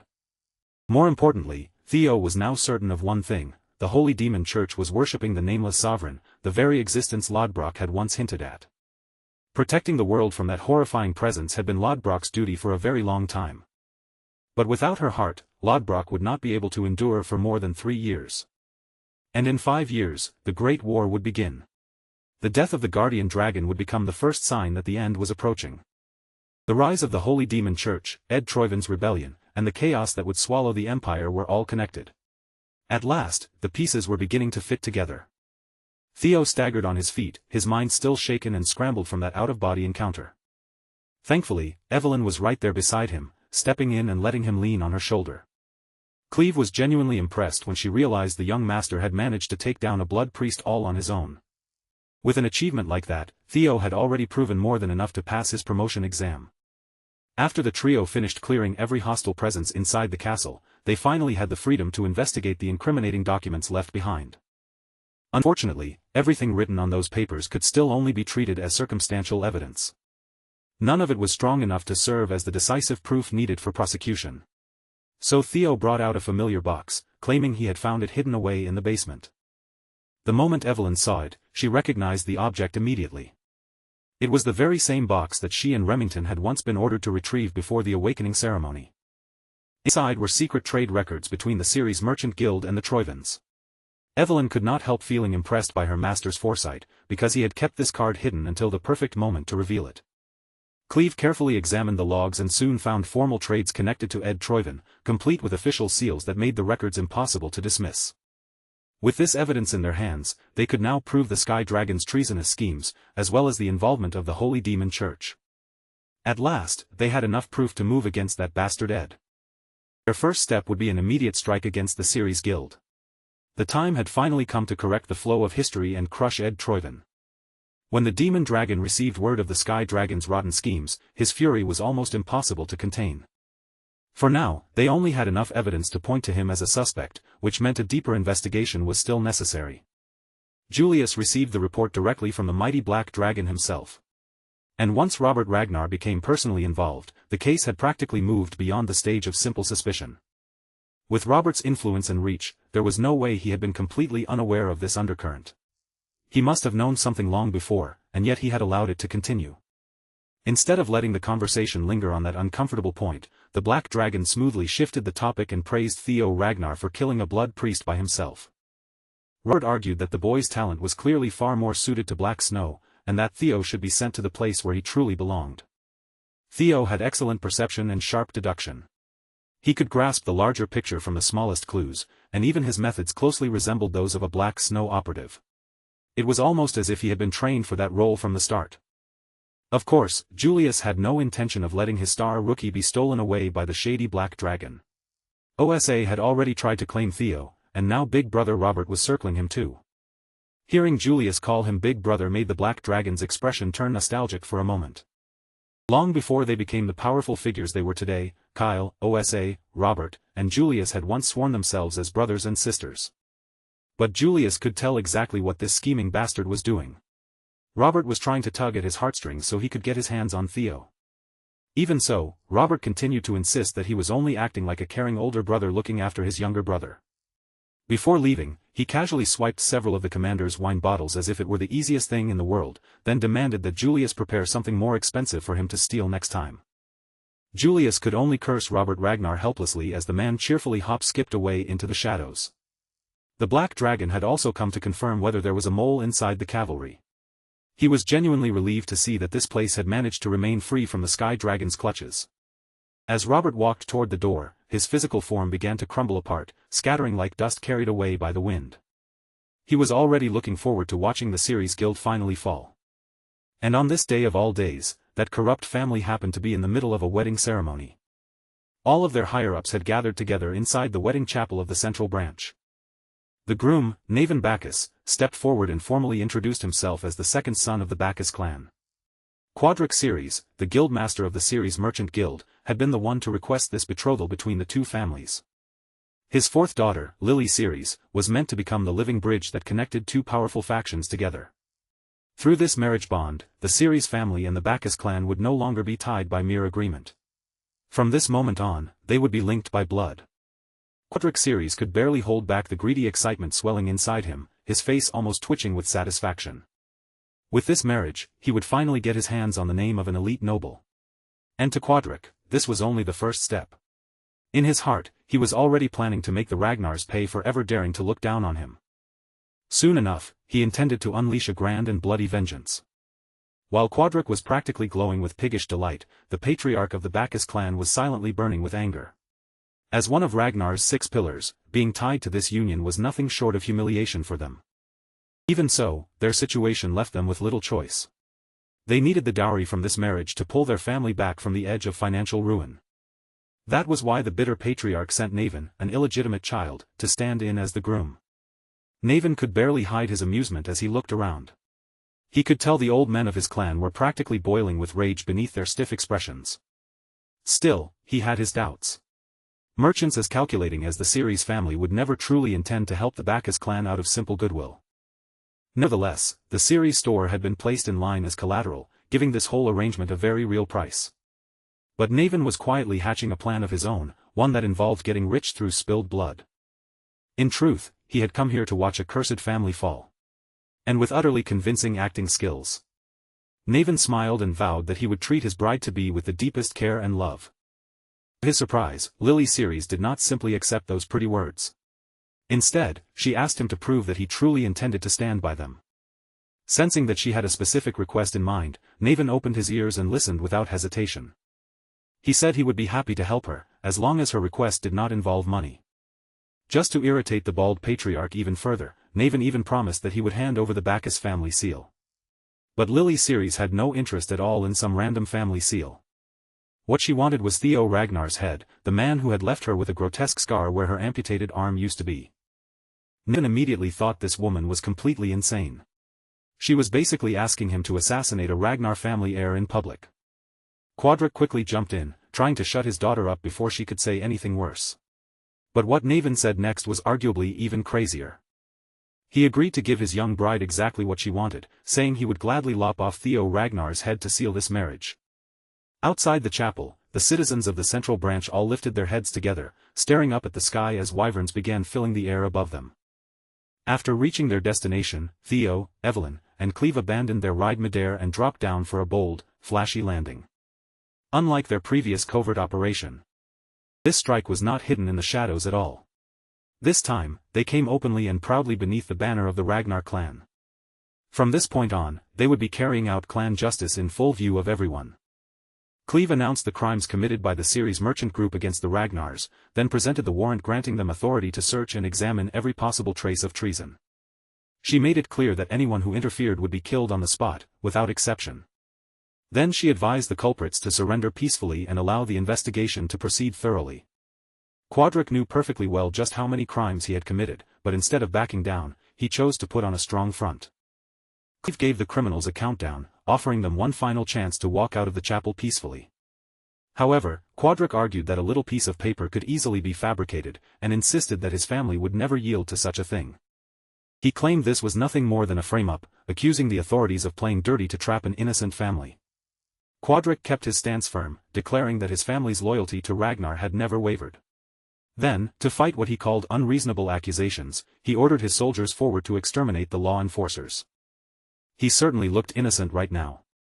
But nearby, Patriarch Bacchus found himself trapped and visibly tied to a group of criminals, so he immediately tried to wash his hands of the matter. Seeing that the situation was about to spiral out of control, he attempted to dissolve the marriage agreement on the spot. But after coming this far, that pig Quadric had no intention of accepting such a convenient escape. It was already far too late. In the eyes of the enforcers, the two families had become bound by marriage and were working together. Quadric argued that if the cavalry truly had solid proof, they would not have sent only 3 people. They would have deployed an entire army large enough to cover the sky. Using that logic, the pig planned to borrow the blades of the Bacchus clan, break through the enforcement team, and escape. Before the two family heads could continue their tense discussion, Navin calmly stepped in and joined the chaos as if he were simply here to enjoy the show. To him, this sudden turn of events was nothing more than a perfect chance to deliver a wedding present to his bride. Despite the patriarch's obvious disapproval, Navin drew his blade, launched himself through the city with agile movements, and aimed straight for the law enforcers. The moment he picked up that sword, the Bacchus house had effectively become an accomplice of the Ceres family. Forced to work with the hand he had been dealt, the bald patriarch ordered his men to follow Navin and assist him. Meanwhile, Theo, Evelyn, and Cleve had already been surrounded by city guards, with spear tips closing in around them from every side. Cleve gave the frightened civilians one final solemn warning, telling them to move away before her hand was forced and everyone involved had to be executed for treason. Then Naven suddenly leapt into the middle of the trio, landing right at the center of the confrontation and stealing everyone's attention for himself. He muttered under his breath that Ragnar's people really did love reaching for the execution block the moment they found even the smallest excuse. Theo and Evelyn both froze for a beat, their expressions tightening as the same thought hit them at once. Whoever this man was, he was absolutely dangerous. Then, with one smooth circular swing of his blade, he forced all three of them to spring apart, scattering them in different directions as they raised their guards just to survive the pressure. And that violent slash was apparently Naven's idea of a greeting for Ragnar's entire entourage. But more than anyone else, that greeting was aimed straight at young Master Theo.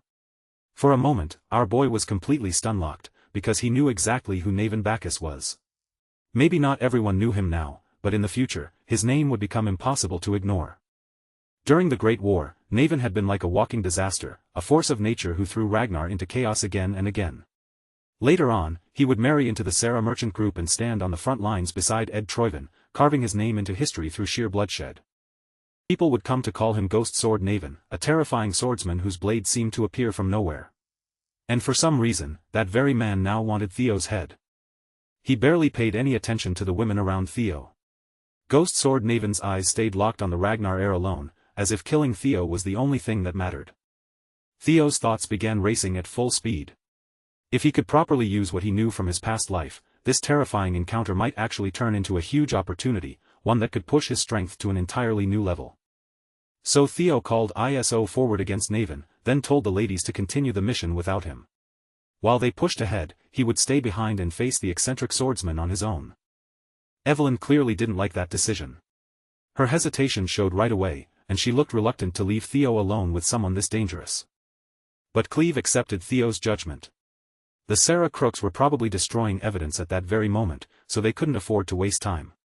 For now, they had no choice but to trust that Theo could hold back a monster like Naven. Naven gave the young master a playful warning, almost like he was joking around, saying that even if he didn't look the part, he was actually pretty strong.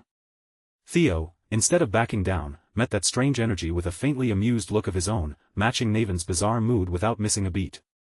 Before their swords clashed again, Theo said there was one thing he wanted to ask. Naven, still wearing that unpredictable air, allowed him the question. Theo asked whether Naven was committing an obvious act of treason because he wanted to ruin the Bacchus family and avenge his pitiful mother. The moment those words left Theo's mouth, Ghost Sword Naven's grip tightened around his sword. Theo had dragged up a memory he clearly hated touching, one that scraped against a wound he preferred to keep buried. And just like that, Naven found one more reason to cut off the young man's head. But instead of meeting that hostility head-on, Theo kept his composure and asked Naven to hear out his proposal. Theo said he would gladly lend his hand and help bring down the rotten Bacchus family from the inside out. At that exact moment, the system triggered a hidden recruitment quest, opening the path to turn Ghost Sword Naven into an ally.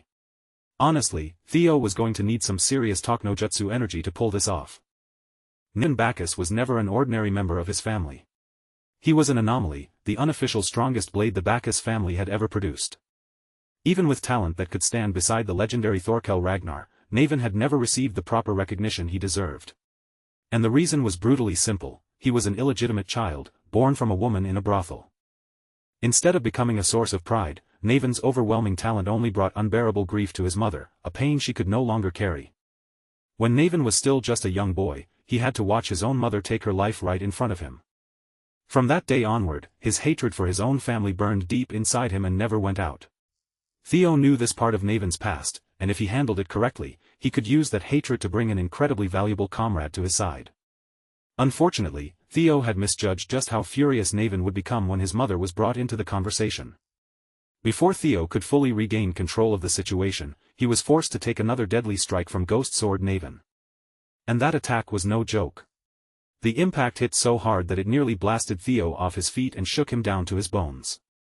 Naven saw absolutely no reason to accept an offer like that from someone he had only just met, especially not from a Ragnar brat standing in front of him with too much confidence.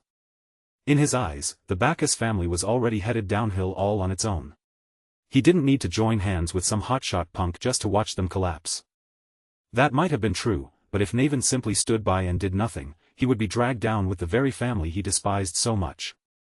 But to Naven, even that warning barely mattered. As far as he was concerned, he had no regrets left, no future waiting for him, and no real hopes tying him to life. Theo, however, knew that Naven was only speaking with such bleak resignation because of the condition eating away at him, his ether fever. Naven was sick. His body had always been young and fragile, far too weak to endure the massive weight of the talent he carried. Ether fever could be treated if caught early with intensive care, but Naven had already missed that critical window, leaving him trapped in a life that was slowly running out. His useless family had basically ruined him from the very beginning. At this point, Naven only had around 5 miserable years left to live. Even Naven had to admit he was impressed. It wasn't every day that some noble young master managed to dig up this much dirt from his buried past. But even after hearing all of that, Naven still wasn't moved.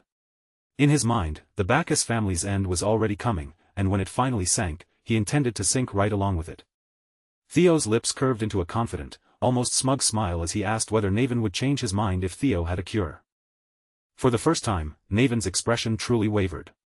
He looked shaken as he snapped back that there was no possible cure for ether fever. Technically, Naven wasn't wrong. In this time, no one knew how to cure it. But in Theo's previous life, a cure had eventually been discovered and revealed to the public. And in a cruel twist of fate, that cure had been found only a few days after Ghost Sword Naven had already died. Right now, in this present timeline, Theo might be the only person alive who knew that the cure even existed.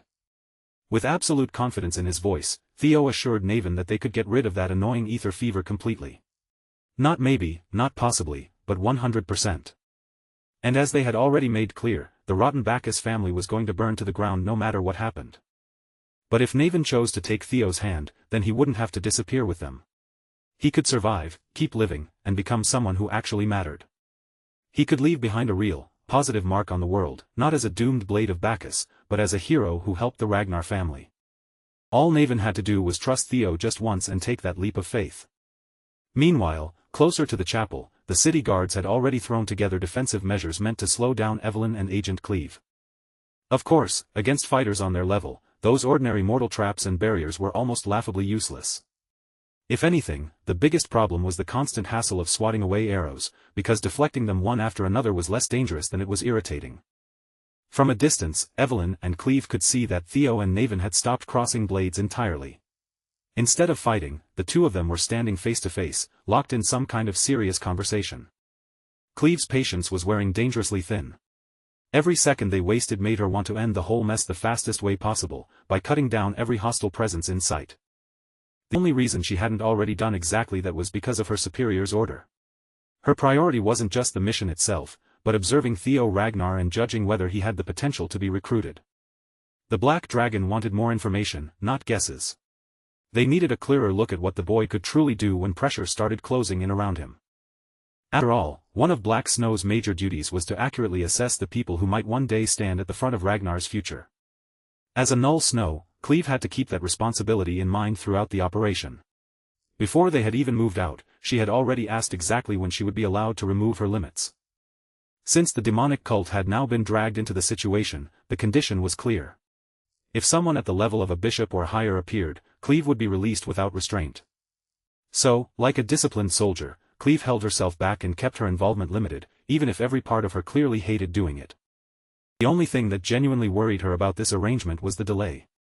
If this mission dragged on too long, she might end up being forced into unpaid overtime, and that thought annoyed her more than the enemy arrows. While Cleve was caught in those irritated thoughts, Naven Bacchus suddenly leaped over and landed on their side as if switching positions had been the most natural thing in the world. Evelyn's eyes immediately swept the area, concern flashing across her face as she searched for young Master Theo, worried that he might have been defeated. But of course, that wasn't what had happened at all. Theo hadn't fallen. Somehow, he and Naven were on friendly terms now. After that short conversation squeezed between deadly sword exchanges, Naven Bacchus had actually changed sides.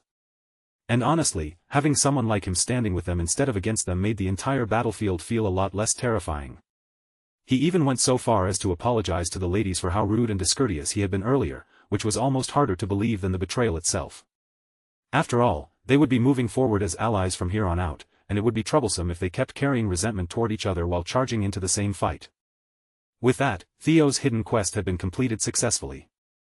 Naven wasted no time proving just how valuable he could be.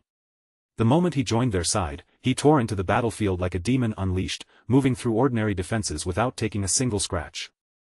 With one powerful leap, his body shot upward, rising high into the air above the defensive line. The poor soldiers below actually thought that made him an easy target, assuming he would be helpless while suspended in midair. But Naven only looked irritated by their ridiculous wooden contraptions. With a single sweep of his blade, he sliced through rows of anti-siege equipment as effortlessly as cutting through dry grass.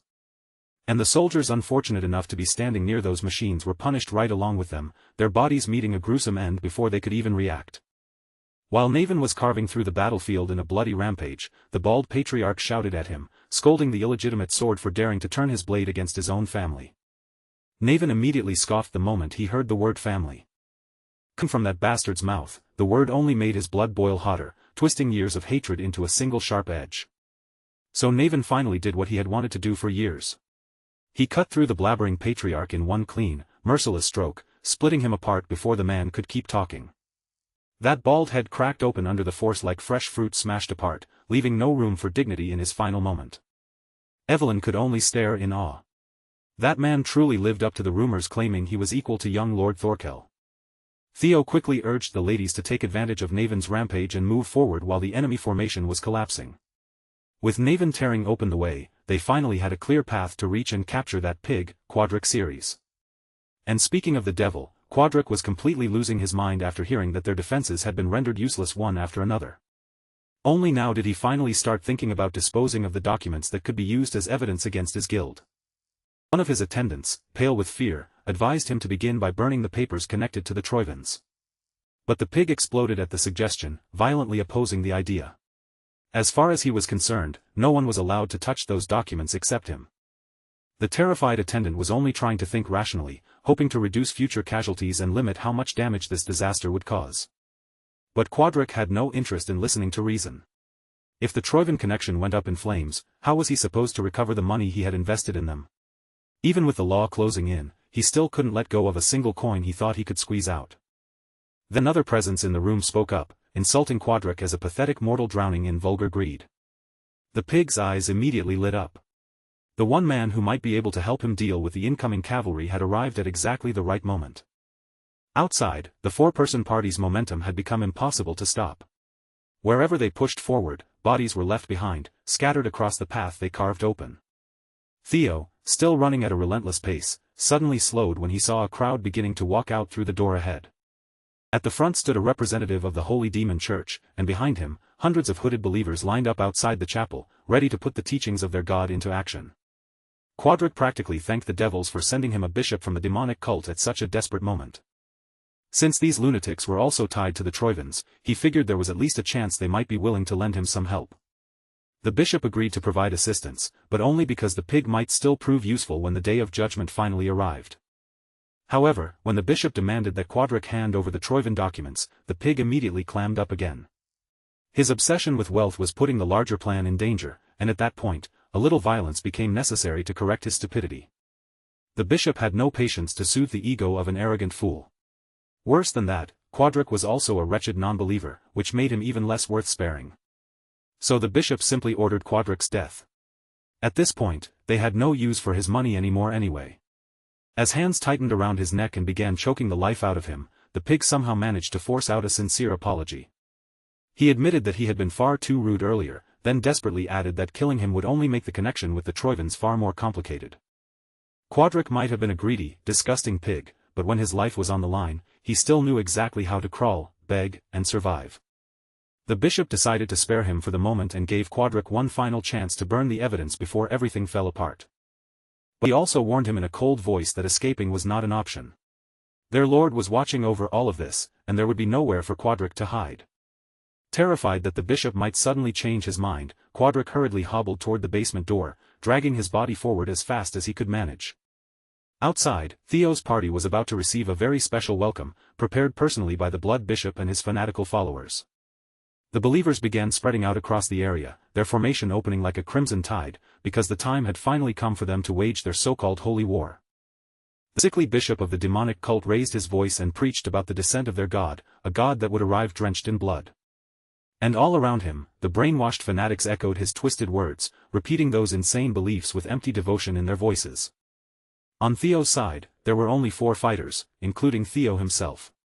Standing against them was an entire army of cultists, packed together like a living wall. They had already suspected that the demonic cult might be involved in this case, but seeing a bishop appear this early was still far beyond what they expected. Through the gaps of those red hoods, Theo caught sight of the cultist's eyes, dead, emotionless, and completely emptied of fear. So he didn't hesitate for even a second. Theo cut straight into the crowd, mowing them down as he carved open a path through the mass of bodies. These lunatics didn't care about protecting themselves at all. They threw their lives away without hesitation, charging forward with only one thought in mind: attack, even if it killed them. Even Evelyn and Naven, both experienced fighters who had seen their share of battle, were unnerved by the endless stampede of cultists rushing toward them. Cleve, however, kept to the flank, watching the situation with a completely different kind of reaction. She was silently thanking her luck that a bishop had actually appeared. Sure, that made the situation more troublesome, but it also meant she could finally stop holding back and go all out. Cleve drew both of her blades, her posture sharpening as if she had been waiting this whole time to slice through waves of demonic worshippers. Just as Theo began to feel the pressure closing in and their forward momentum started to stall, Cleve burst into the fray, turning the battlefield into a bloody stage for her blade dance. From this point on, she was finished observing. She wasn't here to analyze anymore. She was taking the lead. To punish anyone foolish enough to stand in Ragnar's path, Cleve was ready to tear through the entire city with her own hands if that was what it took. Before she could fully lose herself in the slaughter, Theo reminded the Null Snow operative that their real purpose here was still to secure the evidence before it was destroyed. Cleve scoffed at him, clearly unimpressed by how narrowly he was focusing on the documents. Now that the demonic cult had revealed itself so openly in public, she argued that no additional evidence was even necessary anymore. Theo firmly disagreed. In his eyes, they needed concrete proof now more than ever. If the demonic church cared enough to send out a bishop, then something inside that chapel had to be important enough that they couldn't afford to lose it. Cleve finally relented, her expression still sharp, and asked Theo what his next move would be. Right now, the priority was simple. They had to break through the crimson mass of believers as fast as possible, almost like they were trying to speedrun the entire battlefield. To make that happen, Theo planned to link his lightning gate with hatchling Synchro, expanding his range far beyond what he could normally control. At the same time, he pushed his mind gate to its absolute limit, scanning and mapping the surrounding terrain as if he were cracking open the battlefield itself. Cleve seemed curious to see what Theo was about to do, so she eased back half a step and let him take the initiative. The moment she slowed down, a blood priest saw an opening and lunged in, trying to launch a sneak attack while her attention appeared divided. Cleve spun around instantly and shredded the pathetic, muscular preacher into minced meat. With the others handling the cultists, Theo could now focus on securing the evidence. After mapping out the terrain, the young master quickly found the most efficient route leading into the chapel. He pushed forward through the sea of fanatics, almost crowd-surfing over the chaos, but their numbers felt endless no matter how many fell. A tidal wave of brainwashed believers still waited ahead, surging toward him like there was no bottom to their ranks. To support him directly, Evelyn and Naven began wiping away the filth blocking his optimal path. The two worked together with deadly precision, clearing space for Theo to advance. But when Evelyn heard Naven sucking up to her lord, her competitive spirit immediately sparked to life. Theo never stopped moving. Using psychokinesis with expert control, he turned his lightning daggers into footholds beneath him, stepping through the air with a technique he named Lightning Dragon Rapid Protection. Theo reasoned that the task of destroying the evidence had most likely been entrusted to the High Commander, Quadric Series. After sweeping his senses through the chapel walls, he was able to pinpoint the pig's location without much difficulty. And with that, the fourth scenario quest continued to move forward. Back on the front lines, Evelyn and Naven had already become a terrifyingly lethal pair. Still as arrogant as ever, Ghost Sword Naven introduced himself as Lord Theo's new first sword, as if the title already belonged to him. From Evelyn's reaction alone, Naven could immediately tell that she was offended by him casually claiming that position. He added that he would only accept being pushed down to second sword if that Null Snow girl was the one competing for the spot. But against Evelyn, Naven Bacchus clearly believed he was far superior. To prove it, he moved with effortless skill and cut down several cultists who had tried to sneak up on Evelyn while she was distracted. Since they were allies now, Naven said there was no need for them to quarrel. They could simply decide who deserved to be Theo's first sword by seeing who killed more believers. Evelyn, being the strict and proper type, refused to take part in such a childish competition. But the moment Naven called her a scaredy cat who was afraid to lose, Evelyn's temper almost exploded right there on the battlefield. In direct response to Naven's challenge, Evelyn moved sharply and forcefully stole a kill right out from under Ghost Sword Naven's blade. Evelyn's attack was vicious, clean, and absolutely decisive. Watching her move like that, Naven finally realized he might have provoked someone far more dangerous than he first assumed. With the Tempest God's legacy at her side, Evelyn was determined to prove, right there on the battlefield, that she deserved the title of Theo Ragnar's first sword. Naven, however, looked more thrilled than threatened. In the middle of all that bloodshed, he had somehow found a proper rival, and the excitement in his eyes made that painfully obvious. Meanwhile, inside the chapel, Quadric Ceres continued hobbling deeper and deeper underground, dragging himself toward the lowest floor as panic gnawed at his back. He snatched up torches along the way, broke through several locks, and finally reached the most heavily secured room in the entire place. At the center of that sealed room sat a chest, and inside it were documents powerful enough to shake nations and bring entire empires crashing down. But Quadric didn't see them as world-shattering evidence. To him, they were just paperwork, bargaining chips he could use to squeeze even more money from the Troivans. If he burned them now, he might at least reduce the treason charges waiting for him. Even knowing that, his greed still refused to let him drop the torch onto what he saw as his future payday. He had already poured far too much money into the Sky Dragon's plans. The thought of losing the revenue tied to those documents made his stomach twist harder than the fear of punishment. Then the bishop's threats echoed back through his mind. Quadric knew that twisted freak had not been bluffing. Money was precious, but keeping his life mattered just a little bit more. With trembling hands, Quadric finally let the torch fall. But in that same instant, Theo came tearing in like a streak of dark lightning, arriving just in time to stop the precious evidence from being reduced to ashes. The moment Quadric saw Theo Ragnar standing there, his face ran through every emotion at once.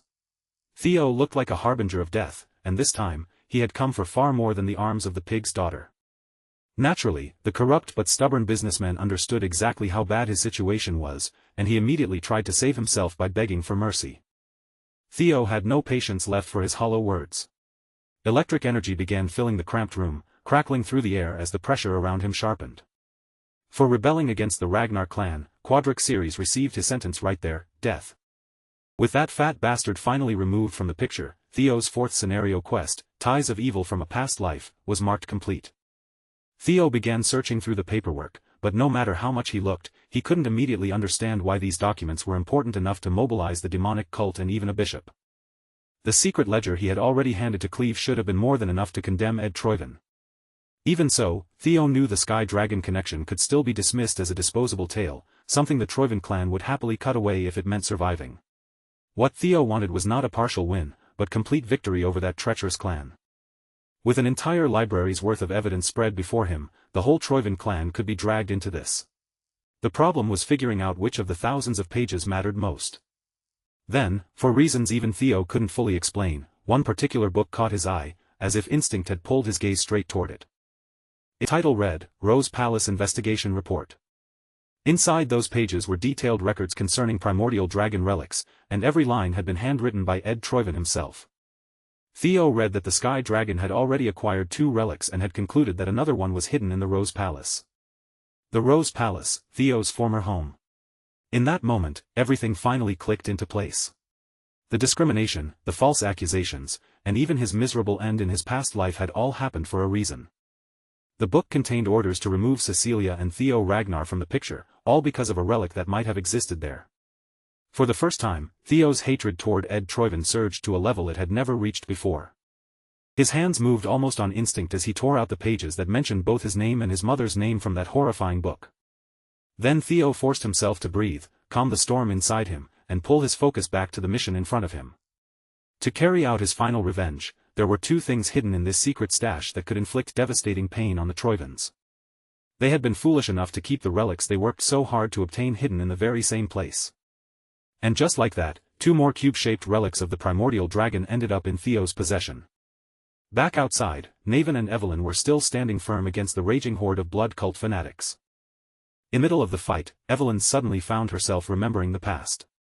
7 years ago, she had watched Naven take second place in the blooming ceremony, only for him to disappear into obscurity afterward.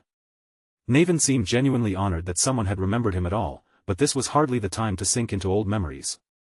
After all, based on his kill count, he was currently in the lead for claiming the title of Lord Theo's first sword. To wipe that cocky grin off his face, Evelyn unleashed fierce blasts of wind drawn from the Wind Thunder God technique. With one wide-reaching attack, she swept through the battlefield and dragged their little competition right back into a tie. But before their friendly rivalry could continue, the bishop's right-hand man suddenly slipped in and launched a surprise attack at Naven. Naven nearly got pulverized on the spot, but at the last possible second, he managed to stagger out of the way and avoid being crushed. The cultist stood there gripping a massive axe, snarling that he would not allow his great god's plan to be disturbed. Naven and Evelyn reached the same conclusion almost instantly. The winner of their competition would be decided by whoever killed this freak first. Evelyn, strengthened by the Wind Baron's legacy. And Naven, the forgotten genius who had finally stepped back into the light. Both rushed in greedily, each aiming to claim the instant kill before the other could move. But before either of them could be declared the winner, Selford and his wyvern partner crashed into the battle, crushing the enemy in a dramatic entrance. Pinned under the crushing grip of the giant wyvern, the bishop's right-hand man could only growl in agony. Selford looked extremely pleased with himself, clearly satisfied that his entrance had been as badass as he imagined. But instead of getting the praise he clearly expected, Selford was met with nothing but cold, hostile glares from both Evelyn and Naven. Their prey had been stolen right out from under them, and the two monsters immediately erupted in anger, their killing intent snapping towards Selford instead. Behind Selford came the rest of the white-armored dragon cavalry's 5th platoon, charging into the area with their formation close behind him. They had been informed that the demonic cult and the Ceres Merchant Guild were secretly working together. And because of that urgent report, the platoon had been deployed in a rush, arriving before the chaos could spread any further. In no time at all, the central square of Ceres territory transformed into a full-blown war zone, with dragoons clashing violently against fanatical cultists. And once the bloodthirsty wyverns joined the battle, the cultists' advantage in numbers became almost meaningless. While his followers were being slaughtered by the dozens, the bishop simply continued praying for a new sun to rise beneath a blood-red sky, calling for the end of all things to come. That twisted freak kept preaching his warped gospel, even as Cleve sat nearby and quietly caught her breath. Honestly, after finally going all out for once, she had earned at least a short break from all the killing. While no one had been paying attention, the Null Snow operative had already crippled the bishop completely, leaving the fool broken enough to spiral into madness. After the cavalry arrived, it only took a few hours to wipe out the remaining filth and restore peace across the region. Now, everyone, Evelyn included, had been forced into handling paperwork for the citizens affected by that short-lived war. The same dragoons who had been heroically cutting down cultists moments earlier now looked like they would rather charge back into battle than suffer through this mind-numbing desk work. Everyone felt like they were being tortured by forms and reports, except for Erika Lanka. She might have looked like a savage on the battlefield, but when it came to organization, she was surprisingly reliable. Her brother Hulkus was enjoying himself too, calmly handling compensation requests for the people who had suffered property damage during the fighting. Evelyn, on the other hand, was getting closer and closer to her breaking point, especially because everyone kept coming to her for help with their own assigned tasks. Every new question, every new form, and every confused subordinate was driving her completely insane. When she finally snapped, she threw her subordinates away with a burst of force, whipping up a violent little storm around her.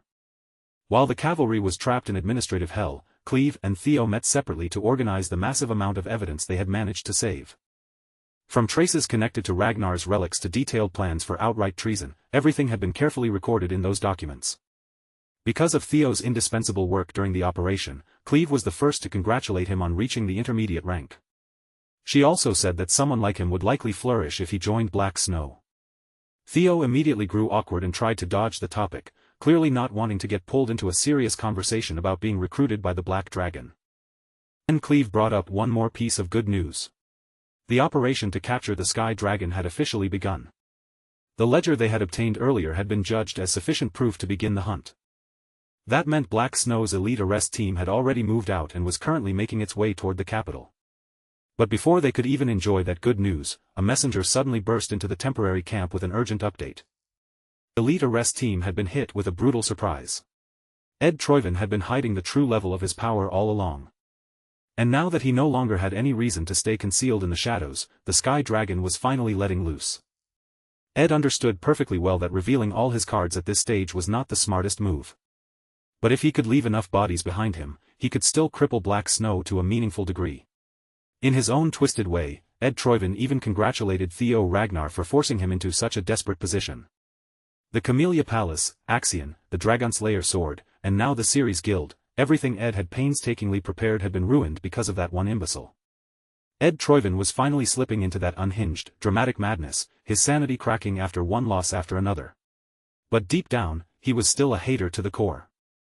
He would allow Theo to celebrate for a little while, but the Troyven plan was far from over.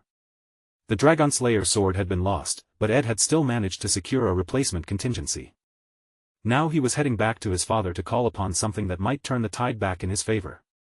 With the Ceres disaster finally settled, Theo was able to return home to the Camellia Palace.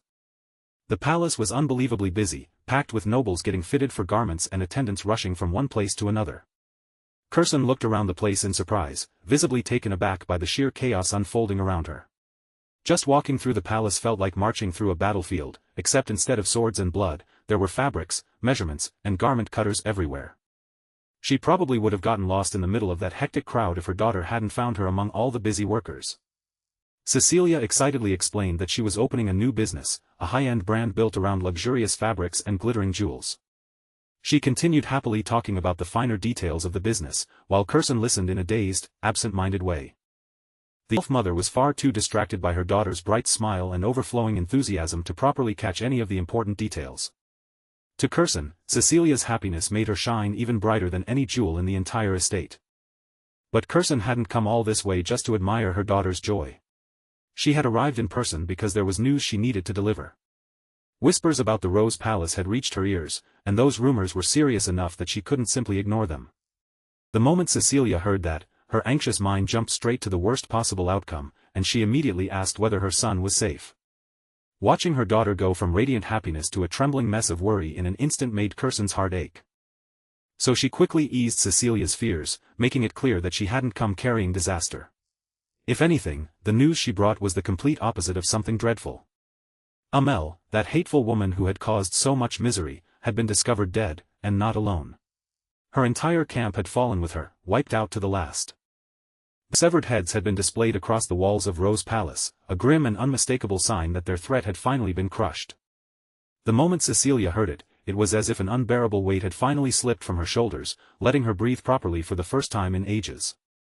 Relief washed over her completely, because at long last, she could believe that this nightmare had truly come to an end. She had hidden it well all this time, never letting the fear show on her face, but every single day had felt like walking barefoot across a path of sharpened blades. Because of that vile Amel, Cecilia had been framed, accused, cornered, threatened, and even targeted by assassins. And no matter how desperate things became, she couldn't reach out for help, terrified that her own son would be dragged into the scandal. Now that the rotten mistress was dead, the long chain of suffering wrapped around Cecilia's life had finally been broken. While Theo Ragnar remained shut away in recovery, the world outside had shifted dramatically, with the political order beginning to twist into something far more dangerous. And that change had not come peacefully. It had been carved out through bloodshed, with heads falling one after another and mighty strongholds stained deep crimson. The Troyven family had ignored the Draker family's summons and refused to answer their appeal within the given deadline. In the language of power, that silence was nothing less than a declaration of war. That night, the Nine Dragons Council chamber was forced to gather for an emergency meeting. They had clearly underestimated Ed Troyven's cunning, because that man had been preparing his grand scheme for far longer than anyone realized. And now, the suspicious movements of the Northern Continent's warlord seemed impossible to separate from his plan. Still, some of the more old-fashioned members of the chamber wanted nothing to do with the Troyven issue. To them, a few warlords gathering in the north was hardly worth panic. What concerned them far more was the empty seat left behind by the Sky Dragon. The family had remained silent for the time being, but several elders were already restless, eager to reopen the question of succession that had been left unresolved for far too long.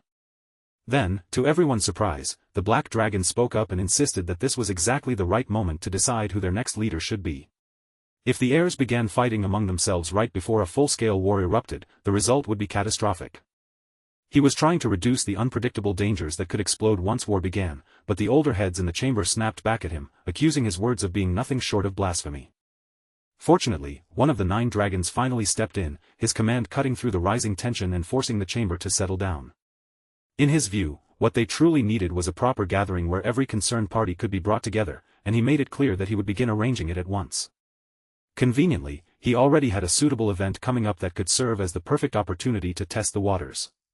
Once they saw how matters unfolded there, they could decide which issue deserved their full attention. Meanwhile, Theo had remained tucked away inside Lodbrok's lair, cut off from the noise and scheme spreading through the outside world. After being thoroughly beaten down by his father, he was recovering surprisingly well.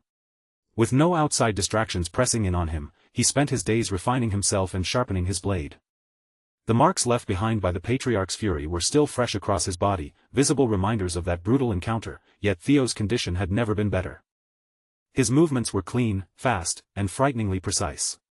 Each strike cut through the air with purpose, snuffing out the flames of a neatly arranged formation of candlesticks one after another. Physically, he had become as honed and deadly as the relic blade in his hand. But inside his mind, the struggle was far from over. The same voices that had once driven his grandfather into madness continued to creep into Theo's thoughts, slipping in whenever his guard wavered. They whispered with malice, filling his head with violent urges, pushing him to kill everyone before him and seize everything with his own hands. Again and again, those voices urged him to surrender to his darkest instincts, to cut down anyone who dared stand in his path without hesitation. After that intense and deeply unsettling training session, with his mind still echoing from the chaos inside it, Theo somehow still had the nerve to show off that flawless physique of his, looking less like a wounded survivor and more like a dragon-slaying supermodel carved for battle. Once he finally lowered his sword and set it aside, a familiar voice reached him, asking whether those voices had begun to weigh heavily on him. Guardian Dragon Lodbrok emerged, her presence calm yet piercing, as she reflected on the lingering grudge left behind by the Mad Dragon Emperor. Because Theo knew he could trust Dragon Mommy, he answered honestly. The voices had been troubling him more than he wanted to admit, and even though a fair amount of time had passed since he received the half-sword, the grudge clinging to it still refused to stop interfering. It hadn't reached a point where he could no longer endure it, but the fact that the power came from the Mad Dragon Emperor made it impossible to treat lightly. Still, Theo couldn't say that everything about it was a curse.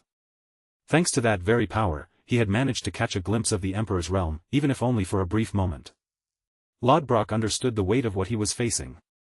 No matter how much time passed, that man's name was one she could never erase from her memory. After all, he was the one who had stolen her heart. She had already told Theo that story before, which only made his feelings more tangled.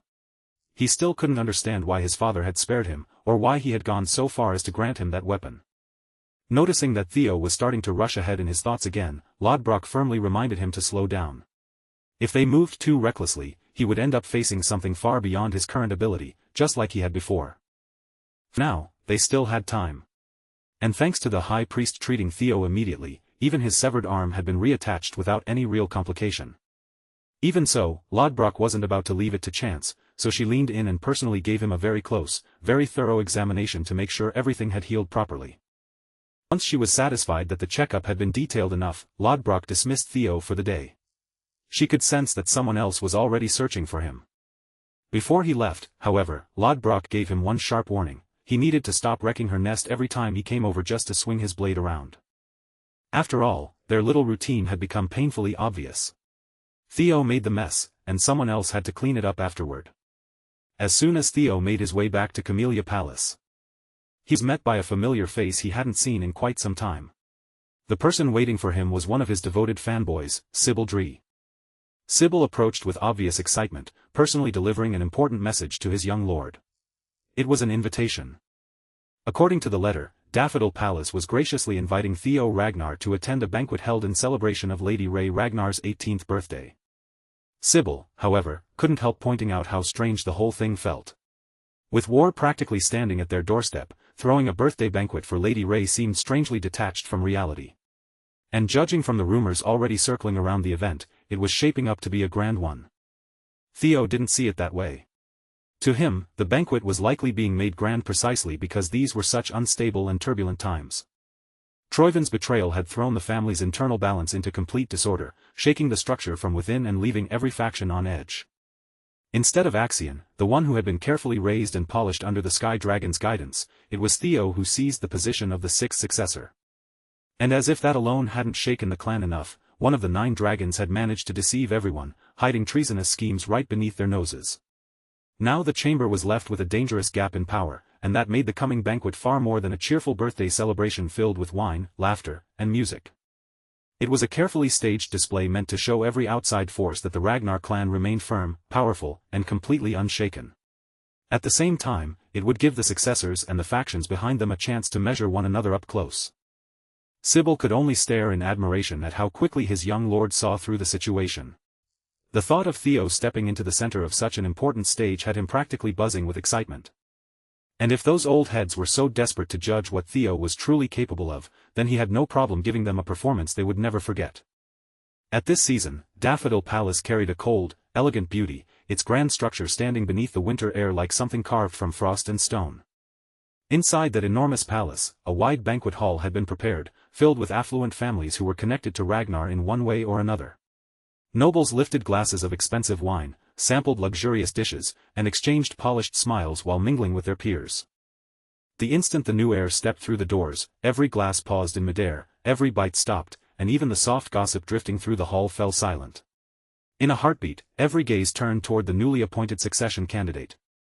Young Lord Theo Ragnar drew the entire room's attention the moment he appeared, dressed in dark winter gear with a sharp, steady gaze that made his presence impossible to ignore. His appearance was clean, striking, and absolutely flawless. Theo calmly swept his eyes across the banquet hall, taking in the crowd and confirming that every noble in the room was watching him exactly as intended. Of course, everyone present already understood that the birthday celebration was only the excuse. These nobles had gathered because they wanted to see the new heir who had suddenly entered the race for the throne. Naturally, Theo intended to leave a powerful impression on them. And the man who entered the hall right after him seemed ready to make that goal much easier. From behind, Theo caught the sound of light yet confident footsteps drawing closer. Then a man spoke up in a clear voice, and the moment his words reached the hall, a visible ripple of surprise spread through the nobles. Naven Bacchus gave Theo a proper greeting, lowering himself with respect and openly addressing him as his lord. And he made sure his voice carried clearly through the entire hall, loud enough that not a single person could pretend they hadn't heard him. Theo's expression brightened when he recognized his friend. For a moment, he almost failed to recognize the rascal, because even on the day of his sham wedding, Naven hadn't bothered shaving his beard. Yet now, there he stood, clean-shaven and looking completely different. The nosy nobles immediately began murmuring among themselves. Everyone had already heard about the bloody purge within the Bacchus family, and how the lone survivor had risen as the new family head. Even after the clan's collapse, Bacchus still remained one of the 6 pillars. So when that new family head publicly called the 6th successor Lord, it created exactly the kind of stir Theo had expected. With nothing more than a perfectly timed entrance and a few deliberate words, the atmosphere of the banquet had shifted. Just as Theo was about to tell Naven the next part of the plan, a man built like a living fortress slipped up behind him without making his presence known. The instant Theo and Naven sensed the threat at their backs, their instincts flared at once, both of them reacting as if a mortal danger had suddenly appeared beside them. The massive man eased back the pressure of his overwhelming presence, softening that crushing intensity before introducing himself properly. With a relaxed smile on his face, he casually revealed that he was the 5th successor. Theo was thrown slightly off balance. He had expected to meet this beast eventually, but he hadn't thought the man would approach him quite this soon. This was Thorkel Ragnar, commander of the Black Iron Cavalry and one of Theo's direct rivals in the succession battle. Standing tall enough to dwarf Theo's frame, Thorkel extended his hand with a broad, almost generous air, offering a handshake as though they were simply exchanging polite greetings. At long last, 2 of the newest successors had come face to face, and every noble in the banquet hall seemed to hold their breath at once. One was the heir who had once stood at the front of the race. And the other was the newly risen successor whose name had suddenly shaken the entire clan. Everyone could feel the question hanging in the air, when everything was finally settled, which of them would stand above the other? Wearing a charming, disarming smile, Thorkel assured Theo that there was no reason to be so tense.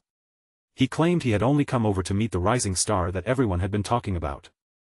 He even laughed and said he was honestly relieved that the childish Axion had been swept aside, and that someone more suitable had received the patriarch's blessing instead. His tone sounded casual, even believable, but Theo didn't let his guard drop for even a second. In Ragnar, where strength decided respect and weakness invited teeth, only a fool would welcome a rival with open arms and a completely trusting smile. So, with every sense sharpened and his caution hidden behind courtesy, Theo reached out and accepted Thorkel's hand in a respectful shake. He offered the expected polite words, saying it was a great honor to meet the famed commander of the Black Iron Cavalry, while also making sure to mention that he himself belonged to the White Dragon Squad. Thorkel seemed amused by how carefully the kid had chosen his words, subtly drawing a line between them without saying anything openly hostile. Then Thorkel's hand tightened like a vice, and his aura surged upward, wrapping around Theo with a heavy, suffocating pressure. He used that overwhelming force to show the gap between them, pressing the family's youngest rising star down onto one knee while presenting it to the watching nobles as nothing more than proper etiquette. Looking down at the kneeling Theo, Thorkel smoothly told him to be at ease and suggested that from now on, Theo should simply call him Big Brother. This was exactly how a true Ragnar heir carried himself: clever, dangerous, impossible to read, and backed by terrifying strength. But when it came to a contest of raw power, Theo was never the type to collapse quietly and accept humiliation. And to Thorkel's surprise, his little brother actually had enough strength in him to push back against that smothering aura. Theo forced himself back to his feet, holding his ground far better than expected, and with a bold calmness, he gladly addressed Thorkel as brother.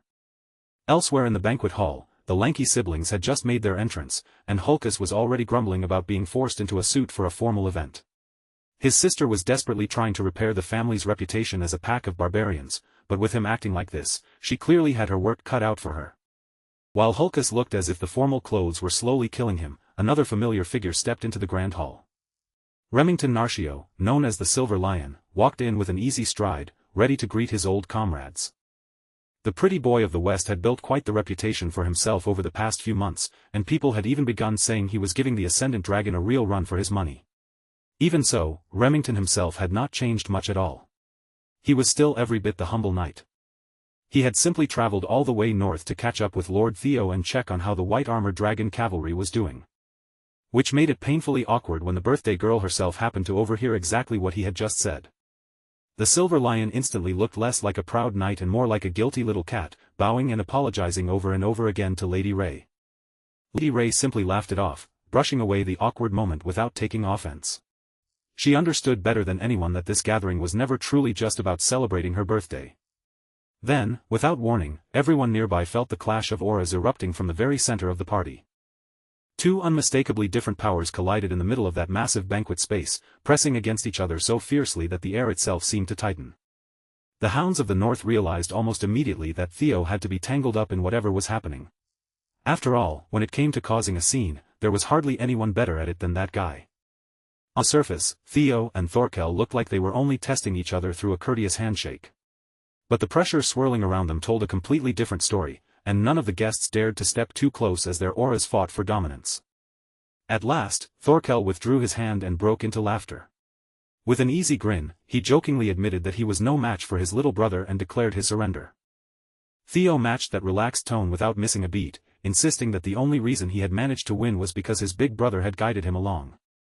Thorkel mused that being too modest could sometimes come across as disrespectful to an opponent, though he made it clear that his surrender just now had been genuine. He even judged that if the two of them had faced each other at the same age, the contest would have been completely one-sided. Theo immediately understood how heavy that praise was, especially coming from the most celebrated young genius in the clan's recent history. For Thorkel, meeting such an interesting and impressive little brother seemed to bring him genuine delight, and that joy showed plainly on his face. He then turned toward the nobles who were still watching cautiously from a safe distance and urged everyone to lift their glasses in honor of Ragnar's newly rising star. As the banquet's laughter and cheers slowly returned, Thorkel asked his little brother whether the debut he had arranged for the new successor was satisfying enough. Theo accepted it with polite thanks. But Theo quickly understood that Thorkel was not just a monster of strength. Beneath those easy smiles and that carefree attitude, the man was sharp, calculating, and dangerously aware. By showing off his martial power, Thorkel reinforced his own position. And by openly acknowledging his newly risen rival, he also won over the watching crowd with effortless charm. Because of that, the atmosphere Theo had tried to create together with Naven was swallowed by an even larger spectacle. In just a few moves, Thorkel had shifted public opinion toward himself. Thorkel Ragnar might look like nothing more than an outrageously muscular giant with a friendly smile, but beneath that sociable exterior was a ruthless contender who could view the fight for the throne from every angle. After that intense contest with his big brother, Theo found himself surrounded by his batchmates. They shared wine, traded laughter, and let the night roll on around them. What Theo didn't realize was that, after everything that had just happened, plenty of eligible noblewomen had quietly moved him straight to the top of their bachelor list. While the hall filled with conversation, music, and social laughter, an old man upstairs was seething as he watched it all unfold from above. The elder dragon had thought he could use a half-breed's disgraceful behavior as an excuse to have him thrown out of the gathering. If that clueless fool Thorkel had not stepped in and interrupted. Then the old man could have turned the entire party toward himself and his own agenda. What he truly couldn't stomach was the sight of a mere bastard running around freely, shaking up the hierarchy and meddling in the family's affairs however he pleased. Since he couldn't sink his teeth into the bigger target, he began looking for something smaller to torment. That fossil was clearly just itching to cause trouble. That was when his eyes landed on Captain Evelyn Narraville, who was enjoying herself with her peers, drinking and laughing among them. The elder dragon's hateful gaze lingered on her for far too long. In his twisted mind, he believed it was his place to decide who deserved to stand in this hall and who did not. And tonight, Evelyn had set aside her usual armor and appeared in a stunning dress that brought out her beauty in a way few people had ever seen before. Her comrades happily showered her with compliments, partly because they almost never had the chance to see their captain outside of her uniform. Evelyn, however, was not exactly used to being called cute. Every part of her wanted to escape that dress immediately and retreat back into the familiar safety of her armor. This night should have been a chance to celebrate and finally relax. Instead, some bastard had the nerve to throw a glass of wine over Evelyn's head, soaking her dress and leaving dark stains across her skin. The moment she heard that hateful voice, old wounds inside her were torn open, and deep-seated trauma surged back before she could stop it. The elder dragon swaggered toward her as if the entire palace belonged to him. Evelyn's body trembled, and fear made her shiver before she could even think to hide it. The old bastard sneered at her, asking where she had found the nerve to crawl out from whatever hole she belonged in and mingle with nobility. One of Evelyn's comrades bravely stepped forward to defend her captain. Even if this man was one of the 9 dragons, treating someone with such inhuman cruelty was far beyond acceptable. But Evelyn quickly held Aaron back before she could say or do something she would regret. For Aaron's own sake. They could not afford to provoke one of the highest-ranking scumbags in the entire clan. Evelyn fought desperately to hold in both her anger and her terror, but the struggle was written clearly across her wine-soaked face. It was the first time Aaron had ever seen her captain look so frightened, and she could only wonder what kind of history could have created such fear between Evelyn and the elder.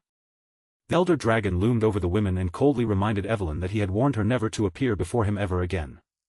Then his venomous eyes caught a flash of polished shine hidden beneath her ornate scarf. Without the slightest hesitation, he seized her prosthetic arm and violently tore it apart. With no remorse at all, the elder dragon casually destroyed the thoughtful gift the young lord had given Evelyn. Then he tossed the shattered metal aside as if it were nothing more than worthless trash. The freak mocked it as a toy attached to a useless lump of flesh. In his eyes, trash should live like trash, broken and crushed beneath everyone's feet. After that, he gave Evelyn one final warning, telling her to get out of the hall before he tore her apart completely. Not wanting to bring any more trouble down on the others, Evelyn swallowed the humiliation, forced herself to endure it, and fled from the scene. Watching her run away like a frightened little girl brought the elder dragon a cruel sense of amusement. He even joked that, with her gone, the stench in the room was finally beginning to fade. Aaron, unable to stay silent after witnessing something so unjust, threatened to report the entire incident to the office of the law. But the old bastard only stared at her as if she had completely lost her mind. If she was truly that eager to run off and snitch, then he was more than willing to let her do whatever she pleased.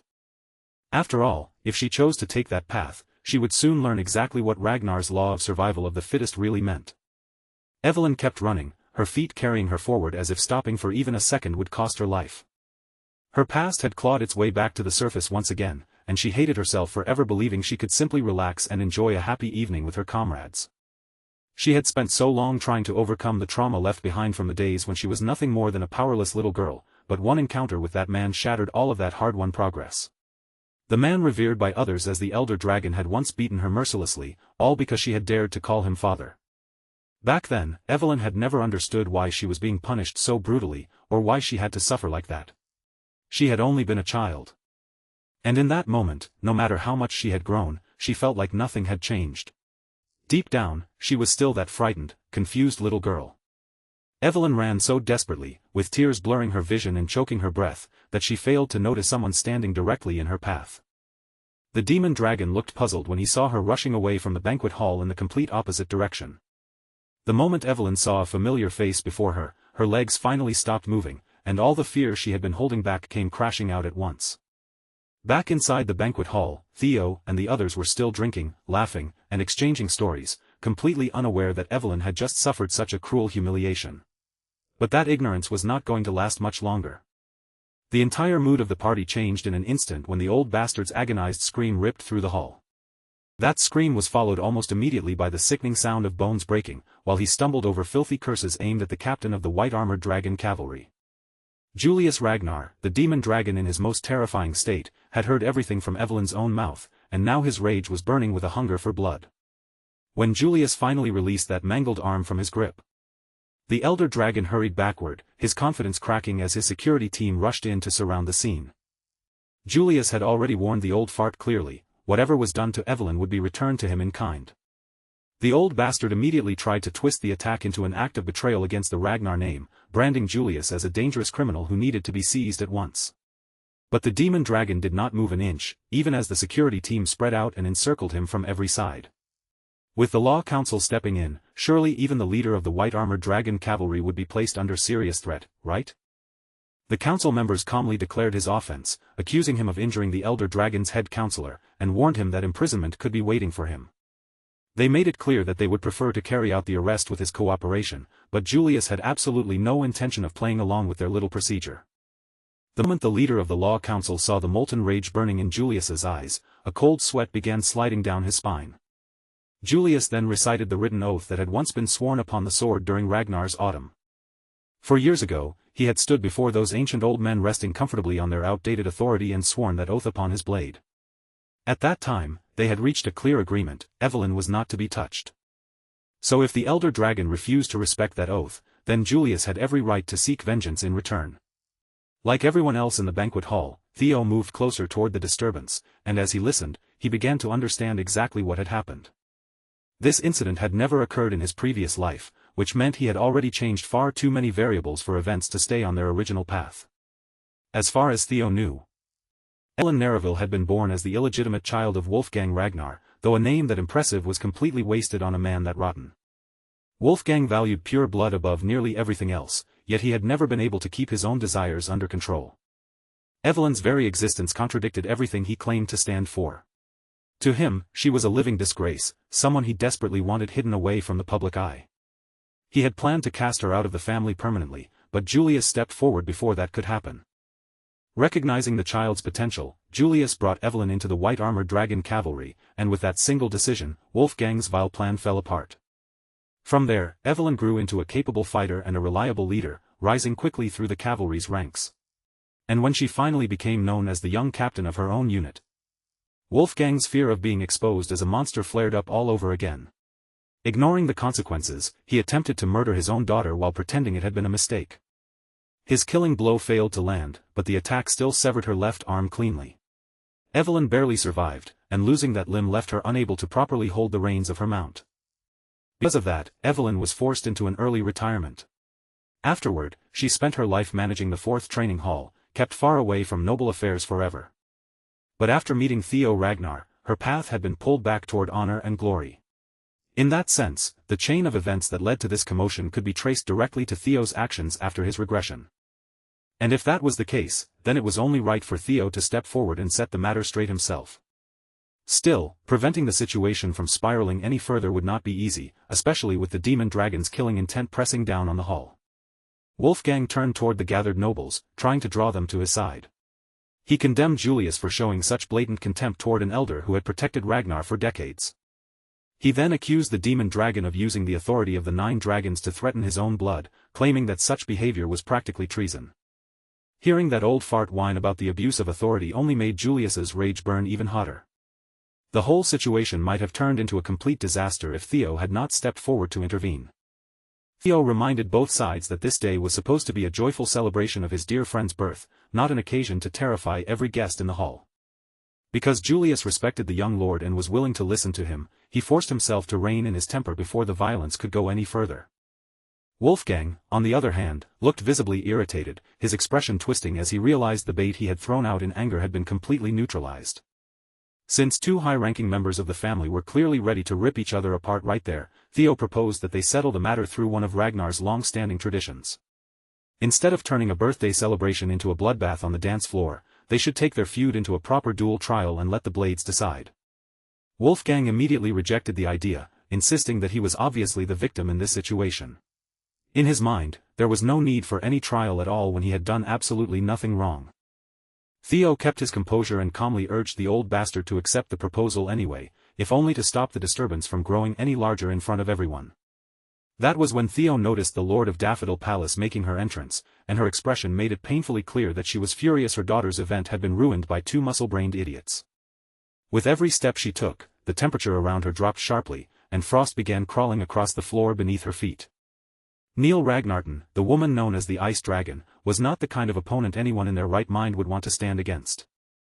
As usual, Wolfgang tried to hide behind the victim act, but Neil cut him off coldly and told him to shut his mouth. She had no interest in excuses, and petty quarrels meant nothing to her right now. For her daughter's sake, she firmly pushed both sides to follow Theo's suggestion and settle this without dragging the celebration any deeper into disgrace. That was the last bit of mercy her steadily thinning patience was willing to grant them. The nobles began murmuring quietly among themselves, most of them assuming Wolfgang and the elders on his side would surely win. After all, even in retirement, those men were still high-ranking inspectors. Wolfgang was thinking the exact same thing. He trusted his men to beat down whoever Julius chose to send out without much trouble. Under the rules of the duel trial, the plaintiff and defendant would only face each other in the final round, while the first two matches had to be fought by representatives chosen from each side. And when Wolfgang looked across the room, all Julius seemed to have in his corner was a one-armed cripple and a wretched bastard child with no proper standing in his eyes. By Wolfgang's calculation, he would not even need to lift a finger himself. His own men should be able to settle everything with a clean 2-0 victory. So although he acted reluctant, Wolfgang eventually agreed to a pure contest of blades to determine who was right and who was wrong. As the guests began filtering out of the banquet hall to witness the duel trial, whispers spread through the crowd, everyone speculating about how the matches would end. Among them, Thorkel watched with an amused smile fixed on his face, calmly sipping his wine as though the whole thing were entertainment arranged just for him. To be honest, he had not expected his little brother to step forward and handle the situation in such a bold way. Knowing the demon dragon's famously short temper, this entire confrontation had been one breath away from spiraling completely out of control. If Theo had not intervened, the rage-baiting dragon would have used the corrupt legal system to crush Julius, leaving him politically ruined before the night was over. Yet in that brief moment, Theo had found a solution that eased the ticking bomb while keeping the terms acceptable enough for both sides to swallow. Thorkel could already tell that whatever came next was going to be extremely entertaining to watch. Soon, everyone gathered outside Daffodil Palace and settled around a snow-cleared arena, the cold night air wrapping around the crowd. From that moment on, under the supervision of the Law Council, the duel trial would begin. To keep the contest fair, the use of mana was forbidden, and everything that happened within the trial would be protected by Ragnar law. Both sides were required to swear solemnly that no revenge would be taken afterward, no matter the results, and that any lingering resentment would not be tolerated. Julius and Wolfgang verbally accepted the conditions, though their eyes stayed locked on each other with open hostility. Once the formalities were finished, the first fighters were called to step forward into the arena. To everyone's surprise, it was the rising star himself, Theo Ragnar, who confidently drew his blade and stepped beneath the bright moonlight. His peers knew well that Theo was an absolute beast in combat, but even so, worry still flickered across their faces as they watched their boy take the stage.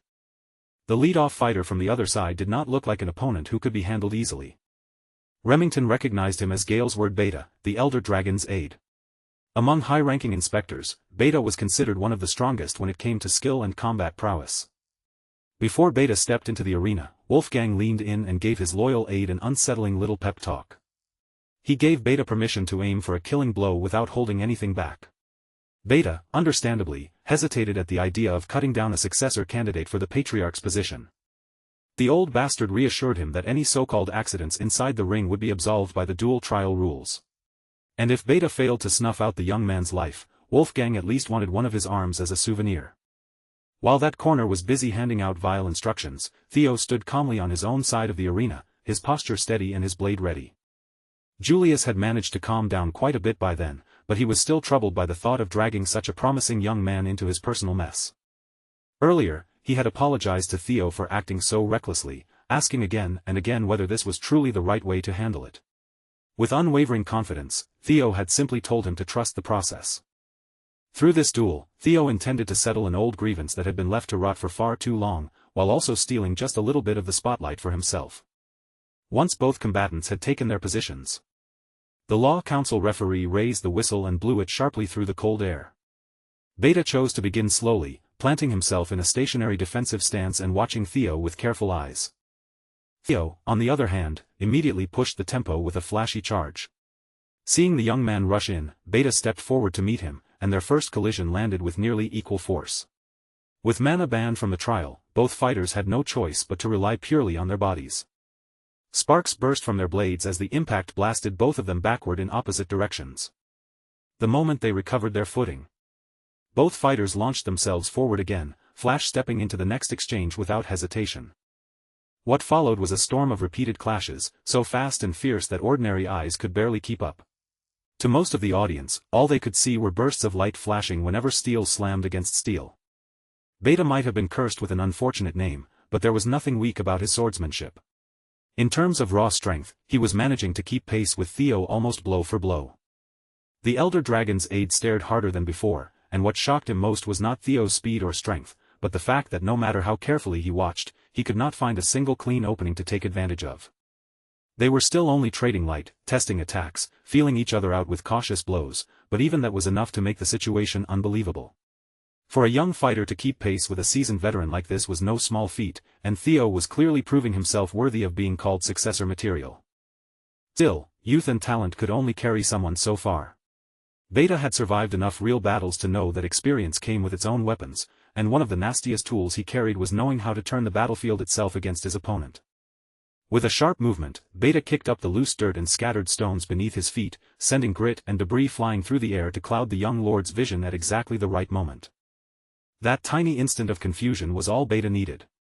As Theo's sight was disturbed, Beta slipped into the gap and prepared a killing strike, feeling a surge of pride in himself for relying on genuine battlefield experience instead of brute force. And since Theo was still a successor, someone whose dignity deserved at least a measure of respect, Beta decided he would end things cleanly and spare him any unnecessary suffering. A swift, simple beheading would be more than enough to send the young lord off without dragging out the pain. But just as Beta's blade swept dangerously close to Theo's neck, Theo suddenly accelerated, bending his upper body backward with effortless precision, a mocking smile curling across his face as the strike sliced through empty air. Theo had already counted on Beta underestimating how much real combat experience he had. So he had deliberately left that gap open, and the fool had walked straight into the trap without even realizing it. Now Beta's arm was stretched too far from the failed killing blow, his balance exposed and his guard wide open, leaving Theo with the perfect chance to strike back. At the very last instant, Beta's survival instinct screamed through his entire body, and he forced every muscle, every nerve, every cell to move, throwing himself out of the path of Theo's retaliation. But as he escaped, Beta noticed something deeply unsettling. Theo had not followed through. For some reason, the young lord had intentionally stopped his attack before it could land. That made no sense. Why would a rising star pull back when victory was practically handed to him? If Theo had been acting on his own will alone, he would have ended Beta right there without hesitation. Unfortunately, the voices inside his head chose that exact moment, the worst possible moment, to surge back again. They kept pressing him, urging him to slaughter everyone who had mocked him, discarded him, and left him behind. His mind filled with violent thoughts, not aimed at one enemy anymore, but at anyone unfortunate enough to stand before him. The urge to destroy swallowed up his vision and tangled his thoughts, covering everything in a haze of bloodlust and violence. Beta could see that something about Theo's behavior had changed, but after what had just happened, he could not bring himself to rush in recklessly again. He had already been burned once by a fake opening, and now he worried this strange pause might be another carefully planted trap. If that was truly the case, then the insult stung even worse, because it meant this young buck thought he could fool him that easily twice in a row. But a seasoned inspector did not fall for the same trick 2 times.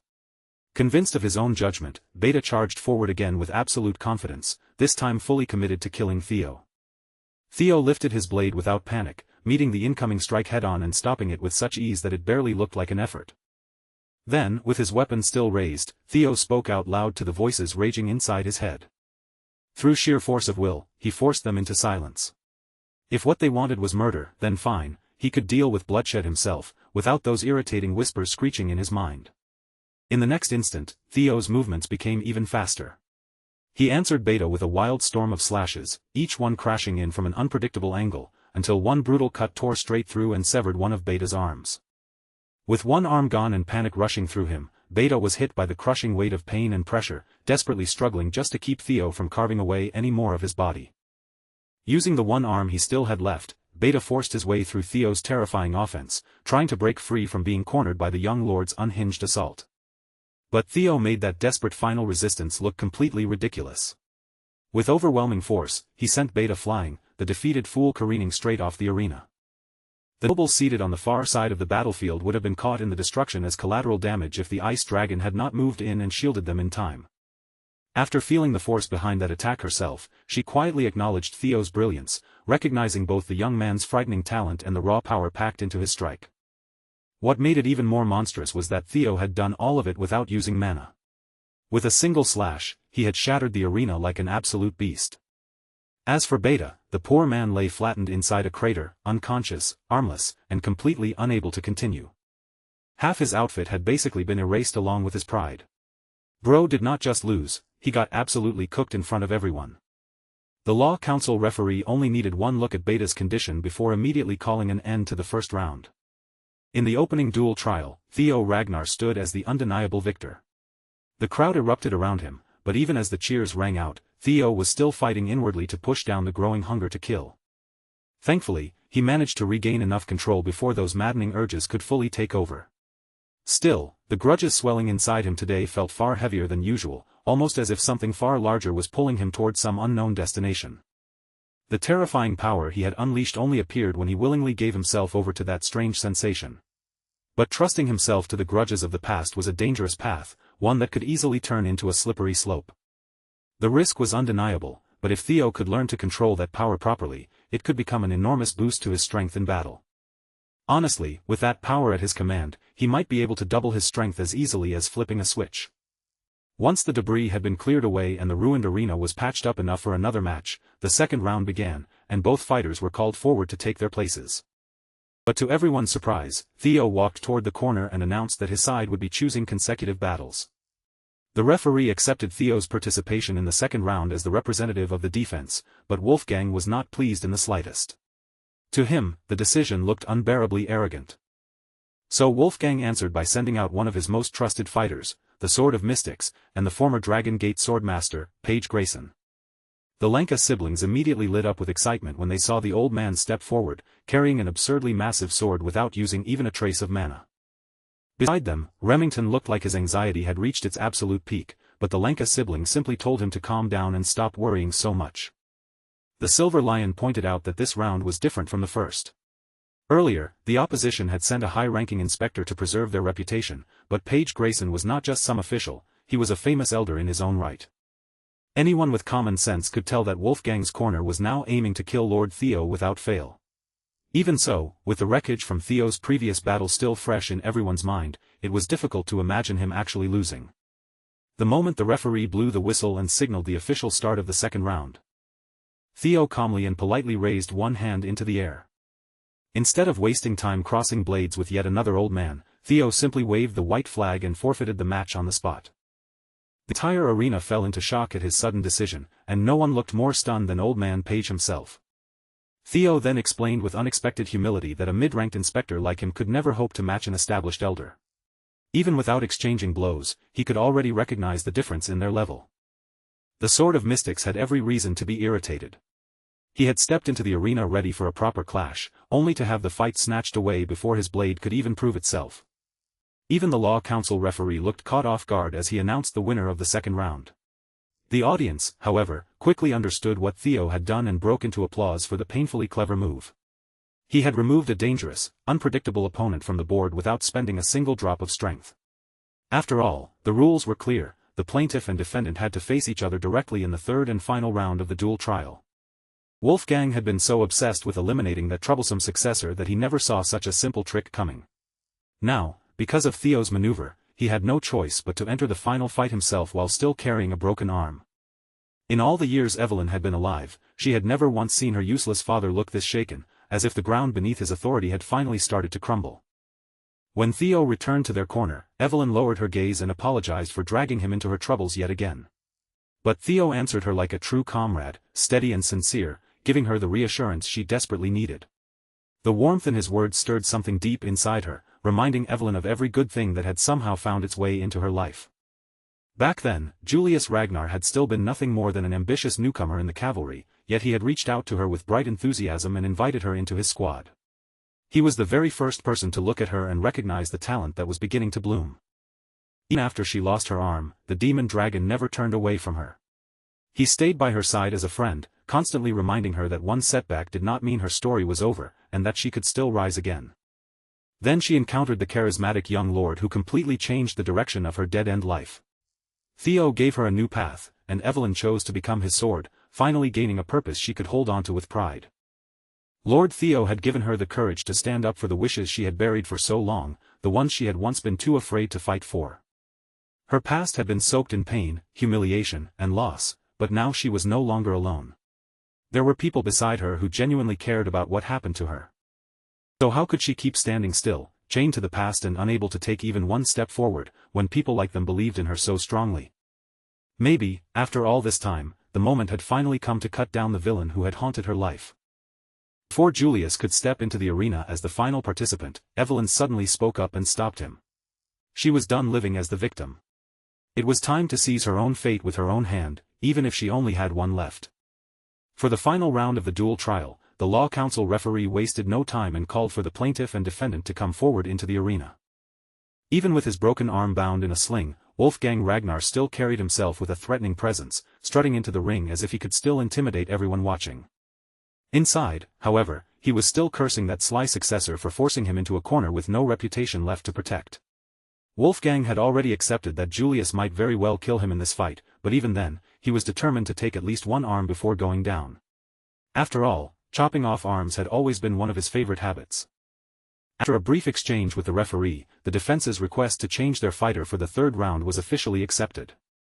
Dressed in her fitted outfit and holding a blade at her side, the one-armed captain stepped into the arena with calm confidence, her posture straight and her resolve unmistakable.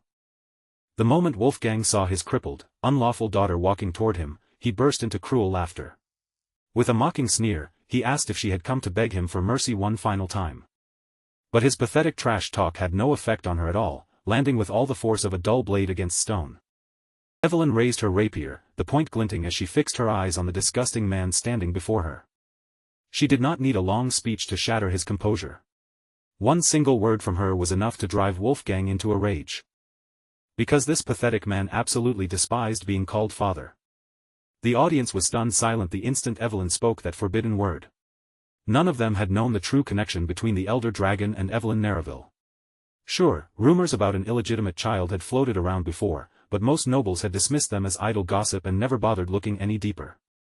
Caught off guard and desperate, Wolfgang immediately tried to make Evelyn look insane, claiming she was just spouting nonsense.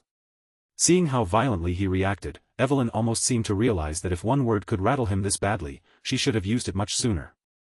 So she showed him no mercy and exposed every piece of abuse she had suffered at the hands of that rotten son of a biscuit. She told them how, when she was still only a little girl, Wolfgang had once beaten her so badly that she nearly died. And even later, after she fought her way up through the ranks of the white-armored dragon cavalry, he had tried to end her life again, all because her existence threatened the polished image he wanted to protect. Wolfgang's rage finally ripped away the mask he had been wearing. He barked that, as an esteemed elder of House Ragnar, he had every right to erase anything that stained his history. Evelyn had baited him so perfectly that, in his anger, he practically confessed to his filthy crimes in front of everyone. The nobles watching could not help feeling sympathy for Evelyn and disgust toward the old bastard. Who would have imagined that the high and mighty elder who always obsessed over bloodlines was guilty of spreading his own seed outside the family? Those who had known about Wolfgang's shameful habits stayed completely silent. They had already warned him long ago that a day like this would come if he kept acting so carelessly. And Wolfgang himself knew it. In that moment, he understood that his reputation had already been stained beyond easy repair. On the sidelines, Julius and Theo simply watched the entire confrontation unfold, letting the truth tear through the arena on its own.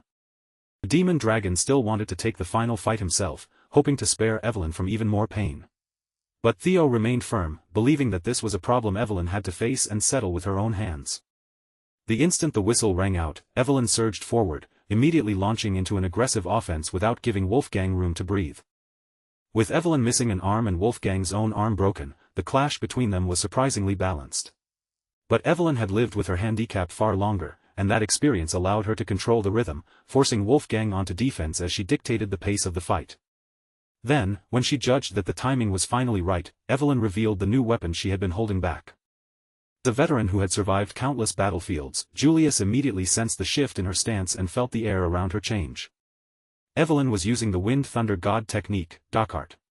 With nothing but pure technique, she stirred the air around her and quite literally kicked up a storm. The older spectators narrowed their eyes as they faintly recognized the Sword of Windstorm. As far as they knew, that technique should have been a lost art. So how in the world had Evelyn managed not only to use such a technique, but to master it well enough to bring it into a duel like this? The Wind Thunder God technique more than lived up to its name. Evelyn stood at the center of the clash like the calm eye of a violent storm, her movements sharp and controlled as she blocked Wolfgang's sword while relentlessly driving him backward. It was not every day that someone so young could stand toe-to-toe with a top swordsman like Wolfgang. Theo watched the fight with clear delight, his eyes following Evelyn's movements as if he was savoring every second of her breakthrough. Because mana was forbidden in the duel trial, pure swordsmanship finally had room to shine. With the gap in magical power removed from the equation, a refined technique like Evelyn's could show its true brilliance. More than anything, Wolfgang was a fraud who had always leaned on the firm foundation of his pure-blood lineage. Without that privilege acting as a crutch, his actual swordsmanship was mediocre at best. Still, Evelyn's pressure was suffocating him, and the elder dragon eventually forced his way out of the corner through raw strength alone. Even if he was a complete bum, he had still spent many years as one of the family's premier fighters. At the very least, he could still swing a sword like a caveman. After finally smashing open a gap in Evelyn's offense, Wolfgang charged straight at her with overwhelming force. Now that he had pushed past her initial momentum, his confidence came rushing back, and he started running his mouth again. He swore that he would beat Evelyn down until she begged him for mercy and finally came back to her senses. Evelyn had heard more than enough of Wolfgang's hateful words. His threats, insults, and poison had followed her for far too long, and this time, they no longer had the power to make her tremble. She finally had the strength to stand against him with her own blade. If that rotten old man wanted to turn this into a contest of raw power, then Evelyn would gladly meet him head-on and crush him at his own game. When she was little, that horrible father had been her entire world, a towering shadow she could never escape. Back then, no one frightened her more than him. But things were different now, because she had people standing beside her, good people, dependable people she could truly trust. They were people who believed in her from the bottom of their hearts, even when Evelyn herself had struggled to believe that she could ever move forward. And because of them, all those useless, suffocating thoughts had finally been thrown away like chains that no longer belonged on her. She was no longer that frightened little girl clinging to a monster just because he was her parent. Evelyn was a grown woman now, standing on her own feet and holding control over her own life. At long last, she had gained enough strength to cut down the bastard who had turned her life into a living hell. The weak child who had once been abused, scorned, and left with nothing had grown into a warrior capable of striking down the very monster who shared her blood. The nobles watching that deeply satisfying beatdown could not help being moved by Evelyn Nereville's resolve, as every strike seemed to carry years of pain finally breaking free. The bout came to an end, and Evelyn was officially declared the winner of the final round of the duel trial. Her revenge had finally been carved into reality, and she had taken one of that scumbag's arms in return. Even after being defeated fair and square in front of everyone, Wolfgang still refused to swallow the loss or accept that he had been beaten. He moved as if he meant to charge at Evelyn again with everything he had left, but before he could unleash that fury, icy restraints snapped into place and held him back. Thankfully, Lady Neil, the ice dragon, reacted before the situation could spiral any further. She sharply reprimanded Wolfgang for disgracing the name of the 9 dragons and stepping so far out of line. When the referee called Evelyn's name, the truth of what had just happened finally sank in, and reality settled over her all at once. According to the agreement of the duel trial, the verdict was clear: not guilty. As Evelyn walked back toward her corner, it felt as if the crushing weight she had carried for years was finally sliding off her shoulders. Evelyn Nereville was free at last. Julius and Theo welcomed their comrade back with unmistakable pride, meeting her return not with pity, but with the respect she had earned. At last, she could grow and flourish without the fear that had kept her trapped for so long. In her heart, Evelyn knew this victory belonged not only to her, but also to her lord and the captain of the cavalry who had helped her reach this moment. Across the arena, Wolfgang's lackeys hurried in to retrieve their defeated boss and get him the medical attention he desperately needed. They also recovered his sword, but the sight of his own ruined, defeated reflection on the blade only made Wolfgang's humiliation burn even deeper. He shoved his lackeys aside, seized the sword for himself, and began marching toward Evelyn's corner with a murderous, menacing glare. Wolfgang roared Evelyn's name as if it were an insult, calling her a wretched girl while swinging his weapon around like a madman who had completely lost control. There was no mistaking his intent. That piece of garbage wanted to cut Evelyn down once and for all, even after the duel had already ended. But this time, Julius stepped in before Wolfgang could even get close enough to threaten her. The demon dragon caught him with his only remaining hand and forced him down like an obedient child being put in his place. Wolfgang's rage had clouded his senses so badly that he must have forgotten he had already escaped lightly with just one severed arm. Julius stared the old fool down with cold pressure in his eyes and asked whether he truly wanted to lose the arm he still had left. If Wolfgang was so desperate to end up looking like a mannequin, then the demon dragon would be more than happy to make that wish come true. The tension hanging over the arena reached its absolute peak, with every eye locked on the clash that was seconds away from exploding again. The situation might have turned even bloodier if not for a sudden urgent interruption. A messenger rushed in and announced that the Troyven family had begun their invasion, and every person present had to return to their posts immediately. Julius clicked his tongue in frustration, because the timing could not have been worse. He wanted nothing more than to leave Wolfgang with serious damage, but that revenge would have to wait. It took real willpower for Julius to turn away and release him, but once he did, he called to his trusted aides. They were now officially at war, and the white-armored dragon cavalry would be standing on the front lines. Wolfgang, being the absolute idiot that he was, still somehow failed to understand that the room had moved on without him. He kept running his mouth, whining that the duel was not over yet, but by then, no one in the arena was paying attention to his tantrum anymore. In the end, the ice dragon had to threaten him with cold, very literal violence just to make him finally shut his trap. Lady Neil gave him one final warning. If he ever brought shame upon the 9 dragons again, her ice blades would happily turn him into a frozen pincushion. Wolfgang still tried to argue, desperately leaning on his rank and claiming that laying a hand on him would be an insult to the entire Elder Council. Lady Neil simply told him to look at the council for himself. When Wolfgang turned his eyes toward them, every last one had already turned their back on their disgraced leader. They had completely washed their hands of his shameful behavior. None of them could continue supporting a representative who violated the sacred nature of the duel and swung his sword after losing like a spoiled child. By the end of that night, the Elder Dragon had lost far more than a match. He had lost an arm, his council, and the respect of the entire Ragnar clan. Seeing Wolfgang broken, humiliated, and stripped of everything gave Julius at least some sense of justice. The pitiful sight of a greedy old man losing all he had clung to made for a deeply satisfying end. But while the higher-ups of Ragnar were still tangled in their political games and internal drama, Ed Troyven was already moving in the shadows like a full-blown villain, calm and confident as his plan advanced. His troops had already taken control of the central plateau, and from there, they were steadily closing in on Castle Harmon. According to the latest reports, the Ragnar forces, both the Lord's cavalry and the private troops of the 6 Pillars, were preparing to meet Troyven's army at the central plateau. Ed Troyven laughed quietly to himself. Those foolish old dragons were moving exactly the way he had predicted. Now it was almost time for them to realize that this war was only one part of a much larger scheme, because the One Piece was real. While their attention and forces were locked onto the plateau, Troyven would be free to sink his teeth into the real prize. Every piece had already fallen into place for his wicked takeover, and all that remained was to set the final motion in action. Meanwhile, on the other side of the map, the Bacchus family territory was strangely quiet. After the Sarah's Guild debacle, one of the 6 Pillars had gone through a drastic change. Even the guards stationed along the walls could not stop themselves from gossiping about the new head of the house. Ever since Lord Naven took control, all he had done was shut himself away from the world and drown himself in alcohol from morning to night. With the territory facing such unstable times, even his own people had started whispering about whether a man like that deserved to be called the head of the family at all. One of the older, more experienced guards insisted that with nearly the entire family imprisoned, the only thing left in Bacchus territory was a mountain of debt. In his eyes, a lord was useless if even the knights and vassals who had served the Bacchus family for generations had already abandoned them. Still, it was hard to blame the new family head for choosing to drink himself numb every single day. At this point, having the freedom to do even that might have been a blessing. Recently, the guards had also received reinforcements sent over by the Ragnar clan.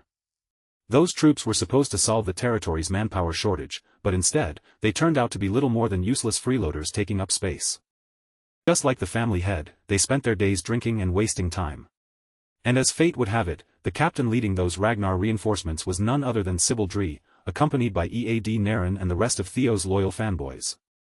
They were assigned to handle the night watch, but every night without fail, they ended up sprawled across the streets in a drunken mess. Their deployment felt less like real support and more like the main family's polite way of telling them to disappear. One of the guards stationed along the wall overheard all of this troubling information, but instead of looking worried, he seemed almost a little too pleased by what he had learned. The moment the sun disappeared beneath the horizon, that guard quietly slipped out of the territory and made his way to report to someone waiting in the shadows. He explained that the morale inside Bacchus territory had already collapsed to rock bottom. With things in such a miserable state, the operation could practically be treated as an automatic success. More hooded figures emerged from the darkness one after another, their faces hidden as they began moving toward Bacchus territory. They had heard enough. It was time to begin, and with the fallen household in such terrible shape, they believed they could finish their objective in record time. And just as expected, Captain Sybil, the man who was supposed to be guarding the walls, was slumped over unconscious with a bottle still hanging from his hand. One of the hooded figures quietly slipped into his position, twirling a knife with practiced ease as he cursed the drunken bastard for falling asleep while on guard duty. Then, with terrifying precision, he aimed straight for Sybil's head and drove the blade down without the slightest hesitation. Meanwhile, back at the White Armor Dragon Cavalry headquarters, Julius had just been hit with a request so unreasonable that it practically demanded an instant rejection. Theo had asked to invoke his independent operation rights as an intermediate inspector. Captain Demon Dragon immediately shut the idea down, making it clear that in wartime, military operations took absolute priority, and not even a successor could be granted an exception that easily. Theo, however, calmly insisted that his request was directly connected to the war effort. He had not come empty-handed either, and the documents in his possession were there to support every word. As Julius skimmed through the contents, his eyes widened in visible shock, the weight of the information sinking in with every line he read. Theo explained that Troyvin's main invasion points, specifically Castle Harmon and the Central Highlands, were nothing more than carefully crafted diversions meant to pull attention away from the true danger. He's convinced that the real target of the invasion was the floating archipelago, along with the already weakened and compromised Bacchus territory. With the reports backing up Theo's theory spread out before him, Julius could tell that the young lord's assessment was not some wild guess. The logic was solid. Looking back at the Black Skull's recent actions during the series' hostage crisis, it became obvious that they had been working in cooperation with the Troyvin family. Theo went on to add that Black Skull had originally been a maritime league from the floating archipelago, a place once known as the hub where all the Empire's gold passed through. That single detail explained a great deal, including how the Troyvin clan had managed to gather what looked like an unbelievably massive supply of war funds. And considering the archipelago's geographical position, it was only a matter of time before that place became a direct and serious threat to Ragnar territory itself. Because of that, Theo proposed raising the priority of reinforcing the neglected Bacchus territory before it became too late to do anything meaningful. Even if Theo's calculations were perfectly accurate, the problem was that the bulk of Troyvin's forces had already gathered near the Central Highlands and Castle Harmon. Their numbers were large enough to wage an all-out war, and Ragnar had already deployed troops to respond to that imminent clash. The clan simply had no extra manpower left to spare.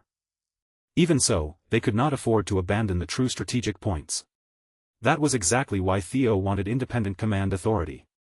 He intended to oversee the reinforcement of Bacchus territory while also investigating the archipelago. If they moved correctly, they could expose the financial artery feeding Troyvin's entire war machine. With a small group of carefully chosen troops and just a little time, Theo was confident he could strike somewhere far more important and make a direct impact on the war. Julius was genuinely impressed by the young man's sharp thinking. With a plan this bold and this carefully reasoned, how could he possibly refuse? This was not some personal whim. It was a matter tied directly to the war, and in a crisis like this, they had to use every option available to them. Even so, Julius still warned Theo not to push too far or overextend himself beyond what he could control. After the young lord left the headquarters, Julius remained behind, quietly wondering how the kid had managed to piece so much together on his own. Somehow, Theo had gotten his hands on information that should have been highly classified. In a normal situation, it would have made more sense for Theo to share that valuable intelligence with an expert like Black Dragon. Instead, he had chosen to bring it directly to his captain. That told Julius plenty. Theo wanted to keep this operation hidden so he could move with as much freedom as possible. In truth, Julius could tell that the request for permission had mostly been a formality. By Julius's estimate, Theo had already set his plan in motion long before ever stepping into the headquarters. And as it turned out, that guess was completely correct. Theo had already planted his troops inside Bacchus territory. And tonight, they finally threw off their drunken disguise to deal with the invaders. Captain Sybil dropped the drunkard act in an instant and caught the hooded attacker completely off guard, cutting him down with brutal precision. As the bottle of booze flew from Sybil's hand and spun through the air, the liquid inside splashed out in a bright arc. The hooded figure caught the scent immediately, only to realize that what spilled from the bottle was not alcohol at all, but orange juice.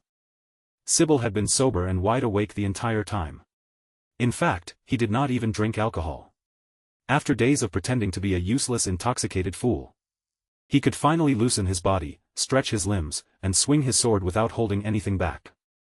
Once the element of surprise was gone, a Troivan operative stood no chance against a swordsman who had once trained alongside Lord Theo. Sybil's troops quickly swept through the enemy vanguard with ease. Now that the first wave had been cleared out, their next move was to light the beacon. None of them had ever expected their first real assignment to involve killing Troivan operatives in enemy shadows. Back at the blooming ceremony, they never could have imagined ending up in a mission like this.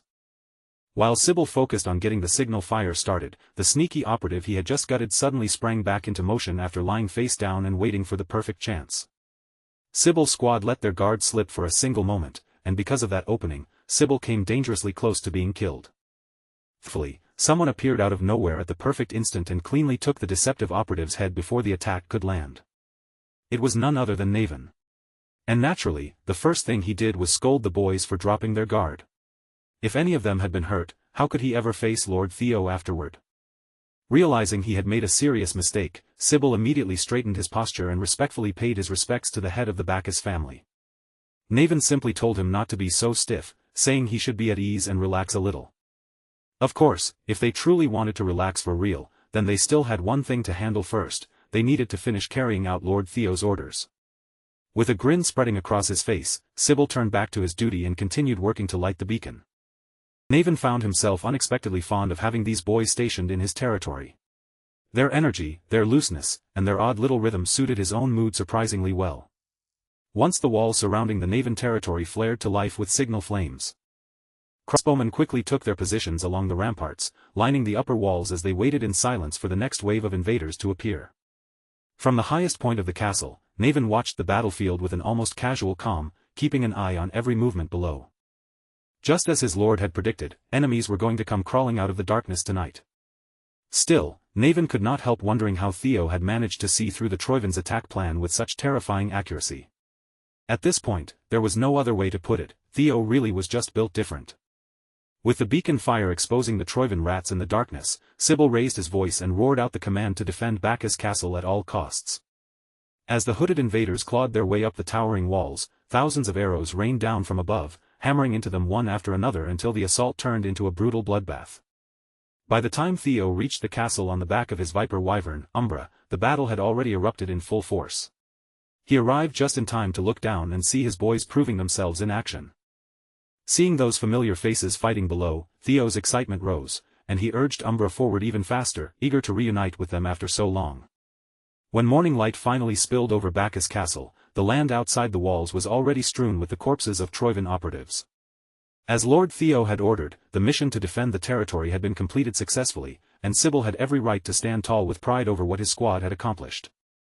Theo already knew Sybil could be loud on a normal day, but his report this time was on a whole different level. Maybe the adrenaline from wiping out an entire enemy battalion was still roaring through him. Of course, after such an outstanding defense of Bacchus territory, the reinforcements absolutely deserved recognition and praise. And for good old Sybil, just one compliment and one bit of acknowledgement from Theo was enough to send tears rushing straight to his eyes. His comrades could barely hide how jealous they were of their captain. Naven, meanwhile, had not expected Theo to appear in person, but the visit was a welcome surprise. Thankfully, there had been no need for Theo to interfere at all. Thanks to the reinforcement squad's performance, the operation had gone far more smoothly than expected, to the point that even Naven was caught off guard by how well they handled it. Theo gathered up all of his loyal fanboys and recruited them to join the Camellia Palace Guards. Seeing how quickly they had grown delighted him, especially since their performance had even managed to impress Naven. At first, the family head had not expected much from them. They were only intermediate inspectors, and their actual experience was still thin at best. But when the moment mattered most, they stepped up, held their ground, and delivered exactly when they needed to. Their skills were still rough around the edges, no doubt about that, but they were dependable people with honest hearts. Hearing Naven speak so highly of his boys made Theo feel like a proud older brother watching his juniors finally shine. Since Naven seemed to have taken such a liking to Sybil and the others, Theo suggested that they could be the ones to fill the vacant Night Order left behind by the Bacchus family. If Ghost Sword Naven personally handled their training and molded them into a proper Night Order, then Sybil and the rest of the boys might truly be able to flourish. Naven appeared open to the idea, his expression showing that he was seriously considering it. For the first time in a long while, he felt something close to anticipation stirring inside him again. Theo was glad his subordinates had found a place where they could stay together, grow stronger, and still help advance his wider plans. Since there was no longer any need for him to remain in the territory, Lord Theo offered his farewells. He had seen everything he came to confirm, so now it was time for him to move on toward his next destination. That destination was the floating archipelago, where he planned to conduct a thorough investigation for himself. Naven thought he would have grown used to his lord's boldness by now, but somehow, Theo still managed to catch him off guard from time to time. The archipelago was infamous for its hostility toward outsiders, and even gaining entry was known to be difficult. Luckily, Theo was not the kind of person who moved without a plan. After several days of smooth sailing across the waters, Theo finally arrived at the port city of Dion. Pulling his hood low to avoid drawing attention, he headed straight for the local pub without wasting any time. But almost immediately after arriving, trouble came looking for him. A man nearly twice his size deliberately slammed into him on the way inside. The big man was clearly looking for a fight, but Theo stayed perfectly calm and answered with a backhanded insult sharp enough to cut through the brute's pride. Then, before the troublemaker could properly react, Theo swiftly grabbed a pint of booze and smashed it straight against the man's head. The entire pub erupted the moment the crash rang out. Everyone turned toward the commotion, eager to watch a fight break loose. And judging by how the pub staff kept serving drinks as if nothing unusual was happening at the entrance, trouble like this was probably just another normal day in the area. Beyond the door at the far end of the pub hallway, however, was a neatly maintained office that felt completely separate from the chaos outside. Inside, the man in charge of the establishment listened closely as one of his subordinates delivered a report. Recently, they had been pressured to supply the Troivans with regular shipments of gunpowder and steel. All of those valuable goods were being demanded as payment, supposedly counted as the rental fee for the dragon-slaying sword. Antonio Spinola, the next patriarch of the Spinola family, had every reason to be furious. The Troivans had dressed their letter up like a request, but anyone could see it for what it really was, a bloody threat. They had stolen the dragon-slaying sword from its rightful owners, and now they were trying to lend it back to those same owners in exchange for precious resources. Antonio did not even want to acknowledge the report in front of him. Just hearing the terms made his blood boil, but at the end of the day, the Spinola family had no real choice in the matter. Without the dragon-slaying sword, the floating archipelago itself would sink. If they had never lost that legendary blade in the first place, they would not be trapped under the thumb of these exploitative overlords now. He was still trying to force his thoughts into order, struggling with the terrifying possibility that the floating archipelago might already be past saving, with no hope left to cling to. And right at that tense moment, a burst of rough, rowdy noise came spilling through the closed door, loud enough to break straight into the heavy silence of the office. Antonio was already furious from feeling like he was being robbed blind, so the second that racket reached his ears, he slammed his way out and kicked the office door open to shut it down. If his customers came here to drink, then fine, they could drink, but at the very least, they should know how to keep their voices down. Beneath his hood, Theo's mouth curled into a quiet smirk. The man he had been waiting for had finally stepped out on his own, and all it took was a little noise to drag him from that office. Antonio Spinola was exactly the kind of person Theo needed, because for the next stage of his plan, this man would become a crucial piece on the board. After causing enough trouble upstairs to get himself escorted down into the pub's liquor storage area, Theo wasted no time getting to the point. He told Antonio that he wanted to reach the floating archipelago, and that he hoped to board Antonio's ship as a combatant for the journey. He explained that sea monsters had apparently been showing up more and more often along that route, so he wanted to offer his sword for protection. After the brawl upstairs, his ability was already on display, and he had also heard that the Spinola family was short on capable hands lately.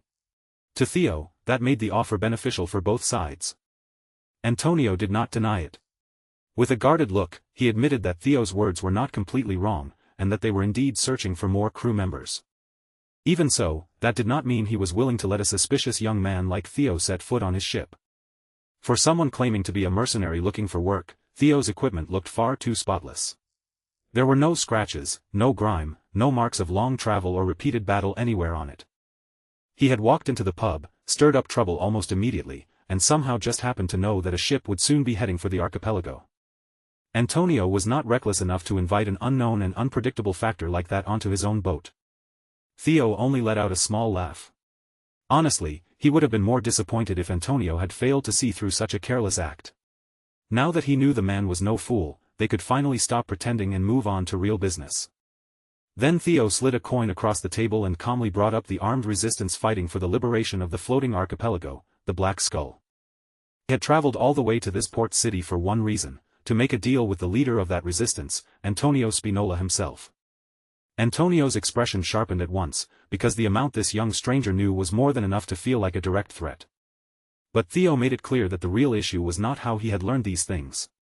What mattered now was exactly what information he was holding. For instance, he knew that Antonio had been losing sleep over the dragon-slaying sword and the danger surrounding it.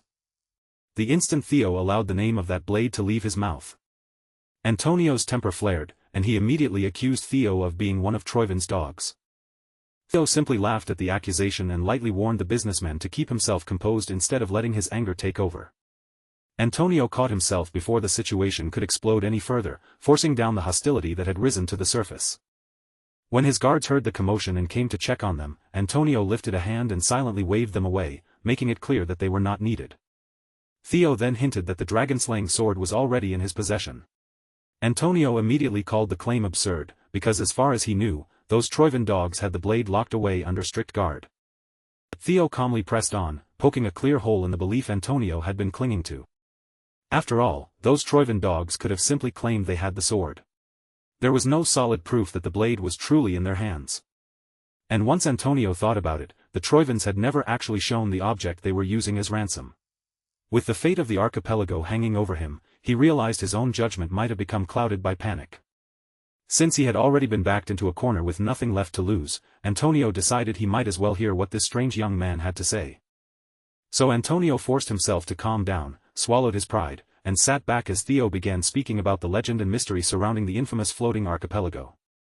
The story began with the legendary hero known as Kriemhild, a tale that was especially precious to Antonio and deeply tied to his own heart. In fact, Antonio even kept a copy of that storybook tucked away inside his drawer, close enough to reach whenever he wanted. According to the legend, Kriemhild had driven his sword straight into the head of the sea dragon that once terrorized the vast ocean. And by doing so, he sealed the monstrous beast beneath the waves. To most people, it sounded like an ordinary fairy tale, but Antonio knew it was not fiction at all, it was real history. People believed the floating archipelago remained suspended above the sea because of some mysterious natural current, but that explanation was wrong. The truth was that the dragon Kriemhild had sealed was still buried deep below that land, releasing enormous waves of mana that formed an updraft powerful enough to hold the islands in the sky. The dragon-slaying sword was not just a weapon. It functioned as the device that kept the dragon sealed, acting as a medium that stabilized the flow of mana beneath the archipelago. But ever since the Troivins stole that blade away, the mana current had started growing more unstable with each passing day. If the dragon-slaying sword was not returned to its rightful place soon, the archipelago would be struck by a disaster that could not be avoided. The islands themselves would eventually sink, dragging every person living there down with them. This was not just business for Antonio. The lives of his people were on the line, and one wrong move could cost them everything. So if Theo truly had the dragon-slaying sword in his possession, Antonio was prepared to grant him whatever he wanted in exchange for its return. But simply placing the sword back where it belonged would not solve the deeper problem. Those crafty Troivin goons could always steal it again, and on top of that, Theo had no intention of giving up a source of extra power so easily. Since Theo had come here claiming he wanted to talk business, Antonio finally leaned into the negotiation and opened the door for a real deal. If money was what Theo wanted, then the Spinola family would pay him any amount he named. Fortunately, Theo already had a plan in mind, one that would allow him to keep the dragon-slaying sword while still saving the archipelago from collapse. For the moment, all he needed was simple passage to those mystical islands floating above the sea. With the situation growing more desperate by the minute, Antonio eventually had no choice but to give in.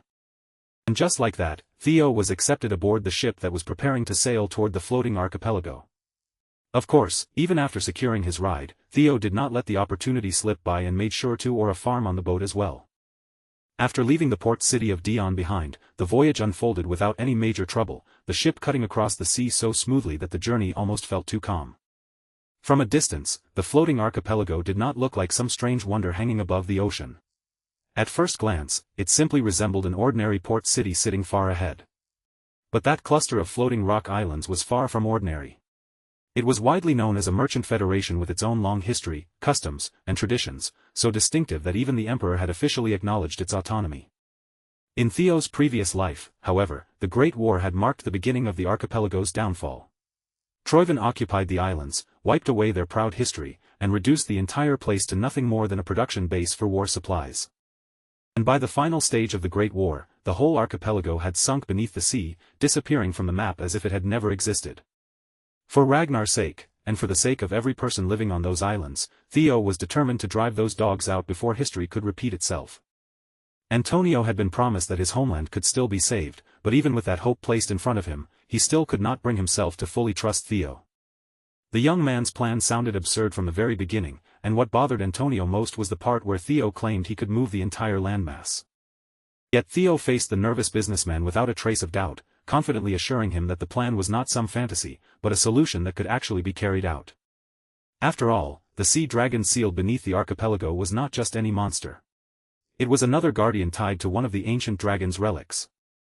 Before they ever set sail, Theo had already asked his guardians about the dragon-slaying sword and the strange power surrounding it. The answer came almost immediately. His guardians confirmed that the blade was, without question, an ancient dragon's relic. That only made the mystery even harder for Theo to understand, because if it truly was such a relic, then why was it so incompatible with the Ragnars? He could not even touch the sword without feeling that painful rejection surge through him. The lesser Drake did not know every detail, but he could sense one thing clearly: the guardian connected to that blade had abandoned its duty and escaped from the relic entirely. And strangely enough, there had already been a similar case before. Griffin, standing right there, had once attempted the same reckless stunt and failed. That made Theo curious, so he asked his guardians if they could escape their own relics as long as they were willing to pay the required price. But every one of them insisted that escaping and continuing to exist afterward was only possible because it had been done by that particular guy. It was not something an ordinary guardian could simply pull off. And this sea dragon was powerful enough that even its leftover mana could keep an entire archipelago floating above the ocean. That was the moment a bold, almost ridiculous idea flashed through Theo's mind: if he could subdue that beast, then he would gain enough power to move the entire landmass by himself. In theory, Theo's idea was not wrong. The problem was that before anything else could happen, the sea dragon had to be sealed again. Even if the beast had lost most of its strength after escaping the relic, it was still one of the most powerful guardians in existence, far beyond something that could be treated lightly. Griffin mocked him, saying Theo did not even have a way to reach the bottom of the ocean. But Griffin was mistaken, because Theo had already prepared a plan for exactly this kind of impossible situation. From the method of getting down to the seafloor to the steps needed to reseal the beast, Theo already had the entire operation mapped out in his head. He told Antonio that the key to this outrageous plan was the colossal statue standing on one of the islands, a statue that carried a hidden power even the native people themselves did not know about. Theo had already shown Antonio the sword, but even after seeing it with his own eyes, Antonio still could not fully believe this plan would work.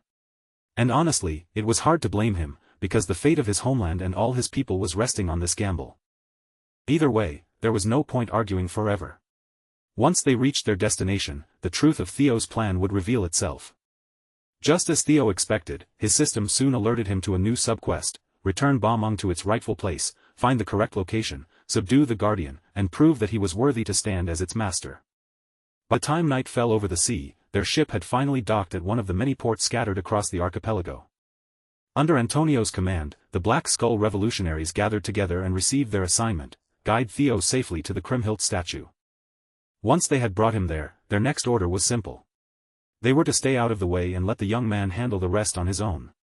Everyone already knew that the heads of the major families had been bought off by Troyvin. Security around the statue had been tightened, so instead of walking in openly, they would use a hidden infiltration route.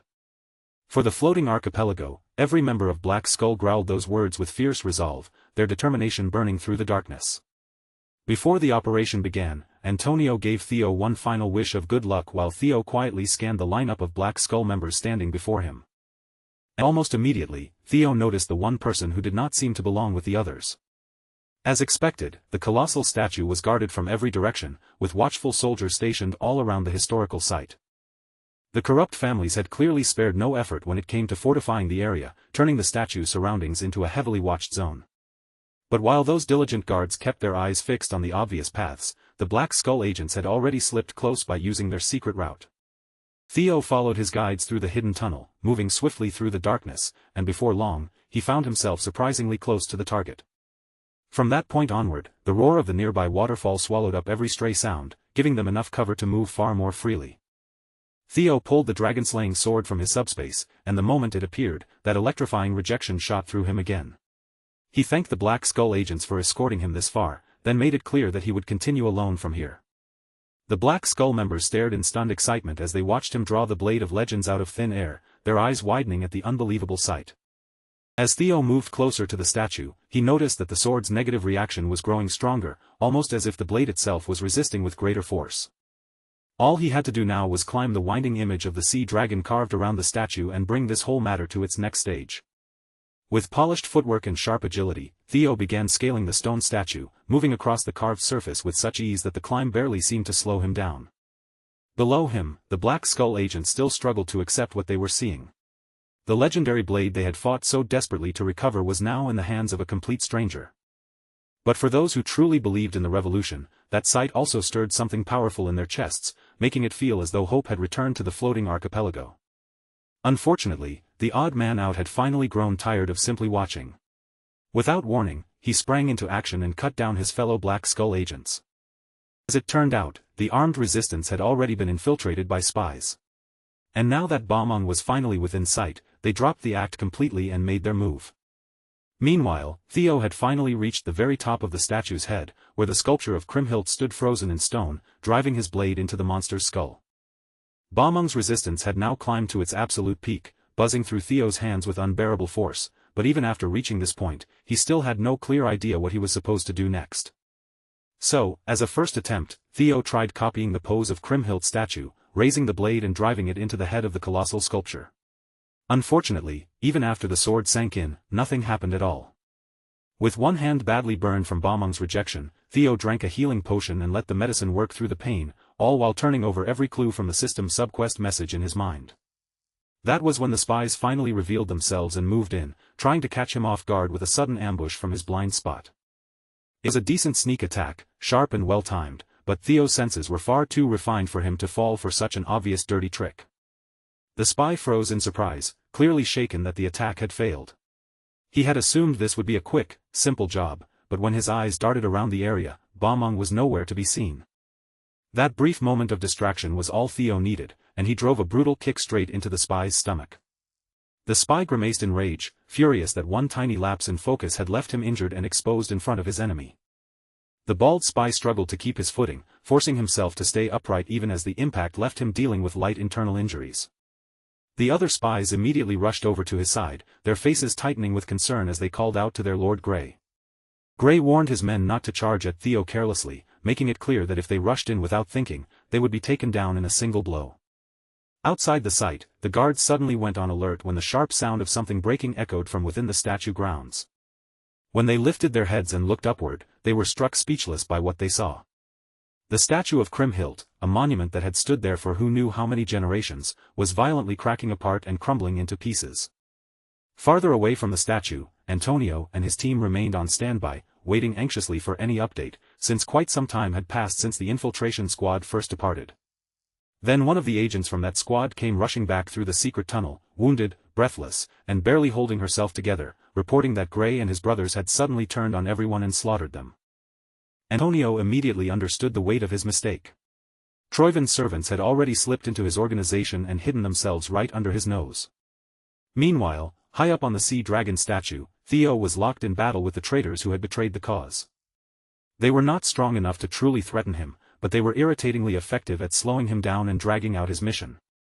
What made things even more troublesome was that Grey and his group clearly knew how to fight, moving with the caution and timing of experienced combatants. Even when Theo deliberately gave them an opening, they refused to take the bait or rush forward aggressively, making it obvious that their real goal was to stall for time. Theo figured they must have already taken control of the nearby 3rd district and were only waiting for reinforcements to arrive. If they refused to bite at the openings he gave them, then Theo had no choice but to stop waiting and take the offensive himself. He launched into a relentless assault, his strikes tearing across the colossal statue and sending chunks of stone flying from its surface. As his indiscriminate attacks chipped away at the outer layers, the stone grew thinner and thinner until an ancient metal box hidden beneath the statue was finally revealed. The moment Gray saw the narrow hollow slit carved into the box, clearly shaped to receive a blade, he shouted for his brothers to stop Theo no matter what it took. Theo inwardly cursed himself for making the mission more complicated than it needed to be. The subquest had already told him that Bomong needed to return to its original place, so all he had to do was follow the direction the blade had been pulling him toward.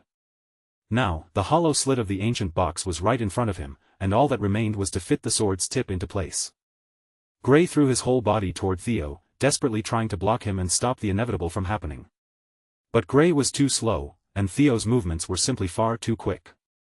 Theo drove the blade into its rightful place, and in the next instant, a blinding light flooded the entire area, releasing a powerful shockwave that blasted the Troivan dogs away. Even as Bomong's rejection tore through him and the overwhelming impact pressed against his body, Theo endured it all and kept both hands locked firmly around the sword's hilt. That was when the thunderous sound of the statue shattering finally alerted the useless guards stationed outside. When they raised their eyes toward the monument they had been assigned to protect, it was already breaking apart before them. None of them could have imagined that tonight, of all nights, they would witness the collapse of the Colossus. The fall knocked Theo unconscious, and for reasons he could not explain, it transported him to an unfamiliar place he did not recognize. When Theo finally regained consciousness, the first thing that hit him was the worst headache he had ever felt. The pain was almost unbearable, but at the very least, it proved that he was still alive. As he slowly took in his changed surroundings, Theo guessed that he must have been transferred into the relic dungeon. Tall, lush greenery surrounded him from every side, making this place completely different from any relic dungeon he had ever entered before.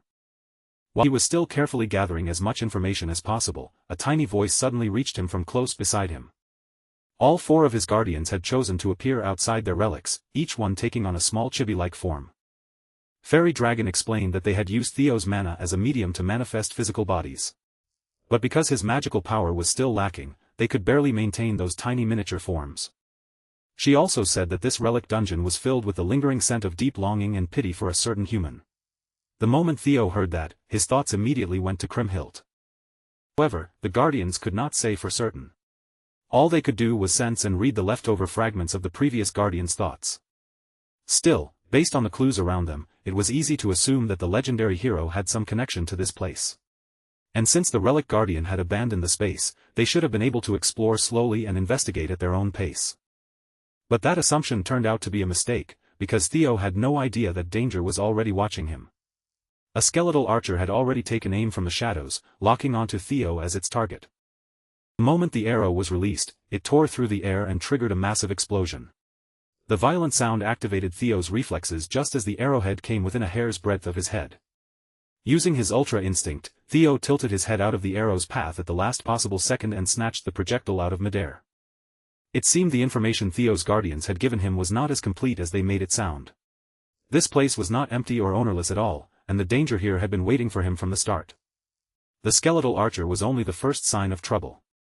One after another, more skeletal creatures began crawling out into view. Every single one of them turned their hostility toward the only living person with flesh in this strange space.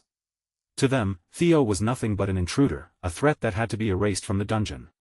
The bony inhabitants of this bizarre dimension began chanting Kriemhild's name, their hollow voices carrying a strange sense of reverence and respect.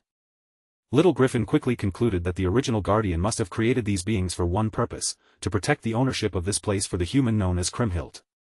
More arrows came whistling through the air, and one of them nearly struck the little bird directly, but Theo reacted with ease and knocked the incoming attack away. He redirected the arrow's path in an instant, sending it straight into a skeleton swordsman and crushing its skull with the impact. Theo judged that each skeleton by itself was not especially dangerous, but their sheer numbers made them incredibly irritating to deal with. He could wipe them all out in one large sweep, clearing the dungeon would be simple enough, but judging by the way things were unfolding, it clearly would not be that easy. Fairy Dragon sensed something unusual about them and quickly realized these creatures were not just ordinary skeletons wandering around. They were undying soldiers who would continue moving until their duty was fulfilled. These beings were known as Dragon Fangs. Theo drew his blade with a confident smile, accepting the challenge as if the rising danger only made things more interesting. Then he launched himself toward the treetops, forcing the skeletons to chase after him through the dense greenery. After spending valuable energy cutting down as many regenerating dragon fangs as he could, Theo finally decided that continuing to fight them head-on was a waste and pulled back. Seeing him struggle more than expected, Little Griffin reluctantly offered a piece of advice, reminding Theo that this Kriemhild fellow had only been a human, just like him. If Theo could somehow make that man surrender ownership of the dungeon, then this entire problem could be settled in a matter of seconds. Theo snapped the moment he heard that so-called advice. If Kriemhild was still alive after countless ages had passed, then there was no way he could still be considered an ordinary human. Little Griffin immediately sulked, grumbling to himself as he regretted wasting such valuable advice on an idiot. While Theo was trying to think his way out of the situation, a system message suddenly appeared before him. To concentrate on reading it, he reached over and forcefully clamped Little Griffin's beak shut. The message revealed that this dungeon was the final gift Leviathan had left behind for the hero Kriemhild, and now Theo had to retrieve ownership of that gift from its landlord. Reading between the lines, Theo had to admit, as annoying as the bird was, Little Griffin might actually have been right. Thankfully, no matter how well the dragon fangs moved together, they still were not fast enough to catch Theo. Using the vines around him to stay constantly in motion, Theo kept moving through the space while thinking about how he could take ownership away from a dead man. To increase the amount of information he could process at once, Theo activated hatchling synchronization.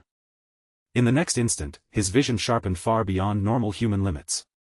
And everything around him began flowing through his mind at a superhuman level, every movement and detail becoming clearer than before. If his instincts were right, then he was still missing one vital piece of information needed to conquer this dungeon. Through hatchling synchronization, Theo finally spotted a lone dragon fang staying back from the others, keeping its distance from the aggressive pack. That one carried a different aura from the ordinary skeletal nightmares around it, standing out in a way Theo could not ignore. When the other dragon fangs all rushed toward him at once, Theo noticed that this single one turned away and tried to run. That made him even more certain that the odd one out was the real target he needed to hunt. With his ridiculous speed, Theo closed the distance almost effortlessly and caught up to the abnormal fang in no time. He unleashed his fastest attack, the lightning dragon flash technique, crossing the remaining gap in the blink of an eye. Black lightning spread out around the lone dragon fang, forming a crackling cage that left it with nowhere to escape. The lightning cage erupted into a massive explosion, pulverizing everything caught within its range. Lightning Needle was not only unbelievably fast, but also devastatingly destructive.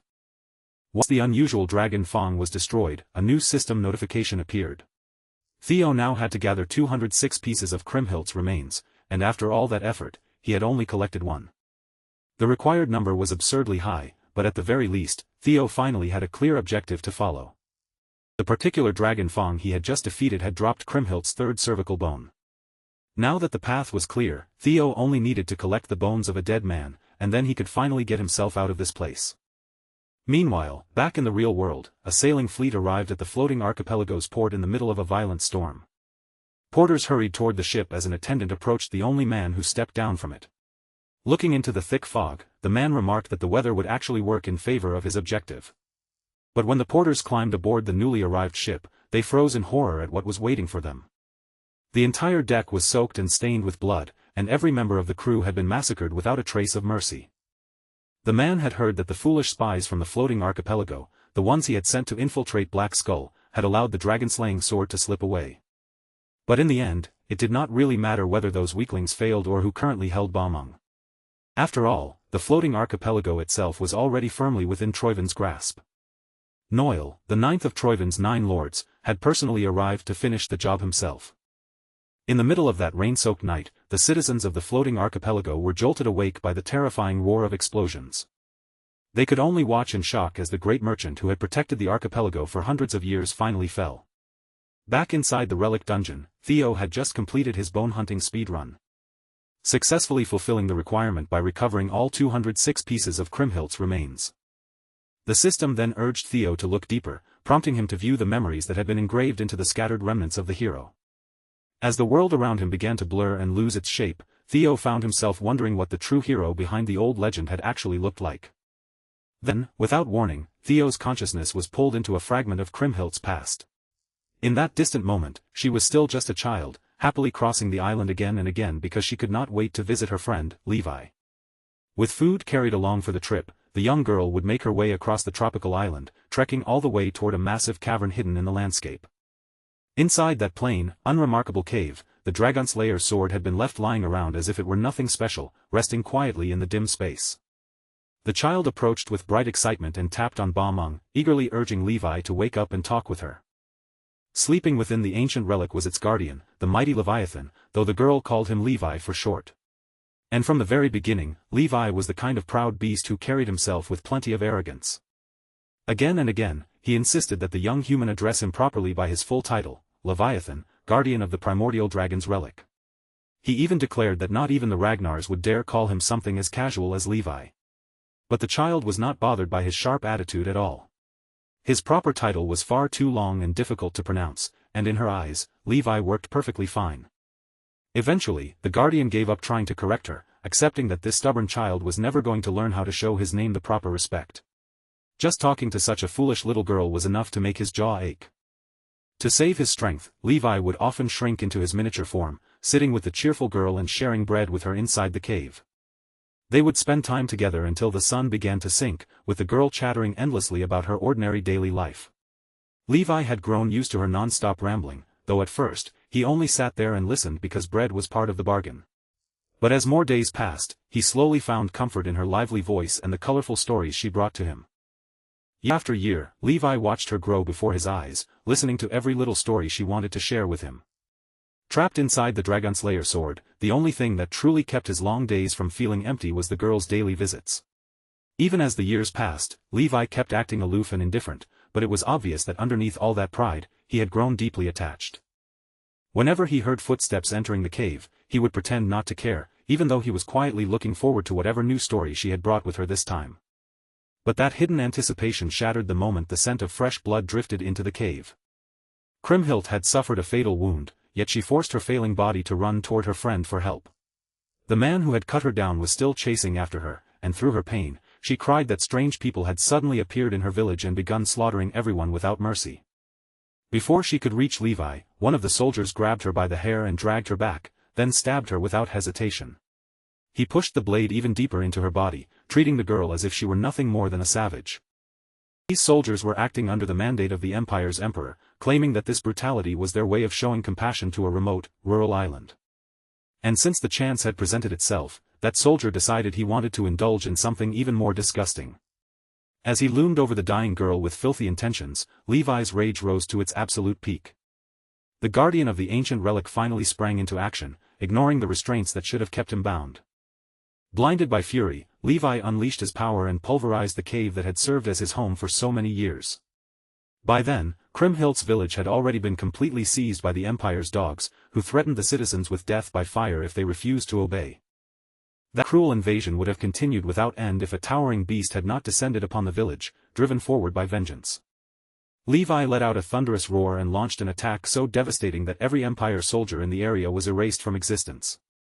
And sitting on top of Leviathan's head was a single person. Thankfully, Kriemhild had survived her horrifying encounter with that disgusting dog of the Empire. On that very day, she awakened the strength needed to carry the Dragon Slayer sword.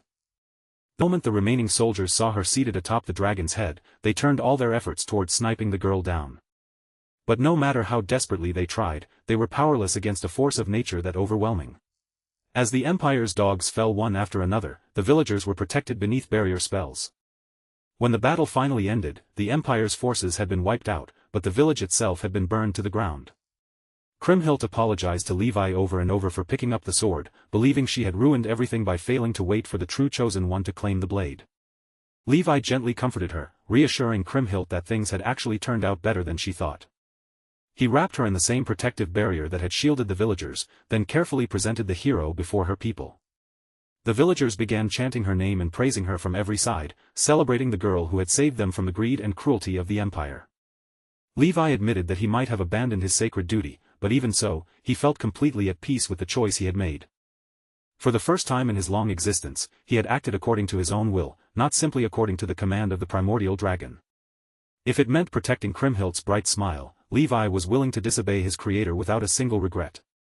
Before long, word spread that the mighty army of the Empire had been defeated by a so-called savage girl who commanded a sea dragon. When that report reached greater threats, the emperor refused to accept such a loss on his record and immediately dispatched his royal guards to reclaim the land. Against all odds, the empire's royal guards managed to do the impossible. They wounded Leviathan and succeeded in restraining him. But they only pulled it off through filthy tactics, kidnapping the villagers and threatening to kill every single one of them if Levi kept resisting. Those royal dogs then turned their attention to Kriemhild, pressuring her to reveal the secret that would let them finally kill the beast. Levi urged her to save herself and confess, reminding her that he was a guardian, an undying being. For him, death would only mean sinking into a deeper sleep. The magic that had remained inside the Dragonslayer's sword after he emerged should have been enough to put him back into that slumber. For Kriemhild and for the villagers she wanted to protect, Levi was more than willing to take the fall. Compared to the countless years he had lived, the time he spent with her had been painfully short. Even so, he had never felt so closely connected to anyone before. Kriemhild climbed onto the head of her dearest friend and gripped Balmung in her hands. Using water to force her limbs into motion, Levi made the hero carry out something unbelievably cruel. Levi understood that from the moment he escaped the fate assigned to him, an ending like this had probably become unavoidable. Still, he urged Kriemhild not to carry any guilt for protecting her people, because this would be the final time he could ever help her. Those last few years had been the brightest, warmest stretch of his entire life, a time filled with happiness he had never thought he would be allowed to touch. And yet, after all of that, it was forced to come to an end in the cruelest and most heartbreaking way possible. In the end, the sea dragon chose to take his own life, not because he had been defeated, but because he wanted to protect the hero and the people she cared about from being crushed beneath the Empire's revenge. The royal guards could only stand there and watch in stunned silence as the enormous beast collapsed before their eyes, falling without a single one of them needing to raise a weapon. And when the man who had orchestrated this twisted operation saw how dramatically everything had ended, he threw his head back and laughed like it was the funniest thing in the world. But that ugly laughter died in his throat the moment the sky above them began to churn, and a massive storm started gathering directly over their heads. With his final act of defiance, Levi called forth a monstrous tidal wave, a wall of roaring seawater powerful enough to swallow the entire army whole. The soldiers screamed, pleaded, and reached out desperately for mercy, but their voices vanished beneath the crashing waves as they drowned. Yet those terrifying waves, fierce enough to wipe out an army, curled away from the villagers as if they had a will of their own, sparing the innocent people from being dragged into death's icy grip. Then the very land beneath them was torn loose from the bottom of the sea, ripped upward with incredible force, and dragged all the way to the surface. Only then did Theo finally understand the whole truth behind the floating archipelago, and how those scattered islands had first come into existence. As the truth unfolded before him, it became clear that Kriemhild had never been the glorious, fearless hero from the grand legends people loved to tell.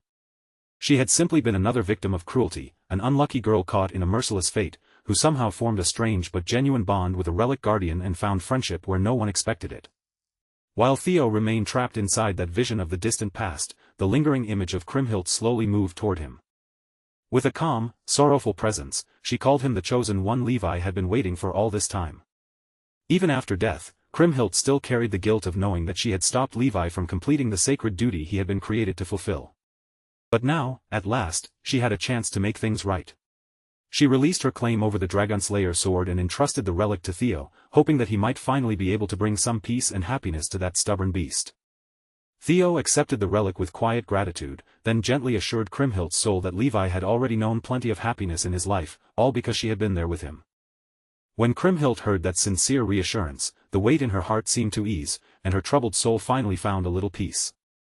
Back in the real world, the useless guards had gathered around the ruins of the Colossus, moving carefully through the wreckage as they inspected the damage and tried to prevent any more of the broken structure from collapsing. Then, without warning, a lone figure appeared above them, standing atop the shattered mound of stone and rubble. Overhead, the dark storm clouds began to split apart, and after all the violence of the storm, sunlight finally poured through the opening in the sky. When guards looked up and saw that figure holding a familiar blade, the sight instantly reminded them of Kriemhild's legendary image. To them, it looked like a divine sign that a savior had finally arrived to rescue their sinking homeland. Meanwhile, far away from the cheering crowds, the wealthiest people who controlled the floating archipelago had gathered in secret for an underground meeting, all trying to decide what their next move should be. Troivin's ninth dragon, Noil, watched these parasites assemble with surprising speed, and the sight seemed to please him. One of the old leaders quickly insisted that this was not the time for anyone to sit back and relax, especially now that a massive disruption had thrown all of their plans into chaos. As far as the islanders had always understood, the dragon-slaying sword was supposed to be safely kept under Troivan's control. But now, a foreigner had suddenly emerged from the shattered remains of the Colossus while holding that very blade. Because of him, the residents had begun gathering around a new hero, loudly calling him Kriemhildt's second coming. If things continued like this, the authority held by the three shipping clans would soon slip away and fall straight into that foreigner's hands. This was never the arrangement they had agreed to when they allied themselves with the Troivans. After all, they had personally handed over Balmung in exchange for keeping their comfortable position safe. Noel brushed aside their fear as though it was nothing more than a minor inconvenience. In fact, the mere sound of all their panicked complaints was already starting to irritate him. Even so, one of the powerful merchants dared to push back against him, clearly offended that a representative of the Troivan family would look down on the three shipping clans so openly. That defiance turned out to be a terrible mistake. Noel calmly lifted his hand, and in the next instant, the man was reduced to a gruesome mist of blood and torn flesh. Noel had not come here to soothe the egos of greedy pigs. As for the civilians, they mattered even less to him, nothing more than insects that could be crushed underfoot whenever necessary. Truthfully, Noel found these business moguls repulsive. In his eyes, they were traitors who had willingly sold out their own homeland just to protect their profits and status. If they had simply obeyed their orders exactly as they were given, none of this chaos would have happened in the first place. But now that their grip on the sinking archipelago was slipping, they had started panicking like cornered animals. One of the moguls, gathering what little courage he had left, called out Noel's hypocrisy directly. They all knew just how heavily the traitorous Troivan family depended on the archipelago's resources. The ninth dragon immediately stepped in close, crowding the old man's space and using his presence alone to intimidate him for daring to state the truth. Then Noel reduced everyone's role to one brutally simple command: shut their mouths and follow orders. If the three clans wanted to keep breathing, they would work together and retrieve the dragon-slaying sword without further complaint. With careful respect, one of Noel's soldiers spoke up and asked whether it was truly wise to leave such an important mission in the hands of merchant clans that had already proven themselves incompetent. Noel acknowledged the soldier's concern without denying it. He would have preferred to handle the matter himself as well, but the current situation made it impossible for him to move personally just yet. He had just received word that one of Ragnar's 9 dragons, the hegemony dragon, was already on the way to this very archipelago.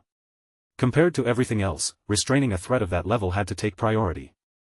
Outside, almost every citizen of the archipelago had gathered together, all eager to see even a glimpse of the person they now believed to be their new hero.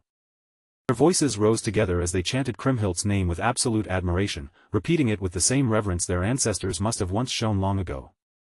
Theo had known that Kriemhild had been worshipped almost like a deity over the years, but even he had not expected the people's devotion to reach such an intense, almost fanatical level. Perhaps Theo was the only person left who still knew the real Kriemhild. She had not been a god, and she had never truly been the perfect hero from the legends. She had simply been a kind, ordinary girl forced into a cruel destiny far too heavy for her. On top of that, the dragon-slaying sword itself was no ordinary heroic weapon. It was an artifact of the primordial dragon, something originally meant to be wielded by a Ragnar. Then, from somewhere deep within the crowd, one frustrated citizen suddenly raised his voice and shouted out a desperate request. Everyone knew that ever since the Troivan scoundrels arrived, their land had slowly begun to sink. And as if that were not terrible enough, the people were now being forbidden from leaving their own doomed home. All they were asking was for the hero's second coming to save the floating archipelago before it disappeared beneath the sea. Choosing to lean into the misunderstanding and stir the atmosphere in his favor, Theo lifted the legendary blade high above the crowd and began addressing the people. With the eyes of the people fixed on him, Theo made a solemn vow right there in their homeland. He promised that he would save them, and that the sword in his hand would become the blade that brought salvation to their sinking archipelago. After slipping away from the noisy, chaotic district, Theo finally found a moment to breathe, only to be greeted by a rather unusual-looking fellow waiting for him. Standing with a group of priestesses behind him, the delicate-looking priest introduced himself as Marty, the one responsible for overseeing Kriemhildt's temple. From this moment forward, Marty declared that he and everyone under the temple's care would devote themselves fully to serving Theo. With Marty guiding the way, Theo began his pilgrimage toward the temple. The excited crowd trailed after them all the way to the bridge that connected the city to the sacred grounds, refusing to let their new hope out of sight. Once they reached the bridge, Marty sent everyone else away and continued walking with Theo alone. As they moved deeper into the holy grounds, he explained that Theo's arrival had been foretold long ago, and that the temple had been protected and maintained across generations for this very day. Inside the quiet halls of the sacred place, Marty presented a necklace that Kriemhild herself had once worn hundreds of years in the past. The system immediately identified it as a magical enchanted accessory, as well as a key connected to a hidden gate. That necklace would be absolutely necessary if Theo wanted to reach the sea dragon lying asleep somewhere deep beneath the archipelago. Seeing the way the delicate priest treated him with the full honor and reverence reserved for a legendary hero, Theo decided that he could not keep hiding behind the misunderstanding any longer. But Marty calmly reassured him that he already knew exactly who Lord Theo Ragnar truly was. That unexpected answer struck Theo so hard that he could only stare back in surprise. The priest explained that he knew Balmung's true origin as an artifact of the primordial dragon. He was also well aware that a relic of that nature could only awaken in the hands of someone from Ragnar. And yet, even with all of that knowledge, Marty still continued to call Theo the reincarnation of Kriemhild. He went on to explain that the people who had guarded this temple for generations knew the real story of their hero, including the grief of being forced into a choice where harming a dear friend was the only path left. Because Theo had been acknowledged by their reluctant savior, the temple believed he deserved the same respect, honor, and careful treatment given to the one they had waited for. At the far end of the temple halls, they arrived before the top of a staircase that seemed to descend forever, stretching all the way down toward the bottom of the archipelago. Marty instructed Theo to throw the necklace below, and once he did, a gate leading to the sea dragon would open. He added that as long as Theo carried the artifact's power with him, he would also be able to move freely beneath the water. Then the delicate priest placed every last one of his hopes into Theo's hands, trusting him with the fate of the temple, the people, and the sleeping guardian below. And Lord Theo Ragnar accepted that trust without hesitation, promising that he would see the task through to the end. Outside the temple, the citizens gathered close together in a solemn prayer for salvation. With bowed heads and trembling voices, they begged for Kriemhild's blessing and prayed for the safety of the entire archipelago. That quiet, desperate vigil was suddenly broken by the arrival of open hostility. The three clans had marched onto the scene, and their purpose was clear from the start: they intended to force the gathered crowd to scatter. They loudly announced that after conducting an investigation, they had determined that the man falsely presenting himself as the hero was actually a terrorist. The coalition of the three clans was determined to pin the theft of the Dragonslayer sword on this supposed terrorist. With that accusation thrown into the air, they strongly ordered the citizens to disperse at once. Umberto Spinola, the head of the Spinola family shipping clan, insisted that his judgment was correct. Antonio may have shared the same family name as this insect, but in Umberto's eyes, the two could not have been more different. Umberto understood that this decision would likely damage his reputation, but reputation meant nothing when his life was hanging by a thread. If he failed to recover the blade, he knew cruel Noel would kill him without hesitation, so prestige and public opinion no longer mattered. Even if he had to spill the blood of every person gathered there, Umberto was more than willing to trade all of their lives if it meant saving his own. With that ruthless resolve, he ordered his kill squad to cut down anyone who refused to obey.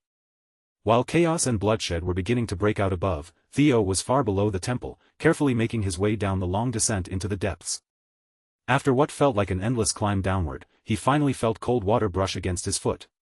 He had reached the very bottom at last. The quiet, still space around him had to be the place where the hidden gate was meant to be unlocked. Theo took out Kriemhild's necklace, held it carefully for a moment, and then gently tossed it into the water, where it landed with a soft ripple spreading across the surface. That small ripple began to grow, twisting and swelling until it became a bubbling whirlpool, as a tremendous power rose up from somewhere beneath the water. As the necklace key was accepted, the current gathered and twisted together, forming a swirling doorway directly in front of Theo.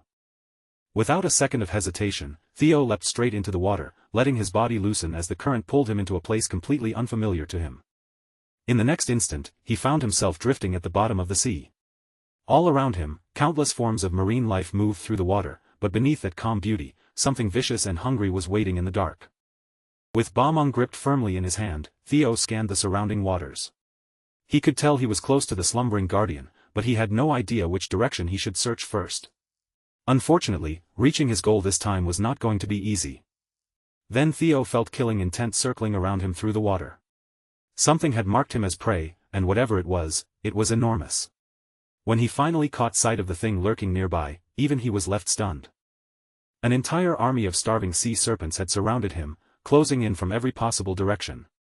Every single one of them stared at Theo with ravenous hunger, like he was the last piece of food left in front of a pack of starving monsters. As the swarm of sea serpents circled him again and again, slowly cutting off every escape route, Theo Ragnar simply smiled. No matter how terrifying they looked in their own territory, these sea serpents were still nowhere near enough to shake him. Back on the surface, the Spinola Patriarch had officially given the order to crush anyone who stood in their path. But instead of scattering in fear, the crowd instinctively gathered together and prepared to defend themselves. They tried to reason with the armed guards, pleading for them to stop and listen, but every desperate word was ignored as if their voices meant nothing.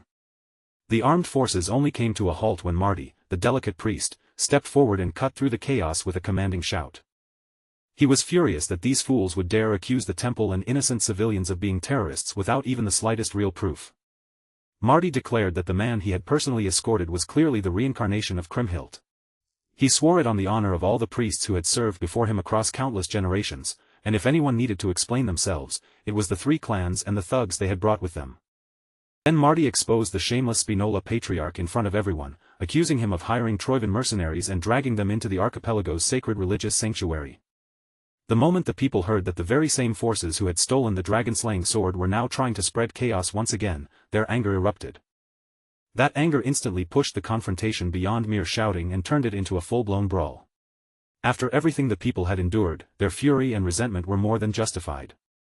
The devout believers of the temple formed a human barricade, pressing shoulder to shoulder and putting their own bodies in danger to protect the hero they believed in. Umberto had assumed he could simply bulldoze through the crowd without facing much resistance, but he had badly underestimated the strength of their faith. Even some of the people on his own side began urging him to stop making such a reckless and embarrassing scene. In their eyes, it would be wiser to retreat for now and come back with a more carefully prepared plan. When Umberto's own local soldiers hesitated and refused to turn their weapons against the people of the archipelago, his expression hardened with cold impatience. So instead, Umberto handed the dirty work to the Troivan mercenary corps hidden within their formation.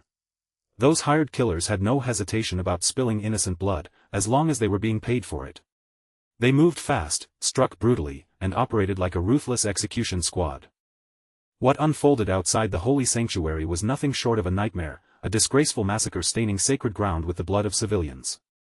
Umberto's most trusted aides desperately tried to persuade the senile old patriarch to pull back. They warned him that using this kind of force would only deepen the people's hatred and destroy what little remained of the family's reputation.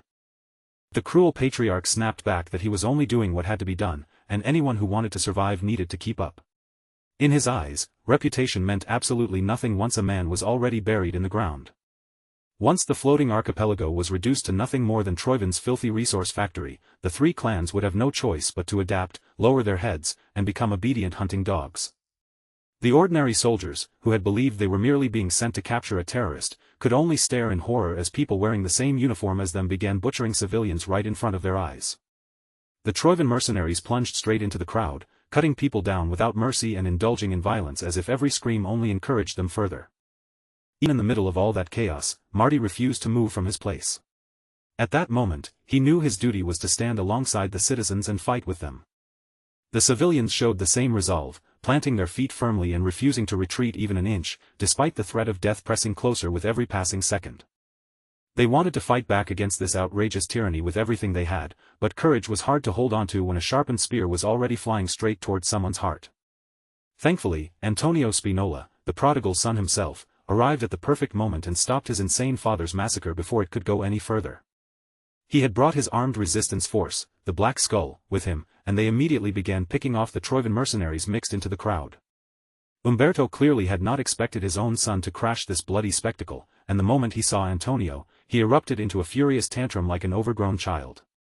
Antonio advanced slowly toward his father's position, cutting through the chaos with calm precision as he parried one attacker after another along the way. Umberto simply could not understand how his son could throw away the prized position of successor for something he considered as pathetic as protecting ordinary people. Antonio, on the other hand, was absolutely furious. He was disgusted that his father had reduced himself to a loyal dog, willing to sell their own country to villains without even a trace of shame. And worse than that, Umberto had gone so far as to murder innocent people just to chase after scraps handed down by Troivan. Fueled by rage and by the need to correct the sins his father had committed, Antonio commanded his Black Skull soldiers to subdue every last one of those Troivan dogs, while making absolutely sure the citizens were kept safe. His fierce command rang out like a battle cry and somehow lifted everyone's spirits. But even with that morale boost, the truth was still grim. They were outmatched and outnumbered in every possible way, and if the battle dragged on, they would not be able to hold the line for long. Their only real hope was still far beneath the surface, deep under the sea, surrounded by a swarm of hungry sea serpents. To be fair, even Theo Ragnar felt a flicker of concern when he saw just how many sea serpents were circling him and measuring him up. He already left himself open more than once, giving the creatures plenty of chances to strike, yet none of them had shown any clear sign of outright hostility. In fact, the way they hovered around him almost made it seem like they were simply watching him with cautious interest. Theo guessed that the Leviathan's aura sealed within the dragon-slaying sword must have been keeping the serpents calm and holding their instincts in check. If that was true, then he decided to trust his instincts. Slowly and carefully, he reached his hand toward one of the nearby serpents, and gently placed his palm against its snout, stroking it with a calm and steady touch. At that very moment, the system notified him that the sea serpents had officially recognized him as their master. Who would have imagined that his wyvern-taming skill could also work on draconic creatures living beneath the sea? The sensation felt similar to the moment he had tamed Umbra not long ago. Their emotions began flowing into his dragon heart, forming a close and intimate bond between them. Through the sea serpents, Theo began sensing the emotions the Leviathan had carried when it sank down into the depths. There were traces of curiosity, fear, and awe mixed together in that lingering feeling. Levi must have gone through something far more complicated than a simple descent into slumber. The sea serpents had first been drawn to the area by the Leviathan's power, and over time, they had claimed these waters as their territory. That explained why they had all come out to observe Theo, someone who carried the same aura as the legendary relic guardian. Now that Theo had unlocked the ability to communicate with the sea serpents, he finally began to understand what was truly happening in this strange underwater domain. With that knowledge in hand, Theo became certain that he now had the means to set everything back where it was supposed to be. He climbed onto one of the sea serpents, and the entire army of creatures immediately began guiding their new master toward his destination. As they traveled farther downward, Theo noticed that the deeper they went, the stronger and more violent the currents became. Trying to navigate these waters alone would have been impossible, because the warped mana twisted the currents in unpredictable directions, constantly pulling and turning everything around them. To make sure he did not miss even the smallest detail in the darkness, Theo activated hatchling synchronization. Once they had descended far enough, the unnaturally powerful currents finally began to fade, and the water around them grew strangely calm. Then Theo finally saw it with his own eyes, one of the strongest relic guardians in existence, the Leviathan. Just as expected, it rested at the bottom of the deep sea, and even in slumber, its colossal body and overwhelming mana were almost absurd in scale. But unlike the pure presence he had felt from other guardians, the flow of mana around the Leviathan felt strangely distorted. This had to be the very problem the sea serpents had tried to tell him about. Griffin emerged from hiding and immediately recoiled at the rotten state of their fellow guardian. The fairy dragon was usually more tactful with her words, but this time, even she agreed with the bird's reaction. She believed Theo had already figured out the source of the problem, especially since he carried the same aura deep within his own soul. And she was right. The Leviathan was suffering from a severe case of demonic corruption. Levi the Leviathan had been exposed to demonic corruption for far too long, and over time, that prolonged contamination had completely compromised its state. With Levi the Leviathan corrupted and unstable, the wild currents beneath the archipelago had begun producing massive waves along the coast above.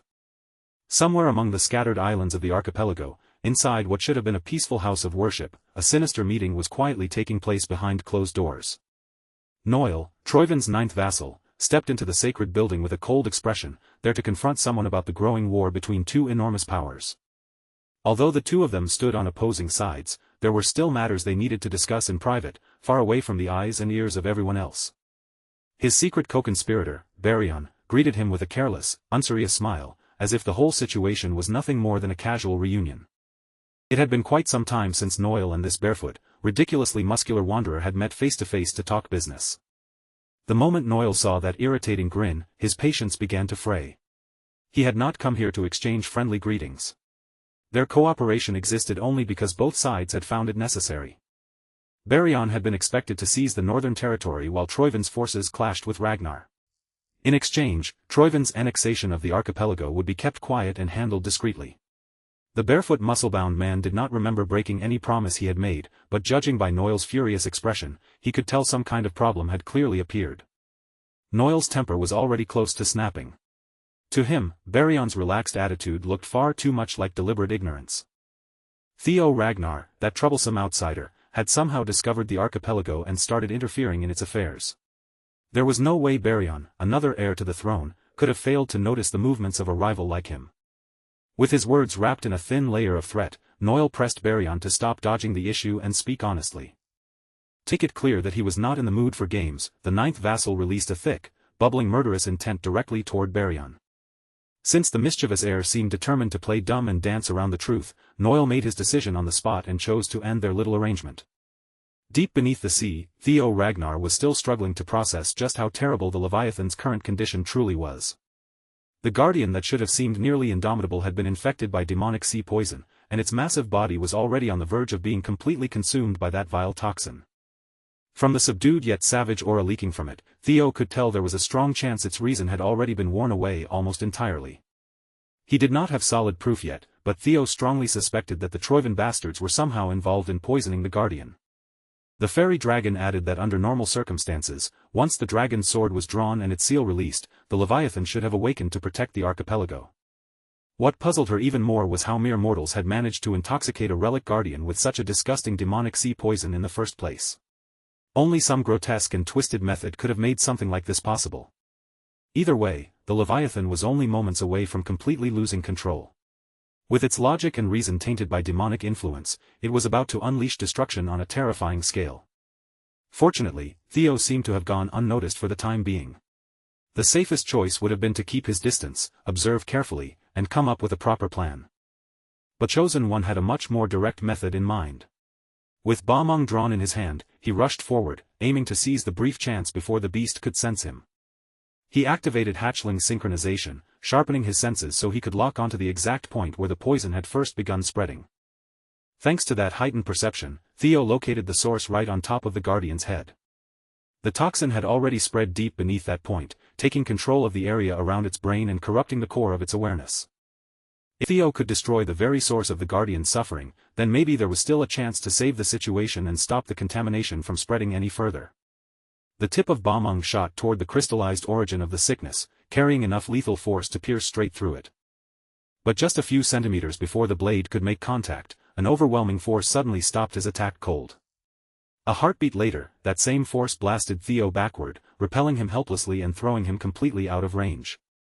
The repelling power showed him no mercy at all, slamming the Chosen One away so violently that he was sent crashing into the rocks. Theo realized he had made a reckless move. Whoever had created this disaster had also placed some kind of protective ward around the source, making sure the contamination would continue unhindered. The good news was that he now knew for certain he had found the weak point. The bad news was that the enormous dragon had finally noticed him. Theo had nearly been crushed by that protective ward alone, and trying to withstand the full force of a rampaging Leviathan was clearly not a wise option. The guardian moved across the seafloor with such monstrous force that the surrounding waters erupted into a storm of violent currents. Now that he had provoked the beast, escape was no longer realistic. All Theo could do was take another gamble and aim for the wound on its forehead. This time, failure was not something he could afford. The plan itself was simple, but actually pulling it off was a completely different problem. The creature before him was absurdly massive, like some legendary monster pulled straight from a nightmare card game, and Theo desperately searched his mind for an approach that could get him out of this overwhelming mess. Before he could settle on another method, the Leviathan opened its jaws wide, and an unimaginable amount of power began gathering inside its mouth. Then it released a blast of pure energy, a devastating attack powerful enough to erase entire cities in a single strike. Theo had to pour everything he had into escaping, barely scraping past the edge of the blast's radius in time. As he felt the full weight of a guardian's power crashing through the sea around him, an idea suddenly flashed through his mind. First, he sprang backward to create more distance, drawing the Leviathan after him as it gave chase. Fortunately, an ally arrived just in time to help with his retreat. One of the sea serpents he had tamed must have sensed the disturbance and rushed over to support him in battle. Theo could breathe and fight underwater, but moving through the sea still felt unnatural and restricted. With the sea serpent's help, however, that limitation changed completely. Now boosted by the serpent's speed, Theo commanded it to charge straight back in and aim directly for the wound on the Leviathan's brow. The closer they drew to the crystal, the thicker and more suffocating the demonic miasma became around them. Once Theo entered his effective range, he kicked off from his mount and launched himself forward. It was time to put the lessons he had learned while fighting the griffin into action. His eyes shifted to black and red, and his features began taking on a more draconic form. Theo pushed every one of his stats higher with the support of his guardians. He activated Griffin's power to suppress enemies stronger than himself. Then layered on Fairy's protection to strengthen his resistance against demonic influence, Flame Eater's enhanced attack power to counter demonic energy, and Lesser Drake's suppressive fear. A Guardian Relic could only be subdued by power on the level of another Guardian Relic. In the strongest state he could possibly draw out, Theo unleashed a magnificent dragon's 5 talons straight toward the source of the corruption. Theo's supercharged strike finally reached the crystal, driving straight toward the heart of the corruption with all the power he had gathered. This time, his attack pushed past the force of the protective ward, breaking through the invisible barrier that had stopped him before. Theo pressed down with every ounce of strength in his body, staking everything on that single decisive slash as Balmung tore forward. Once the ward was effectively destroyed, there was nothing left to fully protect the toxic source, and the moment Balmung breached it, its destruction became unavoidable. Even then, Theo refused to ease up for a second, forcing the blade onward until he was absolutely sure the mission had been completed. A thunderous explosion erupted through the depths, the sound and impact rolling across the deep sea. It drained nearly everything Theo had left in him. But in that moment, Theo had done exactly what Kriemhild herself would have done. As soon as the source of the demonic sea poison was crushed into fragments, Levi's own power began moving through his body, cleansing the toxins that had been eating away at him. A few moments later, a faint spark of life returned to the Guardian, and a clearer light slowly came back into his eyes. Still shaken and confused from the lingering effects of the demonic corruption, Levi looked at Theo for a moment and thought he was seeing an old friend. When Levi saw the dragon-slaying sword in Theo's hand, the image before him blurred into the memory of Kriemhild standing there once again. Theo had to pull him back to the present and explain who he really was, the chosen one meant to wield the Guardian's power. He had come all this way to deliver the hero's final words. As Levi listened to Theo's message, memories of Kriemhild surged through his mind all at once, both the beautiful moments they had shared and the painful ones that still lingered. Levi accepted Theo's words and quietly mourned the sacrifice of his dear friend, realizing that her consciousness had remained behind all that time for his sake. Griffin had to interrupt the bittersweet mood and urged the sea dragon to return to the relic immediately. Fairy quickly added her voice as well, trying to convince Levi that Theo truly was the chosen one they needed to lend their strength to. Although Levi had waited and longed for this moment for so long, doing things the proper way was no longer possible. He had already defied the ancient dragon's will by leaving his vessel on his own. The instant he abandoned his relic, his position as a guardian was taken from him. And even though Theo's intervention had restored his mind, the demonic taint had already caused permanent damage to his body, leaving his physical form destined to vanish soon. So before that final moment arrived, Levi offered Theo another path. Before fading away completely, he wanted to entrust Theo Ragnar with every last drop of power he had remaining. Levi warned the chosen one that the process would be unbearably painful, and that very few people could endure such a transfer without breaking. Even so, Theo accepted without the slightest hesitation. After coming this far, there was no way he would turn down the chance to inherit a sea dragon's power. That fearless confidence was exactly the kind of answer the sea dragon wanted to hear. All Levi asked in return was that Theo use this immense power for the people Kriemhild had once wished to protect. Since that had been Theo's intention from the very beginning, he swore upon the hero's sword that he would do exactly that. For one final time, the sea dragon offered his gratitude to the chosen one who had freed him. Then Levi's body began to fade, dissolving into an ethereal mass formed from his remaining energy and life force. Thanks to Theo arriving in time, he could finally leave this world and reunite with his friend. But the moment Levi's physical form disappeared, the currents that had kept the floating archipelago suspended began to weaken. If nothing was done, the entire place would sink into the sea. There was no time left to hesitate. Theo had to absorb the Leviathan's final gift as quickly as possible.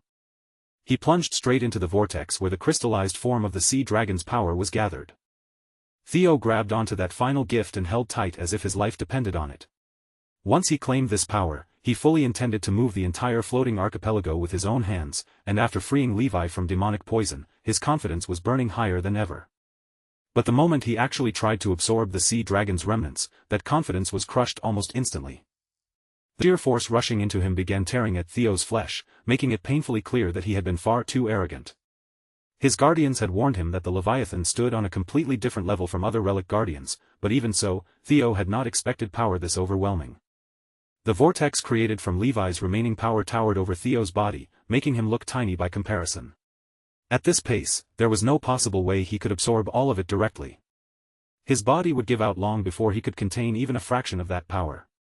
Then, all of a sudden, Levi's thunderous voice echoed inside his mind, telling him to use the sword.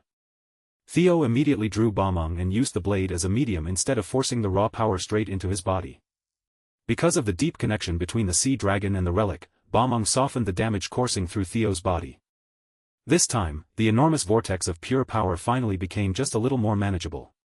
Theo braced himself, held his position, and began drawing in every last bit of that power through the blade. Griffin, though clearly reluctant to admit it, praised his master for finally using his head for once, and Fairy agreed with that assessment. By channeling the overwhelming force through the dragon-slaying sword, the strain on Theo's flesh was greatly reduced. Even after death, the Leviathan was still helping him at the final moment. After what felt like an eternity of enduring that pressure, Theo finally claimed the sea dragon's gift in its entirety. He felt an enormous flow of mana surging through his veins, almost as if the Leviathan's power itself was now resting within his grasp. The pain and struggle he had endured at the beginning had been more than worth it. Fairy, however, quickly pulled him back from that moment of triumph. This was not the time to relax. If Theo wanted to move the archipelago to safety, he had to act now, while he still held the sea dragon's power firmly under his control. Following her advice, Theo reached out with that power and commanded the sea itself to move according to his will. He seized control of the wild currents, taming their violent flow and forcing them to lift the enormous landmass above. Theo had already chosen the destination in his mind, and there was no place more fitting than the one he had decided on. The floating archipelago would return to the northeastern region of Ragnar, the very land where it had once belonged. With the power of a dragon, a godlike guardian, and sheer unshakable will behind him, Theo bent the sea itself into his servant. Meanwhile, in front of the hero temple, the battle between the three clans' army and the Black Skull was still raging fiercely. The brutal fighting only came to a halt when enormous tidal waves rose up and began crashing straight into the already blood-soaked battlefield. The citizens trapped in the middle of that chaos could only look toward their hero and pray, their faces pale with terror as they feared their homeland might vanish beneath the sea forever. It no longer mattered which side anyone had chosen. Across the entire archipelago, every heart was gripped by the exact same fear. Then, at last, one soldier noticed something strange. The coastline was not sinking beneath the waves at all. It was moving. Pushed along by the force of the surging tides, the entire landmass had begun inching away from the position it had held for as long as anyone there could remember. Mountains, cities, homes, streets, and everything living within them were being carried together toward the northeastern region. As the archipelago shifted across the sea, the ruined place of worship where Noel and Baryon had been standing began to crack and crumble around them. The ninth vassal felt the ground shift beneath his feet, and for a moment, confusion overtook him completely. In his mind, there was only one explanation. That outsider must have finally absorbed the power sealed within the dragon-slaying sword. Baryon kept that sly, mischievous grin spread across his face as he offered a casual apology for ending their meeting early, saying this was hardly the time to keep loitering around such a place. Noel, however, had no intention of letting the matter slide. He remained furious, clearly irritated by Baryon's complete lack of commitment. The heir calmly reasoned that even he had failed to predict Theo Ragnar's actions. Even so, the plan was already approaching its final stage, and in Baryon's eyes, Theo taming the sword could be twisted into something useful. Now that Balmung had been unlocked, all that remained was to kill Theo and take the blade back. In the end, Baryon was trying to use Noel to erase a growing political threat while keeping his own hands perfectly clean. The rough, muscle-bound wanderer ignored Noel's endless complaints and urged him to start moving instead of wasting more time. After all, if handled properly, this could bring enormous profit to the Troivans. Back on the front lines, Antonius Spinola immediately understood that Theo was behind the island's movement. That little bastard had actually pulled it off and kept his promise. He quickly ordered his men to stop fighting, now that the true danger of the archipelago sinking had been removed. With people finally able to survive, there was no longer any reason to spill another drop of blood. But that reasonable command became the perfect opening for someone else to exploit. From behind, a blade flashed forward, aiming to sneakily sever the head of the Black Skull leader. Fortunately, the hero's successor surfaced at the perfect moment, saving Antonio's life yet again. As for the soldier who had tried to murder the very man attempting to end the war, Theo had absolutely no mercy to spare for him. With his gleaming new sword in hand, he sliced that bastard clean in half before the attack could go any further. The believers burst into joy, convinced that Kriemhild had returned to stand beside them after sealing the sea dragon and saving their homeland. Antonio immediately asked whether the crisis had truly been handled, and whether the archipelago and its people were finally safe. Once Theo gave him the answer, the crushing weight on his shoulders finally lifted. With sincere gratitude in his voice, he thanked their unlikely savior from the bottom of his heart, only to shamelessly ask him for one more favor. Theo did not even need to hear the request. One glance was enough for him to understand exactly what Antonio wanted. All around the battlefield, civilian bodies lay scattered across the ground, while survivors with terrible wounds struggled to stay conscious. It was painfully clear what had happened in this place that was supposed to be sacred. The Black Skull and the citizens had fought for him, risking their lives to protect both the archipelago and their hero. Now it was only right for Theo to repay that debt. The moment the three clans' army saw Theo advancing toward them, fear overtook them so strongly that many seriously considered throwing down their weapons. But their master, Umberto Spinola, saw the situation very differently. To him, the dragon-slaying sword itself was walking straight into their reach, and he forced his men to stop hesitating and seize the prize. Terrified of the Spinola patriarch, the soldiers obeyed his command and charged at Theo. But before their weapons could even reach him, a true menace returned to the battlefield, spreading a thick, suffocating killing intent over the entire area. In the short time he had been gone, his worthless pawns had turned everything into a complete disaster. Theo's instincts screamed through his body like a shock. Someone monstrously dangerous had just entered the fight. With every bit of volume he could force from his lungs, he shouted for everyone nearby, ally and enemy alike, to drop face down immediately. A single slash tore across the bridge in one perfectly clean, unbroken line. Those caught by the terrifying attack never even realized it was coming. For that instant, it was as if time itself had frozen. The first things to fall were the bridge's banisters, sliced neatly through at their base. Then came the scalps of every soldier who had ignored Theo's warning. At the very least, they were left with half their brains, while the already blood-drenched battlefield was painted in an even darker, thicker crimson. In the span of a single instant, the entire three-clan coalition was wiped out. The only reason the people behind Theo survived was because he had interfered, and because they trusted his warning enough to obey. Nobles and soldiers alike were slaughtered in the most helpless way imaginable. The one responsible was, of course, Noil, the ninth vassal of Troyvin. He cursed those worm-like pirate bastards for failing to get rid of one brat and allowing the situation to spiral this badly. Among the dead was Umberto Spinola. Like everyone else, his head had been sliced open, though his mustache somehow remained intact. Antonio hated his father with every fiber of his being, but seeing the old man's corpse in such a gruesome state still filled him with cold dread. Theo had to snap him back to his senses. The leader of the Black Skull needed to pull himself together and evacuate the citizens, because the floating archipelago would need him when it came time to rebuild. For the moment, Antonio forced his emotions aside and immediately sprang into action. While everyone else retreated into the temple, Theo stayed behind, standing his ground as he measured the slaughterer before him. Noil's hatred for the Ragnar burned even hotter. He wanted nothing more than to cut down the insolent whelp who kept interfering with Troyvin's grand plans. He was practically burning to tear the young lord apart so completely that even his own father would not recognize what was left of his bastard son. With every slow step Noil took, his blood-soaked aura spread heavier through the air. Theo Ragnar clenched his teeth hard. If someone with this kind of overwhelming power had suddenly appeared on the battlefield, then there was a strong chance the Troyvins had already sent out one of their noble servitors. From what Theo knew, those warriors were not ordinary humans at all. They were reinforced beings, created specifically to stand against the 9 dragons of Ragnar. During the Great War, their strength had been terrifying enough to rival the 9 dragons, and in certain battles, they had even surpassed them. What Theo had never expected was that such monsters had already been developed this early in history. But while Theo was still thinking through what this man's existence meant, another long-range slash came tearing toward him, and he barely managed to avoid it. He no longer had the luxury of standing around and thinking.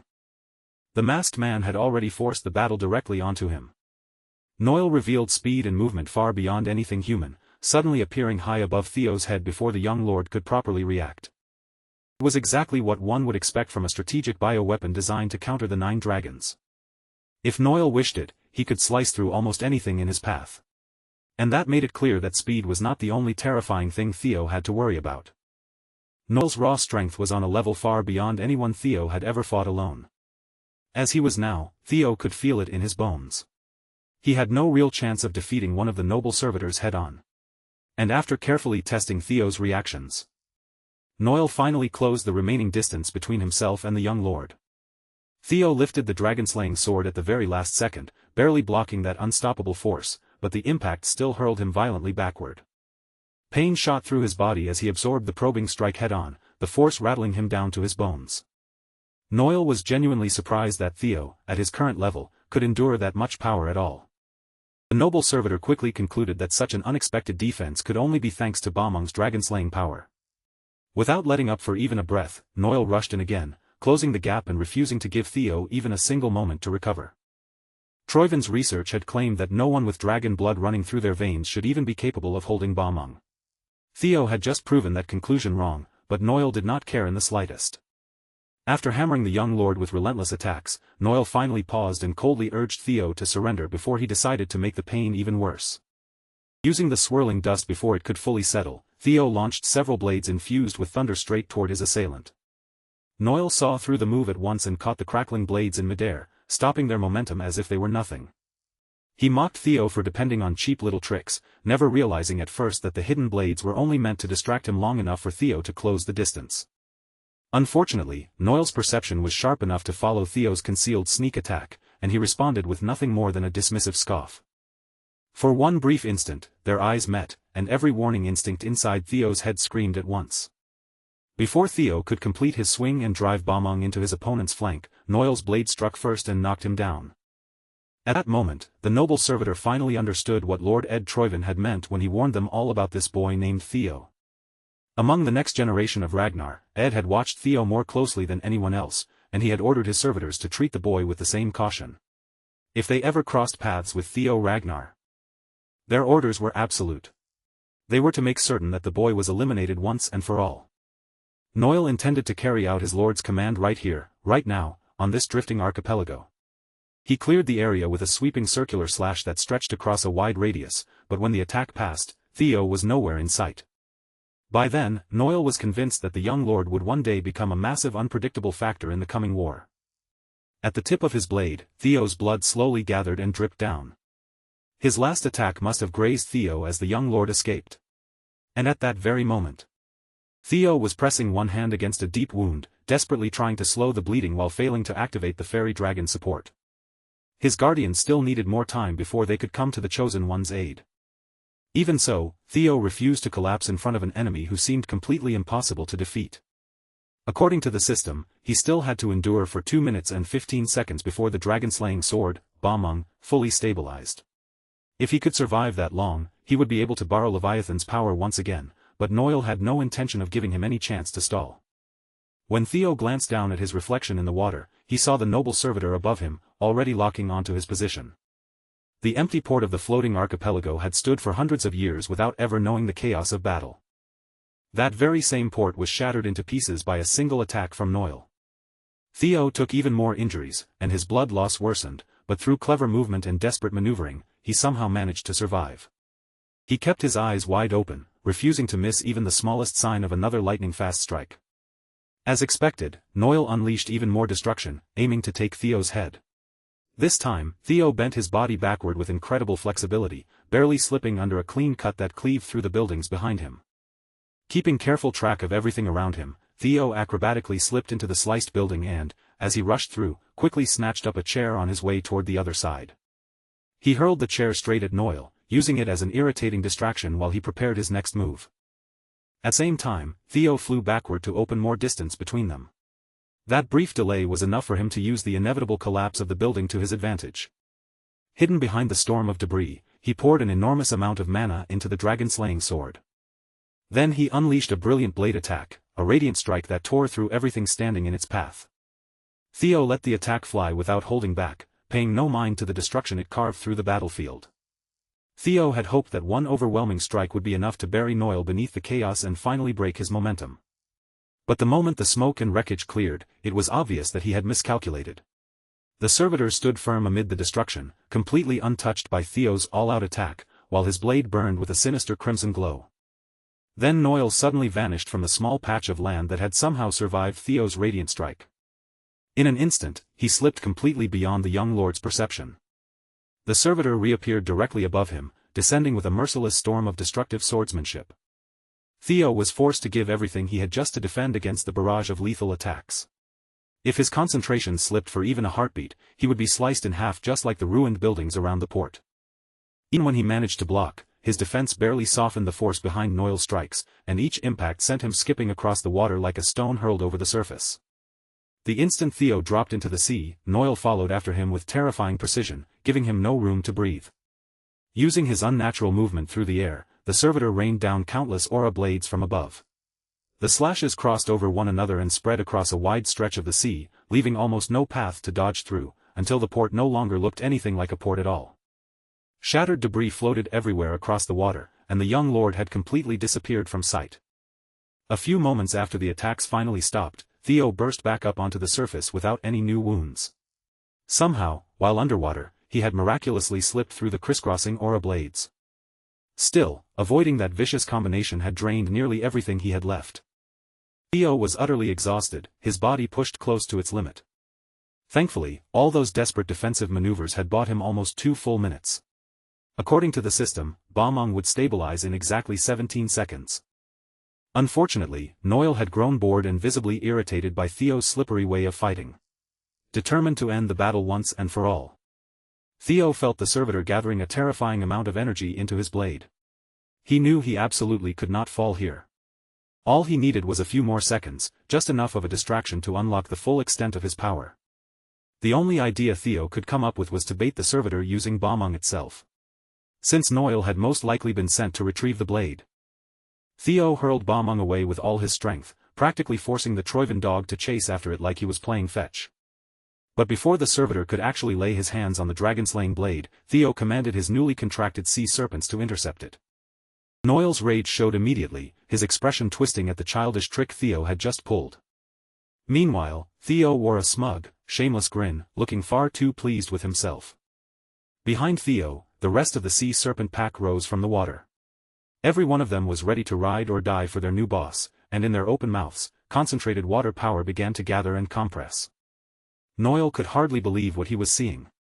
He was overwhelmingly stronger, miles ahead in raw power, yet this boy kept dragging out the fight with one trick after another. At last, the sea serpents unleashed their long-range attack. Individually, none of those blasts should have been able to seriously harm someone like Noel, but gathered together, their combined force struck with real weight, forcing the servitor to focus entirely on defending against it.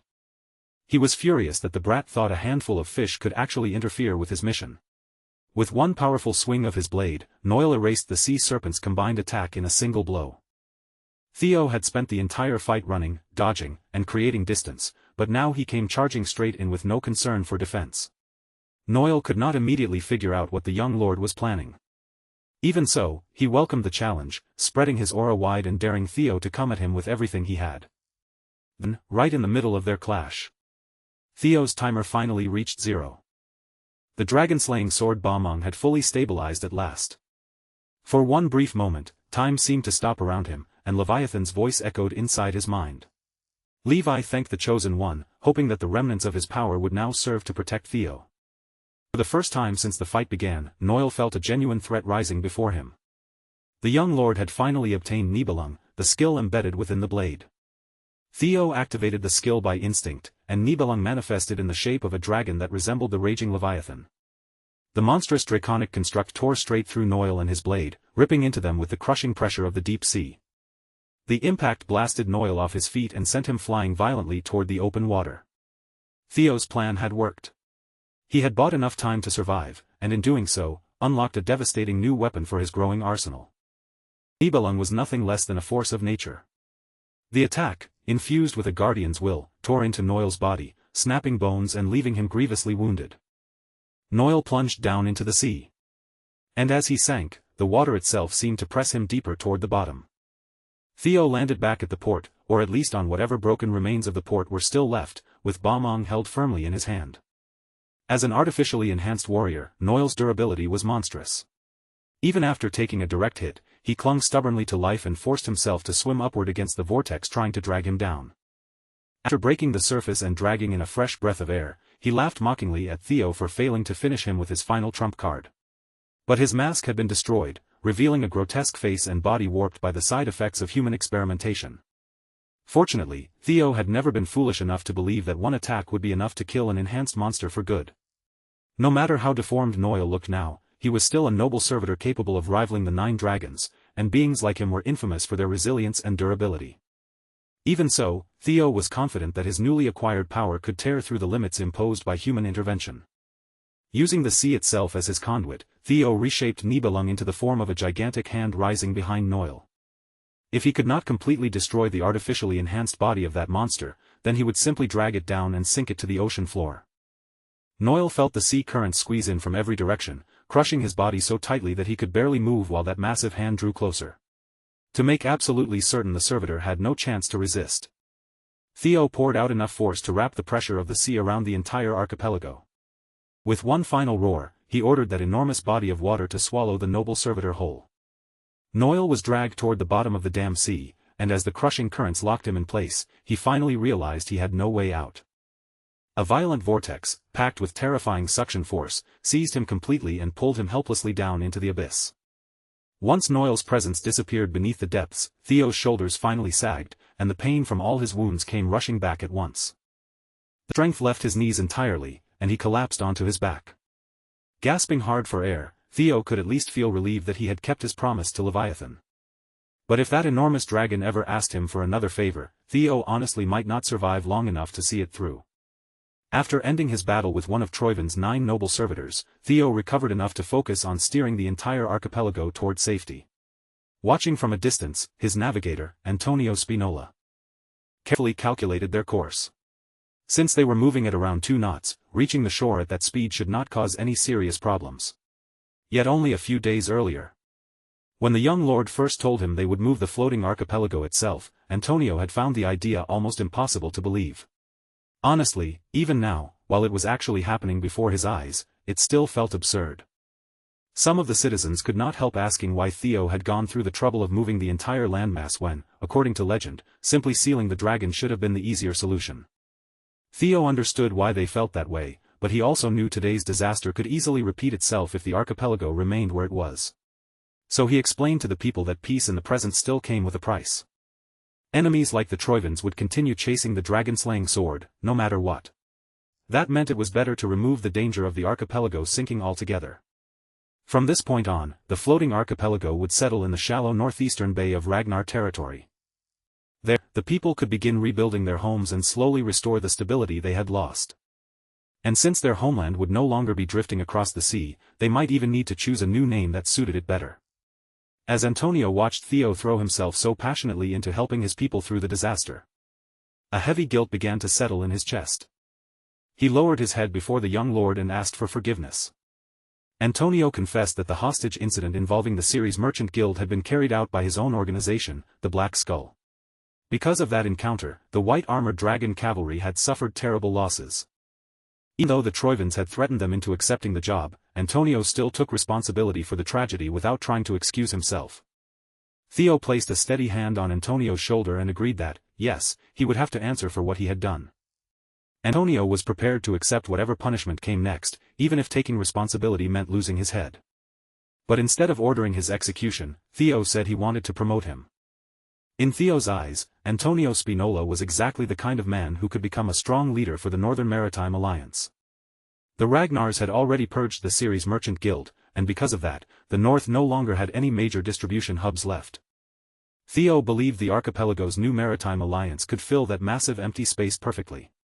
And before Antonio could argue that he was not worthy of such a position, Theo turned toward the surviving citizens of the archipelago and asked for their judgment. The first person to raise a hand was the temple priest. He spoke up for Antonio, pointing out the sincerity the man had shown. A few citizens followed right after him, and before long, every surviving citizen gave their support, unanimously choosing Antonio as their new leader. After all, he had protected lives and stood up for them when it mattered. Theo had already expected that kind of response. Antonio was far from perfect. But in these difficult times, Theo believed he would become a capable leader. The Northern Maritime Alliance would help direct supplies and capital into Ragnar territory, and in return, Theo vowed to take responsibility for the archipelago's autonomy and protection. Under the honorable name of Ragnar, he swore that oath. And to Antonio, it was clear that until the very end, he had once again been the one receiving the young lord's generosity. On behalf of the Maritime Alliance, Antonio Spinola vowed to cooperate with House Ragnar and serve them to the very best of his ability. With a firm gentleman's handshake, an unshakable bond was forged between them. The citizens looked on as their land was reborn, all thanks to the young Ragnar who had refused to abandon them. Then, right on time, the land beneath them rumbled.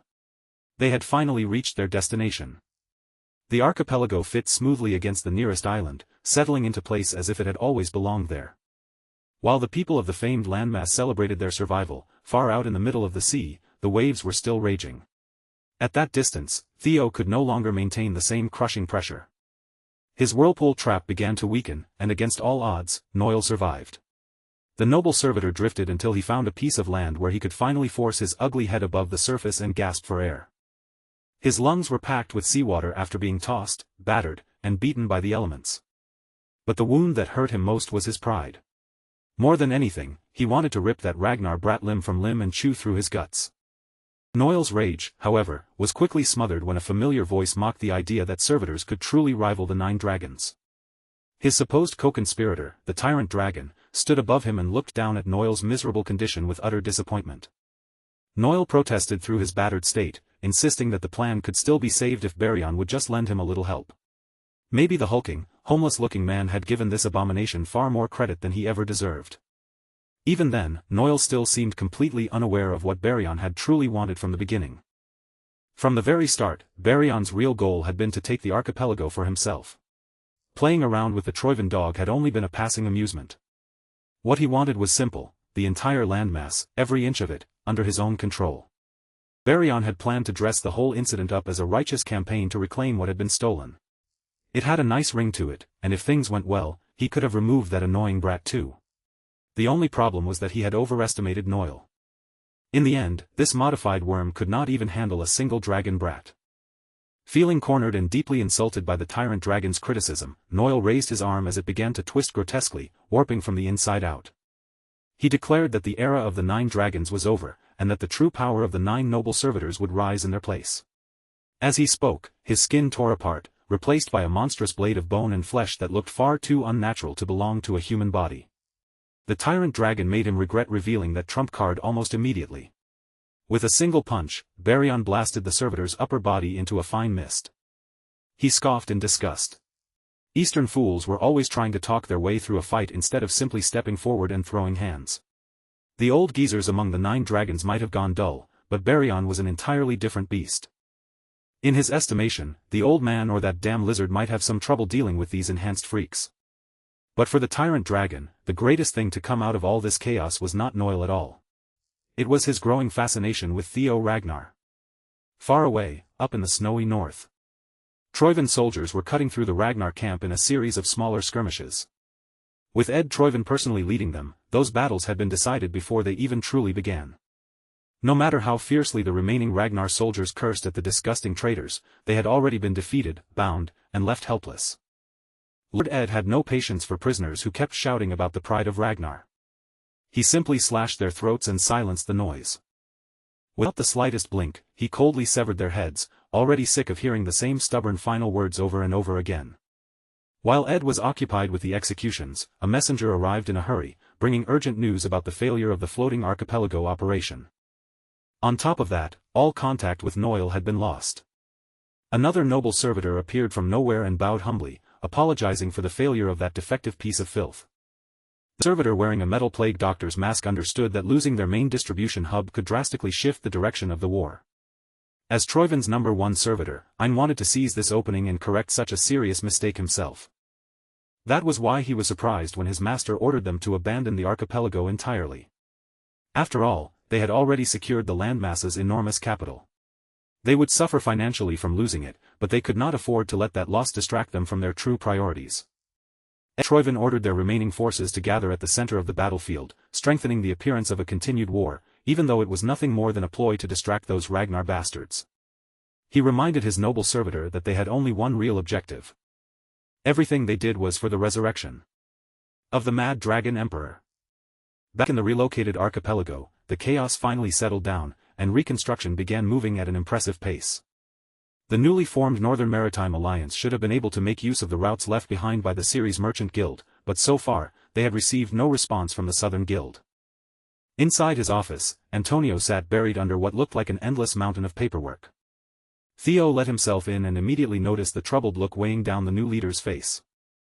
Thankfully, Ragnar's supply distribution was no longer their biggest concern. Transporting goods should now be far simpler without the sea constantly adding unpredictable risks. Still, if Antonio was being completely honest, Ragnar's influence frightened him. He was grateful that his people had escaped Troivin's grip, but he also understood that nothing in this world came free. With just one flick of Theo's finger, they could end up in the same situation as before, only this time serving a different master. Antonio hesitated to bring such a concern directly to Theo, but he could not stop himself from wondering whether they had actually been safer out in the middle of the sea. The young lord understood exactly why Antonio felt that way. After all, any responsible leader should be wary of a hostile takeover.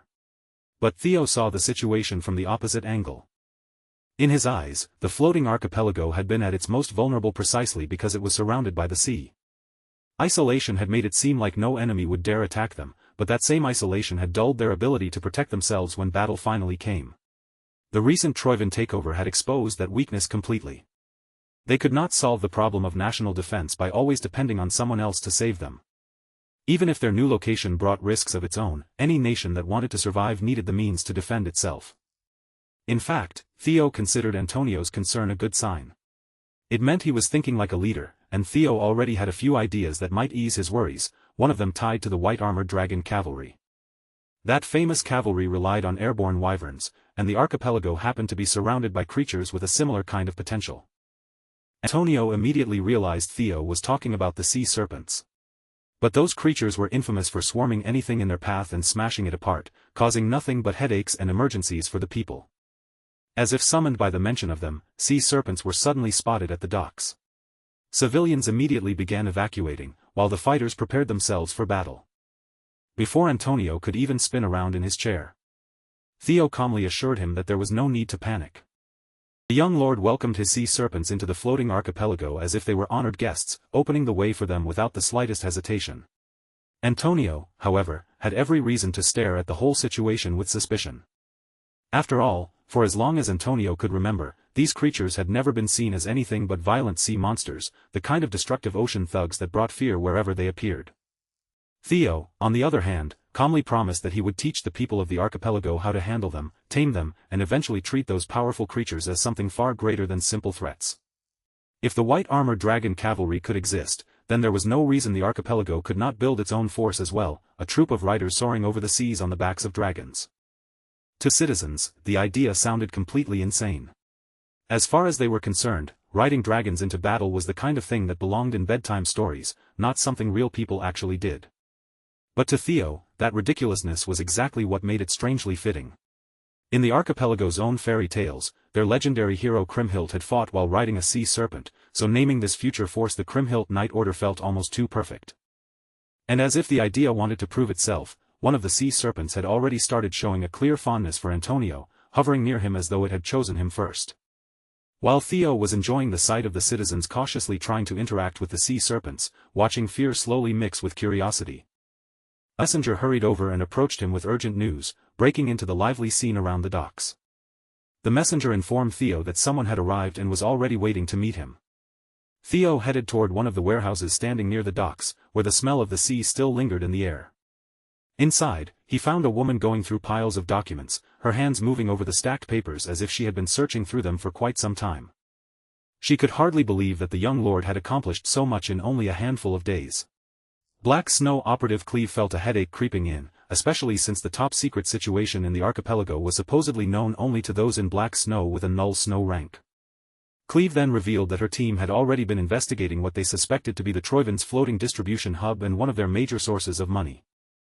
That meant they understood perfectly well that losing the archipelago would damage the war effort in the long run, and yet, despite knowing that, they had still chosen to do nothing.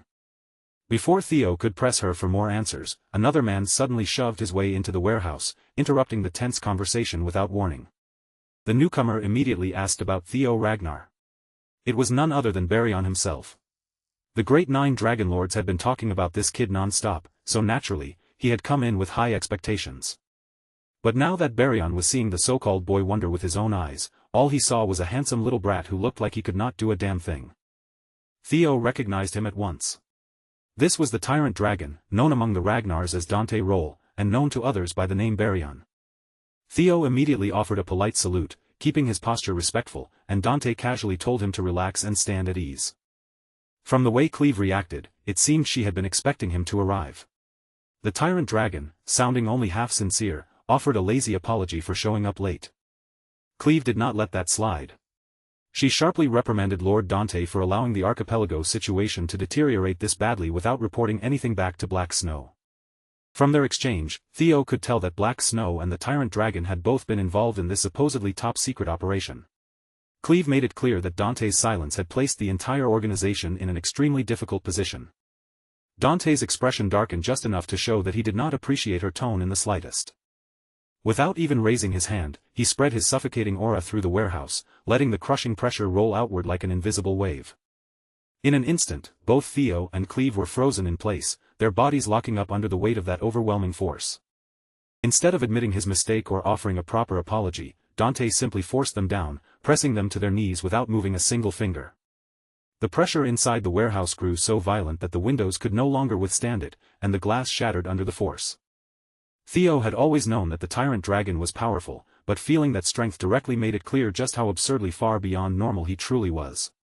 At that moment, Theo finally understood why, in his previous life, Ragnar had failed to liberate the floating archipelago. The man might have looked like a rugged, muscular vagrant at first glance, but the aura pouring out of him was no joke. It was heavy, brutal, and completely overbearing. After putting Theo and Cleve through what felt dangerously close to outright torture, Dante finally pulled his aura back and burst into laughter. He claimed he had only been messing around and had simply missed the right timing to report the new information. He insisted that he had been watching the movements of the Troivan camp the entire time, carefully observing how they shifted and operated. In Dante's view, the 9 dragons had no need to waste effort chasing after small scraps. He had planned to let the problem grow larger, then swoop in at the perfect moment and crush everything in one decisive blow. But then the Ragnar kid appeared and cleaned up the situation before Dante could make his move. Laughing lightly, Dante slapped Theo on the back, and the blow nearly knocked the young lord unconscious. The tyrant dragon might have been joking around and pretending to be relaxed, but Theo could tell that underneath that casual act, Dante was genuinely irritated. Dante Roll was not just one of the 9 dragons. Even among that terrifying group, he stood near the upper ranks. At his core, he was a man driven by one thing above all else: the hunger for more power. The only reason he had joined Ragnar was to serve that desire.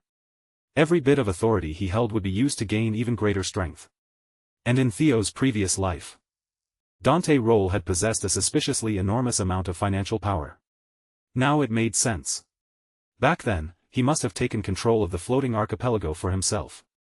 Among the 9 dragons, this man was without question one of the more troublesome opponents, so for the moment, Theo knew it would be wiser to play along. Theo lowered himself into the role of a modest soldier and apologized respectfully for interfering with the tyrant dragon's plans. Dante threw his head back and laughed loudly, telling Theo that no real harm had been done. During this first meeting with the 6th heir candidate, Theo Ragnar, Dante found himself rather pleased with the young lord's attitude. He then offered Theo his hand, giving him a clear sign of approval as a new heir candidate. Yet the more Theo dealt with this strange, muscle-headed man, the harder it became to read what Dante was truly thinking. Still, Theo accepted the offered hand with a polite smile and answered with even more humble words. Dante seemed to enjoy that modesty quite a bit. Their exchange was interrupted when Cleve walked over and delivered Theo's next official directive. Now that the archipelago mission was finished and further deployment there was no longer necessary, all operatives were being ordered to move immediately to the central front line. Dante approved of the new assignment without hesitation. In his view, the kid belonged on the front lines, getting covered in blood while protecting the home base. But before Dante left, there was still one matter he wanted to settle first. The tyrant dragon's posture suddenly stiffened, and the air around him sharpened as he turned his gaze toward Cleve. In a low, dangerous voice, he asked if the order to question him about the archipelago scouting mission had truly come from the Black Dragon himself. His hostility was barely hidden as he spat out the name of Black Snow's leader, referring to him with open contempt as that damn Robert Ragnar. Cleve felt the pressure around her grow even heavier, as if an invisible weight was crushing down on her shoulders and chest, but she still forced herself to answer and confirmed it. Dante then told her to deliver a message to that black rascal. If Robert wanted answers from him so badly, then the bastard should have come all the way here and asked him face to face. Theo obeyed his new orders without wasting even a moment, leaving the archipelago behind and joining his comrades in the northern war against Troivan. At the central plateau, the main battlefield was already roaring across the Blade Mountain range. Steel rang out as soldiers from both sides clashed head-on, while explosions and bombardments thundered through the skies above them.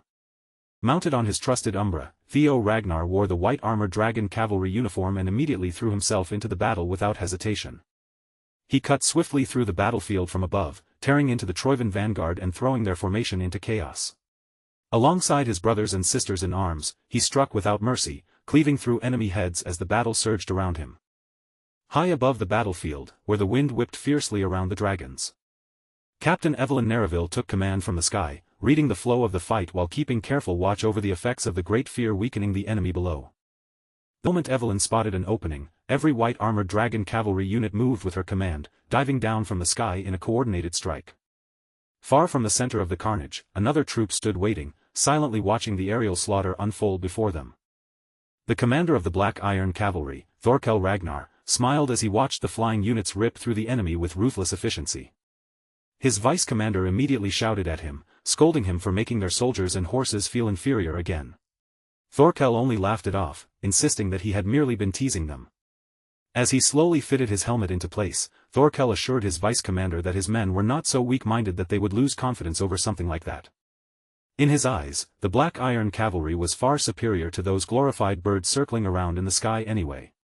But the moment Thorkel's helmet settled over his head, the easygoing air around him vanished completely.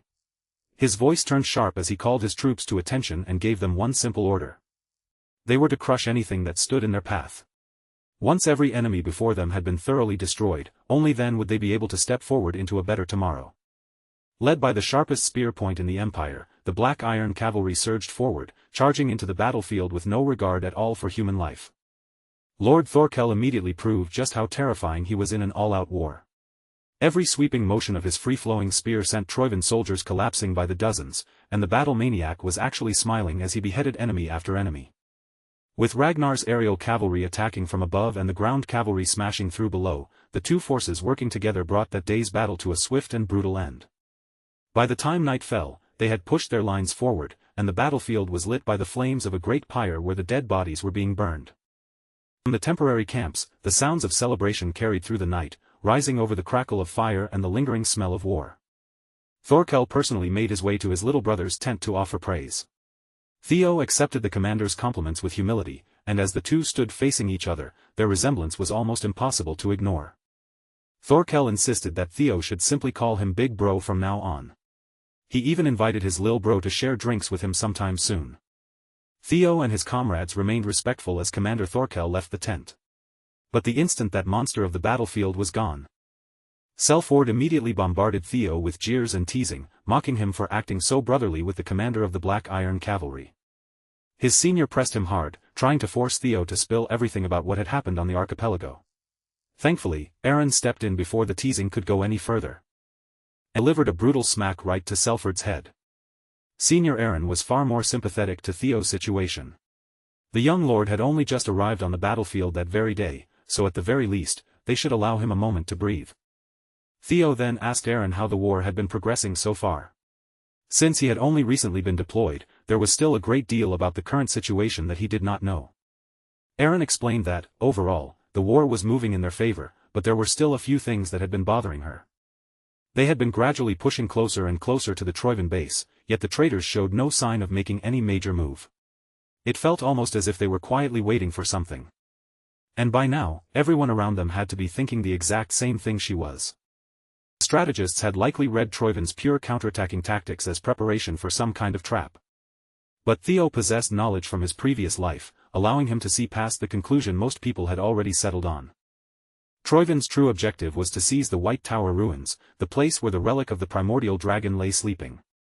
All the blood spilled across these battlefields had served one purpose, to distract everyone from what Troivan was really after. And speaking of bloodshed, under the cover of the dark night, a lone fighter was already slipping through a Troivan camp, silently and effortlessly killing unsuspecting soldiers one after another. The fighter looked up toward the night sky and wished he could run into one of the 9 servitors. After so many days of cutting down small fries, he was beginning to grow tired of the same easy slaughter. Together with a woman at his side, he wiped out an entire platoon as if it were nothing at all. For Ragnar candidates number 3 and 4, Anshio and Gueshar Ragnar, this level of carnage was simply routine. Anchio immediately called her brother out for lying. More than anyone else, she knew perfectly well that this maniac actually enjoyed picking on unsuspecting soldiers. Then a familiar figure strode into view, backing up her words without the slightest hesitation. It was the tyrant dragon, Dante Roll. Dante had already scolded the unruly Gueshar before for swinging his blade around mindlessly, and he was clearly not pleased to see the young lord still clinging to those reckless and unpleasant habits. Gueshar addressed Dante as master.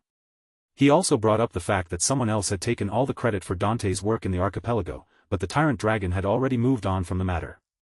To Dante, that little setback was nothing more than the ticket price for an entertaining show that was about to unfold. He warned Gueshar that someone would soon begin rising rapidly through the ranks. Gueshar assumed his master was talking about Thorkel. Anchio, however, immediately understood that Dante was referring to the sixth heir. The thought of fresh meat made Gisher's excitement flare up at once. In his mind, with the tyrant dragon as their master, there was absolutely no way anyone could surpass them. Dante Roll simply suggested, almost casually, that Theo Ragnar might be the chosen one. The moment those words left Dante's mouth, both Gueshar and Anchio turned deadly serious. Their master gave them no long explanation, no comforting words, and no room for doubt. He simply told them to stay ready, because the days ahead would demand action. And when the right opportunity finally appeared before them, their task was clear: they were to crush Theo Ragnar completely, leaving him no chance to rise any further. Several hours before Theo ever reached the battlefield, he was still inside a carriage rolling north, heading toward the front lines where the war was waiting for him. During that journey, the fairy dragon had been explaining the truth about the White Tower, and how it housed the relic of the primordial dragon. Now that Theo thought about it, the area around the White Tower had been the very first region the Troivans seized for themselves. Thankfully, Guardians were able to sense one another's locations, at least roughly, which gave Theo and the others a way to track where the relic might be. The fairy dragon warned him that the Guardian of the White Tower had received the largest share of the primordial dragon's fractured power. His other Guardians agreed with that warning. Relics might share the same origin, but that did not mean they were equal in nature. Each Guardian relic had been given its own role, and with that role came different kinds of abilities and power. Some had been blessed with far greater strength than others, but that strength also came with responsibilities just as heavy. And among all of them, the Guardian of the White Tower stood as the most extreme example of that principle. The bad news was that the most powerful relic was currently deep inside Troivan territory, and no one could say for certain what those people intended to do with it. Theo had already seen what those bastards had done to the Leviathan. They possessed a method to poison Guardians and force out the primordial dragon's power for themselves.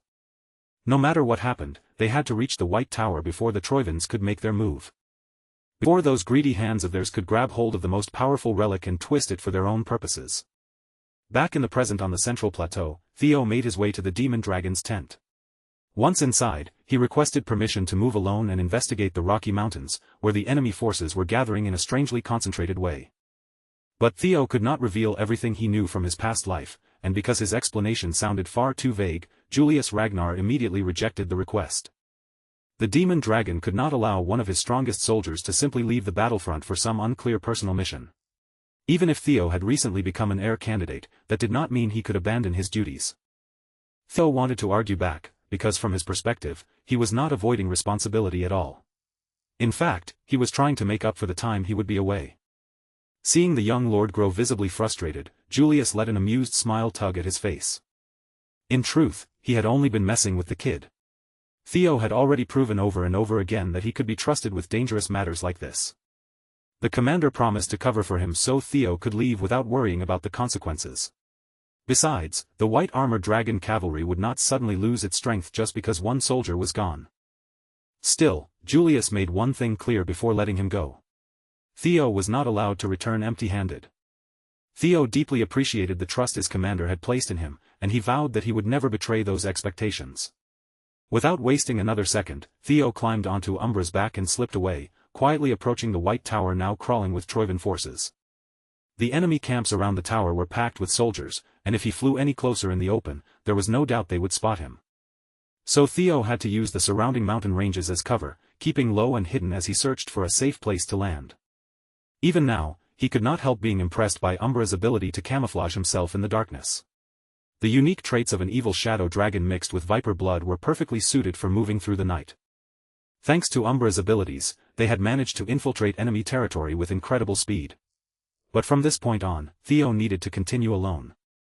So he gave Umbra the order to turn back and fly to the base camp, leaving Theo to proceed on foot from there.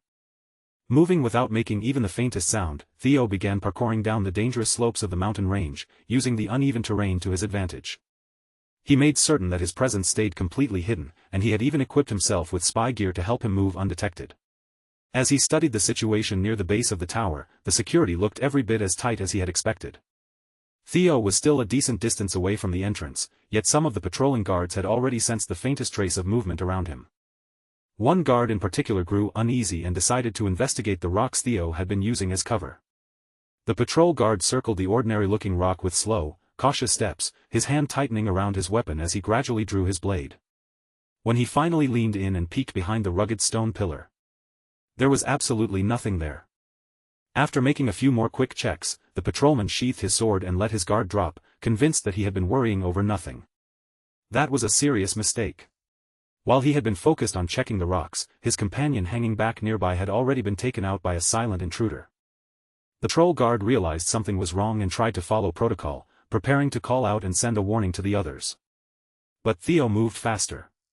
Before the man could alert anyone, Theo struck him down hard and sent him crashing to the ground as well. A few miles away from the tower, Ed Troyven stood before a shrine stained with a spreading pool of blood, admiring the ominous blob of flesh resting on top of it. From behind him, a hermit priest approached, his presence quiet but twisted. The priest giggled wickedly as he looked over the altar. He never would have imagined that the Troyvens would join hands with their holy demon church for a forbidden ritual meant to resurrect the dethroned Mad Dragon Emperor. Inside that grotesque mass of flesh, a fleshy figure sat curled in a strange fetal position, steadily absorbing the corrupted power.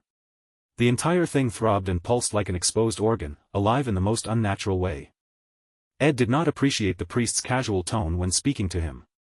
And more than that, he absolutely despised hearing the word dethroned used for the Mad Dragon Emperor.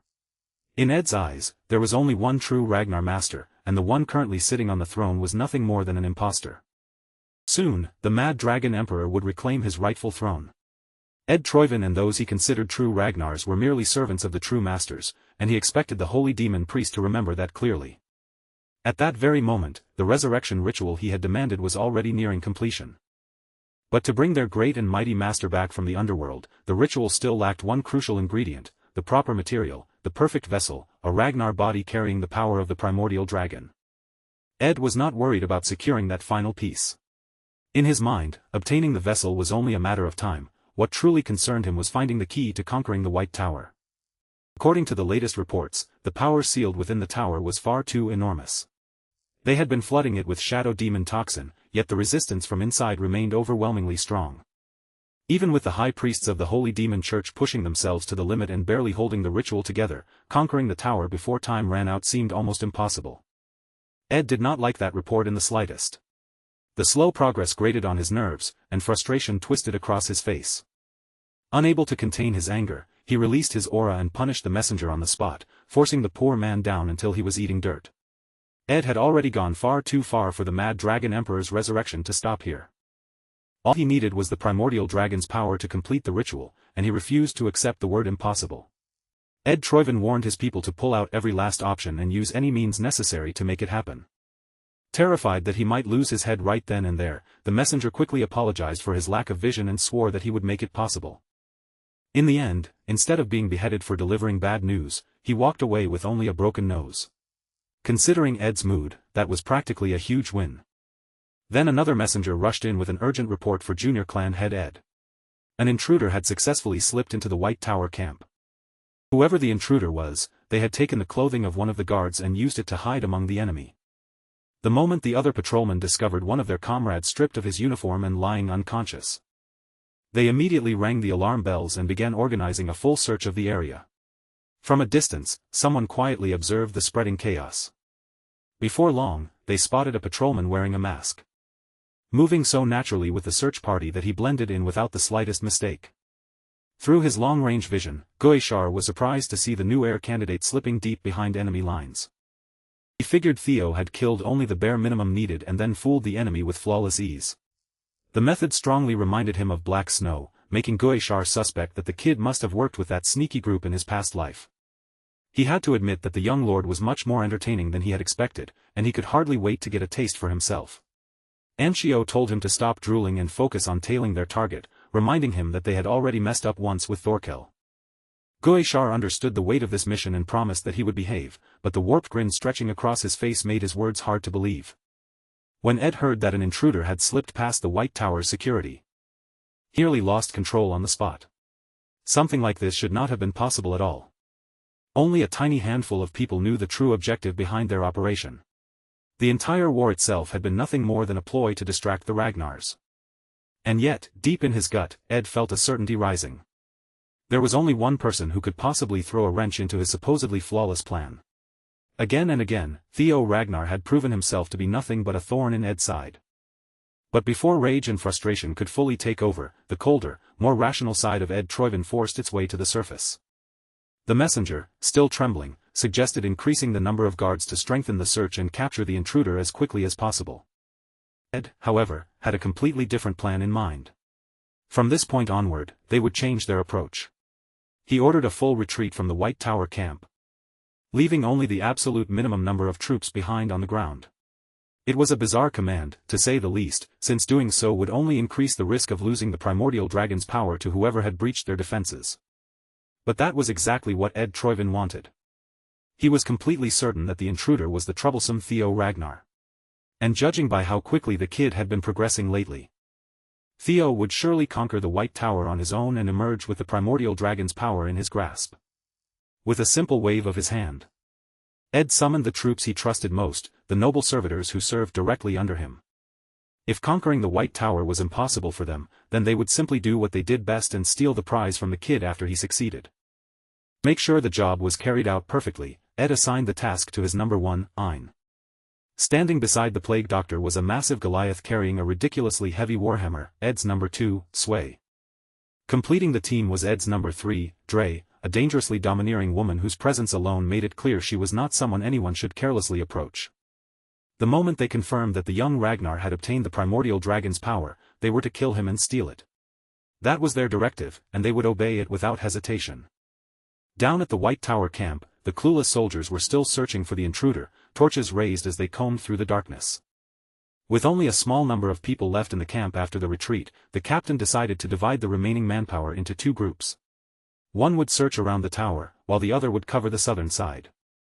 Just as expected, Theo placed himself with the group assigned to search around the White Tower. These fools did not even stop to question why one of their supposed comrades was walking around with a mask on.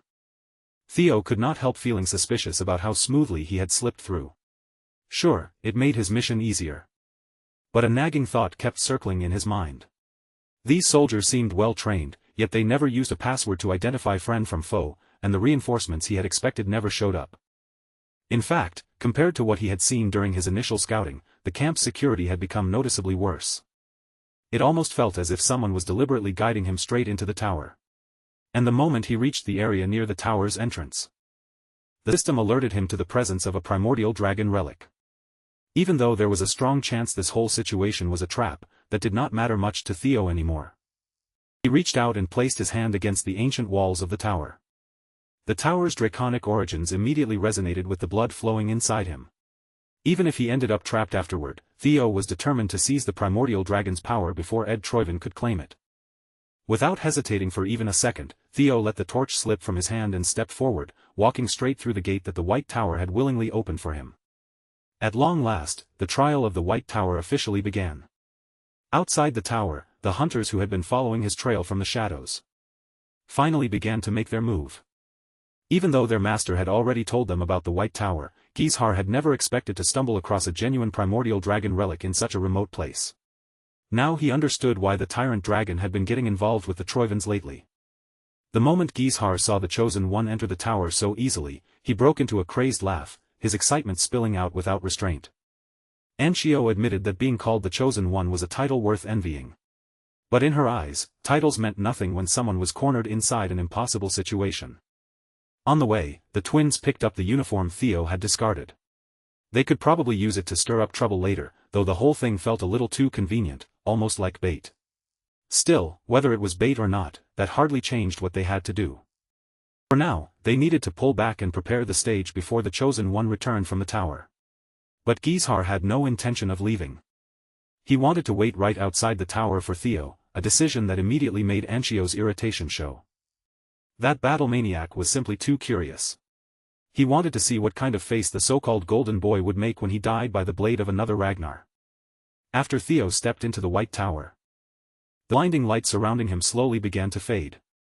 Theo's eyes gradually adjusted to the brightness, and when he opened them fully, he found himself standing inside a vast superstructure built from pure white materials, with countless pillars and rooms stretching out around him. Knowing that the tower itself could pose a serious threat to his life, Theo immediately drew the white moonlight blade and kept it ready in his hand. Since the guardian of this place had inherited the greatest share of the primordial dragon's power, Theo expected something ferocious to appear at any moment. Right on cue, a draconic figure with burning red eyes emerged from one of the many doors. Theo tightened his grip around his blade, every muscle prepared to unleash his full strength if the creature attacked. So imagine his shock when the guardian of the White Tower finally walked out, only to reveal himself as a tiny little creature with round, cute, beady eyes. The little guardian was already in tears, grumbling about strange people trying to sneak into his domain and infect him with demon shadow toxin. Apparently, stopping them had been unbelievably annoying. Theo wondered if someone was playing a joke on him. Completely speechless. He just stared at the flailing little lizard, wondering whether he had somehow entered the wrong tower by mistake. He even called out his other guardians to confirm whether this was truly the one they had all feared. The fairy dragon quickly urged him not to judge the little guardian by appearances alone. The griffin added that Theo had no room to talk, since he looked more like a pretty boy than some awe-inspiring chosen one himself. But when Theo saw his own guardians trembling with fear, his doubts eased just a little. The little guardian then apologized for getting distracted and properly introduced himself. His name was Karatosicus, though he went by Karato for short. He was the most loyal subordinate of the great primordial dragon, the one who had inherited the largest portion of his master's power, and he had protected the Gate of the Pantheon since ancient times. Theo had never once heard of something called the Gate of the Pantheon. Karato explained it casually, as if it were the most obvious thing in the world. It was the place where the gods dwelled. The relics of the primordial dragon were merely fragments that shared pieces of his power. Long ago, the master of all guardians had carried countless duties on his shoulders. One of those duties was guarding the gate that connected the Pantheon to the mortal world. And the one who had inherited that sacred duty was none other than little Karato, the big boss's most loyal subordinate and the upright vassal who preserved his power. Theo's knowledge of the gods came only from what he had read in ancient texts, so hearing that they truly existed was enough to shake him. He wanted to ask Karato for more details, but the cheerful little lizard only stared back at him with a blank, dumb smile. It looked as if Karato had completely spaced out, before slowly repeating his full name, Karatosicus.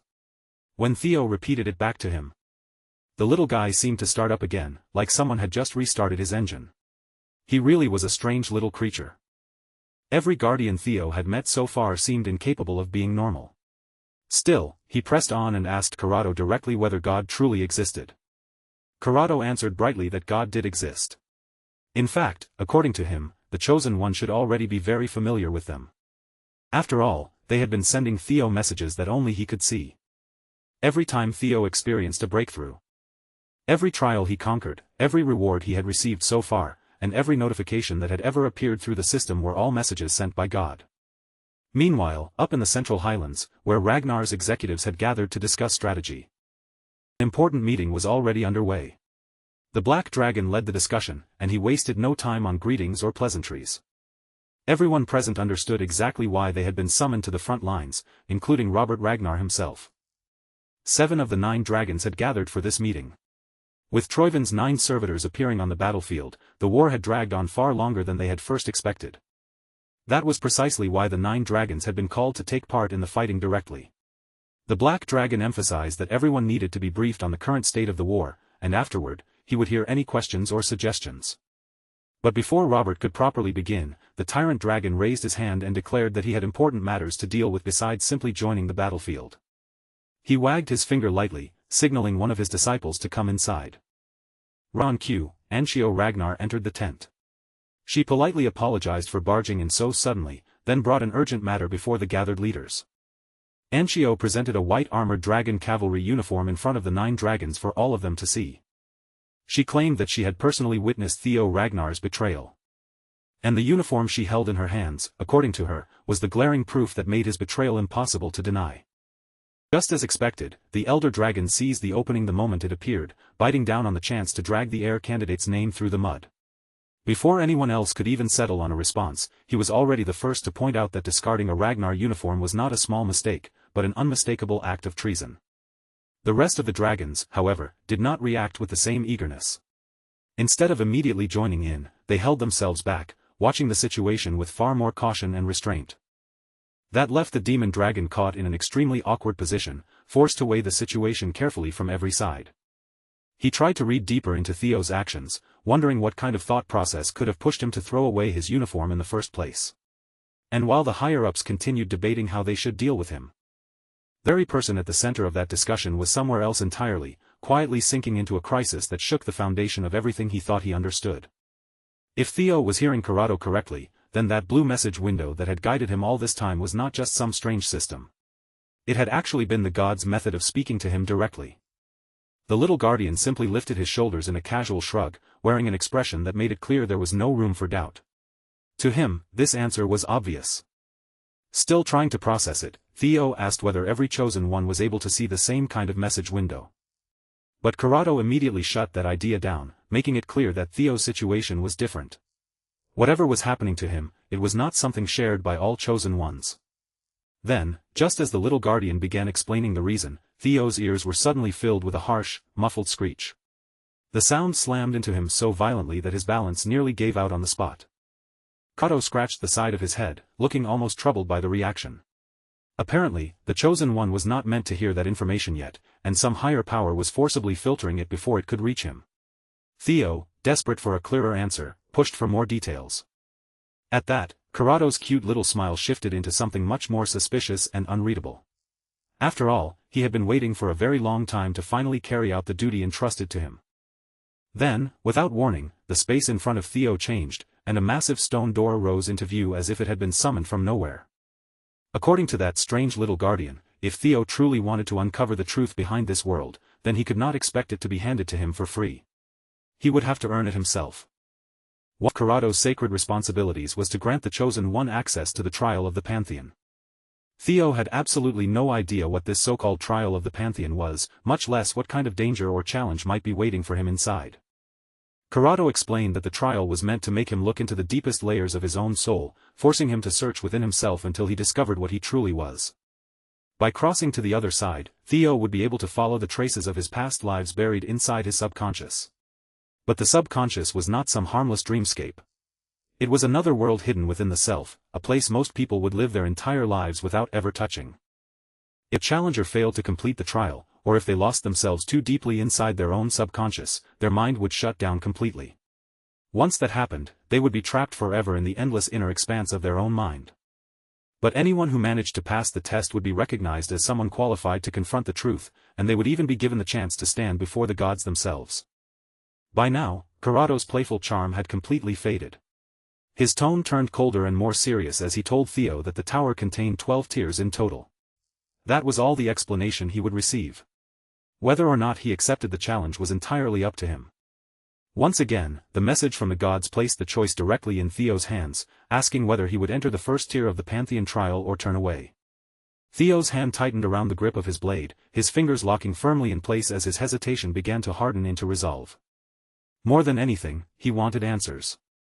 So without allowing himself another moment to hesitate, Theo selected yes on the message window before stepping forward, walking straight into the unknown path waiting beyond the door. Whatever truth controlled the way this world worked was hidden behind the door Corrado had summoned. As Theo moved closer, countless questions kept racing through his mind. He wanted to know whether the Great War he remembered would end up happening in this life as well. He also needed to understand why he, of all people, had been judged worthy of becoming the chosen one. With firm conviction, Theo shoved Corrado's door open, letting the mysterious light spilling from the other side swallow him whole. The moment Theo entered the first tier of the Pantheon, he was pulled into a space unlike anything he had seen before. It resembled a ruined Colosseum, broken and ancient, drifting alone in the endless darkness of outer space. As Corrado's door slowly faded away behind him until nothing remained, Theo looked around in silence. Wherever this was, it certainly no longer felt like he was inside the White Tower. Then his system informed him that, in order to fully enter the subconscious realm, he would need to suppress his own consciousness and open the gateway within himself. A short while later, Theo sensed something strange stirring beneath him, as if the floor itself had begun to boil. A mass of black goo started sizzling across the surface, spreading outward little by little as it slowly gathered together and took shape right before his eyes. Before long, the dark sludge had risen into a humanoid form. But even though it looked like a person, it had no clear features, no face, and nothing that made it feel alive in any ordinary sense. According to the system, this first trial was connected to Theo's consciousness.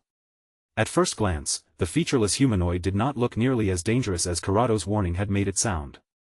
That relaxed thought vanished almost instantly when the humanoid blob suddenly lunged into action and attacked without the slightest warning. It sent a familiar throwing blade flying straight toward Theo's head. He barely managed to twist out of the way in time, but the sharp edge still sliced across his cheek as it passed. Theo immediately fixed his stance and prepared himself properly for battle. Whatever that figure was, it had made its hostility unmistakably clear. Then his eyes widened as the black sludge's form became clearer, and he finally recognized what it had taken the shape of. The guardian standing before the door to the subconscious was none other than the self. The entity known as I had appeared before him. The system gave Theo a simple and merciless objective: eliminate him. In every possible way, I was a perfect copy of Theo, recreated down to the finest details. The chosen one and the manifestation of himself stood across from each other in silence, simply staring each other down. At first, Theo felt deeply unsettled by the thought of having to fight himself. But after thinking about it again, he wondered if this might actually work in his favor. Compared to some unknown enemy with abilities he could not predict, would it not be better to face someone he understood better than anyone else? It sounded like a reasonable way to look at it. But the moment I released his full power and spread that thunderous aura through the Colosseum, Theo immediately began questioning that confidence. With not a single wasted movement, I lifted his hand and began charging. His throwing blades with thunder dragon breathing, preparing thunder stab with unmistakable killing intent behind every flicker of energy. Theo had never once experienced what it felt like to be on the receiving end of his own techniques. His eyes followed the incoming attack as he quickly analyzed its path and timing. Then he swung his white moonlight blade into motion, deflecting most of the barrage while slipping away from the blades that were too awkward or dangerous to parry directly. But by the time Theo finally managed to steady his footing again, he realized he had been driven all the way to the edge of the Colosseum, with barely any space left for him to maneuver. Before Theo could fully reclaim his footing or move away from the edge, another storm of blades came screaming through the air. Each one was reinforced with thunder stab, cutting forward with a vicious sharpness that made the atmosphere itself feel like it was being torn apart. But Theo had no intention of being pushed around by the exact same technique twice in a row. This time, his eyes were sharper, his body was steadier, and he was already prepared to answer the moment the attack reached him. The instant those blades crossed into the range where he could strike back, Theo unleashed Quintuple Dragon's Claw with explosive force. The five-pronged attack ripped across the arena floor, shredding the ground beneath him and smashing through the incoming throwing blades until they lost all momentum. The violent aftermath of that counterattack tore through the already crumbling floating arena, carving even more scars into the broken Colosseum around him. Theo finally let out a small sigh of relief, though his expression remained tense. Ai's attack had been far too powerful for comfort, and even blocking it once had been enough to remind him how dangerous this fight really was. He looked back toward his perfect copy, and despite the pressure of the situation, a faint laugh slipped out of him in amusement. Theo had hoped that Quintuple Dragon's Claw would serve both purposes at once, protecting him while also damaging his opponent. But that hope had been far too optimistic. If I truly was a perfect copy of Theo as a fighter, then Theo had no choice but to admit something surprising. Somewhere along the way, he really had become much stronger than before. With frightening precision, I shifted his stance again, lowering himself like a beast ready to pounce at the first opening. In his hand was a copy of the white moonlight blade, and his lifeless eyes stayed fixed on Theo without even the smallest flicker of emotion. This time, I was the one who struck first, launching a supercharged Quintuple Dragon's Claw straight toward him with terrifying speed. Theo answered immediately with Dragon Flash, driving his blade forward to meet the five-pronged assault and knock it off course. The two attacks collided with equal force, and even their brief probing exchanges were destructive enough to shake the ruined arena. But when the violent energies finally scattered and the smoke-like force cleared, Theo's eyes widened as he realized his copy had vanished. I had quite literally gotten the jump on him. Using Theo's blind spot to his advantage, the copy launched another attack from directly above, dropping in from the sky before Theo could properly reset his guard. Theo only noticed the threat when the copycat had already prepared another quintuple dragon's claw overhead. Even worse, I had cleverly layered two versions of the same technique together, unleashing the full brutality of the move all at once. The force crashed down like a real dragon tearing into its prey, with 10 claws descending straight toward Theo's head and forcing him to think fast.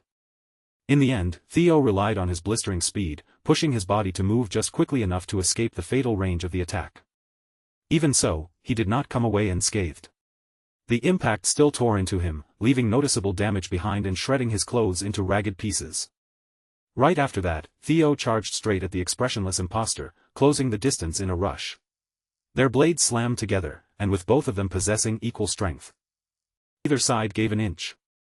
Theo took the offensive, swinging again and again as sparks burst from every collision between their swords. No matter what move Theo tried, I answered with the perfect counter. Every exchange felt like staring into a flawless mirror, with neither side gaining a clean opening. Neither of them had the advantage, and neither of them showed any sign of breaking. All their battle had managed to do so far was push the floating arena closer and closer to complete ruin. Even the copied white moonlight blade was shockingly durable and powerful, matching the original so closely that it felt almost impossible to tell the difference. Theo was beginning to understand just how troublesome he could be as an opponent. Their sword paths were identical, even down to the smallest habits and movements. I slipped away from most attacks with ease, as though he already knew what Theo would do before he did it, and even Theo's strongest techniques were neutralized by the exact same techniques used in return. Bit by bit, Theo pushed himself to think harder, desperately searching for even the smallest hint of how someone was supposed to defeat their own reflection. By almost every measure, this battle could have dragged on forever. But unlike Theo, who was burning through his strength with every clash and every movement, the copycat seemed to have no limit at all, fighting as if his stamina and mana would never run dry. Knowing he would eventually lose if the fight turned into a battle of endurance, Theo started to realize there might be a way to break this ridiculous deadlock wide open. While dodging another thunder-infused strike, his body kept moving on instinct, but his mind was working even faster, searching relentlessly for a way to bring down his evil twin.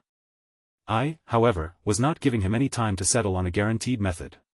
Theo had already expected that kind of relentless pressure from himself, but experiencing it from the outside was another matter entirely.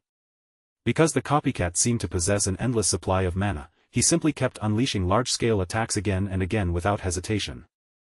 As a result, the Colosseum around them was no longer just damaged.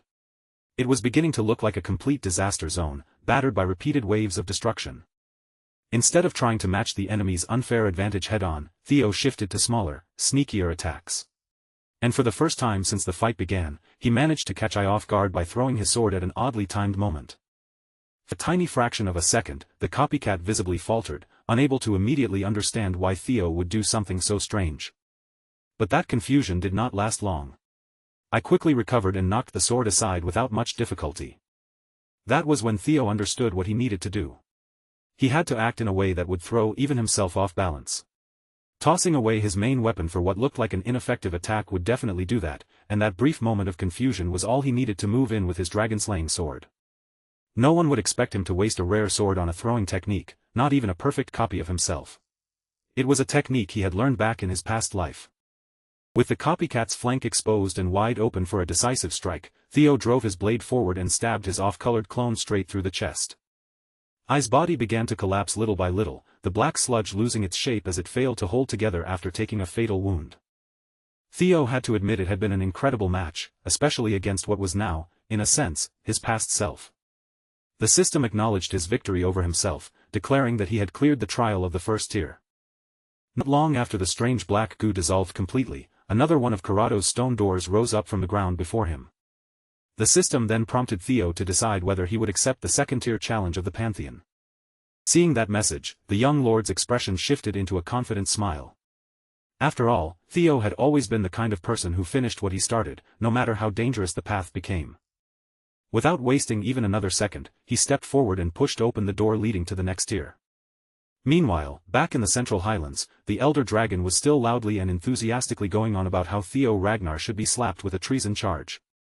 The Demon Dragon immediately questioned Anshio Ragnar's claim, his gaze sharpening as he caught the weight behind her words. She was basically accusing Theo of abandoning his post and defecting to Troivin's side, and that was not some minor complaint. It was a serious charge heavy enough to destroy him if accepted as truth. Anchio stood firm and insisted that she had witnessed the whole thing with her own eyes. According to her, the young lord had crossed into enemy territory by his own choice, without being forced or dragged there by anyone. And in her mind, the uniform she had brought back was more than enough proof. To her, that discarded Ragnar uniform was undeniable evidence of a betrayal far too disgraceful to ignore. But the sword dragon, who had known Theo since his days as a cadet, could not bring herself to accept those accusations so easily. The image Anchio painted simply did not match the Theo she remembered. She quietly exchanged a few words with Julius through mental transmission, trying to get a clearer answer from him without letting the others hear. The demon dragon, however, could not resist gloating. He made it clear that he was the only one who truly knew what Theo was planning, and he seemed especially pleased to rub in the fact that the kid had trusted him more than her. Even so, Julius had never imagined the situation would grow into such a complicated mess. What had started as a private arrangement was now turning into a full-blown political storm. The last time he had spoken with Theo, Julius had only given the boy one simple reminder: if he was going to leave, he had better not come back empty-handed. Theo had responded with a confident smile, looking straight at him as he promised that he would not disappoint him. But before setting out on that solo mission, Theo had secretly used sound telepathy to tell his commander something important in advance. He revealed that Heir candidates number 3 and 4, Heir and Anchio Ragnar, had been following him for quite some time. In fact, according to Theo, the two of them were already positioned just outside the camp, observing every move he made from a distance. Julius was surprised to hear that the notorious twins had somehow gotten themselves involved with Theo, especially when there seemed to be no ordinary reason for them to do so. From Theo's own estimate, the twins had been sniffing around his trail ever since he returned from the archipelago and joined the front lines. Theo figured they were trying to create a situation that would push him out of the succession race. But he had already come up with a way to turn their scheme back on them, using this very opportunity to expose the weaknesses of his competitors. For that plan to work, Julius only needed to play along and follow whatever the twins tried to push him into doing. So when Julius watched Anchio Ragnar stand there and hurl such grave accusations at Theo, he began to understand what the boy had chosen to set in motion. Theo really was an insolent brat, but Julius could not deny that he enjoyed this kind of drama. If the kid was confident enough to play games with people at this level, then Julius had no reason to ruin the fun. And to everyone's surprise, the demon dragon suddenly agreed with Anchio Ragnar's allegations with fierce conviction. Anchio immediately thanked him for believing her story, clearly pleased that the commander seemed to be backing her up. But the tyrant dragon was not comfortable with how little resistance Julius was showing. The black dragon also sensed that something was off when Julius took control of the discussion and suggested forming a pursuit unit to chase down the supposed traitor. Robert's spies had already confirmed that Theo had deserted his post right after meeting with the demon dragon, which strongly suggested that everything happening now might be part of a performance. Understanding the direction Julius was taking, the black dragon decided to go along with it as well, curious to see exactly how this entire situation would unfold. From that moment on, Black Snow would officially mark Theo Ragnar as a deserter. The black dragon even accepted the weak evidence supporting Anchio's claim and committed his organization to quickly forming an elite pursuit unit. The situation had become extremely messy, but one thing was becoming clear. Theo was not simply being swept up by the chaos, he was clearly making a move of his own. And without even standing in front of them, he had somehow forced the 9 dragons to start moving according to his rhythm. Meanwhile, the man they were calling a suspected traitor was nowhere near the kind of battlefield they imagined. Theo was facing otherworldly trials beyond anything they could possibly picture. When Theo stepped into the second tier of the Pantheon, he had no idea what kind of test would be waiting for him on the other side. What he definitely did not expect was to be transported back to the Burning Rose Palace, a place tied directly to the memories of his past life. Just like the first trial, the second tier also seemed to be part of the path leading into the depths of his subconscious. As if he had been dragged back into the past, Theo narrowed his eyes the moment a familiar, irritating voice reached his ears. Standing right in front of him were the scumbags who had killed him before, sneering as they called him the imbecile of Ragnar. The system gave him his objective: overcome the trauma that had tormented his mind for so long. But instead of flying into a blind rage, Theo simply smiled, almost as if he found the whole situation amusing. It seemed like whoever designed this second-tier trial had made a serious mistake. These bastards no longer stirred fear or trauma in him. The only thing they awakened inside Theo was cold, murderous intent, making the entire trial feel like a ridiculous joke. Yes, these men had haunted his dreams once before, but that time was long gone. Axion cursed at Theo's strange, almost comedic reaction. Believing they could still cut him down whenever they wished. But before they could make fools of themselves any further, Theo moved like a flash of lightning, dashing behind them before they could even properly follow his motion. Then, with almost casual ease, he raised his blade and cleaved the first bastard clean in half. After all, Theo had already dealt with his corrupt instructor once before. Doing it a second time was hardly anything special. Theo even had enough composure to stand there with his aura blazing and his torso exposed, letting the enemy's blood splash over him as if he owned the battlefield. More than the killing itself, Theo simply wanted to see that bastard twist his face in pain and humiliation. And just like that, the second tier's fight against trauma ended in a quick and brutal clear. With the trial completed, Theo was allowed to move on to the next tier. As he pushed open the third door and continued climbing higher, Corrado watched him closely through his small, all-seeing eye. The little guardian's interest had clearly been caught. He wanted to see just how far this young one could truly rise if he kept pressing forward. And Corrado also knew there was another being who must have been watching Theo's ascent with great anticipation, the god of causality. From there, Theo tore through the next several floors at an incredible pace. Starting with the third tier, he fought the persona, then conquered the fourth trial by defeating his shadow self. The fifth trial was said to be a battle against the collective unconscious. But Theo overcame that one as well. At this point, his rise felt less like a possibility and more like something inevitable. By the time he reached the 10th tier, he defeated the ID, the primitive and instinct-driven part of the mind. Theo was a bit battered after climbing so quickly through the trials, but the damage was nothing he could not handle. In fact, the higher he climbed, the less time each floor seemed to take him. The only tier that had truly forced him to struggle was still the very first one, where he had faced that copycat version of himself. After clearing the 10th tier, Theo pushed open the 10th door and stepped forward, entering the 11th tier without the slightest hesitation. With his confidence riding high, he even taunted Corrado, telling the little guardian to give him something a bit more challenging this time. Corrado heard that cocky provocation loud and clear, and instead of getting offended, he calmly assured Theo that the real trial was only just about to begin. The 11th tier sent Theo into the Cave of Origin, a strange cavern meant to imitate the process of birth itself. To clear it, he would have to climb upward while moving against the very flow of life. Unlike the previous tiers, this place did not throw him into a nest of monsters or surround him with enemies waiting to strike. The challenge looked almost simple on the surface, all he had to do was make his way through the passage. But the atmosphere inside the cave felt completely different from every trial he had cleared before, heavier, quieter, and far more unsettling. The system gave him a cryptic hint, saying that anyone who wished to reach the source had to return to the void that existed before birth. As he retraced the path back toward his own origin, the senses he had gained after coming into life would vanish one after another. It was a strange and deeply unfamiliar kind of challenge. And it was definitely not the kind of trial Theo had expected to face after everything he had already overcome. Halfway through the damp passage, Theo suddenly lost his sense of smell. The world around him immediately became less real. With one more step, the fishy odor that had been lingering through the shallow waters of the cave vanished completely, as if it had never existed in the first place.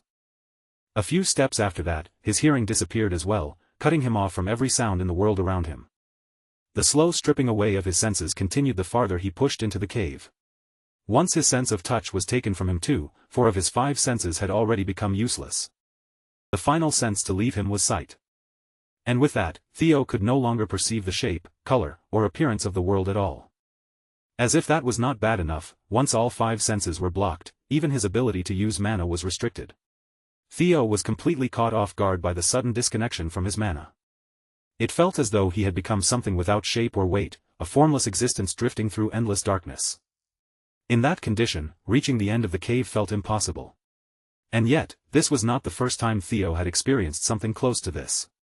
It reminded him of the moment his father's heart sword had cut him in half.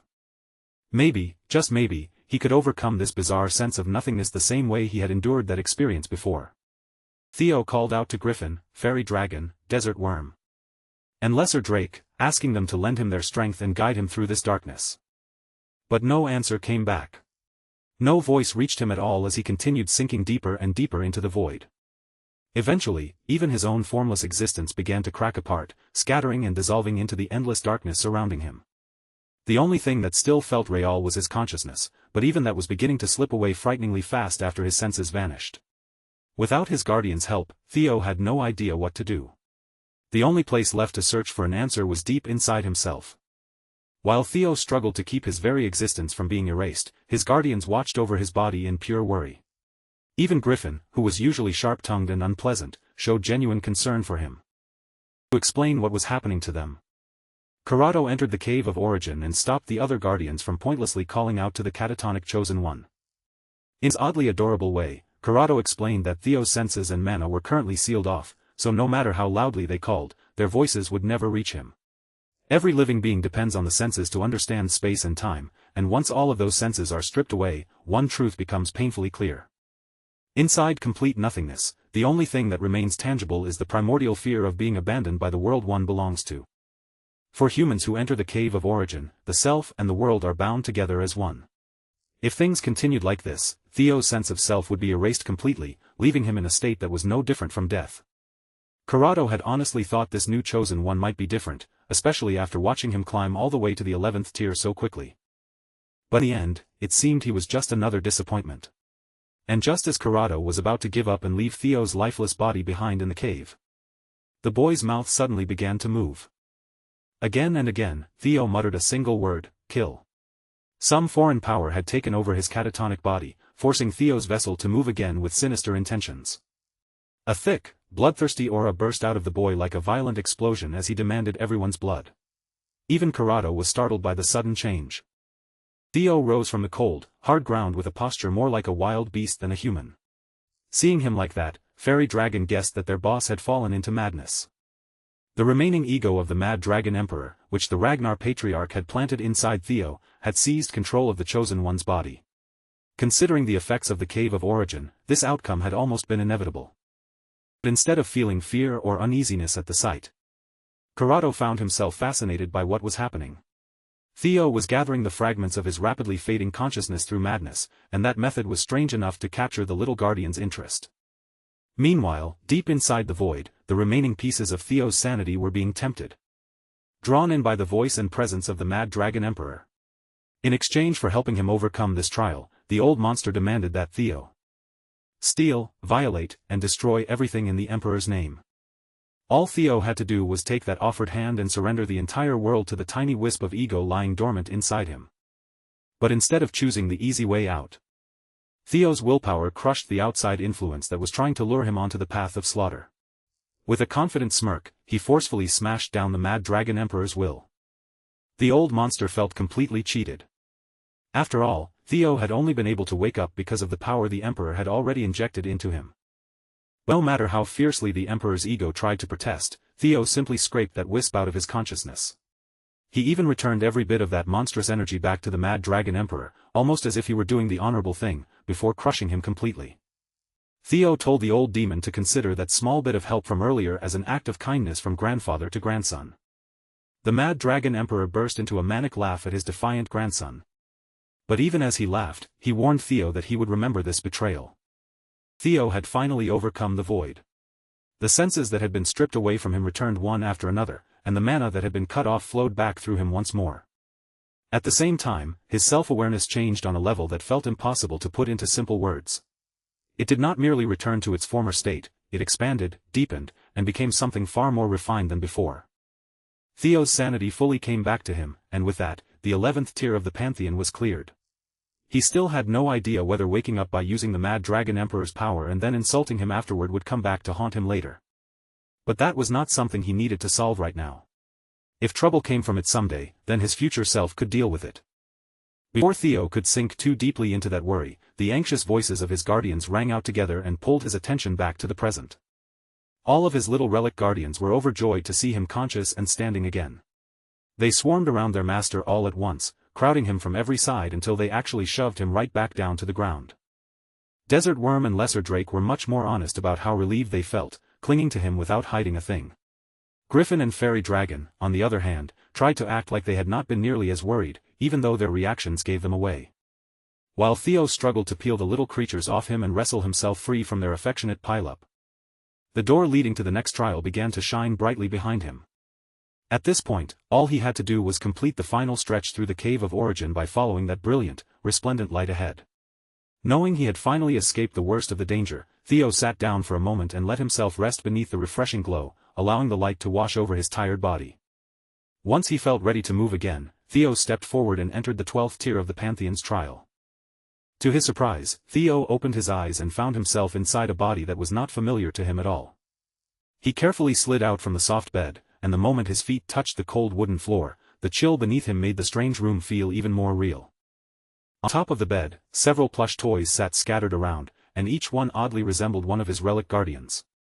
Theo looked around the room, but nothing in it was something he could recognize.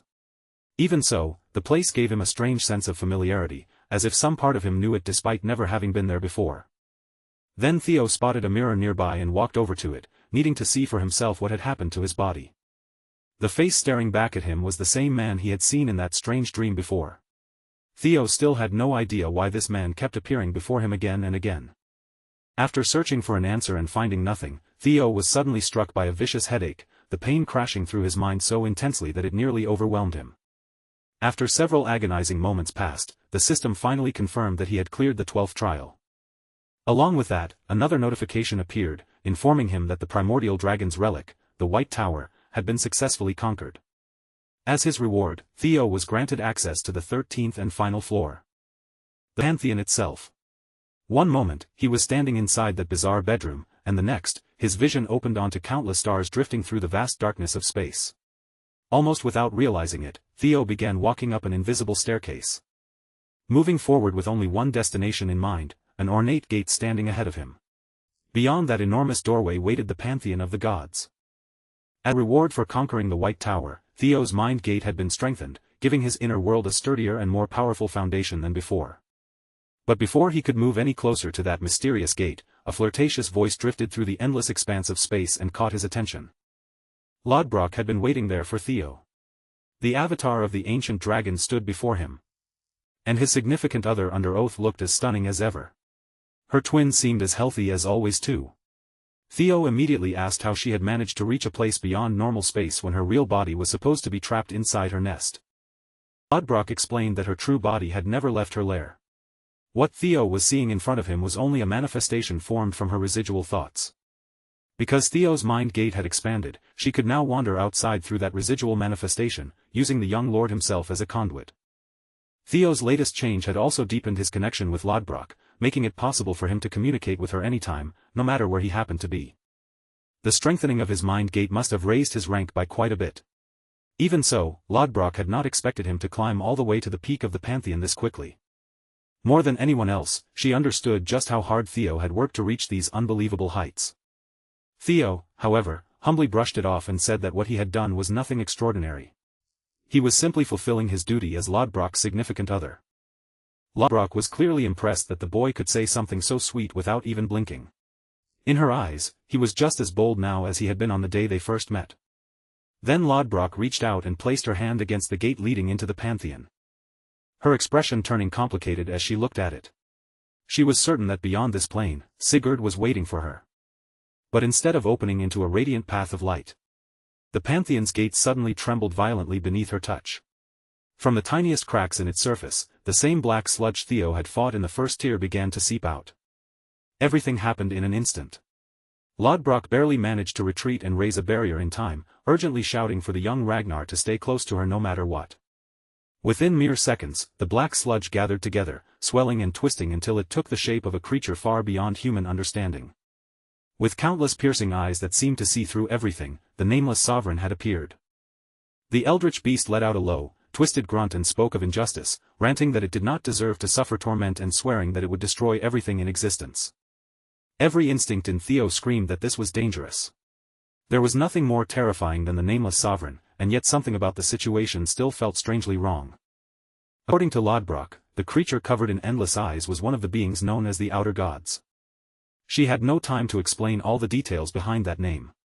Right now, her attention was better spent keeping Theo alive, and the only sensible choice was to get away from this place as quickly as possible. Then, without warning, a brilliant light exploded outward, cutting through the dim emptiness of space. To Lodbrok's shock, the manifestation of the Outer God was blasted back and completely vaporized. The all-consuming radiance pouring out from the now open gate spread everywhere, yet it did not touch or harm Theo or the dragon standing beside him in human form. A man stepped out from the 13th gate of the Pantheon and greeted Lodbrok, speaking to her after eons of separation. The moment she recognized that voice, Lodbrok slowly lifted her head and turned her gaze toward the man she had never been able to forget. With a body carved like something out of divine legend and a face that looked almost unervingly like Theo after years of age and battle had refined him, the man finally revealed himself. Standing there with overwhelming presence was the myth, the origin, and the living legend himself, Sigurd Ragnar. The young lord did not rush forward recklessly. Instead, he held himself back, keeping a cautious distance while his eyes carefully followed everything unfolding before him. Sigurd Ragnar was said to be the very beginning of the Ragnar clan, the ancestor from whom their bloodline had first taken root. But despite carrying the weight of an ancient progenitor, he looked nothing like a frail old man. If anything, his flawless appearance was closer to that of a striking supermodel than some weathered relic of the past. The outer god, which had been blasted apart and reduced to almost nothing, began restoring itself from the tiniest surviving fragments left behind by the light. Atom by atom, its ruined form started crawling back together, and this time, the aura around it was far more vicious. It was no longer simply attacking, it was desperate, obsessed with reaching Sigurd and killing him once again. The nameless sovereign stretched out the tendrils it had just regenerated, each writhing limb lashing forward with a clear and murderous intent. Sigurd Ragnar did not flinch in the slightest. With the same calm expression, he simply raised his hand and brought it down in a clean chopping motion, a strike that somehow looked slow enough to follow and yet impossibly fast at the same time. Whether that motion was slow or fast no longer mattered, because the force behind it was terrifying. The simple downward chop tore through the tentacled outer god with absolute precision, splitting its grotesque body cleanly into two. The nameless sovereign let out a shriek that twisted through the air. Sigurd's attack had not merely wounded it, it had made the creature's regeneration far more difficult, preventing it from easily restoring its complete form. With the crippled outer god drifting helplessly above them, Sigurd paid it no further attention. Instead, he turned his focus straight toward Theo and spoke to him in a warm, welcoming tone. Then, one after another, more figures emerged from the gate, and every single one carried an aura so immense it felt almost divine. Sigurd could clearly see the questions piling up in Theo's mind, so he told him that he would answer whatever he was able to answer. Theo accepted his ancestor's offer, but the first question that rose in his heart was not simple. He found himself asking about the man from his final trial, the sickly man who had once appeared to him inside a dream. Sigurd's answer was straightforward. Since Theo was a regressor, he said, the man who appeared in that last trial might very well be connected to that truth. There was even the possibility that the man had regressed as well. But that answer only made Theo want to know more, and his expression tightened as he searched for a deeper explanation. Theo was desperate to make sense of the many mysteries wrapped around him, the strange clues that kept appearing, and the unanswered truths that seemed to follow him everywhere. Unfortunately, Sigurd could not reveal everything. At least for now, there was a clear limit to what he was allowed to share. Without wasting even a breath explaining himself to a mortal enemy, the ancestor raised his power and summoned countless swords made of radiant light. Each blade shone with such terrifying force that any one of them looked capable of wiping an entire continent from existence. Sigurd immediately sent those blazing swords forward, directing them to pierce straight into the main body of the nameless sovereign that remained trapped within the gate. The ancestor was genuinely sorry that he could not give Theo the full answers he wanted. But he told him that someday, when the boy finally earned the right to enter the Pantheon, he would surely uncover those truths with his own hands. When Lodbrok saw Sigurd turning back toward the gate, she could no longer stay silent. She shouted after him in protest, refusing to let him disappear again without telling her anything. Dragon rushed forward, trying to chase after the contractor she had once been bound to, but before she could reach him, another godlike being stepped into her path and blocked her completely. The moment Lodbrok sensed that presence, recognition struck her. The being standing before her was no ordinary divine entity. It was an existence beyond comprehension, the god of causality. Sigurd did not turn around to meet Lodbrok's eyes. With his back still facing her, he apologized, admitting that he was leaving her behind for the second time after thousands of years. But even then, there was nothing he could do. Lodbrok still could not enter the Pantheon.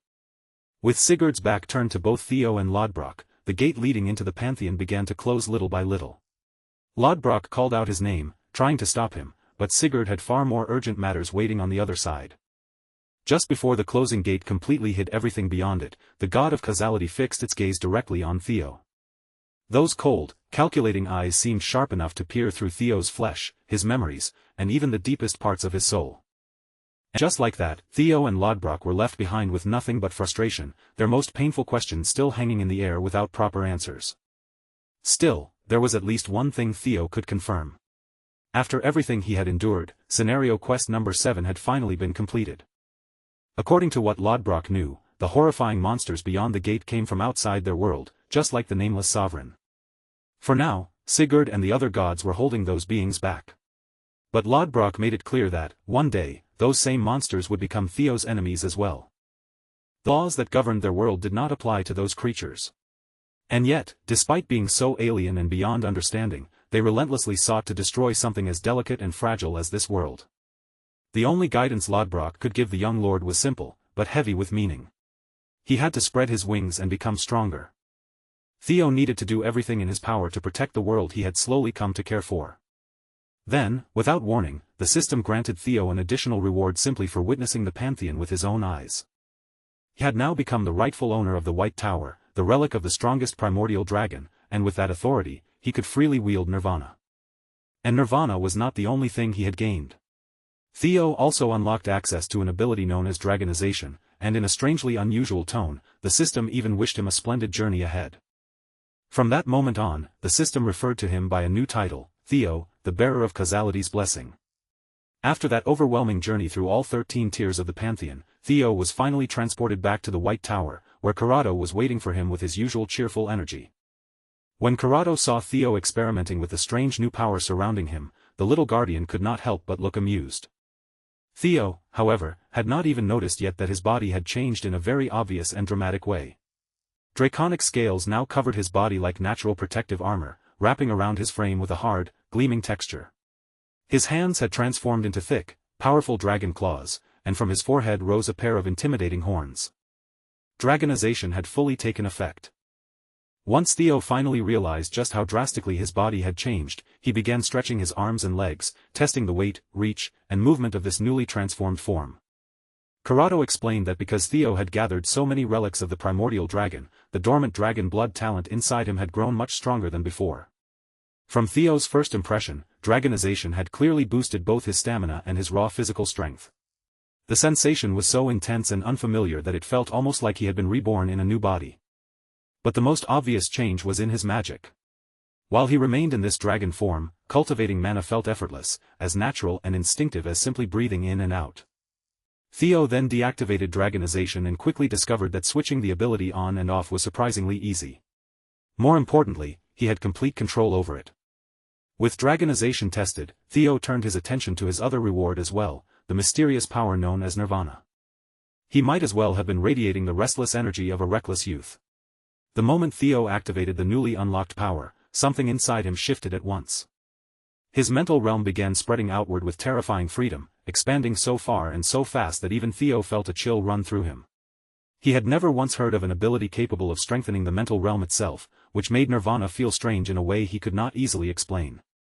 Using it was almost like gripping the surrounding space in his own hand, as if the entire area had suddenly become something he could feel, measure, and control. But his command over it was still rough around the edges, and Theo immediately understood that he would need a great deal of practice before he could truly master Nirvana. On top of that, he could not afford to use it carelessly. Theo knew he had to choose the time and place wisely, because every Ragnar child had grown up hearing stories about their ancestor Sigurd ascending into the heavens and entering the realm of the gods. And now, Theo had seen with his own eyes that those so-called legends were not exaggerated fairy tales at all. They were real. Sigurd's words continued echoing in his mind, especially the heavy implication that if Theo wanted to uncover the hidden secrets of this plane of existence, he would have to hurry and rise high enough to become one of the gods of the Pantheon himself. But Sigurd's mysterious task was not the only thing weighing on him. The fact that the god of causality had appeared in that same place had completely thrown Theo's thoughts into chaos. From where Theo stood, it almost seemed as though the Ragnar clan was not merely the ruling power of the north. It felt more like Ragnar was something far greater, an existence standing guard over the entire world against disasters too vast and too strange to even properly understand. Corrado confirmed that Theo's guess was almost exactly right. Protecting the world had always been Ragnar's duty, and with that duty came the burden of making the noblest sacrifice. In other words, the Chosen One was born with Ragnar blood so they could one day ascend as a deity and stand alongside the god of causality in the battle against the vicious outer gods.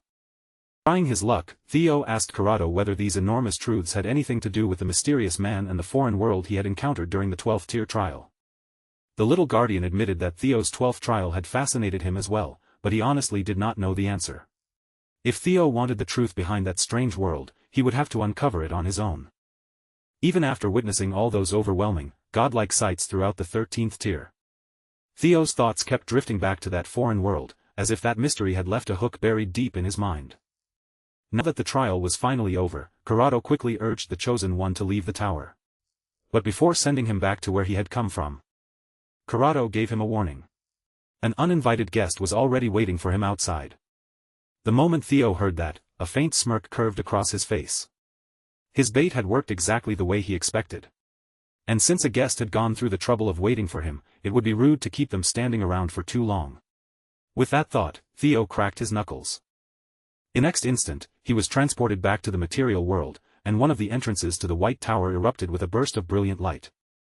Theo reappeared at the base of the tower, standing beneath the falling snow. Cold white flakes poured directly onto his bare skin, yet the freezing air did not bother him in the slightest. He did not even need to look around for the guest Corrado had mentioned. Heir was already striding toward him across the open field, approaching with an excitement that was almost unsettling. The maniac immediately complained that little brothers should never make their older brothers wait for such a long time. In Heir's twisted view of the world, Theo should have been the one standing there waiting for him instead. He gripped a pair of strangely shaped double-headed scythes in both hands, taking an aggressive stance that left no room for misunderstanding. His intentions were written all over him. He deliberately kept calling Theo little bro, clearly hoping that the words would dig under the Chosen One's skin and provoke him. But Theo did not react with irritation. Instead, he lowered his head just a little and apologized, calmly saying that he had unintentionally behaved rudely toward his big brother Heir. Heir continued putting on his sharp-edged tough guy act, insisting that only a tiny handful of people alive could connect his name to his face. And to be fair, Theo would not have recognized him at all if he had not run into Heir once before in his past life. Back then, he had only caught a brief glimpse of this absolute freak at a friendly sparring arena meant for influential heir candidates.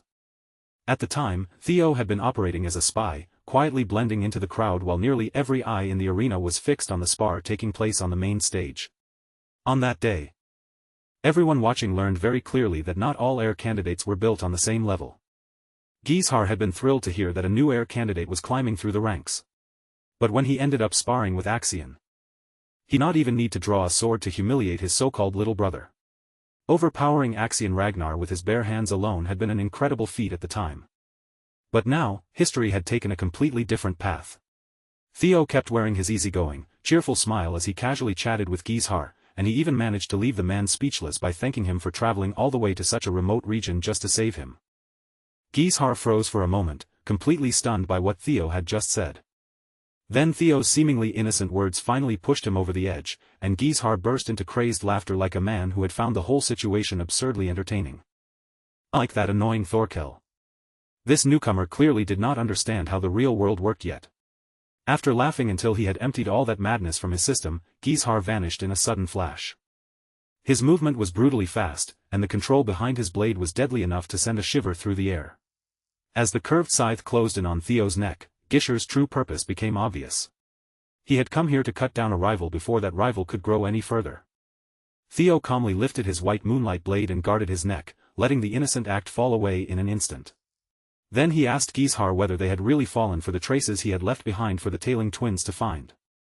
According to Theo's calculation, the Troivan forces would be storming the tower at any moment. Those dogs would be practically foaming at the mouth for the chance to capture the conqueror of the White Tower. Theo had already realized ahead of time that escaping from that inevitable situation by himself would be almost impossible. So he had turned the twins into pieces on his board, leaving his uniform behind on purpose because he knew they would try to expose him. That, in turn, would naturally lead to a pursuit squad being formed. Heir admitted through his reaction that he had suspected something was strange about how conveniently the uniform had been placed earlier. Even though his sister had fallen for the trick, he clearly felt satisfied that his own instincts had been right. All the while, Theo kept blocking and parrying every strike Heir threw at him, their weapons clashing again and again as sparks burst between the blades. As frustration began creeping into him, the maniac poured more strength into his next attack, and the heavier blow forced his little brother back a considerable distance. Before Theo could fully plant his feet and regain his balance, Heir lunged after him like a hunting dog chasing down wounded prey. Heir listened to Theo's plan and, as much as he hated to admit it, the idea was undeniably clever. But even then, he had no intention of lowering his weapon. If Gizhar could cut Theo's head off before the Troivans and their pursuit squad reached the tower, then in his mind, the outcome would still be exactly what he wanted. Theo had never seriously believed that words alone would make it through the thick skull of a lunatic like this anyway. As far as Theo understood it, Thorkel was probably the only remotely normal person among those in the line of succession. Among the heir candidates, strength decided everything, and every single one of them carried a stubborn conviction that would never bend. Since Theo was now one of those possible successors as well, that same harsh rule applied to him too. So Theo finally stopped limiting himself to defense. His eyes sharpened, his grip tightened around his sword, and he swung back at his so-called big brother with a trace of spite in the blade. But before Theo's sword could actually reach Gizhar, a third figure crashed into the fight, interrupting them with a comically massive warhammer raised in both hands. The moment that warhammer came down, the impact tore through the ground with the force of a huge earthquake, sending a violent shockwave bursting outward. As expected, both Theo and Gizhar reacted in time, springing away from the center of the blast before the impact could swallow them. Even Gizhar, for all his madness, immediately understood that this was no longer the moment to keep bickering with his little brother. Zvi clicked his tongue in open disappointment, clearly annoyed that his perfect 2-for-1 strike had failed to land. Theo steadied himself and prepared for a real battle. The dangerous players had finally arrived. Dre spoke from behind her mask, her voice carrying a faint note of amusement as she praised Theo for raising his guard the instant she and her companion landed. She guessed that the young lord must have already noticed they had been purposely delaying their attack until the right moment. Still, she admitted that her pride was a little wounded. The Ragnars actually believed 2 inexperienced boys could stand against 2 of Troivan's 9 servitors. As the second and third servitors, Zvi and Dre had expected something more challenging, though from another angle, they had practically stumbled into a prize. After all, 2 heir candidates had just fallen right into their hands without them needing to chase very far. On paper, Theo and Gizhar were clearly at a disadvantage. These servitors had been trained to fight the 9 dragons themselves, so facing them head-on was anything but simple. Dre even let something slip about turning the 2 boys into a sacrifice. Zvi immediately snapped at his talkative comrade, angrily telling her to watch what she said in front of them. Dre, however, saw no reason to hold her tongue, especially when the 2 boys were supposed to die anyway.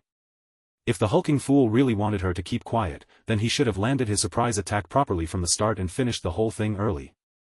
The 2 servitors started bickering and snapping at each other as if Theo and Gizhar were nothing more than an annoying detail standing nearby. It was difficult for Theo to admit. But the pressure they gave off through magic alone was overwhelming. The only good thing was that the 2 enemies clearly did not work well together. Theo was already searching for a way to turn that crack between them into an opening when Dre suddenly moved. Without warning, she charged straight toward him, her claws lifted and ready to tear into him. It took only an instant for Theo to realize just how frighteningly fast that woman was. In the span of just a few seconds, her claws slashed across Theo's body again and again as if she were carving into fresh meat. Fortunately, he managed to shift at the last second each time, keeping the wounds shallow instead of fatal.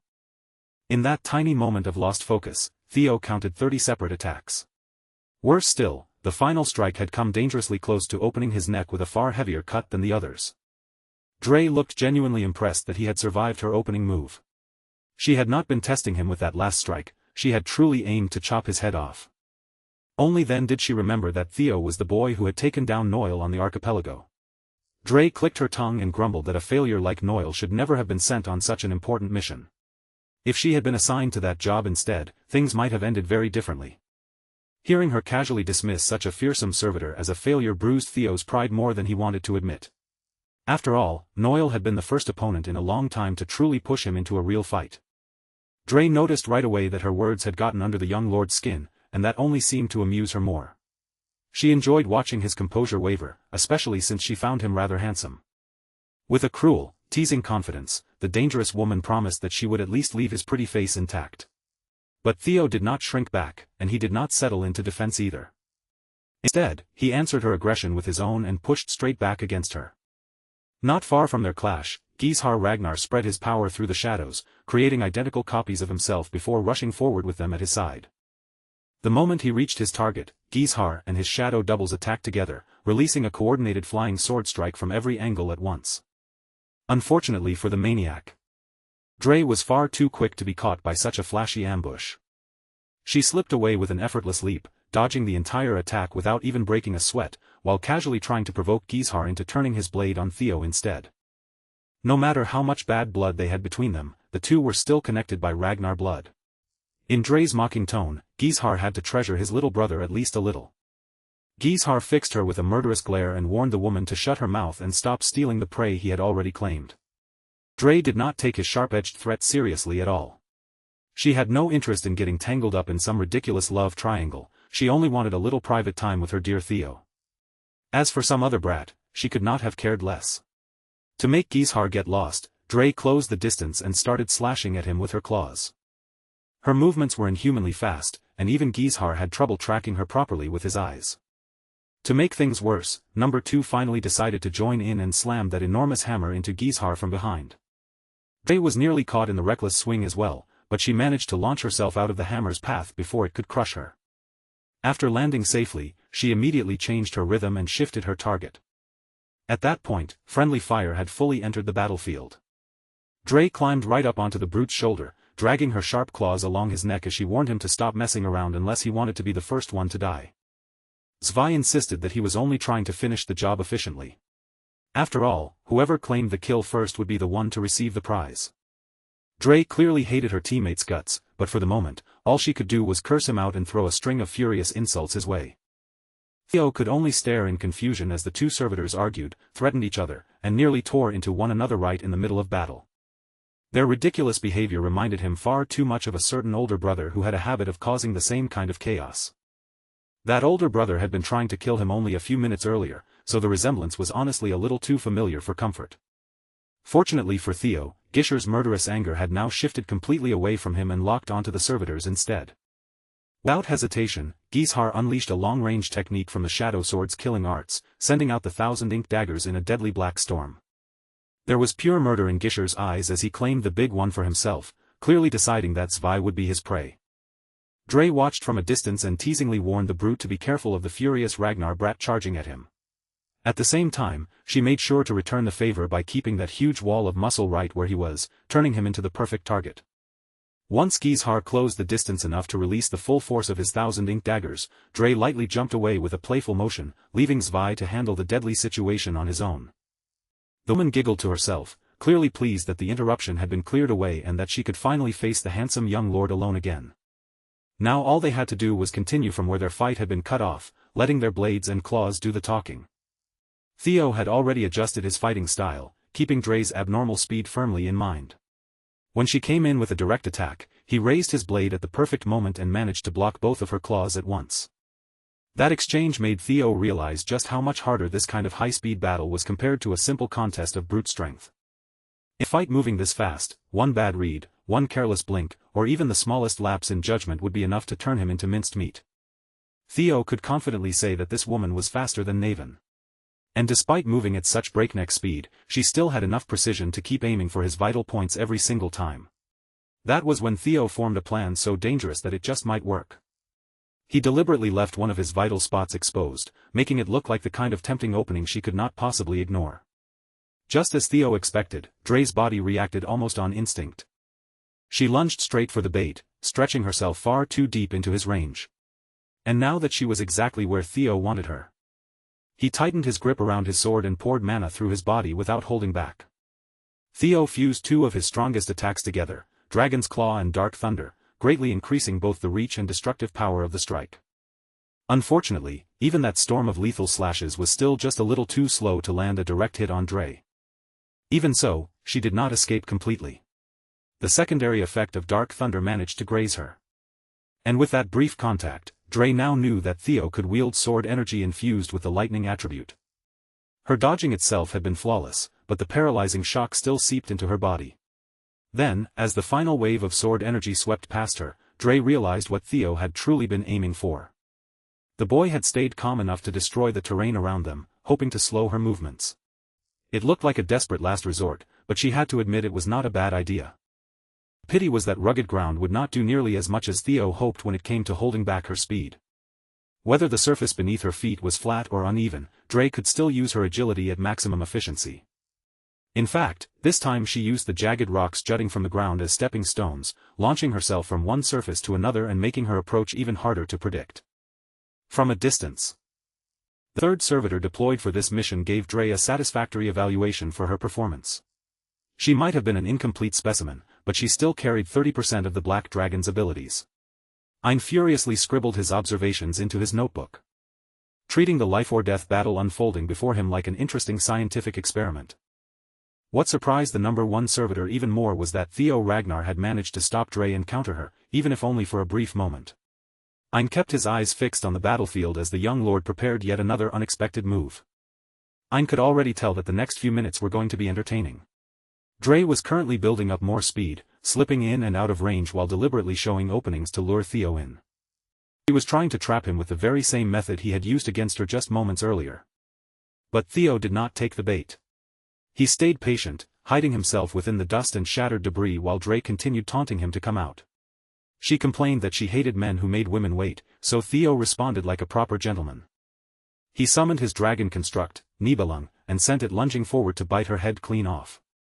Even without solid footing beneath her, Dre twisted her body with incredible flexibility and pivoted away from danger at the last possible moment. Then, as the dust began to clear, she saw Theo's transformed figure and froze in disbelief. Their master had warned them that this might happen. The boy was capable of using dragonization. Theo had clearly tried to catch her off guard in midair, and while the attempt failed, it had still been a clever move. Dre stared at his draconic form, and despite herself, a blush rose to her face as she took in that wilder side of him. In his current form, Theo no longer had trouble keeping up with her absurd speed. As the pace of their clash continued rising higher and higher, Dre jokingly accused him of dabbling in suspicious dragon experiments, just like the servitors themselves. Then she openly admitted that she liked this version of him far more than his ordinary human appearance. Looking like this, he was much closer to her type. Theo warned her that the fight was about to become even more entertaining. He infused his blade with a much greater amount of dark thunder, and with his boosted speed added on top of that, Dre suddenly found herself in a far more difficult position. Theo slashed forward again and again, forcing the speedy servitor to bear the full weight of his attacks. His draconic eyes stayed locked on her every movement while a mocking smile tugged at his mouth. And for the first time since their exchange began, Theo finally made Dre bleed. He climbed up a nearby cliff to get a clearer view of the battlefield, and from that higher position, he found himself impressed by Theo's performance so far. This was Heir's first time witnessing dragonization in action.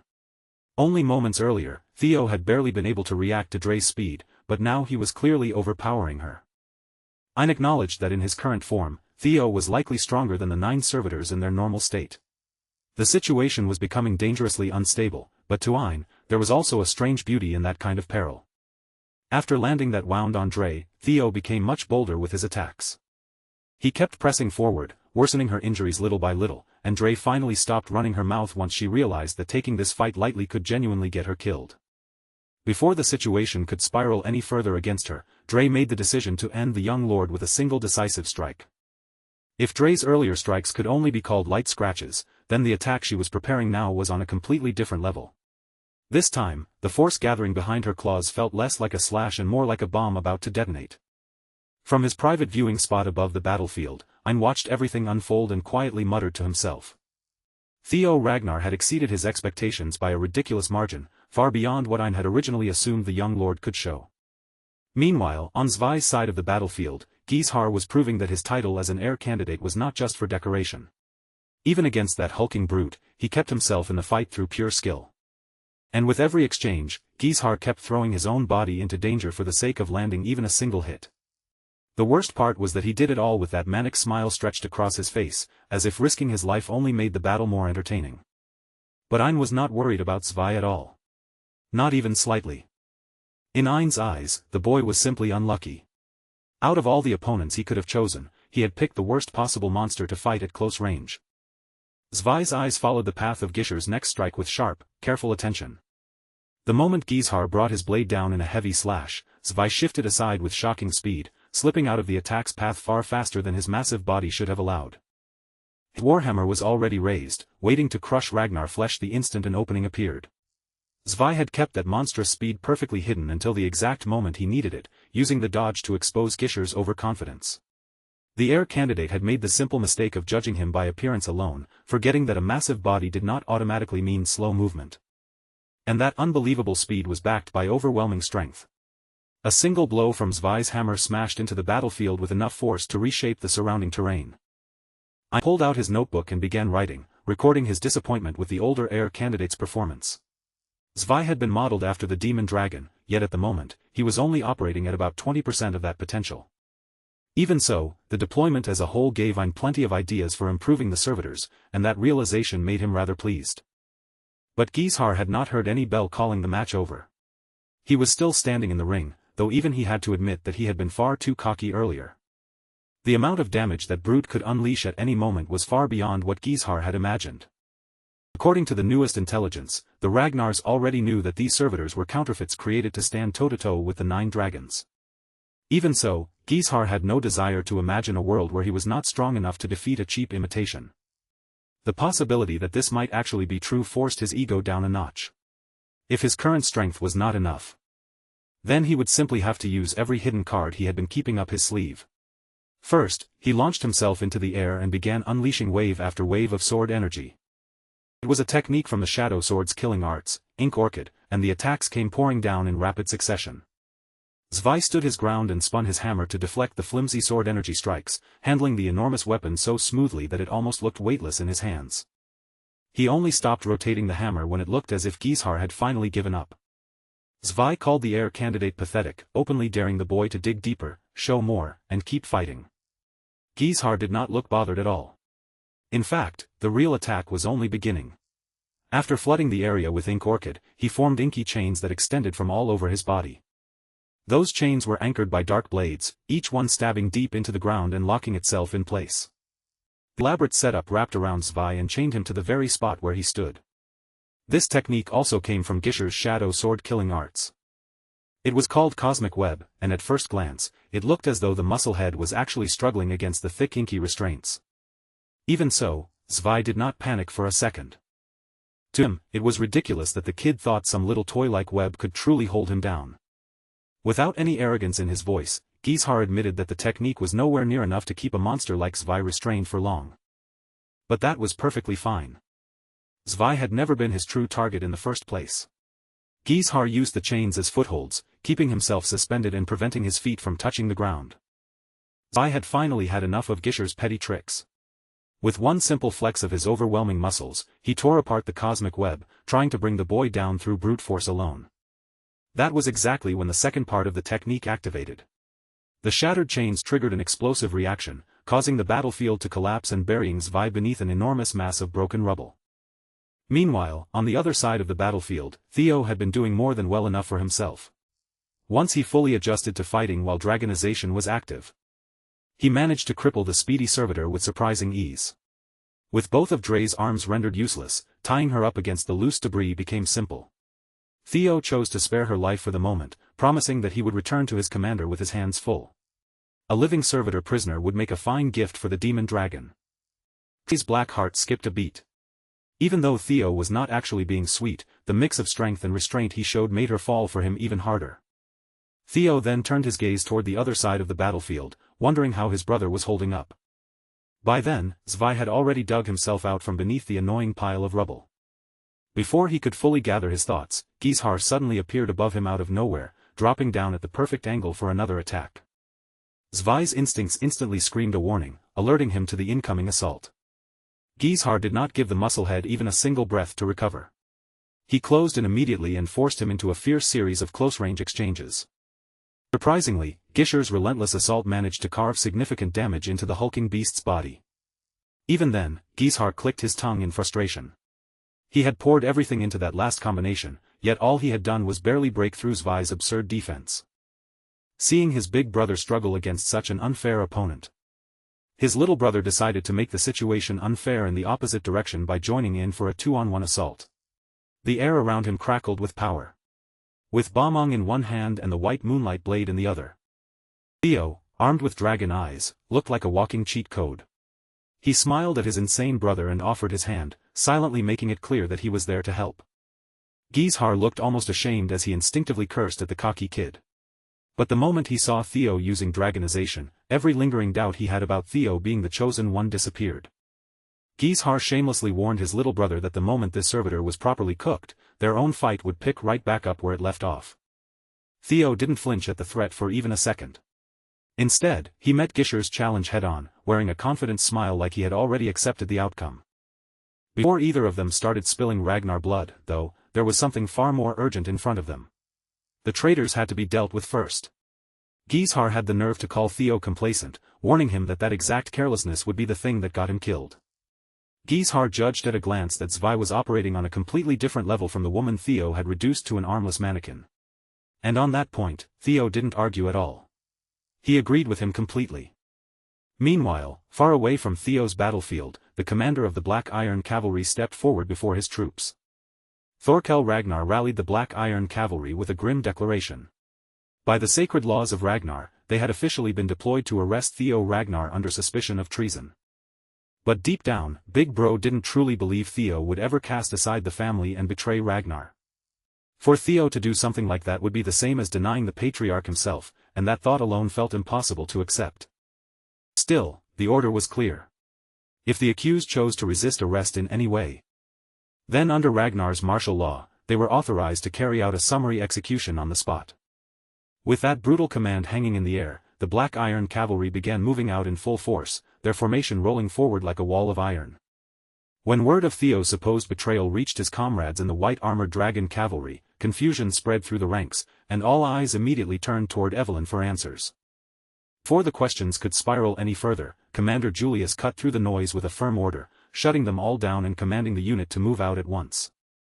Captain Evelyn resisted the command with everything she had, refusing to calmly line up and capture someone who belonged to their own side. But the Demon Dragon reassured her that their unit didn't care about petty political nonsense. What mattered was simple: they had to trust their comrades, just as they always had. With that, Evelyn stopped hesitating and followed the commander's lead. She rose into the air behind him, and the entire squad followed close after, lifting off together as their formation cut across the sky. From a distance, the tyrant dragon caught sight of the wyverns departing, and the sight left a strange unease crawling through him. He wasn't just bothered. He was irritated, deeply, violently irritated. After all, the man leading those flying lizards through the sky was someone who would break an ancient dragon's arm just to save one subordinate. Julius Ragnar was not the kind of man who would treat a discarded uniform as enough proof of treason, much less personally lead a pursuit squad against Ragnar's golden boy. To the tyrant dragon, it was obvious. Those annoying little flies were clearly planning something. His frustration boiled over, and he pinched at the cliff beside him with enough force to crush the stone into crumbling pieces. Every part of him itched to throw himself into the chaos personally and tear his way into the situation with his own hands. Back on the battlefield, Theo and Heir Ragnar found themselves forced into an uneasy partnership. Heir glanced toward his little brother and warned him to keep his eyes open. This massive opponent was on an entirely different tier from the Nazi lady Theo had fought before, and treating them the same would be a fatal mistake. Theo tried to lay out a plan, but his unhinged older brother immediately refused to hear a single word of it. Heir simply hated being told what to do, especially by Theo. In fact, he would have been more than happy to smoke a noble servitor all by himself, then turn around and kill Theo afterward. So Lil Bro wisely backed off. After all, there were some lines you didn't cross, and trampling over the pride of a succession candidate was one of them.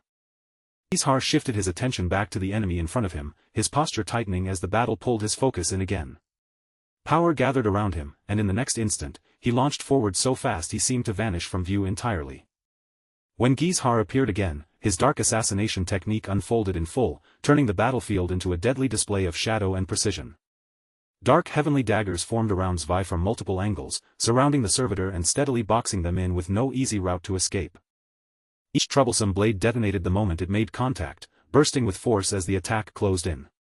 Even with explosions going off around them, Zwei didn't budge. The massive servitor stood firm and smashed away every dagger that came near. Then, once the barrage finally came to an end, Zwei immediately shifted from defense into offense. Heir was suddenly forced to deal with speed that shouldn't have been possible. Especially from something that huge. Facing Zwei felt like trying to fight Prime LeBron James moving at full power with no warning at all. Taking that warhammer straight on would have been a guaranteed death sentence. Gisher's defense was strong enough to keep him alive for the moment, but only barely. He could deflect attacks for a while, but simply blocking forever would never earn him the win. So he kept his patience, watching every movement closely and waiting for that one brief moment when Zwei's stance would break open. And as if the pressure of the fight wasn't irritating enough already, Zwei began running their mouth, mocking the so-called Gale dragon right in the middle of the clash. Theo respected Gisher's wishes and stayed cool on the sidelines, letting his brother handle the fight. But as the battle dragged on longer than expected, he figured he might as well use the time to question his prisoner. Standing before the captive Nazi lady was the plague doctor herself, the first of the 9 servitors, Ian. Ian was practically geeking out over Theo's chain and dagger mechanism, admiring how perfectly it had been built and how cleanly it functioned. But Theo couldn't ignore the feeling coming from her. He had never sensed mana so overwhelmingly ominous, so alien, and so deeply wrong.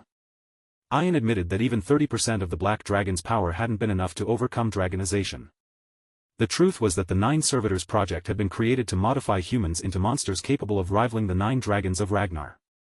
Each test subject had been numbered according to their power level. Dre, the 3rd subject, carried 30% of the Black Dragon's power within her. Theo found the whole 30% explanation pathetic, and he didn't bother hiding his disgust. His reaction clearly struck a nerve, upsetting the woman hidden beneath the mask. In response, Ian didn't offer words, only a cold, decisive ruthlessness. She jammed a massive, terrifying syringe directly up into Dre's neck, plunging the dark fluid deep into her flesh without a shred of hesitation. Clutching at her throat, Dre desperately tried to beg for mercy, her voice trembling as she promised that she could still fight, that she could still be useful. But her desperate pleas fell on completely deaf ears, her fate had already been sealed. Almost instantly, the foreign substance began to violently warp her body, twisting her muscles and bones into a grotesque, horrifying monstrosity that defied human anatomy. The agony lasted only a few fleeting, agonizing moments before her body reached its absolute limit, tearing apart and ending her life in a sudden, horrific explosion of blood and shredded tissue.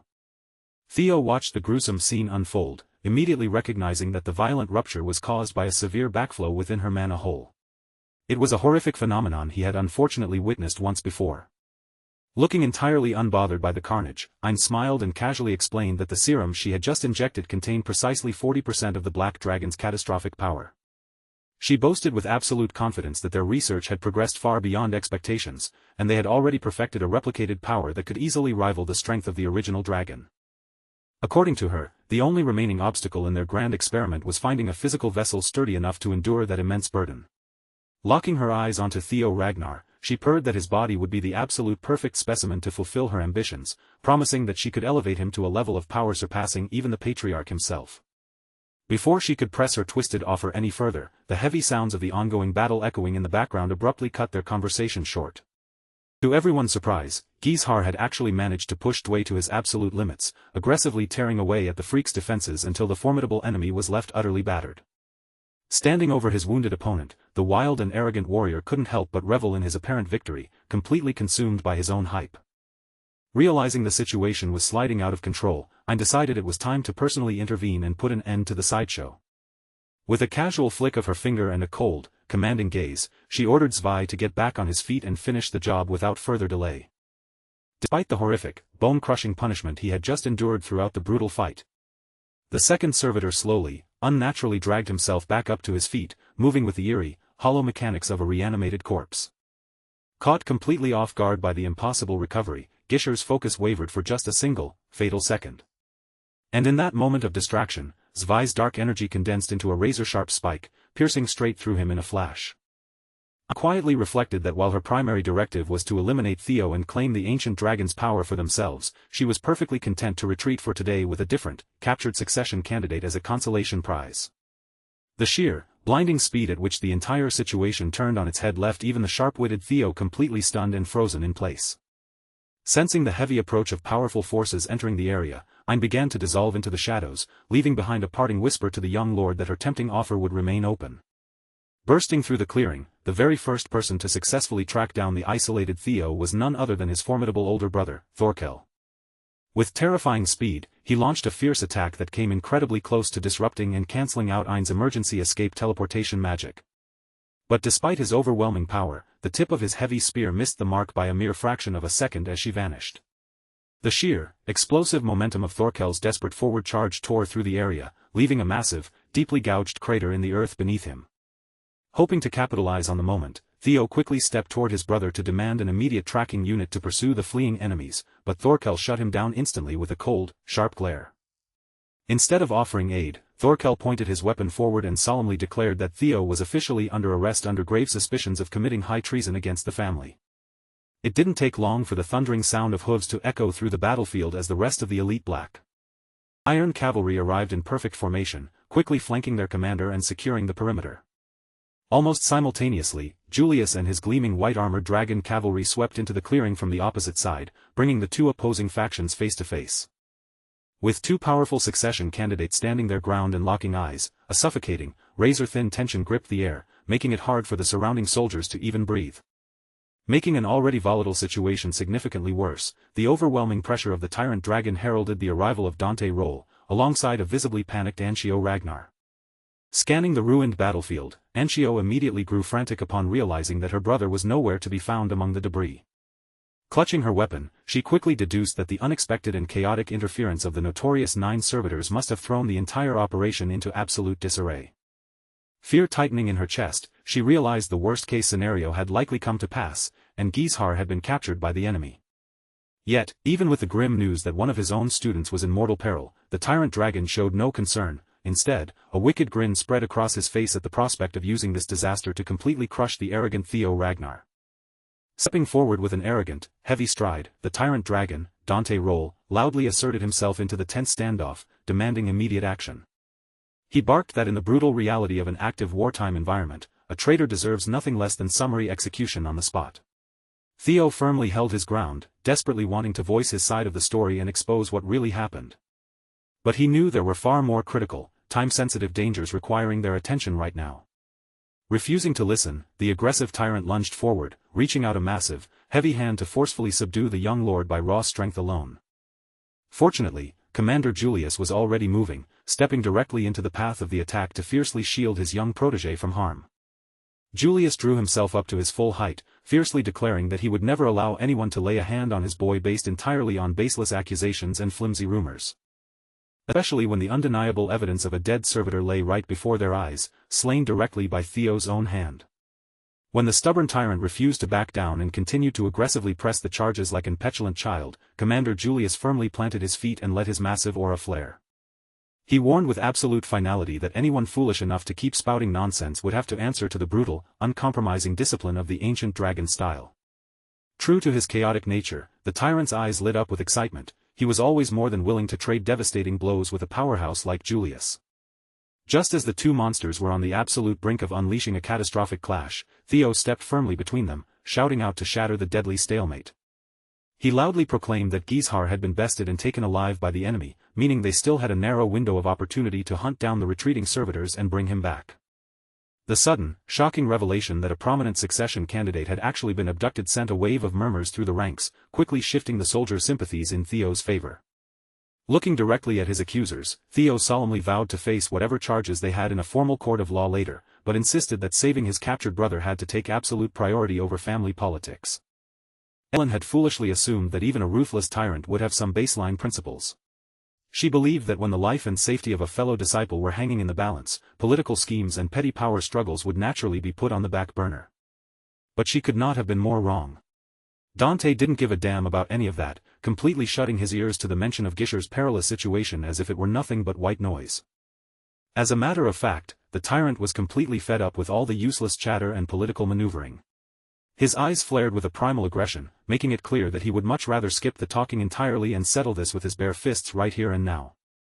The air grew thick with immediate danger. If Theo couldn't present definitive, undeniable proof of his innocence at this very moment, Dante looked ready to completely ignore protocol, lose his temper, and brutally execute the young lord on the spot. Bracing himself for the devastating impact of the tyrant's impending strike, Theo gritted his teeth and dug deep within, actively triggering his dragonization as a powerful, shimmering aura began to envelop his body. Standing tall and unwavering right in front of the massive gathering of armed soldiers from both factions, Theo raised his voice to openly denounce the tyrant's reckless behavior, intentionally shifting the focus of every single person present toward the urgent matter of rescuing Heir. Looking Dante dead in the eye, he threw out a piercing question, demanding to know whether the preservation of their family's bloodline or the throne he so desperately coveted carried more weight in his selfish heart. As he spoke, the young lord's internal energy began to swell, surging violently and rising higher and higher like an unstoppable tidal wave crashing against the shore. At that exact moment, the chatter ceased as every single pair of eyes on the battlefield locked onto him, completely mesmerized by the majestic and terrifying spectacle of his rapidly unfolding transformation. Theo Ragnar was completely solidifying his status as the true, legendary descendant of the ancient dragon, deliberately manifesting the awe-inspiring presence of his mythical guardians right before the eyes of his deeply hostile family members. Above, Griffin narrowed his eyes, visibly annoyed and far from pleased about being summoned just to be used as a political prop in this family dispute. In truth, Theo had engineered a clever trick, finding a way to manipulate the pure energy of Nirvana to artificially mimic the visual properties of a highly advanced glass domain. However, given his current cultivation level and limitations, this was largely a bluff. The absolute most he could achieve right now was projecting the vivid, towering imagery of a guardian.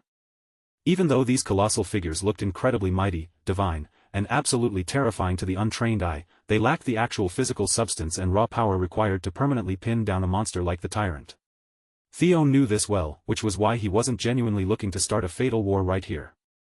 He knew he didn't need to defeat Dante in combat. His actual goal was to completely neutralize the aggressor by swinging the crowd's perception and tilting public opinion decisively in his own favor. And this spectacular, overwhelming display of the true ancient dragon descendant, seemingly commanding legendary guardians with ease, was a calculated masterstroke that would play out perfectly against a martial family whose entire culture, pride, and history were built around the worship of dragons. Sure enough, a ripple went through the crowd, and soldiers from both rival cavalries began raising their weapons, letting out booming cheers of awe for the true descendant standing before them. They roared in approval, completely won over by his noble, honorable declaration to prioritize the rescue of a captured member of the Ragnar bloodline over petty squabbling. With the psychological momentum of the battlefield successfully shifted completely to his side, Theo now had the narrative leverage he needed to spearhead an immediate search and rescue mission without interference. But the illusion didn't last long, as the battle-hardened tyrant instantly saw right through the flashy, hollow deception of the projected figures. With a mocking sneer, Dante unleashed a single, devastating punch, shattering Theo's mimicked glass domain into a million glittering fragments that rained down upon the earth. As the structural foundation of the domain broke apart, the grand, illusory figures of the dragon guardians began to warp and melt away like smoke, completely exposing the trick. Standing amidst the fading light, the tyrant intentionally raised his booming voice, making absolutely sure that every single soldier present heard him loudly discredit Theo and mock those fading, imaginary lizards. Fueled by adrenaline, he went on a bizarre, aggressive tirade, shouting that the family had grown soft and full of pathetic, blind worms who still believed in childish fairy tales and allowed themselves to be easily tricked by basic stage magic. Dante was so consumed by his own arrogance that by the time he realized he was letting his tongue slip, the damaging words had already escaped his mouth. It was too late to take them back. He had openly insulted his own men, calling the loyal soldiers stupid and easily fooled. A heavy, suffocating silence instantly fell over the entire area, and every man present stared up at the tyrant with expressions of utter disgust and bewilderment, looking at him as if he had just completely lost his mind and disgraced himself in public. Even the highly traditional and deeply proud elder dragon felt a surge of profound offense and anger at the sheer disrespect of Dante calling their sacred ancestral symbols mere lizards. Seeing the tides turn so spectacularly, Theo wisely kept his mouth shut, standing perfectly still and letting the hot-headed fool continue to dig his own grave with his arrogant mouth. Without Theo having to lift a single finger or make another move, the idiot's own massive ego had just made the young lord's job a whole lot easier. Dante Roll's deeply toxic, disrespectful true feelings had now been laid bare before the entire clan, and those sacred ancestral legends he had so carelessly dismissed as stupid might just end up being the very things that cause his absolute downfall. Realizing the sudden shift in the air but being far too proud to back down in front of his fellow 9 dragons, the tyrant decided to double down on his aggression, choosing to push through the backlash with pure, unadulterated intimidation. He let out a harsh, mocking laugh, loudly conceding that if these ancient legends and bloodlines were supposed to be so incredibly grand and impressive, then surely, a pathetic brat pretending to inherit that power should have absolutely no problem surviving a single, serious strike from his fist. Theo's eyes narrowed slightly. Even he had slightly miscalculated just how utterly unhinged and detached from reality this man truly was. But just as Dante launched himself forward, right in the middle of his completely blatant, rule-breaking charge, the entire world suddenly seemed to grind to a violent halt, as if time itself had stood still. An unimaginably heavy, suffocating aura descended upon the battlefield, sending shivers down everyone's spines and freezing every single soldier completely in their tracks. A figure descended from the heavens, landing firmly on the ground with an effortless grace, before asking in a calm, terrifyingly flat tone why his elite soldiers were pointing weapons at one another's throats instead of bringing him the decapitated heads of their actual enemies. As he spoke, the entire dim battlefield seemed to instantaneously light up, completely overwhelmed by the pure, blinding radiance of his sheer pressure. The supreme ruler and patriarch of the entire Ragnar clan, Kyle Ragnar, had officially arrived on the scene. And looking at the chaos, he wondered how he could ever trust the fate of the Empire's front lines to a bunch of bickering, short-sighted children.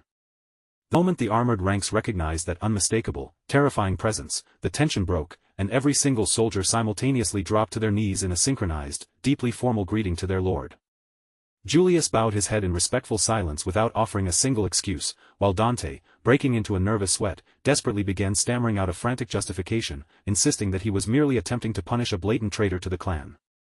He pointed a trembling, angry finger at Theo, loudly citing that the boy was actively wearing the garments of their sworn enemies, a visual betrayal that was actively dragging the prestigious Ragnar name through the absolute mud.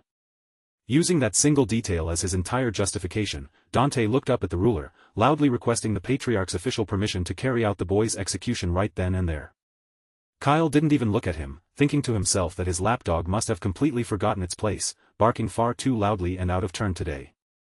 A vicious hound that thinks it can snap and bite at whoever it pleases, especially while its absolute master is standing right in front of it, is a beast that desperately needs to be broken and taught a severe lesson in discipline. With a mere twitch of Kyle's intent, the downward gravitational pressure in the air multiplied instantly, causing Dante's knees to violently buckle beneath him as he was forced to fold and crash heavily against the dirt. Completely ignoring the groveling tyrant, Kyle turned his cold, piercing gaze toward the standing high commanders, strictly demanding a clear, immediate status report on the actual situation. Commander Thorkel Ragnar was one of the very few powerful warriors present who could still find the breath to speak under the patriarch's suffocating aura. Stepping forward, he clearly detailed the grim news that the fourth successor, Heir Ragnar, had been successfully ambushed and kidnapped by the forces of Troyvin. Fully aligning himself with the strategic logic of Theo's earlier words, Thorkel firmly suggested the immediate authorization and formation of an elite pursuit squad to track down the enemy, rather than wasting another second wasting breath on petty, internal political squabbles. Kyle's gaze shifted away from everyone else and settled completely on Thorkel, as if the rest of the hall had vanished. In that cold, unwavering stare, he reminded him of one brutal truth that no Ragnar was ever allowed to forget. The Ragnar family was built on the law of strength above all else. In their world, those who lost had no right to complain, no right to mercy, and no right to keep living. But even with his complicated feelings toward Heir, Thorkel still couldn't accept the idea of simply abandoning his own brother. If they could throw away a sibling so easily, then what right did any of them have to speak proudly of the clan? Once again, the patriarch cut through that sentiment without hesitation, correcting him in a voice that carried the weight of absolute authority. Ragnar was not some warm home where everyone could gather around and pretend to be a happy family. It was a place where weakness was exposed, judged, and crushed. Even so, Theo stepped in and strengthened Thorkel's argument from a different direction. He wasn't appealing to brotherhood or affection, but to something far more important in Ragnar's eyes. If they refused to save Heir, the loss would not end with a single successor. What they would truly lose was the honor, dread, and overwhelming weight carried by the Ragnar name itself. The Ragnars had to carve a fear deeper than death into the hearts of their enemies, the kind of terror that would make even the boldest warriors hesitate before raising a hand against them. And that mattered now more than ever. Anyone reckless enough to touch a Ragnar warrior had to be punished so thoroughly that no one, friend or foe, would ever dare repeat the mistake. To Theo, terror was the only true shield against humiliation. As long as the world feared them, no one would ever look down on the Ragnar name again. Dante sneered at Theo's words, calling the entire argument nothing but clever bullshit dressed up as logic. Desperate and pathetic, he tried to drag the conversation back toward treason. The patriarch's patience snapped. With visible irritation, he struck Dante down again without even using his hands, forcing him to taste the dirt one more time. Kyle, watching the exchange unfold, found himself honestly impressed. Theo's tongue was sharper than most blades, and he knew exactly where to strike with his words. The boy spoke of Ragnar honor with such confidence that it almost sounded as though he were already standing at the head of the family. It was a fascinating excuse, carefully shaped and perfectly timed, all to push events toward the result Theo wanted. And because of that, Kyle decided it was worth indulging him, at least for the moment. With firm command, the patriarch immediately reorganized everyone present into rescue squads, sending them out at once to retrieve Heir before it was too late. As the soldiers began moving out, armor clattering and units rushing into formation, the atmosphere shifted from argument to action. Kyle then turned to his son and told Theo to remain behind for a while, saying there were a few things he wanted to discuss with the old man present. Thorkel noticed the way their father singled Theo out, giving him attention that felt different from the rest. For a moment, Thorkel's expression tightened with complicated feelings, but he swallowed them down and quietly returned to join his unit. Meanwhile, far from the Ragnar side, the first servitor, Ein, was facing the wrath of her own superior. Ed Troyven had her by the neck, swinging her around like she weighed nothing, his anger boiling over as he berated her without restraint. He was furious that neither Theo nor the relic had been brought and laid at his feet as he had demanded. His number one servitor had dared to come back alive with nothing more than a consolation prize. Ein blamed her failure on the sudden arrival of the Ragnar main force. But the truth was far simpler. She had found Theo Ragnar far too interesting to kill so soon, and she had quietly chosen to let that curiosity survive a little longer. After slapping her around a bit more, Ed Troyven finally accepted the failure with bitter frustration. Without the relic of the ancient dragon, the resurrection ritual was impossible. The priest who had been brought in to assist them then offered another option, suggesting they use the dragon sword in place of the missing relic. Among the rare weapon-type relics that existed, the dragon sword stood near the very top, powerful enough to serve as a substitute. But there was a problem. The Mad Dragon Emperor would need something of that caliber to stand against Kyle, which meant the dragon sword could not simply be thrown away as a sacrifice. As if the situation for Troyven were not already desperate enough, the Ragnar main force finally launched their assault in earnest. They tore through the front lines faster than ever before, advancing with terrifying momentum while declaring that they had come to search for their successor. Ed knew Kyle well enough to understand how strange that was. The Patriarch was the kind of man who could shrug off the death of one successor and simply cite the law of the strong. Then Heir, finally waking from his slumber, used whatever strength he had left to provoke Ed Troyven with angry, mocking words. In Heir's mind, it had to be his master and his sister who were pushing so hard to rescue him. The priest warned them that discovery was only a matter of time. Their headquarters could not remain hidden forever with the Ragnars closing in. Even with the demonic cult's barrier buying them some cover, that protection could only delay the inevitable. But if they abandoned the site and fled, the ritual would be pushed back yet again. Worse still, the resurrection of the Mad Dragon Emperor could only be performed in the northern territories. They had barely managed to cling to the very edge of the north as it was. If they retreated now, there was no guarantee they would ever be able to set foot on that frozen land again. Driven into a corner, Ed made a desperate decision. They would use Heir Ragnar as a sacrifice together with the dragon sword, an imperfect choice, but the only one left to them. When Heir realized he was being dragged toward a horrific ritual, panic erupted through him, but his desperate screams for help were quickly silenced. The demonic cult had to complete everything before the enraged Ragnars broke through. Becoming an offering to the Mad Dragon was a gruesome, blood-soaked fate. From the altar, fleshy tendrils writhed out and tore into Heir's body, leaving deep, brutal lacerations across his flesh. Beneath the blood-red sky, his wounded body was presented as an offering to the dead. With Ragnar blood and a powerful relic placed into the ritual, Ed Troyven began the resurrection of the Mad Dragon Emperor, forcing the timeline onto a different path. Kyle's idea of father and son bonding was anything but normal. For him, it meant cutting open the very fabric of space and time with his own power. Then he stepped into that torn opening and brought his son along, showing Theo what waited beyond the impossible gap. For Kyle, this strange and isolated place was perfect for a quiet conversation, far removed from the noise and chaos outside. The moment Theo entered the gap between time and space, Lodbrok's soul sensed it and appeared at his side. What Kyle Ragnar could do with a sword had long since passed the limits of ordinary swordsmanship. At that point, calling it swordsmanship at all almost felt wrong. To Lodbrok, the sight before him was almost impossible to accept. Kyle no longer felt like a mere human standing there with a sword in hand. Kyle, however, clearly had no patience for the silent exchange passing back and forth between Lodbrok and Theo. He had brought his son into this severed space for a private conversation, and in Kyle's eyes, there was no place here for a lingering ghost from the old era. All it took was one sharp, merciless look from Kyle.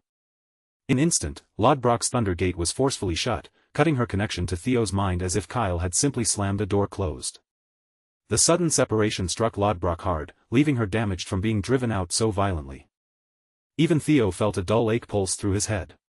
He had never truly understood the full scope of his father's power, and now he could only wonder just how far Kyle's eyes could see. Then, to Theo's surprise, Kyle's expression grew unusually heavy. In a low, somber voice, he asked Theo whether he had ever resented his own father for all those years of neglect. He also asked if Theo hated him for the endless bloodshed inside the family, bloodshed carried out beneath Kyle's absolute rule. Theo froze for a moment, caught completely off guard by a question he had never expected to hear from Kyle. But after that brief silence, Theo chose not to lie. He faced the truth directly and gave a quiet nod. Kyle seemed to appreciate that answer. Instead of panicking and flattering him with some desperate denial, his son had shown enough nerve to be honest. Then the patriarch extended a finger and slashed through the air, displaying the overwhelming strength needed to hold up the world itself. Throughout his life, Kyle had never hesitated to sacrifice the few for the sake of the greater whole. With cold ruthlessness, the clan had protected this realm from collapse. It was only half wrong to call him a mad hunter of regressors. What he truly did was eliminate the rats who brought chaos into the realm, and it just so happened that most regressors were exactly that. Among all those chaos-spreading rats, the greatest one had been his own father, the Mad Dragon Emperor. For the survival of the clan, Kyle had no choice but to strike down Geyser himself, even if that meant turning his blade against his own blood. His hands were already stained with the blood of family, all because he had chosen to protect the larger world beyond his own personal feelings. In his relentless pursuit of stability, Kyle Ragnar had grown far too powerful before even realizing it. Theo noticed the brilliant structure beginning to form behind his father's back. The last time Theo had seen a halo like that, it had been inside the Pantheon. On top of that, Kyle was partly wrapped in the chains of fate. The moment his power rose beyond the human realm, a vast calling from somewhere higher began pulling at him, summoning him toward a battlefield on a far grander scale. But Kyle refused to abandon the clan and leave everything behind.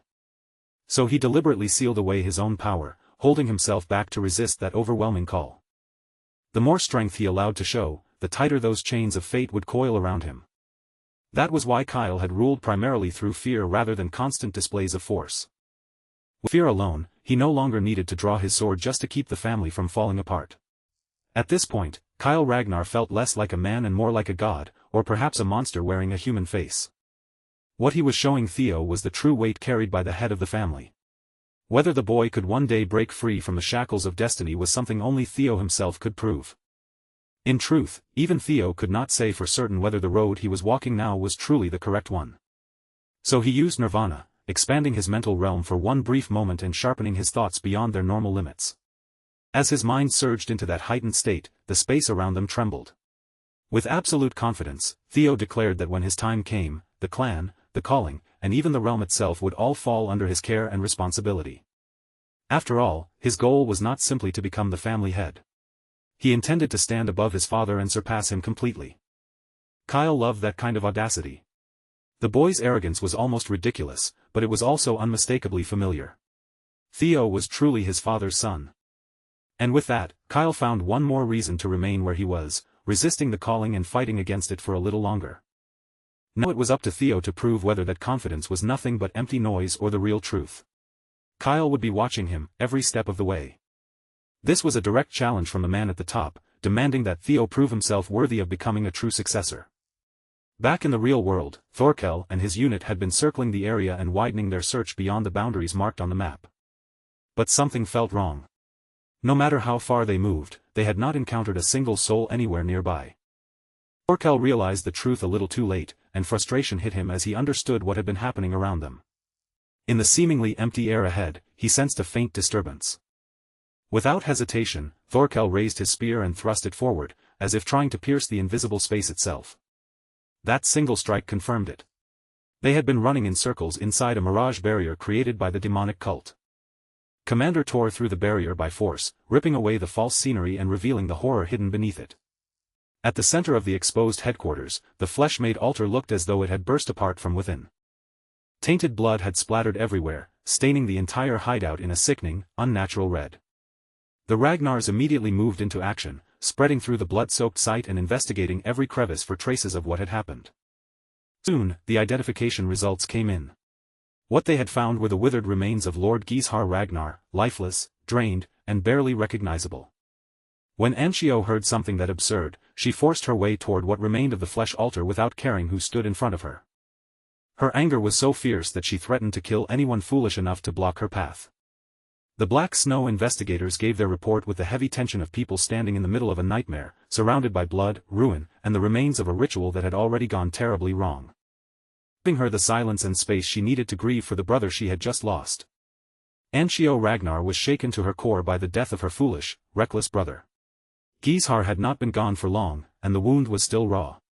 Thorkel could not stop tormenting himself with the thought that, if he had discovered that place just a little sooner, maybe his brother's life could have been saved. Fortunately, Julius was there beside him, quietly keeping him company through the heavy aftermath. All around them, the place was filled with disturbing traces of demonic cult rituals.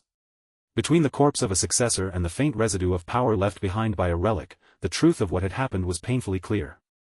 Anshio was drowning in grief, moving helplessly through each painful stage of loss, while her own master stood nearby looking as if the death of his disciple meant almost nothing to him. That cold indifference burned itself into her memory, and she would never forget this day. Instead of checking on his remaining student or making sure she had not completely fallen apart, the tyrant was far more interested in admiring the bold move that Ed Troyven had just managed to pull off. By then, Kyle and Theo had already stepped out of that private rift in time and space, returning from the strange isolated realm. The moment they emerged, both of them caught the same familiar, rotten stench hanging in the air. Kyle even joked with a crooked sense of humor about slicing off his father's head all over again.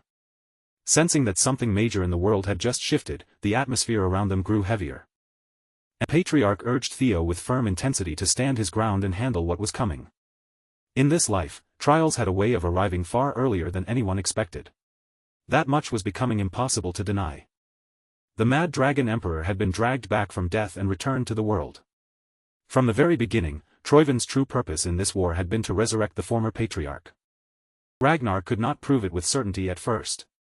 But the mangled remains of the ritual altar left behind were enough to confirm the terrifying truth of the Mad Dragon's return. With that threat now looming over them, they resolved to bring the war to a complete end before Troyven could fully unleash that resurrected power. Under an even fiercer and more relentless assault, Troyven began losing most of its territory, forced backward again and again until it stood dangerously close to collapse. And yet, even after a full month of intense investigation, they still found no real lead on the whereabouts of the Mad Dragon Emperor.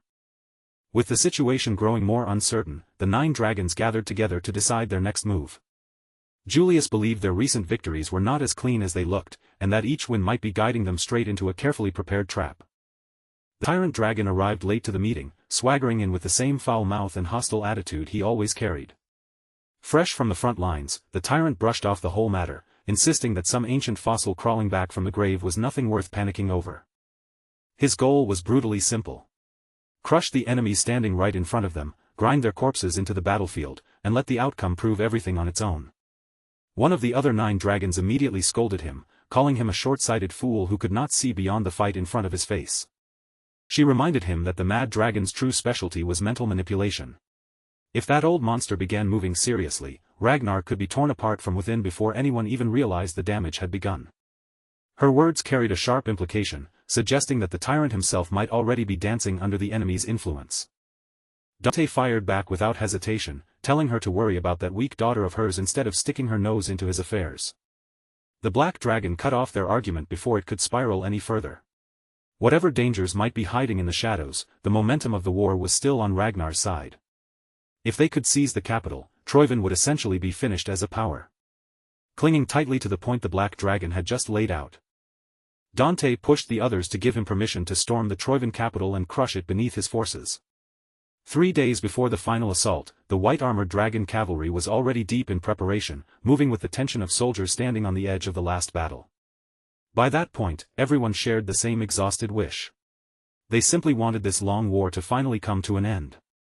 Selford teasingly told Aaron that she should wear that strange dress of hers for the victory ceremony. Making fun of a dress Aaron's own mother had made was definitely not the smartest idea. It was reassuring to know they were standing on the winning side.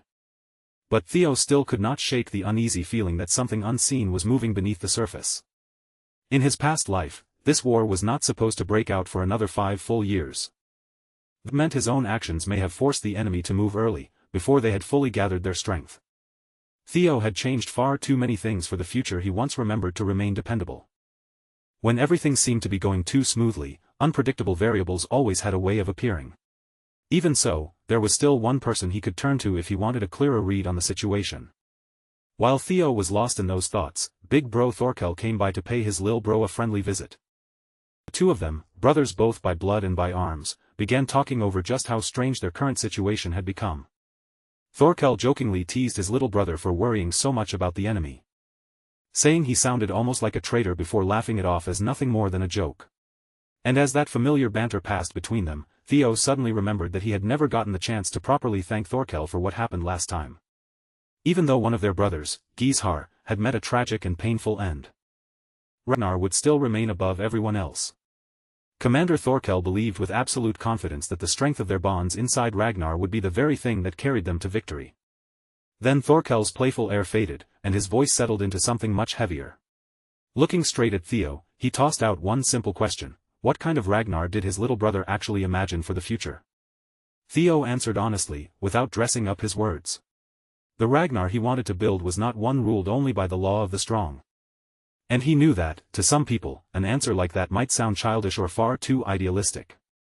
Even so, what Theo truly wanted was a new order where people stood together through trust, not one where everyone obeyed because fear had been carved into their bones. Hearing that, Thorkel looked genuinely satisfied, as if Lil Bro had given him exactly the kind of answer he had hoped to hear. After that, he headed back toward his own unit, leaving Theo with a simple suggestion to get as much rest as he could over the next 3 days. Through every exchange they had shared, Theo realized that Thorkel was still the same man he remembered from his previous life. Their way of seeing the world overlapped more often than not. Sure, they were both rivals chasing the seat of family head, but when it came to having someone at his side, Theo could hardly imagine a more dependable ally. Now that a brief pocket of downtime had opened up, Holtshoes invited Theo to a quick spar, almost like they were slipping back into old familiar habits. Unfortunately, Theo already had somewhere else he needed to go. Without wasting time, he called for Umbra. Then climbed onto his partner's back, preparing to fly out and check on the uncertain future for himself. Left alone in the quiet, Commander Thorkel found himself turning Theo's answer over and over in his mind. In a strange but sincere way, he felt proud to have a brother like that, someone he would never want to truly stand against as an enemy. While Thorkel was taking a moment to relax, his eyes caught sight of an unfamiliar old man struggling to cross a wild, raging river.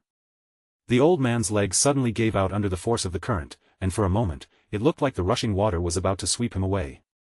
Luckily, Thorkel was close enough to move, and he stepped in just in time to save him from being swallowed by the river. The commander then suggested that the old man take the safer route, even if it meant going the long way around by the bridge. From the old man's desperate tone, it was clear he could not afford to wait. He needed to get across that river as quickly as possible. Hidden away inside his pack were medicinal herbs meant for his sick grandson, who was waiting somewhere on the opposite bank. Known for his warmth and kindness, Thorkel did not hesitate for long. He simply offered the old man his back. With the old man clinging to him, the valiant commander stepped into the churning water, pushing through the river while the two of them talked as casually as if they were on a quiet road. After the old man spoke about his own family, he gently turned the question back on Thorkel and asked about his. But in truth, Thorkel had never felt close to his father. Kyle Ragnar had made one thing painfully clear to him: the clan was never a place for pretending they were some warm and ordinary family. That question from the old man dug into a tender spot, and the weight of it left Thorkel feeling unexpectedly down. When the far side of the river finally came into view, the old man warmly invited Thorkel to come to his home beyond the water and share dinner with him. The kind commander politely turned down the offer, but the old man clearly had something very different in mind.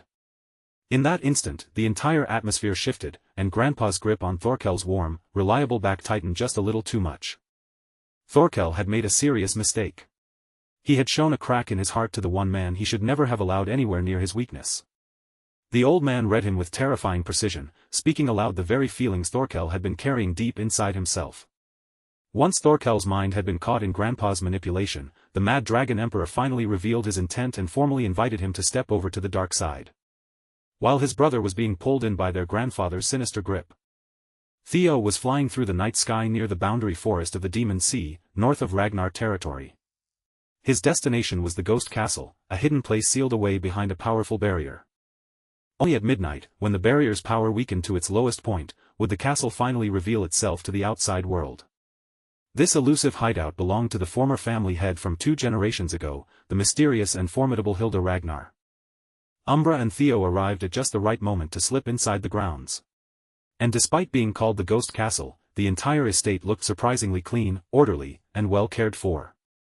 As Theo passed through the gates, he actually felt a spark of anticipation at the thought of speaking with that enigmatic woman.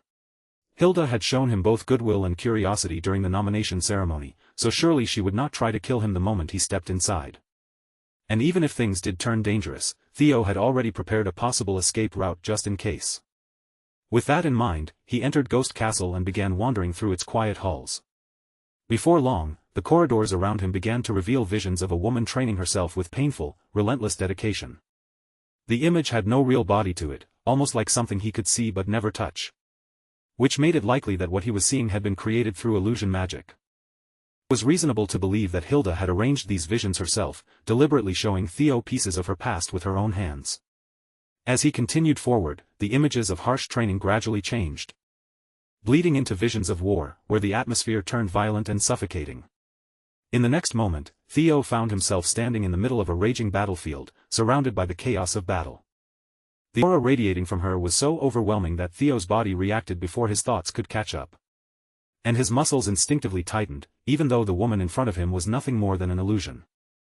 For reasons Theo still couldn't fully grasp, the Grand Matriarch began pulling him into fragments of her former life, letting those buried memories unfold right before his eyes. And before Theo could even steady his thoughts, he suddenly found himself standing inside Hilda's throne room, as if he had stepped straight through time itself. All around the grand chamber, Hilda Ragnar's loyal soldiers stood in perfect formation, their heads lowered with deep respect, making it clear that this was another piece of the past being forced into view. What Theo was witnessing was not just some random memory, but one particular version of Hilda's life. In that life, Hilda met her end inside her very own home, collapsing in the middle of a bloody nightmare that swallowed everything around her. For Theo, watching a woman with that much power fall before his eyes felt almost impossible to accept. The sight of her dying in such a brutal and grotesque way was so unreal that it left a heavy chill hanging over the entire vision. Then, just as quickly, the memory shifted again, looping back into images of Hilda training with relentless intensity. As one vision piled on top of another, Theo finally began to understand what Hilda had meant when they first met. With just a single glance, she had seen right through him and recognized that he was a regressor. Hilda had no problem admitting the truth either. She was a regressor, just like Theo, except in her case, the number of lives granted to her had already been completely used up. Whenever a regressor dies, their life does not simply end. Instead, they are sent back to a fixed moment in time, forced to begin again from that same point. The illusions continued to flash before Theo, showing Hilda's growth again and again, each cycle pushing her farther than the one before it. In one of those lives, she seized control through sheer violence, cutting down her enemies, beheading them, and displaying their heads on spikes around her castle as a warning to everyone else. Back then, Hilda stood like an untouchable force, someone no enemy could overcome no matter how desperately they tried. But in the end, her only true defeat came from the man she loved. From behind the throne, that very man drove a blade straight through her heart, condemning her for all the sins she had committed. To him, Hilda had changed into something monstrous, something so terrifying that he could no longer even bear to look at her. But when the blade pierced her, Hilda did not drown in regret or grief. What rose inside her was pure fury, fury at herself for leaving such a fatal blind spot. And before her final breath slipped away, she made a vicious vow: the next time, she would crush the man she loved beneath an even greater terror. If he could no longer stand the sight of her, then she would accept that without hesitation. After that, the memories turned into an endless stream of slaughter, forcing Theo to watch one killing after another unfold like a long, merciless record of blood. Even though Hilda died over and over again, the number of people she killed only grew with each repeated life, until the deaths, screams, and destruction all began to blur together. From everything he saw, Theo realized that no matter how many times Hilda regressed, she had never once managed to escape the same tragic conclusion waiting at the end. At that point, it became almost impossible to tell exactly what had pushed her mind over the edge. Was it the endless loop of repeated lives that slowly ate away at her sanity? And if that was true, was Theo himself destined to break the same way as the regressors who came before him? Just as those uneasy thoughts began tightening around him, something interrupted Theo's spiral. The real Hilda finally appeared before him. The false world around him seemed to melt and fold away, and in the next instant, Theo found himself back inside that familiar throne room. Hilda looked at him with calm amusement, asking whether the child had enjoyed the little illusion she had prepared for him. Theo, careful not to show disrespect, lowered his head and offered Lady Hilda a formal greeting with the proper courtesy. The last time they had spoken was all the way back at the nomination ceremony, and Theo knew very well that Hilda was not someone he could afford to relax around. Hilda told him there was no need to be so stiff. After all, the two of them had already shared secrets far deeper than ordinary people ever would. Then, with nothing more than a small flick of her finger, the world immediately bent to her command, and the entire room began changing around them. The vast, empty throne room faded away as if it had never existed. And in its place appeared a dining hall, arranged so they could sit down, share a meal, and speak more comfortably. What caught Theo off guard, however, was not the room itself. It was the familiar figure who stepped forward to escort him. The Ascendant Dragon himself was standing there in person. Theo had heard the rumors before, but seeing it with his own eyes made those whispers feel almost impossible to deny. People said Grand Matriarch Hilda kept the Ascendant Dragon at her side as a devoted servant, and now, right in front of Theo, that rumor appeared to be true. Who could have imagined that someone with such overwhelming power would personally serve Theo steak and wine at the table? Hilda noticed Theo's guarded reaction and calmly assured him that the Ascendant Dragon could be trusted, saying she had kept him by her side through countless lifetimes.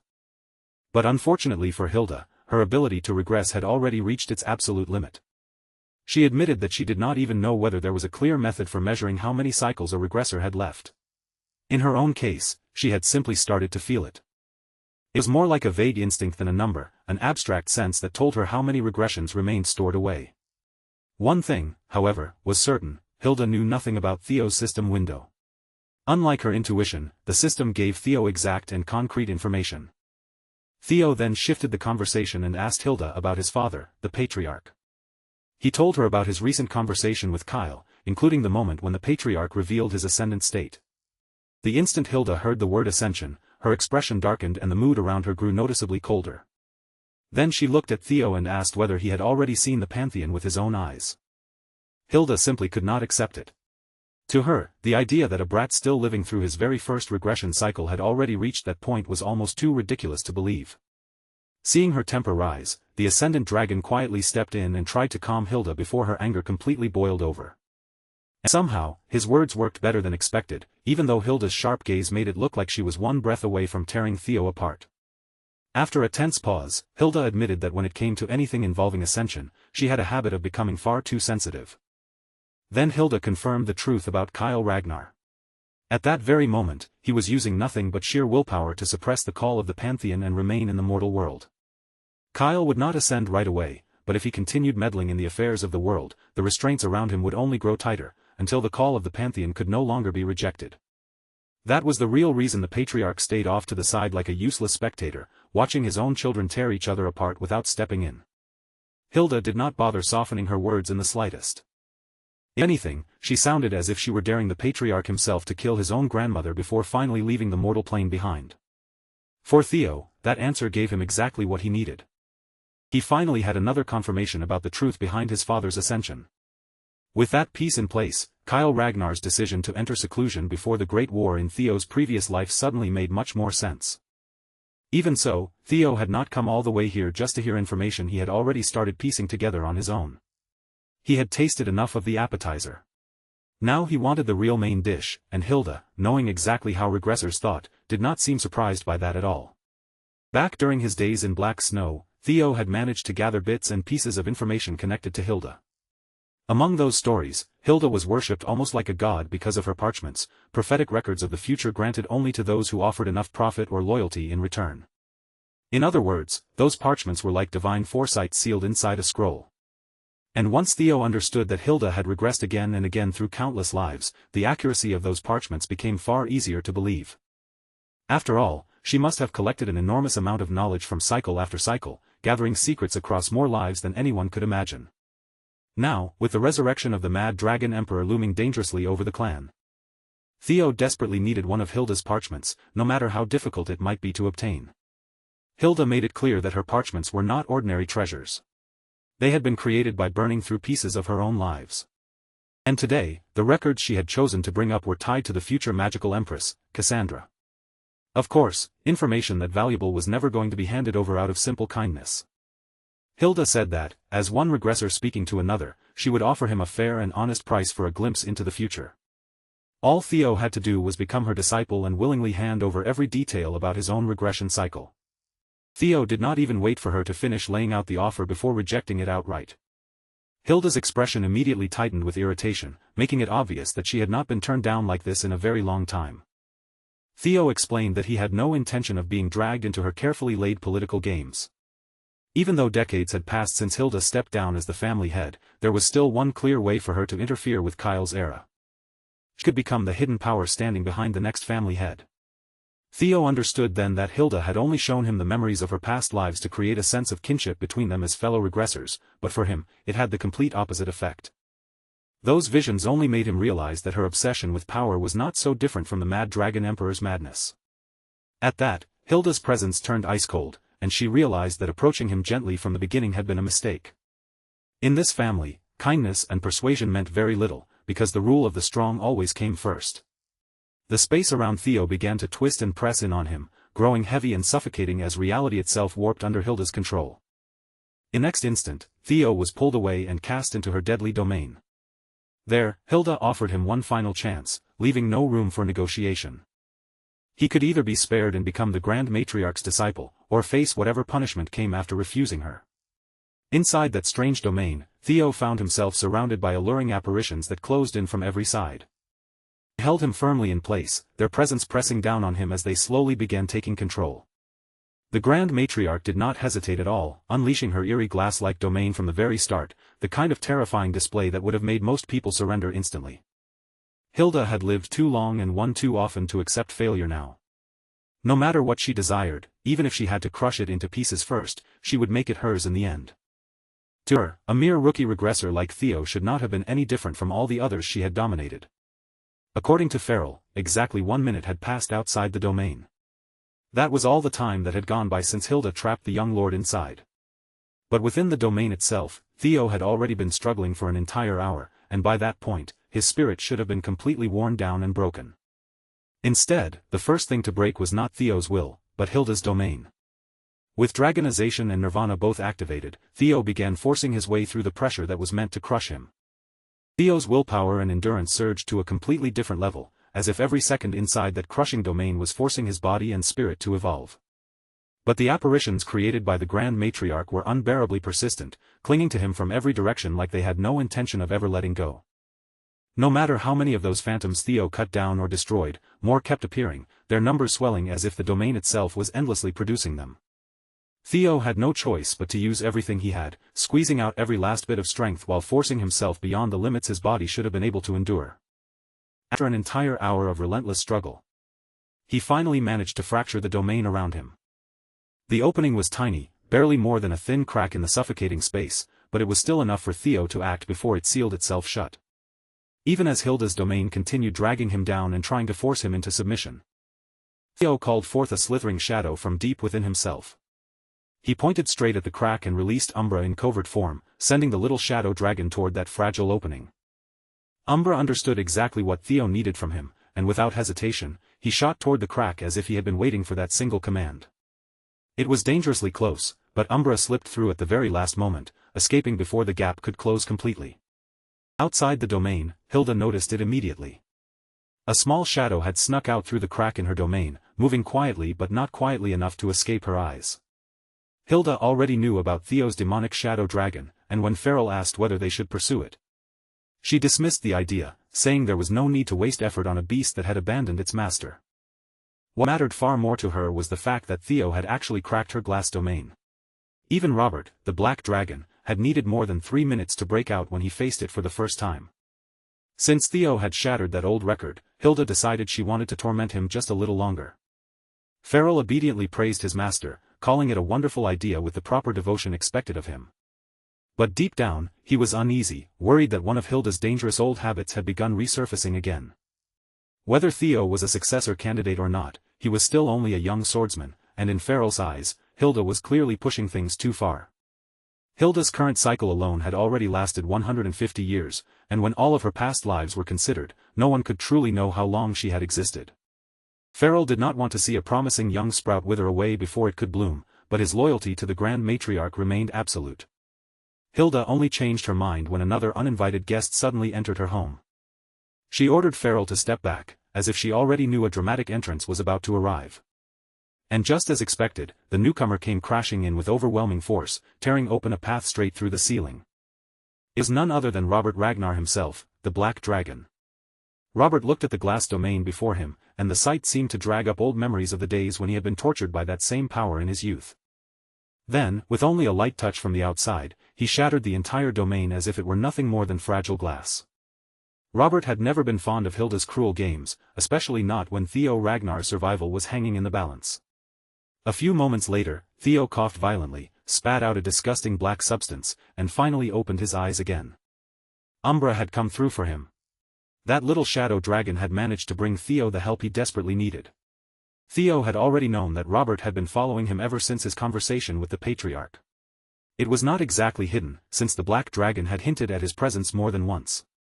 Most likely, Robert had been sent by Theo's father to watch over him from a distance. But to Theo, Robert had always felt less like a spy and more like a quiet protector staying close in case things went wrong. Theo tried to act as if he had no idea, but Robert knew far too well how sharp and calculating the boy could be. Still, Theo thanked the Black Dragon for saving him and made it clear that from here, he should be able to handle the escape on his own. Of course, Hilda had no intention of letting them leave so easily. From a distance, she unleashed flames toward them. All while complaining that she had only wanted to share a meal with her great-grandson, then teasing that perhaps her naughty grandson had come all this way to join them. Robert did not bother entertaining her twisted words for even a second. Instead, he immediately coordinated with Theo, focusing only on how to get them both out of there alive. For their escape to work, Umbra still had one more task to carry out. As Hilda Ragnar continued throwing out attacks that bent reality itself around them, Robert gave Theo the signal, and Theo broke into a run as if his life depended on every step. He matched the Black Dragon's speed as closely as he could, running side by side with Robert while letting the Black Dragon take the brunt of Hilda's devastating attacks. The moment Hilda realized what the two of them were trying to accomplish, she switched straight into close-range combat, but Robert read her movements immediately and blocked her attack with flawless timing. Even though the Grand Matriarch could no longer regress, the greed that had driven her through countless lives was still burning inside her. To regressors who possess the terrifying power to loop through time like her, this entire world is nothing more than a personal playground. It's a mere toy meant to be dominated and seized, completely regardless of the chaos, destruction, or collateral damage left in their wake. Back inside the looming fortress, Hilda lunged forward, desperately trying to intercept Theo and cut off his escape route. However, Robert moved just as quickly, shifting his entire weight to step directly into her path and doing a phenomenal job of completely blocking her from giving chase. Seizing that single, fleeting window of opportunity created by the distraction, the young lord didn't hesitate for a second. He threw himself forward, leaping blindly out of the massive window of the eerie, ghost-like castle and plunging straight into the empty air outside. The drop was dizzying, resulting in a terrifyingly long, wind-whipping freefall as the stone walls of the castle blurred past him at a breakneck speed. Fortunately, he wasn't falling alone. Swooping through the sky with perfect timing, Umbra was already cutting through the air underneath him, spreading wide to securely catch the young master right in the middle of his descent. And just like that, through sheer nerve and quick thinking, Theo Ragnar successfully slipped right through the fingers of his completely unhinged great-grandmother, leaving her far behind. The absolute very moment his figure shrunk into the distant sky and flew safely away, the heavy tension in the room instantly shifted. Hilda abruptly lowered her weapon, finally ceasing her relentless, aggressive assault against Robert's defensive blade as she realized her target was long gone. Completely losing interest now that the main event was over, she casually dumped the entire chaotic mess onto Farrell's shoulders to clean up, dryly announcing to the room that she was going to head off and rest her eyes for a while. Hearing this, Robert couldn't help but look up in genuine surprise, fully expecting her to immediately order a massive manhunt for the boy. But as it turned out, Hilda had completely lost her appetite for the hunt, seeing the kid literally throw himself out of her highest tower window just because he loathed her very presence that deeply had genuinely soured her mood. Yet, the moment she walked over to her desk and cast her eyes down at her scattered documents, her expression changed. Hilda didn't fly into a rage, instead, a sharp, amused laugh escaped her lips. It turned out that right in the middle of all that absolute madness and flying blades, that incredibly cheeky little brat had somehow managed to covertly swipe one of her absolute most priceless pieces of top-secret intelligence. With the stolen document safely in hand after his incredibly daring heist and breathtaking escape, Theo didn't waste a single moment, steering his course straight toward the desolate, crime-ridden streets of the Priamus East slums, located deep within the borders of the Edda Empire. Deep within the heart of those very slums, tucked away inside a fragile, weather-worn house that looked barely standing, a quiet scene was unfolding. A trembling little girl suddenly bolted upright in her small bed, tears welling in her eyes as she frantically shook her mother awake after being jolted from yet another terrifying, vivid nightmare. The mother, looking exhausted but deeply tender, immediately pulled her close, softly stroking her hair and whispering reassurances that it was nothing more than a bad dream, a trick of the mind. But the little girl's chest heaved as she sobbed out the horrific details, explaining that in her vision, cruel, faceless monsters had broken in and brutally murdered her mother. Unnerved and chilled to the bone by the sheer, raw terror radiating from her daughter, the mother felt a cold shiver run down her spine. Trying to keep her own voice steady, the mother gently cupped her face, softly asking if those awful, bad people had done anything to hurt little Cassandra in the dream as well. The little girl weakly shook her head, choking back tears as she explained that they hadn't touched her. Instead, they had bound her tightly, forcing her to sit there completely helpless as she was made to watch her own mother's life fade away. Heartbroken, the mother tightly enveloped little Cassandra in a warm embrace, fiercely promising her over and over again that everything was going to be completely fine, desperately trying to soothe her trembling frame. As she gently tucked the frightened girl back beneath the thin blankets, the mother looked deep into her eyes, trying to instill a vital truth. She told Cassandra that even if these terrible visions somehow came to pass in reality, it was never, ever Cassandra's fault. No matter what darkness came across their path, they would always stand completely united, fiercely protecting one another as mother and daughter against the rest of the world. Tragically, on this exact night, those very monsters from her nightmares arrived at their doorstep. The horrific vision wasn't a mere dream at all, it was a glimpse into their impending reality. Meanwhile, Theo hadn't even found a single spare moment to change out of his travel-worn clothes. He had flown completely non-stop across the lands, pushing himself to the absolute limit based entirely on the secret coordinates penned inside Hilda's stolen parchment. It was truly staggering to comprehend that the future, legitimate heir to the absolute highest throne of the land, the legendary figure who would one day be feared and revered across the entire continent as the all-powerful magic empress, Cassandra Edda, was currently spending her tender early years living in absolute squalor deep within the slums. To put it into perspective, the entire Ragnar clan operates directly under the authority of the absolute greatest, most dominant superpower on the continent, the mighty Edda Empire. Centuries ago, the esteemed imperial rulers, the founding bloodline of the Edda clan, established their absolute dominance over the land. They successfully unified the fractured continent under a single banner, achieved almost entirely by leveraging their extraordinary, bloodline-exclusive gift, the terrifying talent of absolute future foresight. However, as countless generations came and went, the number of descendants inheriting this legendary foresight dwindled to a near-extinct crawl. It was almost as if the heavens had cursed them for relying far too heavily on that divine power, leaving the current imperial family as nothing more than a hollow, fragile shell of its ancient glory. At this exact moment in history, young Cassandra stands as the absolute sole individual left in the entire empire who truly possesses the pure, unadulterated gift of prophecy. Theo knew that if he could track her down and shield her from harm before anyone else noticed her, she would undoubtedly become the absolute most invaluable, powerful ally for all of his grand plans moving forward. The catch was that the girl herself wouldn't even realize her own royal heritage or true power for several years, not until the desperate imperial family finally tracks her down. Until then, the labyrinth of the slums kept her existence perfectly buried from the rest of the world. As Theo stealthily approached the dilapidated shack indicated on his stolen map, his senses heightened. Suddenly, his nose twitched as the sharp, unmistakable, metallic stench of fresh blood drifted through the cold night air. Pressing his back against the wall, he cautiously slipped inside the front door, scanning the darkness, but to his slight surprise, there was no ambush waiting for him at the threshold. Instead, from the upper floor, the rowdy, obnoxious shouting of several men echoed down, completely unconcerned with their surroundings as they carelessly slammed down cards in a heated game. Moving like a ghost, Theo silently glided up the creaking stairs, pressing himself against the shadows of the second floor to get a clear, unobstructed view of the situation inside. A brutal gang of hooded criminals had completely taken over the small living space, turning it into a makeshift hideout. Over in the dim corner of the room, tied up like cargo inside a rough burlap sack, lay the terrified young Princess Cassandra Edda. And right there on the floor in front of her was her beloved mother, collapsed in a massive, spreading pool of crimson, her body completely still and lifeless. Theo's mind raced, briefly considering the possibility that this might be an undercover operation orchestrated by the imperial family themselves, but he quickly dismissed it. The timeline was completely wrong, it was far too early for them to have found her. Realizing he needed immediate answers to figure out exactly what was going on, he decided his best course of action was to launch a surprise attack and thoroughly interrogate the heavily scarred thug who seemed to be directing the rest of the criminals. Positioning himself flawlessly just behind the frame of the door, Theo began quietly channeling his energy, spinning up a deadly crackle of concentrated electrical power. The sudden, sharp hum of the gathering lightning was so subtle that only the scarred leader's combat senses picked up on the imminent danger. The leader's eyes went wide with panic as he screamed out at his subordinates, frantically telling them to drop their cards and draw their weapons for a fight.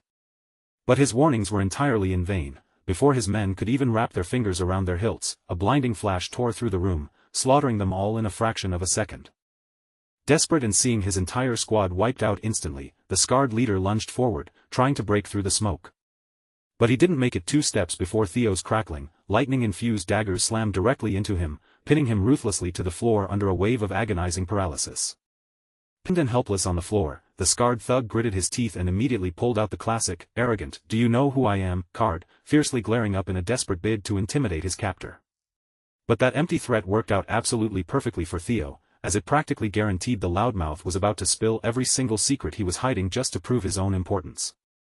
Right on cue, the scarred man's eyes widened in recognition as he stared at the young lord standing over him, pointing out that someone of his status should be far away serving on the front lines, revealing that he possessed an surprisingly deep amount of knowledge regarding Theo's identity and the current state of the war effort.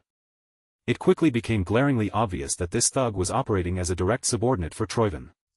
Yet, even though the criminal was entirely clueless as to how their paths had crossed so disastrously in this tiny slum house, this man was none other than the feared 8th servitor under Troyven's command, a loyal fanatic known by the name of October. Recognizing the legendary target before him, October desperately wanted to seize this golden opportunity to violently rip Theo's head from his shoulders by absolute brute force, hoping to claim the ultimate glory for his master.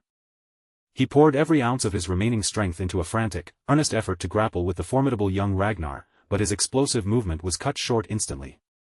With a casual, lightning-fast flick of the wrist, a single, gleaming dagger was launched through the air, striking with absolute, pinpoint precision to stop the charging zealot dead in his tracks before he could even take another step.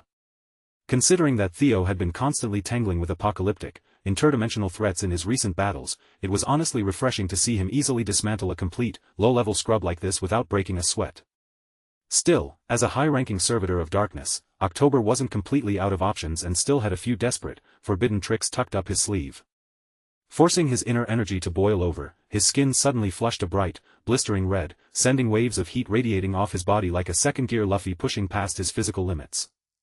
With steam rising from his flesh, the fanatic lunged forward in a maddened frenzy, absolutely desperate to drag the young Ragnar Heir down to the depths of hell along with him. In truth, October never actually intended to throw his life away in a dump like this. His entire mission had simply been completely derailed while he was trying to rendezvous with the elite Azure Peak Squad, the very unit assigned to arrive shortly and retrieve young Cassandra. Theo didn't look even remotely surprised by the number 8 servitor's suicidal, reckless dash toward him, well aware that these brainwashed cultists always resort to blowing themselves up the second things go sideways. Sidestepping effortlessly, the young lord gracefully danced right around October's entirely predictable, straight-line attack pattern, exposing a fatal opening, and with a clean, merciless arc of his blade, he cleanly severed that crimson bastard's head, putting an end to his madness once and for all. The severed head and the heavy torso tumbled through the air independently, both hitting the wooden floorboards with separate, dull, lifeless thuds, rolling slightly into the shadows just before the remains abruptly erupted into a violent, crackling blaze of dark, demonic energy, burning into nothingness. Stepping away from the ashes, Theo quietly re-entered the quiet house and knelt down with solemn respect, gently pulling a cloth over the tragic remains of the fallen mother. He frowned as he reflected on the situation. Hilda's secret parchment had detailed Cassandra's location, but it had never mentioned a single word about Troyven actively targeting the girl. The only logical explanation was that the Mad Dragon Emperor's sudden, chaotic return to the world stage had triggered a massive ripple effect, throwing another wild, unpredictable variable into the timeline. Looking down at the shrouded body, a heavy weight settled in Theo's chest, making him feel partially responsible for this innocent woman's untimely death due to his own interference with time. Hearing the heavy footsteps nearby, little Cassandra shifted within her restraints, her voice trembling as she frantically asked if her mother was all right, begging the mysterious stranger to please say something to reassure her. Stepping closer to take a proper, careful look at the fragile child destined to become the future empress, Theo suddenly froze as he realized her unblinking eyes were completely clouded over. The young girl was entirely blind. It was an incredibly cruel, tragic twist of fate. The one child gifted with the supreme power to perceive the distant future was completely blind to the physical world right in front of her. He hesitated, heavily debating how to gently break the devastating truth about her mother, but before he could utter a word, the perceptive little girl's shoulders slumped as she quietly deduced on her own that the loving woman who raised her was already gone. She softly explained that she had already witnessed this horrific night play out perfectly inside her dreams, knowing all too well that every single vision she receives always manifests in reality exactly as she saw it. But she raised her head toward him. She noted that tonight had broken the pattern. In every single one of her nightmares, she was always violently dragged away into captivity by those awful men. Yet, in this actual reality, a powerful savior had suddenly materialized out of the dark to slaughter her captors and keep her safe. A faint flicker of hope sparked within her, realizing that perhaps this mysterious older brother standing before her possessed the unique strength required to completely rewrite her grim destiny. At that exact moment, a familiar, glowing blue system notification materialized in his field of vision. The fifth scenario quest had officially commenced. Objective: locate and protect the future Empress at all costs. Morning sunlight slowly spills across the frozen slums, bathing the endless snow in a pale and solemn glow. At the center of that bitter landscape lies a freshly dug grave, marked only by a rough wooden cross. Resting beneath it is the fragile glass vase of red flowers once kept inside the cabin, now placed there as one final, heartbreaking farewell to a mother who sacrificed everything. Theo stands silently before the humble memorial, his hand wrapped gently around little Cassandra's trembling fingers. Several steps behind them, a massive white dragon waits in the cutting winter wind, its majestic body perfectly still and ready to carry the young Ragnar heir and the newly orphaned princess far away from this place of tragedy. Cassandra keeps her tear-filled eyes fixed on the grave while tightening her small hand around Theo's fingers. Crushed beneath a grief far too heavy for a child, she finally asks the question tearing at her heart. If Theo truly possessed the power to change the future, then why couldn't he have arrived just a little sooner and saved her mother? Theo lowers his gaze toward the devastated girl beside him. The moment he sees the pain written across her face, a dark and crushing shadow of guilt settles over his own expression, leaving the young swordsman unable to answer immediately. After a heavy silence, Theo quietly apologizes to the crying princess. His voice is filled with bitterness as he admits that he never expected the enemy to change the original course of events and launch their attack so much earlier than they were supposed to. When the time finally comes to leave the lonely grave behind, the unbearable strain of the morning suddenly overwhelms Cassandra. Without the slightest warning, all strength drains from her fragile legs. Her knees buckle beneath her, and her tiny body pitches violently backward toward the freezing snow. Theo reacts in an instant. Lunging forward with lightning-fast reflexes, he reaches Cassandra before she can strike the ground, catching the unconscious princess securely in both arms just inches above the icy surface. Real panic flashes across Theo's face as Cassandra hangs completely limp against him. Holding her tightly, he urgently calls her name and begs her to open her eyes. His gaze races over her pale face and motionless body, desperately searching for a hidden wound, a trace of poison, or anything left behind by the assassins, yet nothing he sees explains her condition. The more carefully Theo examines her, the deeper his confusion becomes. There isn't a single visible injury anywhere on Cassandra's body, no wound, no blood, and no physical sign that could possibly explain why she collapsed so suddenly. At that moment, a tiny blue guardian dragon suddenly materializes beside them, its mystical body glowing against the white snow. After calmly examining Cassandra, the creature explains to the deeply worried Theo that the girl has simply exhausted every last bit of her strength. The death of her mother, combined with the terror of the assassin attack, placed such an unbearable burden on her mind that it finally shut itself down completely. The little guardian dragon hovers gracefully in the frigid air, beating its delicate magical wings as it gives Theo a gentle but urgent scolding. It warns him that he cannot afford to stand there hesitating, because young creatures are especially fragile and can quickly fall into serious danger. The warning immediately strikes home, and Theo's eyes widen as he realizes how severe Cassandra's condition might become. Theo wastes no more time. Cradling the unconscious princess tightly against his chest, he springs onto the broad back of his enormous white dragon. Keeping Cassandra protected in his arms, he urgently calls out, "Move, Umbra. We have to hurry, she's seriously ill." Umbra answers with a thunderous beat of its immense wings and launches violently into the winter sky. The lonely grave and frozen slums rapidly shrink beneath them, but Theo has no time to look back. With Cassandra unconscious in his arms, he is forced to abandon his original route and change his entire plan in mid-flight. Theo glances down at the pale girl pressed against his chest. Her small body is trembling despite his warmth, and the sight makes the situation painfully clear. They cannot risk wasting precious time by flying all the way back home. Raising his eyes toward the distant horizon, Theo directs Umbra toward the nearest Ragnar military outpost instead.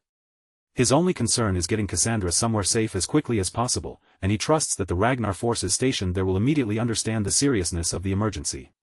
Their desperate journey eventually brings them to an astonishing refuge hidden beneath towering mountains.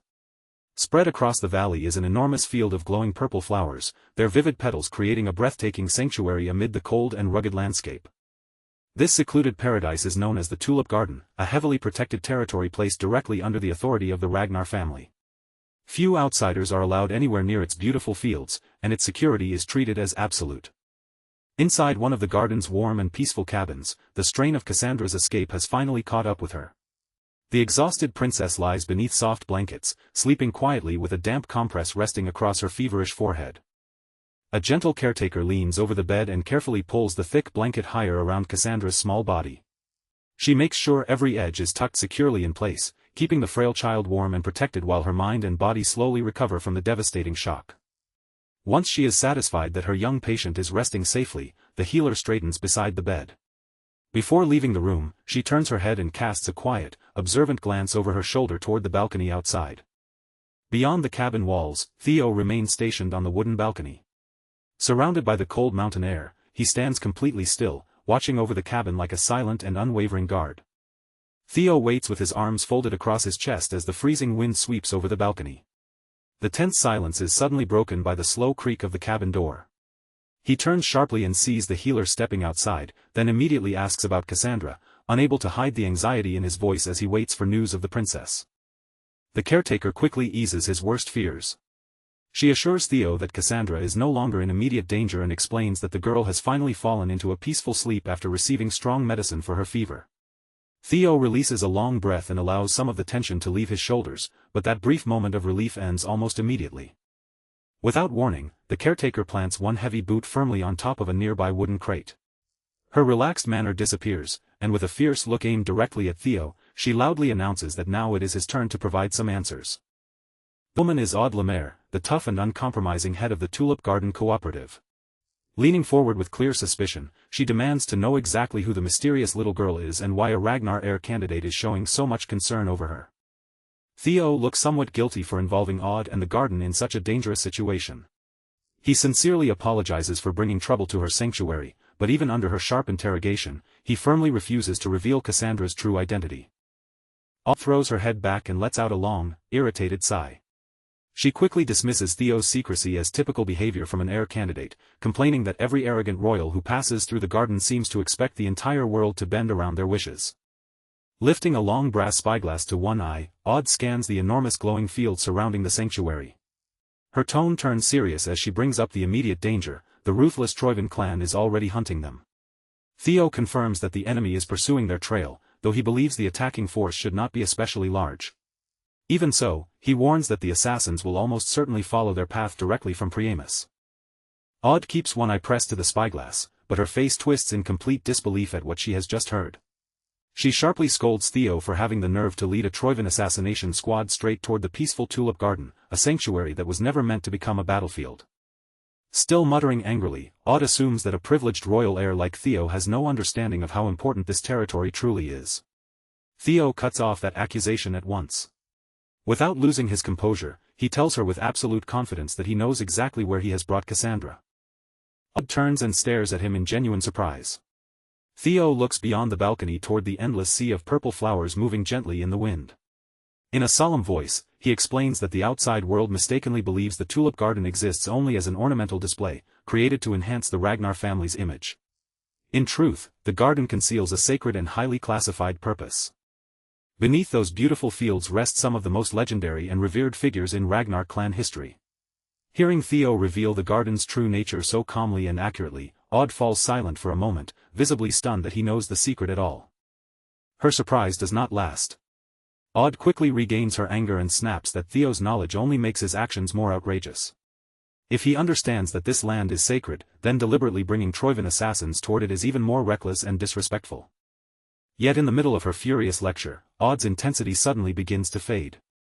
Her shoulders loosen, and she mutters under her breath that, considering her own circumstances, she may not actually have the right to criticize him so harshly. Looking thoroughly exhausted, Aude drops into a wooden rocking chair and lets her body sink against the backrest. With a dismissive wave of one hand, she tells Theo to stop standing there worrying himself sick over his mysterious young companion. Odd admits that she has already checked enough of Theo's unbelievable story to know he is telling the truth. After all, the brutal Troivan forces would never mobilize assassins and pursue someone this relentlessly if Cassandra were merely an ordinary child. Theo turns his attention back toward the cabin, where Cassandra continues sleeping peacefully beneath the blankets. Seeing that she is finally safe, relief softens his expression, and he sincerely thanks Odd for treating her and allowing them to take shelter in the garden. Then Theo places one hand respectfully over his chest and offers another formal apology. He acknowledges that his sudden arrival has violently disturbed the peace of the Ragnar clan's holy resting place and takes responsibility for bringing danger into the sanctuary. Odd lifts the brim of her heavy hat and studies him more carefully. A sudden smirk appears on her face, and for the first time since their conversation began, she seems genuinely impressed by the young swordsman standing before her. She remarks that meeting an heir candidate who actually possesses manners is surprisingly refreshing. With renewed irritation, she complains about another arrogant royal who recently barged into the garden uninvited while claiming to be carrying out an urgent mission. Theo's expression changes instantly. His eyes widen, and he quickly asks whether someone else is currently staying inside the sanctuary. Odd turns her gaze back toward the endless purple fields before casually revealing the truth. The rude guest who forced their way into the tulip garden is not merely some Ragnar noble, but another officially recognized heir candidate, someone standing in exactly the same position as Theo. The revelation immediately puts Theo on edge. A tense look settles across his face as his thoughts race through the dangerous members of the Ragnar family, trying to determine which one of his royal rivals could have come to this secluded sanctuary. Before Theo can reach an answer, the conversation is shattered by a violent crash above them. A figure slams down onto the cabin's snow-covered roof with enough force to shake the structure, a gigantic and terrifying scythe clutched in her hand. From her elevated position, an imposing woman peers down at Theo with a fierce, confident smirk. The unexpected visitor is none other than Rhys Ragnar, the infamous Black Reaper and the second official heir candidate of the Sword Clan. Rhys casually greets Theo as her little brother, as though dropping onto the roof with a massive weapon were perfectly normal. Looking him over from above, she remarks that he appears to be a genuinely capable fighter now that she is finally seeing him in person. The sudden appearance of another terrifying Ragnar heir completely destroys Odd's remaining courage. Her face goes pale, and she hurriedly retreats through the cabin door before the situation can become any more dangerous. Trembling, she promises to keep watch over Cassandra while frantically telling Theo to handle his insane family dispute outside. Theo remains calm beneath the freezing wind, showing no fear despite the armed woman looming above him. Tilting his head toward the roof, he confidently assumes that Rhys has already been listening and heard every word of his conversation with Odd. Theo's fearless response only excites Rhys further. Her eyes begin to glow with wild, bloodthirsty anticipation, and a manic smile spreads across her face. Laughing openly, she tells her little brother that he should already understand exactly how members of the ruthless Ragnar family greet one another. Rhys gives him no chance to respond. Without even a second of hesitation, she launches herself high into the air, raises the enormous scythe above her head, and then swings it downward toward Theo with terrifying force. The descending strike unleashes a colossal blast of blazing energy. A blinding explosion tears violently through the snow-covered ground, swallowing the area in fire, light, and destructive force as the entire sanctuary trembles from the impact. As the devastating shockwave finally tears past and the shattered stones begin crashing back to the ground, Theo remains firmly planted at the center of the destruction. With nothing more than his blade, he effortlessly stops the crushing strike head-on. Still calm, he warns his completely unhinged sister that attacks this enormous will inevitably drag innocent bystanders into their battle. Rhys finally pauses, lifting one hand to her mouth as though she has only just realized what she has done. With exaggerated surprise and a playful expression, she casually admits that she may have gone too far, claiming she simply became far too excited about fighting him. Yet that tiny moment of restraint disappears almost as quickly as it came. A wicked smile slowly spreads across the Black Reaper's face, her eyes gleaming with open bloodlust. Without giving Theo even a second to breathe, Rhys twists her body and violently sends the enormous scythe cutting through the air once again. The moment her scythe moves, a colossal whirlwind erupts around them with a deafening roar. Fierce energy and countless purple petals spiral together, swallowing the entire battlefield in a raging vortex. Standing within that violent storm, Rhys maliciously declares that they should continue their fight at the very place where Theo originally fell. Trapped directly in the heart of the raging vortex, Theo raises his sword across his body and braces himself against the overwhelming pressure crashing in from every direction. As the wind claws at him, he silently curses the second heir in frustration. Somehow, Reese is even more recklessly insane than every terrifying rumor about her had suggested. Just as the chaotic whirlwind seems ready to close around Theo and swallow him completely, an unexpected blue glow flashes across his vision. A system window suddenly materializes before his eyes, shining through the storm and officially confirming that he has discovered the relic of a primordial dragon. Beneath the glowing notification, the relic's ominous name appears clearly before him. This primordial dragon relic is known as the Grim Reaper. The swirling destruction of the tulip garden abruptly disappears from view. Far beyond it, deep within a frozen mountain range, an enormous military encampment stretches across the white landscape. Countless armored tents stand beneath the bitter winter sky, forming the heavily fortified territory occupied by Ragnar's frontline army, the Frisia Great Snowfield. Deep inside the freezing encampment of the Frisia Great Snowfield, what begins as nothing more than a petty disagreement suddenly turns deadly within a matter of seconds. A rugged soldier angrily slams his hands into a passing stranger, shoving him backward while demanding that he watch where he is going. The stranger does not stumble or show the slightest fear. Instead, he slowly turns around, one eye pulsing with a sinister red glow, and coldly mocks the soldier for apparently being unable to see properly. The soldier's entire body begins trembling with barely contained fury. His face twists with rage as he steps closer and aggressively demands that the stranger repeat what he just said. The stranger meets his glare without hesitation, that demonic crimson light continuing to burn inside his eye. With a cruel and merciless expression, he taunts the furious soldier again, asking whether both his eyesight and his hearing have stopped working. The sharp exchange quickly draws attention from the surrounding camp. Nearby soldiers, bored by the endless cold and routine of the front line, begin turning their heads toward the growing commotion. Among those soldiers is a reckless young man named Selford. Immediately excited by the possibility of a fight, he grabs his companion Aaron and eagerly pulls her toward the crowd. Wearing a delighted grin, he declares that nothing is more entertaining than watching other people beat each other senseless. However, the moment they reach the gathering crowd, Aaron looks anything but amused. Clearly irritated by Selford's childish excitement, she sharply scolds him for acting so immaturely in the middle of a military encampment. Their casual curiosity vanishes the instant they see what is actually happening. The minor argument has already erupted into a horrifying bloodbath. All across the snow, Ragnar's own soldiers have drawn their weapons and begun viciously hacking at one another, slaughtering their comrades as though they were mortal enemies.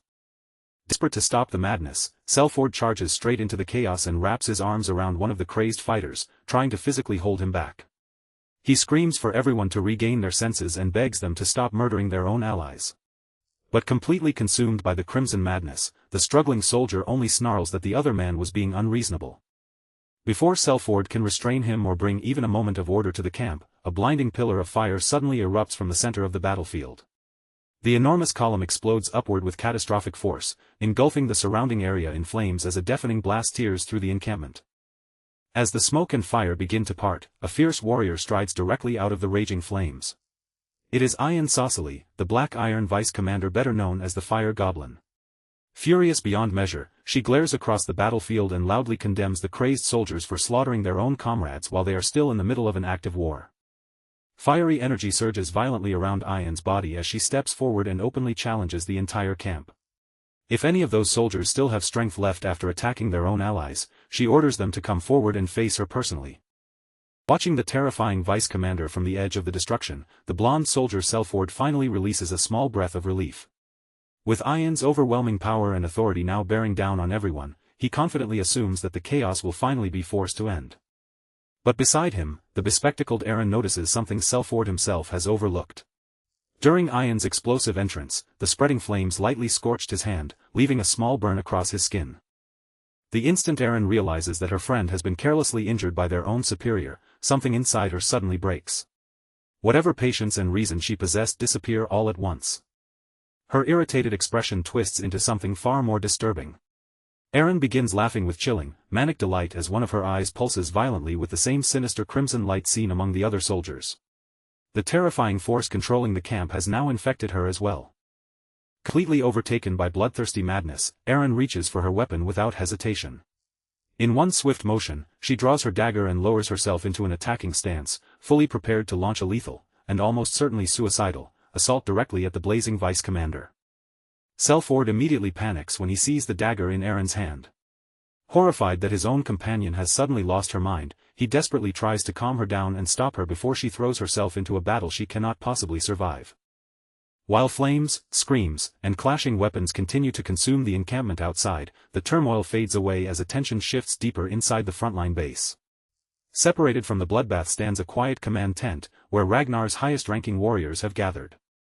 Inside, an imposing veteran hardened by countless battles listens to the chaos outside and scoffs with open disgust.